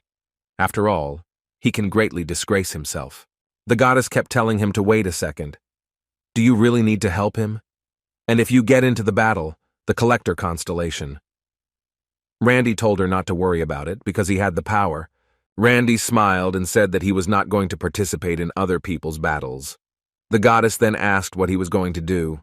The main character said that he would ask a kitten he knew for help. The lava kitten was shocked and did not want to take part in this. The kitten was stunned and asked if he really has me. Randy continued to travel through the abyss. The system reported that his rank was currently the main character was happy about this news, finally a double-digit number. Randy smiled and said that soon it would be possible to target high-ranking constellations, A. The goddess told him not to try to climb to Olympus so quickly, otherwise other constellations will not be happy. The goddess advised that he better take a break. The main character agreed with her and was thinking about taking a look at his territories, so he came here. After some time, the main character was there. He was shocked when he saw how much everything had changed here. He saw that the orcs take very good care of the animals. He looked at the cow and remembered that it was the cow that he had dragged from the ground. He saw a big bird, and I didn't know that they raised birds because he only brought chickens. The guardian king of heavenly weather greeted Randy. Randy said he was very glad to see him. These territories have been transformed so much. It was you who did it all. The guardian king of heavenly weather says that he did not do all this. Says that most of it was done by orcs. Randy was surprised that the orcs did all this, and asked the keeper if he was seriously saying this. Randy was very impressed. Honestly, if he had been told that orcs were an agricultural tribe, he would never have believed it. The main character landed on the ground. The orcs noticed him and began to greet him. They asked him to see how much they had achieved. The main character smiled and said that he looked at everything while flying here, and he praised them for their excellent work. The main character showed blood and chickens with his fingers, and asked if they raised them that way. The orcs replied that everything was exactly like that. Orsic said that they raised them so that they would be strong and fit in your reputation. Randy says he thought about making something out of them, but the orcs put so much effort into growing them that it was a bit of a shame. The orcs asked Randy if they could kill them. The main character replied that he thought it was possible. Randy said that then all their efforts would be in vain, but the orcs did not listen to him. Their eyes were burning to destroy them all. The main character watched the orcs as they killed animals, and I wondered if it would be okay if he ate the livestock they raised. A little time passed, the orcs ate the cow. They were very pleased with their work. Randy prepared this food for them. The orcs blessed him for such good food. Randy was pleased that they liked everything. The main character noticed a strange feeling. He looked at the orcs and noticed that their strength had increased greatly. He noticed that now they were releasing stronger energy than before, and did not understand how this was happening. The main character realized that thanks to his influence, they became stronger while they worked and ate delicious food. This time, Randy received a message from a traveling merchant selling fate. He was looking for a meeting with him, and he congratulated Randy on his victory in the Battle of the Constellations. The traveling merchant says that in order to cancel his victory, you can buy something that gives a new building. Randy began to look at his budget and said that he didn't have very many soul stones. The goddess said that it was still time for him to take up the defense of his territory, then it would be nice to purchase some kind of building. The main character said that it would be great to buy this, but I only have 98,000 stones. Randy again asked for a discount. A wandering merchant, stunned, asks him if he is a thief. The traveling merchant is unhappy because he is constantly trying to reduce the price. Randy turned around and said that he should forget about the deal then. After all, it was he who decided to appear out of nowhere and start pushing something. The traveling merchant cried while making such a deal with him. The lying merchant says that next time it won't work. His main friend thanked him for such a quick deal. Randy held the box in his hands, and to him it looked ominous, considering that he had given away all his money. Randy continued to look at this box and thought that he was too hasty with the purchase. But he didn't get upset. He already bought it anyway, and he will soon find out what is there. When the box began to open, he was told that his fate was being decided as house flowed out of it. There was a big flash. The main character was very interested in what it was. The main character knocked out the barrier of the great warrior. It protects from the storm of the abyss and gives strength to servants. There is an opportunity to sell the skill to your followers.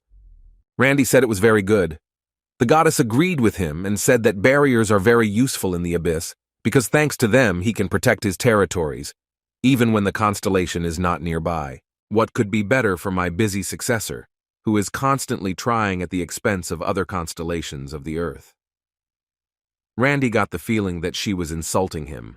But in any case, it's a sin to complain about a good subject. This barrier could have saved many lives. At this time, the Hyung looked at the monitor and said that the price of cores had increased very much. They want the price of his shares. They have lost a lot of money from this stupid slug. He had the main character, while Randy said that he now receives a lot from other constellations. Hyun said that after this news he felt much better. But the main character didn't tell his Hyung that he was helping him a little. Well, that's only because they were using him against the collector's constellation. The kitten asks in shock, "Are you really counting on me to spread these rumors?" The main character replied that he hopes so. The sudden attack at the core factory caused harm not only to the good constellations, but also to the constellation of the demonic god. So, if rumors spread that the collector's constellation is behind all this, his position will definitely be shaken. The kitten said that he understood. This sounds like a great plan. The kitten says that he got the point, but he doesn't understand why he should do this. The main character said that he is their gossip expert. It was clear that the kitten was shocked by these words. The kitten did not deny this. Randy began to leave, saying that he was leaving this job to him. The constellation was shocked, because of this, now it will be much more difficult than for the poppy. There were manual news a moment earlier, and the ranked hunter Joseph Grant. He stated that he would participate in the raid on the Abyssal Gate. Hyung was simply shocked and couldn't believe what this crazy guy just said. At this time, many journalists gathered in the conference hall to ask a ranked hunter all the questions. Joseph said that for too long mankind has been under the control of the constellations of the abyss, and they are constantly attacked by monsters. And the reasons for all this lie in the gates of the abyss. For quite a long time, out of fear, people avoided the truth in themselves in ways. Well, maybe it's too late, but he wanted to fulfill his duty as a hunter of a rank. The man shouted that he was declaring to the whole world that right now he would go to the gates of the abyss. He shouted that he would not be able to do this alone. That's why he will need help from other hunters. Together with other hunters of rank and above, we will fight, and the rest will be responsible for support. So, if you have a sense of duty as a hunter, it doesn't matter what rank you are. If you are a hunter, then join us. Hyun and Randy listened to his speech in silence. Joseph clenched his fist and called on everyone to liberate our Earth. After all, the future of our generations depends on it. All the people and hunters looked after him and supported him with all their hearts. Randy watched this and said that he was quite passionate. Hyung said that he had been thinking about this for a long time. Randy asked him what the problem was then. Hyun replied that the problem is everything. The costs are simply astronomical. Civilian technicians will need to be hired to install basic facilities in the abyss and people to guard them. So there are just a lot of problems. And the biggest of them is that Joseph Grant is not the kind of high-ranking hunter who will take care of civilians or low-ranking hunters. In fact, he would rather use them as bait to achieve his personal goals. Hyun advised Randy not to get involved in this because it will only cause problems. Hyung looked at his eyes and realized that he was again going to do whatever came into his head. The main character began to warm up and said that it was unpleasant that Joseph was such a vile person. But his success will be useful. Hyun said that's true. The main character began to leave and told him not to worry. After all, he will take care of him if he tries to be stupid. Hyung replied, if this happens, then our company will definitely show itself in a good light. And besides, isn't Randy interested? Hyung asked what he meant. Randy said, if everything is as you said, then Joseph is driven by his own personal goals. The fact that he decided to take action means that he is sure so.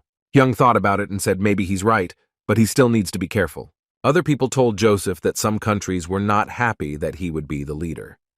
Joseph replied that it did not matter, because he was not going to take command of foreign hunters. He needs them to just join the raid and distract the enemies. In the meantime, they will be busy with this. The Master of Joseph. This constellation is a general of iron blood, exciting the battlefield. Thanks to this, he will carry out his plan. Alex Parker said that no investor would miss this opportunity, and he will cling to everything to sign the contract. In return, if there is something valuable in the raid. Joseph interrupted him and said that his master vowed to share everything. Parker, his son, his name was Jacob. The son immediately came to him and began to listen to him. He wanted his son to provide support this time. The son promised that he would not let him down for anything. Parker told him not to think of it as a simple raid. After all, this battle will go down in human history. The son saw that he would keep this in mind and give his best. Parker said while they were hanging around there, he would think about what to do with that land and slowly make plans for her. Some time passed. A lot of hunters gathered at the gates of the abyss, near the headquarters of the leadership. The main character said that he would not look after them at all, since they came here themselves, and he asked if everything would be okay with them. The main character said that they could lose their lives. This was the Huashan clan of hunters. Iris said it doesn't matter. Wherever they go, they will fearlessly follow Randy. The main character smiled and said that he heard them. Then we will go there as a small group of elite hunters. After this strong speech, they all went into the abyss to fight for your land. They began to be checked at the entrance so that they matched and their identity was confirmed. The man said that he fit all the parameters and asked him to enter the abyss. The system said that he entered the first kingdom of the abyss. The reward was the maximum number of participants.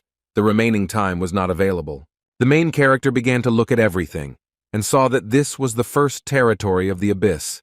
There was construction going on everywhere. Iris told her clanmates not to worry, and they remained calm. The main character said that since they trusted him and followed him, he will do anything to protect their lives. The Huashan hunters began to smile, because they were very pleased that Randy took such care of them. The main character pointed to the building and said that it was a raid base built by Dragon Industries. The main character began to flex his fists and told everyone to gather there in the training room. At this time, a study was taking place. It was in the USA, command base of the American expedition. One of the hunters turned to Joseph and said that the guys were asking when the raid would begin. Joseph told him to ask them to wait for now. After all, the time has not come yet. The hunter decided to ask him what he meant. Joseph said that there are many more other expeditions here than he expected. This means there will be many people whom he cannot control. It is better to give them the opportunity to act on their own. Then they will take care of the orc forts in the surrounding area. As soon as all the obstacles from our path are gone, we will appear, Joseph said angrily. He thought that he would have to wait a very long time, and this irritated him very much. At this time, Randy looked at the screen and said that hunters from other countries showed themselves better than he thought. The girl asked if it was normal for them to sit here without anything to do. Alice would say that perhaps there are some objects there. The guy agreed and said that it would be too late if everything was snatched up by us. Randy thought about it and said that at least this territory is an abyss. He didn't think there would be anything of value in the orc forts. Randy suggested watching and waiting for something. Smallwood asked him if he had any plan.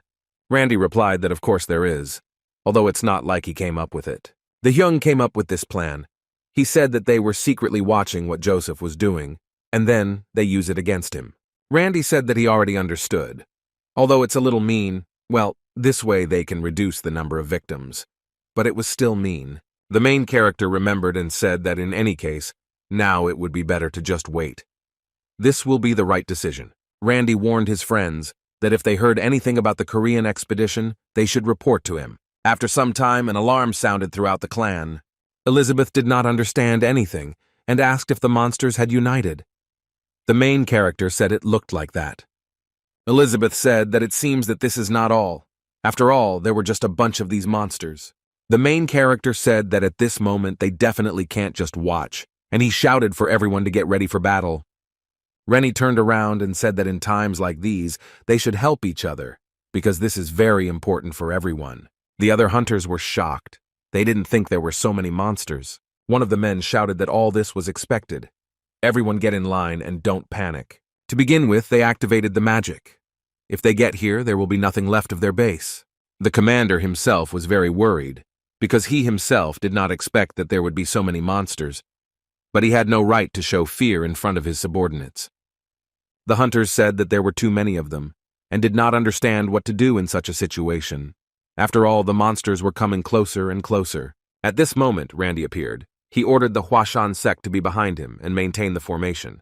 Randy began to flex his fists and said that only numbers were on their side, but they are too weak to break through their defenses. Randy smiled and said that he would take care of their leader. After all, when the leader dies, the fighting spirit of the rest will drop. The captain was shocked and shouted what he was doing. After all, if he wants to fight together, then let him stand in the ranks. Randy grabbed him by the shoulder and told him to forget about it. He asked that they continue to support the magic. The main character used his entire history and attacked tens of thousands of monsters single-handedly. The captain could not believe his eyes and thought that this was complete madness. The main character wanted to finish with them quickly because he said that there was no point in delaying this. Randy began destroying these monsters in batches, but there were a lot of them and it took time. The main character came closer to them and asked in a daring voice where their leader was. There was no response to the monster. They continued to attack Randy. Randy doubted and said that apparently he would have to deal with the small fry first. The main character used the Skyfinger ability. This technique had a high range. She destroyed all the monsters in a row who did not want to say anything. The main character captured one orc and destroyed him. After all, he looked away during the battle. Randy decided to continue destroying them in the same spirit and drive them all into a corner. When Randy destroyed most of the orcs, he wanted to quickly find their leader. A message came from the system that this is the territory of a warrior of madness and blood. Quite a dangerous constellation.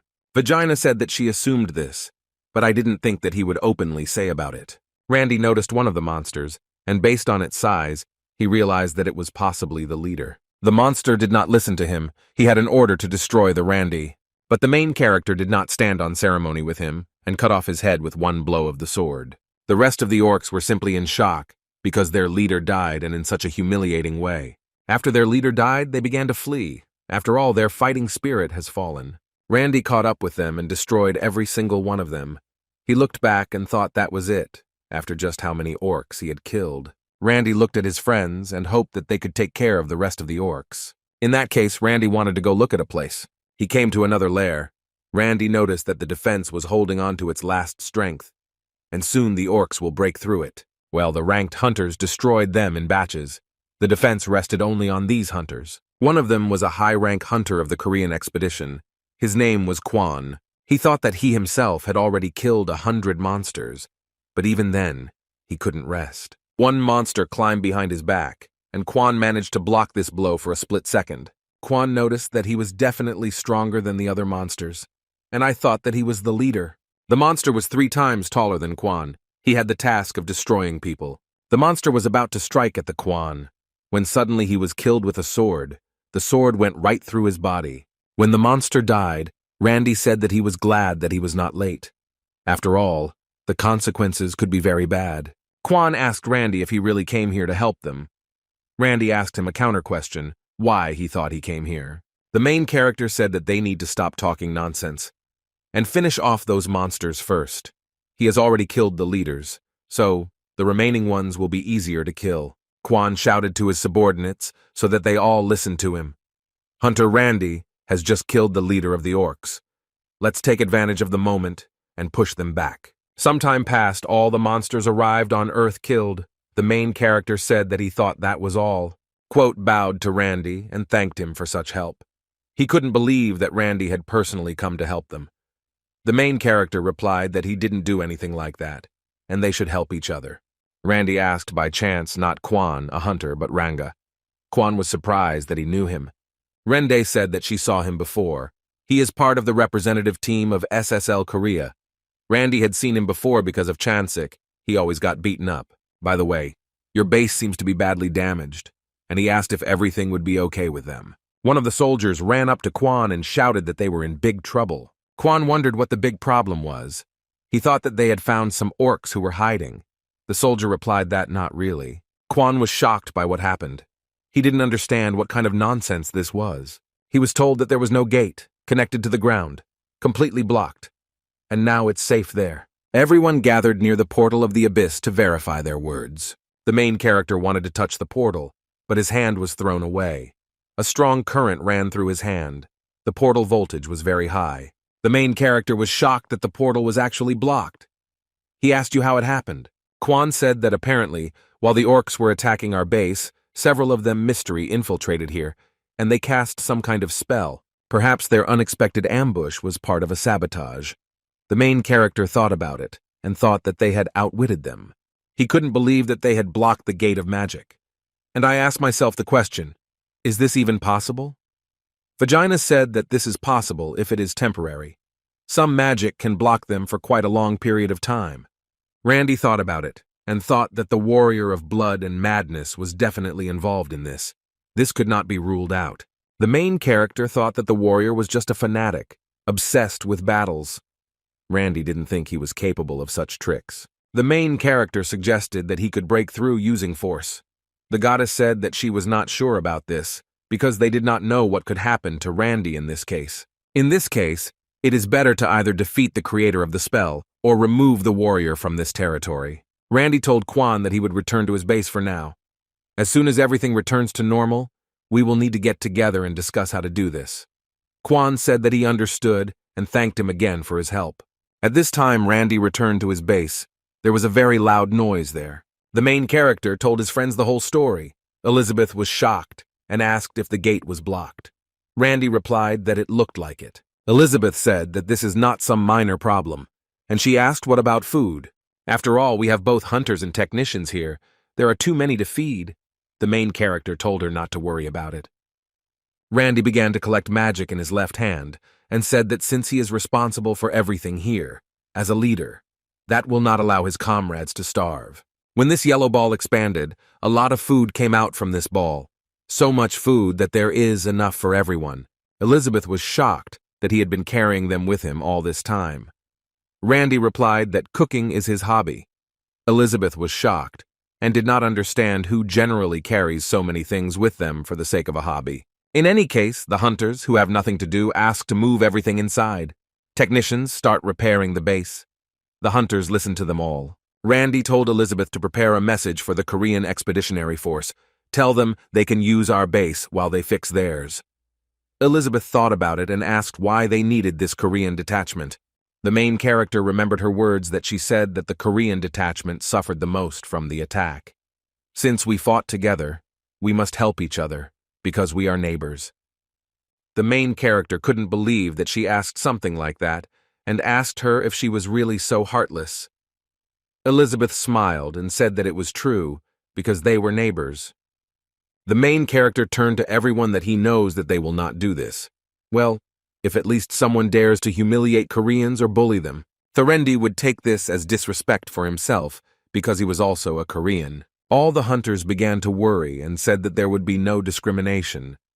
They promised that they would welcome them with open arms, and there was no need to worry so much. After some time, the hunters of Korea arrived here. They were shocked that they were given a surprise. Elizabeth smiled kindly and greeted their Korean hunters. The Koreans were very happy about such a meeting. Elizabeth said she hoped they would get along while their base was being restored. Smallwood approached a Korean man and offered him kimchi fried rice, packaged for consumption in the dungeons.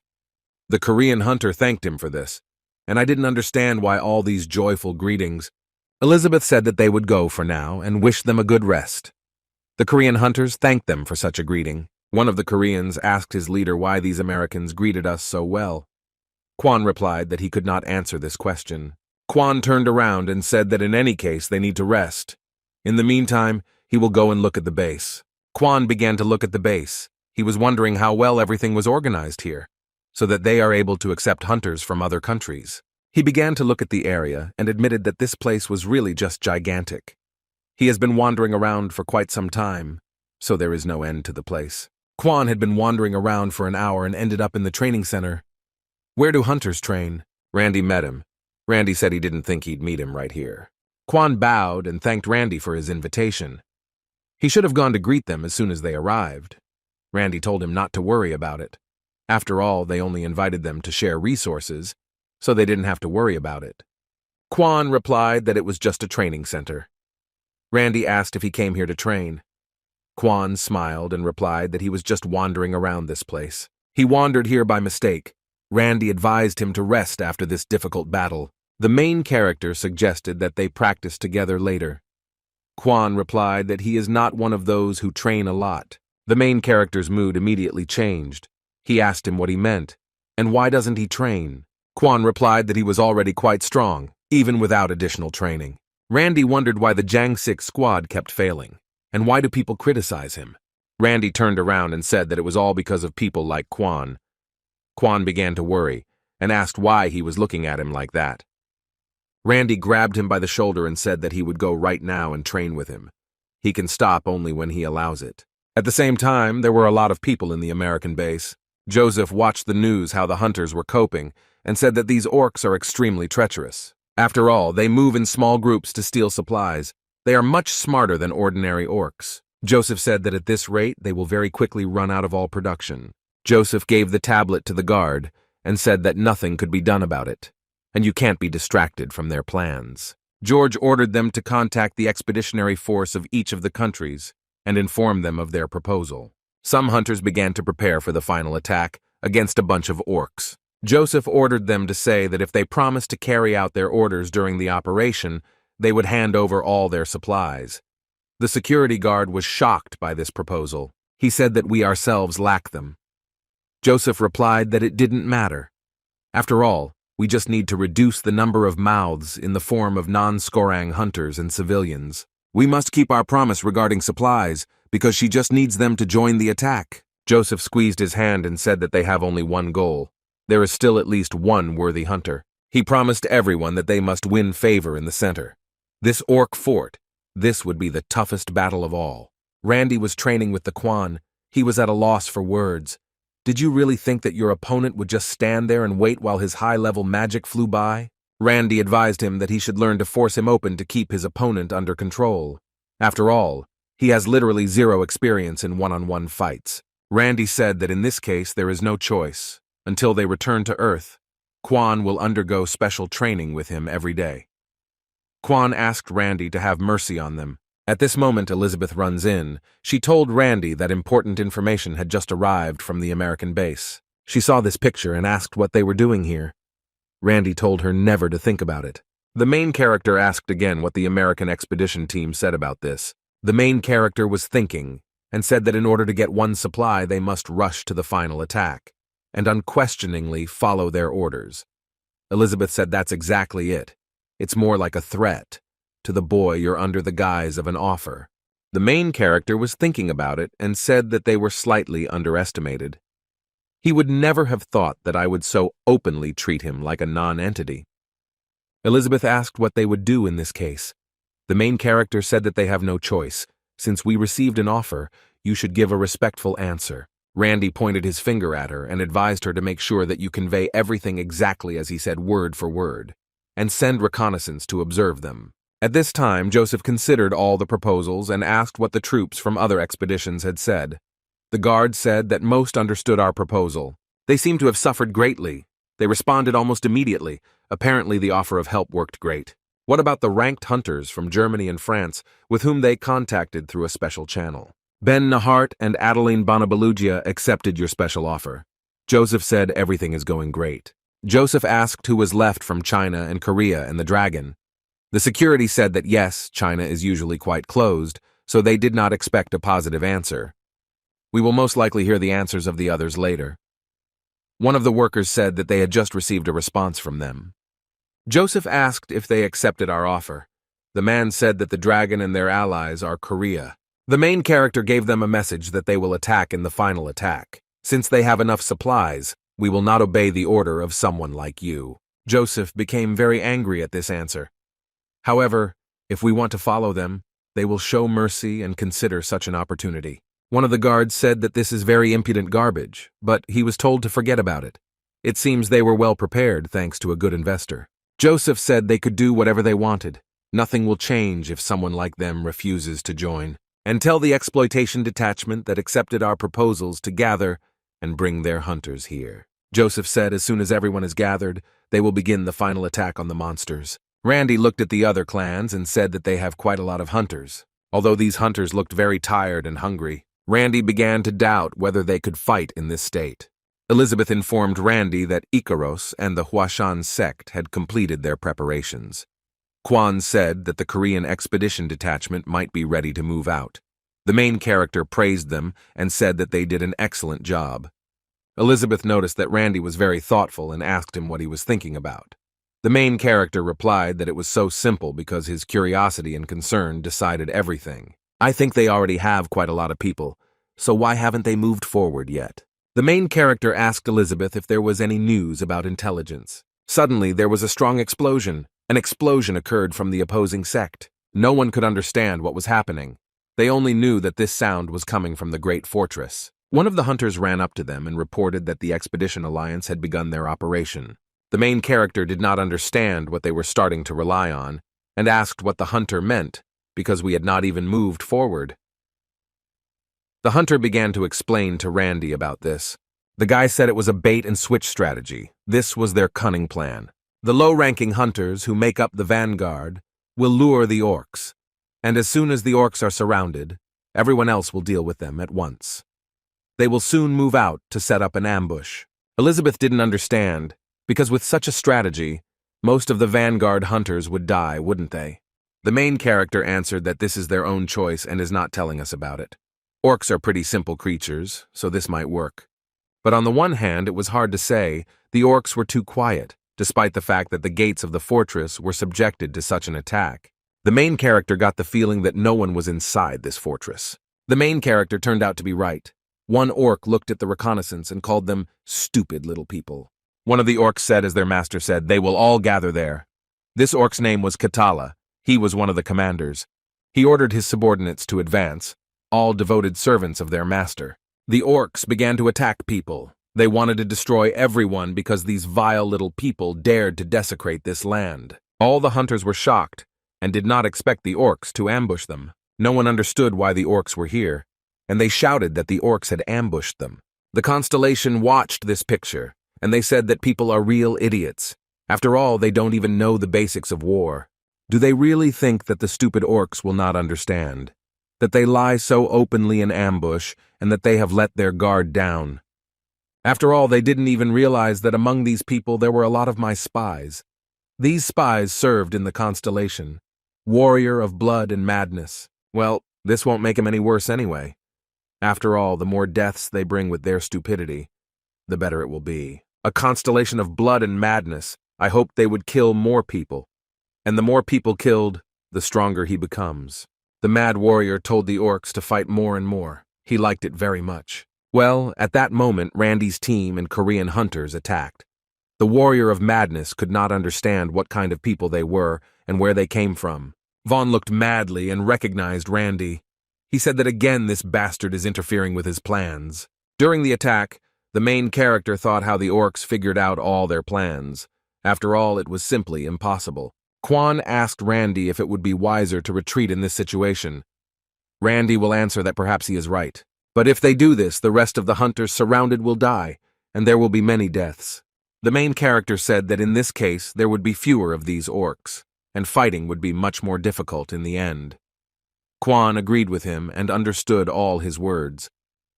Quan asked again, earlier, why he was going around the battlefield.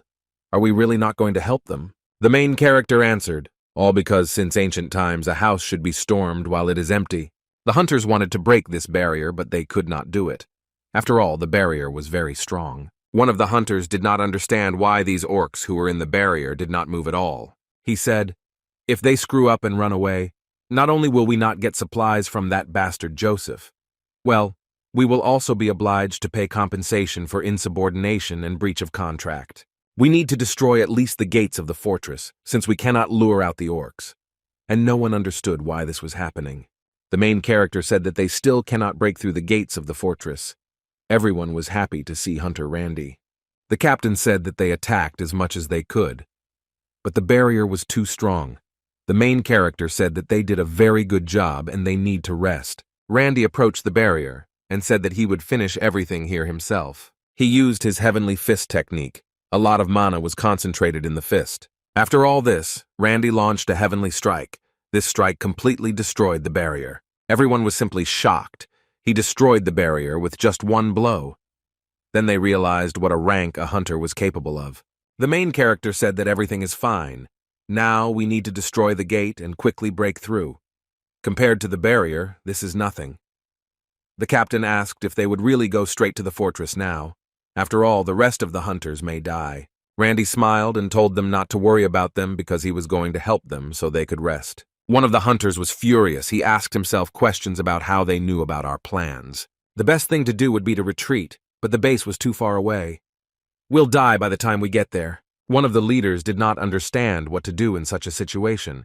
After all, it was an almost hopeless situation. The main character climbed to the very top of the building. It was the lair of orcs. He shouted that the great fortress had been taken, and he used existential power. Our main character addresses them. Those who want to live, they need to run here. After all, their lives depend on it.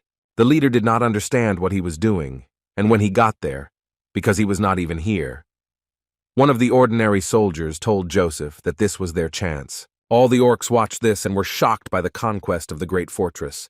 They were very much stunned. The commander shouted to them that they should stop standing like a pillar, and called them idiots. He shouted that they would easily win it back after killing everyone. One of the orcs turned to the Lord of Catal.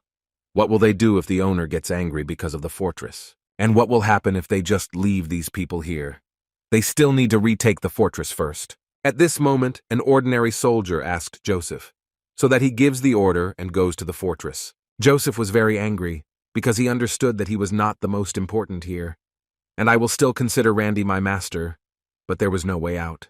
He started shouting to everyone and asked everyone to listen to him. He gave orders that they should immediately stop fighting and retreat to the great fortress before the orcs came to their senses. Everyone began to retreat. Bitim was ordered to retreat and they fled to the great fortress. The main character told Joseph that he was meeting him in person for the first time. And I'm glad to meet them. Joseph reciprocated and said that he was also glad to meet Randy. Joseph said that while they were fighting there, they could capture the great fortress stealthily and brilliantly. Randy replied that a simple thank you would be enough for him. Still, in such situations, they should help each other. Joseph said that they would put it aside. What they would do next asked them. The main character said that he had nothing to do with it. Joseph was surprised at this answer. Randy said he would assign areas to each country so he would make sure Joseph defended his country well, that's all. Joseph became very angry, and he shouted that they were seriously not going to take control of the fortress, despite the fact that they had captured it. The main character answered why he should do this, and said that he did not think that they would listen to me. Randy said that that's not all. He needed to find out a little about Joseph. He heard from the hunters in the vanguard that the reason they risked their lives in the vanguard, it is that Joseph threatened them with fines of an astronomical sum, which they will never pay. Joseph was scared and said that he had been badly set up, and this operation was agreed upon. Randy replied that he must have wanted to tell everyone that it was none of his business. Digging into the past is not worth it. Randy answered him cruelly if Joseph tried to somehow play around right in front of Randy. Randy will immediately throw Joseph out of the fortress, and let him keep this in his mind. Joseph replied, that is good, and he will take note of it. Randy replied that he heard him, and would look at his future behavior. The main character shouted for everyone to be in their places and defend the fortress. He said that he knows everything, that it was very difficult for everyone. Well, I don't think that now there is time to rest. Suddenly, the earthquake began. Everyone wondered why the earth was shaking, and thought that it was the orcs coming. Everyone shouted that it was them, based on how strong the shocks were. Most likely, the orcs decided to attack with all their strength at once, to recapture your refuge. All the hunters began to worry, because they had been fighting stop and go all day and hadn't even eaten anything. Nobody had the strength. At that moment, Randy appeared and asked the hunters if any of them were hungry. Randy used his moving technique and said that they didn't move their supplies to the base, so there's not much here. A lot of food landed on the ground. Randy showed with his hand and said if everything is okay with this, then everyone can take one before leaving. Randy makes these rice balls as a hobby. All the hunters were shocked. They did not believe that he did so much simply because of a hobby. The man said that the rice in these balls is special. The balls restored mana. The main character held out the rice and said it was better to eat it before moving out, because they are better than most potions. Everyone heard this for the first time, so that rice influences Manu. One hunter can't believe Randy is sharing something so valuable. He asked why Randy was doing this. The main character blinked and said that at such moments they should help each other. All the hunters burst into tears because it was very touching for them. No one had helped them before. Joseph continued to get angry. He thought that this hypocritical bastard was pretending to be a saint.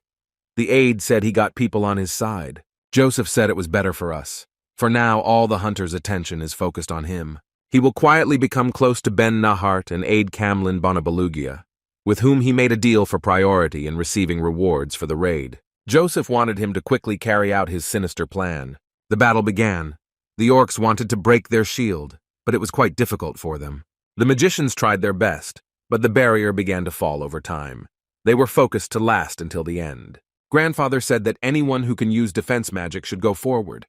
Everything is just like Hunter Randy said. Now we need to help each other. It will all be over for us if they break into the fortress. Elizabeth looked at this one from above and said to Randy that they seemed very fierce. Seeing how excited they are, it seems like they want to finish with one blow. Ranky agreed with her and said that this might be so. After all, for them, we are rats, driven into a corner. The orcs think that we are not capable of anything. Randy said that it is so coordinated to move for the orcs that no one ever listens. It was very difficult. The main character thought that a warrior of madness and blood was behind this. Over there, probably in the back, bosses who all take orders from him. Elizabeth said if there is a constellation behind it, it will be difficult to get out of this mess. The main character partially agreed with her. Randy began to warm up and said that he would personally go and finish him off. The girl was shocked. Do you really want to go and kill the boss yourself? Is this even possible? Randy replied that of course. In fact, it would be even better if I went alone. The main character believed that if he took on useless hunters, they would only be a burden. The main character noticed that something was attacking the orcs. He was wondering what they were up to. The boss of the orcs was very confident in himself. You thought that they were stupid people who were fighting in vain. Even so, they will still dance to our master's tune. It was the great leader of the Igor orcs. Igor believed that as soon as they let go of their hands, he would personally break into the fortress. He stood up and shouted that he would crush these people, and will increase the reputation of its owner. The owner looked at him and said that making him the boss was a great decision. The Blood Warrior said that these little people can resist as much as they want. After all, these simple people would never harm the orcs. This time, the impudent little people will certainly be completely defeated. Jason sneaked into their lair and told his assistants that they were relaxed, just as he thought. Jason asked Ben and Adeline if they were ready to fight. They began to answer that they were in their best shape. The girl replied that she was also completely ready. They were confident that they would defeat the orcs.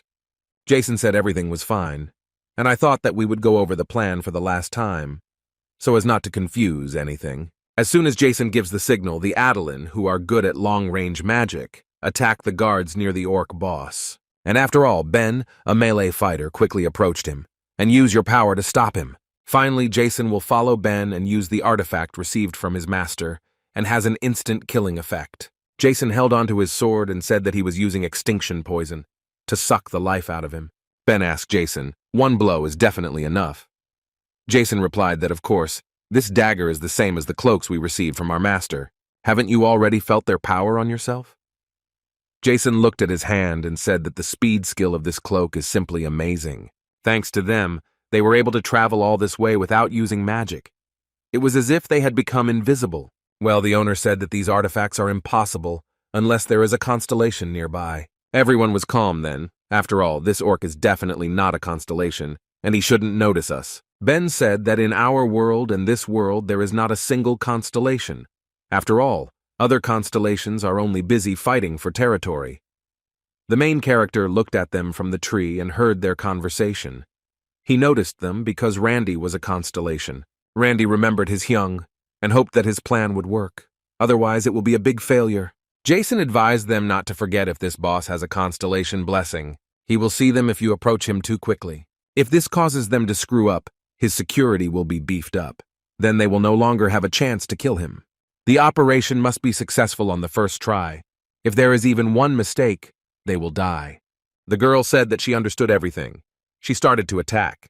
The girl began to concentrate her magic and said that she had finished her preparations and was ready to attack. Magic circles appeared at the top of the orcs. They could not understand where it came from. After all, there was no one near them. Adeline began to destroy them using an ultra-magic projectile. The orcs turned to dust. The commander shouted that this was happening. The orc replied that it seemed the people decided to attack them on the sly. That's what I was shocked about such information, because their intelligence was everywhere. Jason said that the girl did great and it was Ben's time. Ben shouted that he was going, used an ability called Rocket Dash. Their plan was a success. Ben grabbed the boss and told him that he heard that he is the boss of the orcs, who is only strong and capable. 1772. So I was wondering if you are really that strong, how everyone talks about you. Igor was very angry. How dare such a vile rat compete with me in strength? Igor began to defeat him in strength and shouted that he had very great arrogance and this would destroy him. Ben was shocked because he fought him off so easily when he was at full strength. Ben shouted that he was much stronger than he expected. If you don't end it now, later it will be very dangerous. At this moment, Joseph appears. He was behind this monster and was ready to finish him off with one blow. Joseph shouted that he would send him to the next world and pierced him with a sword. Igor could not understand what had happened and felt that his strength was leaving him. Joseph said everything was fine. After all, the poison went straight into the body. Now you just need to wait until the poison spreads throughout the body and kills him. The Blood Warrior watched this and said that this blade, given that it is covered with disgusting existential power, he must be pretty strong. Indeed, in the whole song it is difficult to find such a monster that can withstand such poison. Most likely you can get caught counting them. Just think that he will give an object of such value to a simple man.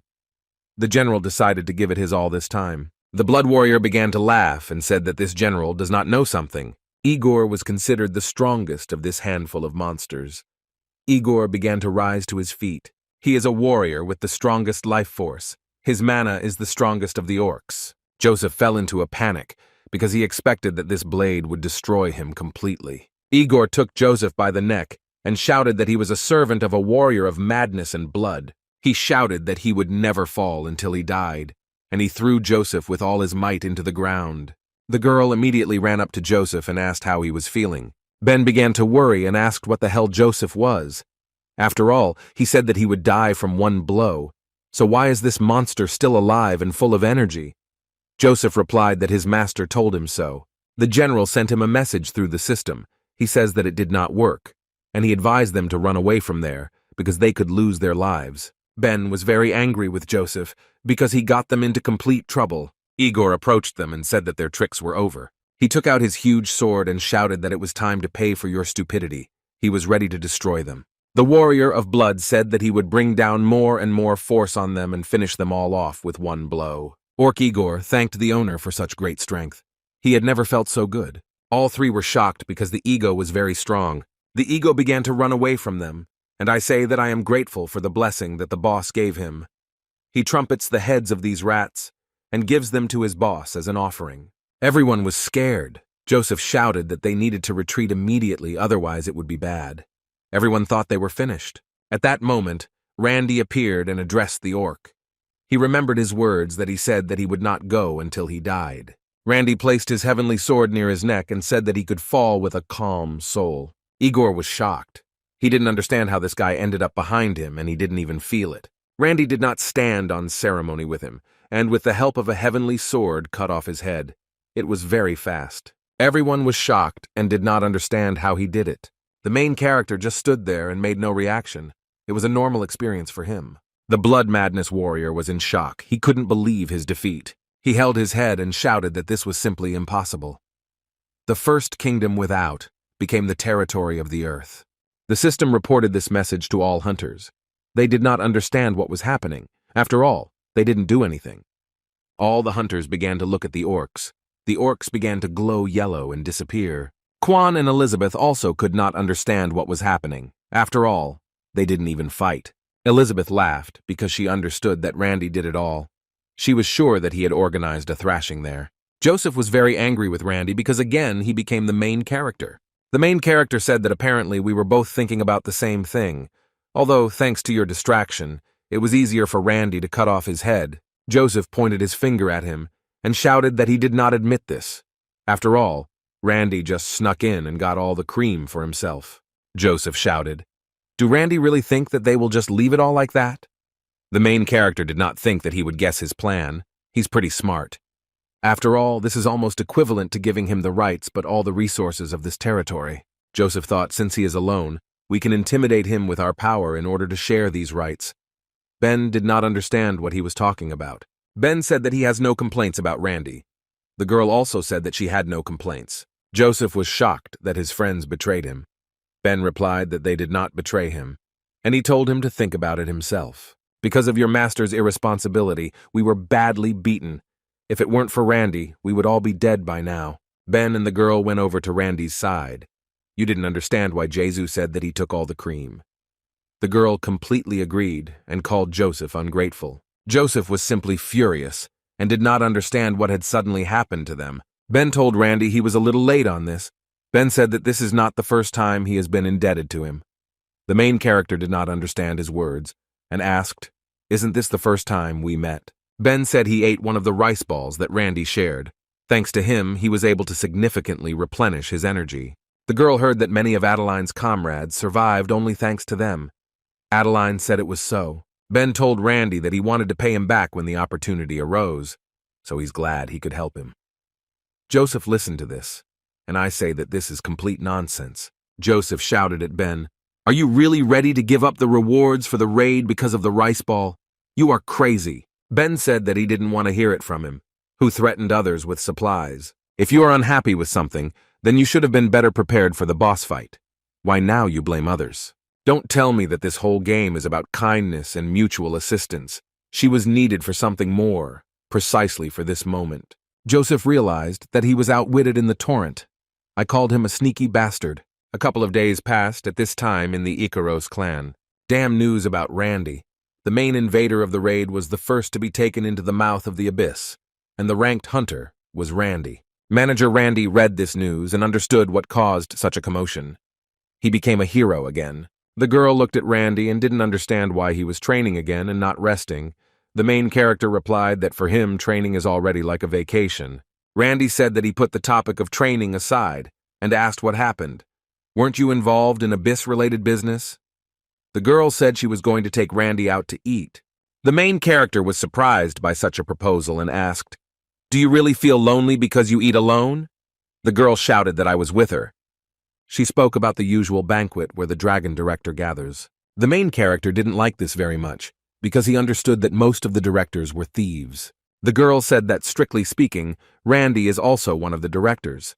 After all, she had not invited him before, because I wasn't sure that he and similar meetings were a good combination. Well, Randy accomplished one of the greatest feats, and because of this, people became more interested in the artifacts of our company. The main character looked at the tablet and saw that he was a real star. The girl said that was why he was invited to eat, and at the same time discuss a couple of topics. Randy asked the girl if she was sure it wasn't an excuse, just to see if I could be a SEO.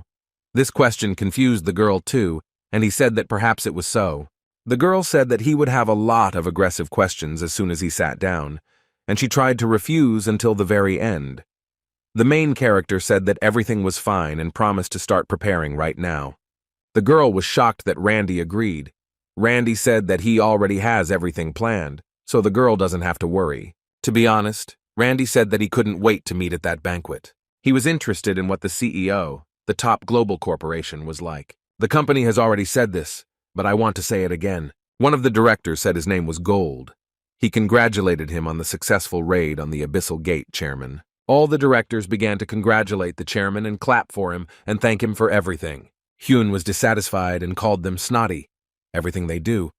So this just raises questions about efficiency and disagreements. I call all this business advice. He asked himself the question why they were all quiet and were all on the same side. He believed that something was not quiet here. Gold said that Red's recent success is truly an opportunity. They can dominate the market for the next 20 years. One cannot but agree that the hunter Randy contributed more to this. Just think that such an incredible hunter would do such a thing for us. Everyone was simply delighted by how the main character understood people. But Chairman, I was wondering if his skills could be useful in business.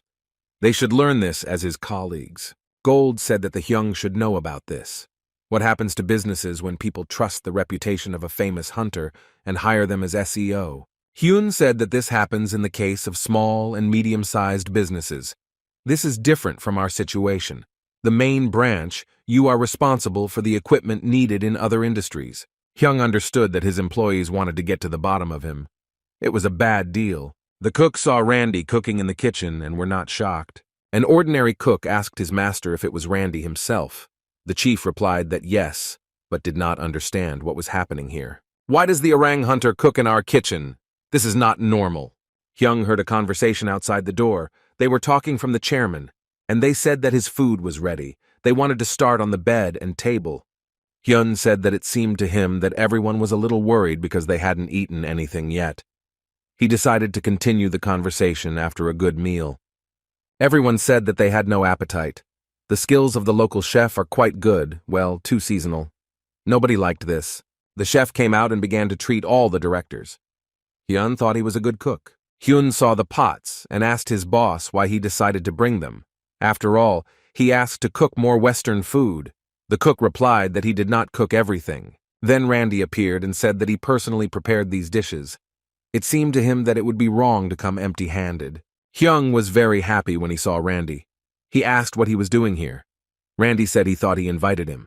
Hyun said that he really doesn't understand what he's talking about now. It was necessary to come here immediately. Why did he cook when he didn't ask to do it? One of the directors said that he did not understand what they were talking about.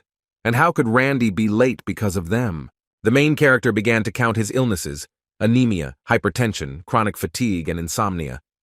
Of course, all this was not true. Does anyone here have at least one thing? The director was asked how he knew all this. After all, information about our health and illnesses is strictly classified. The main character said that there is nothing to be surprised about. 1876.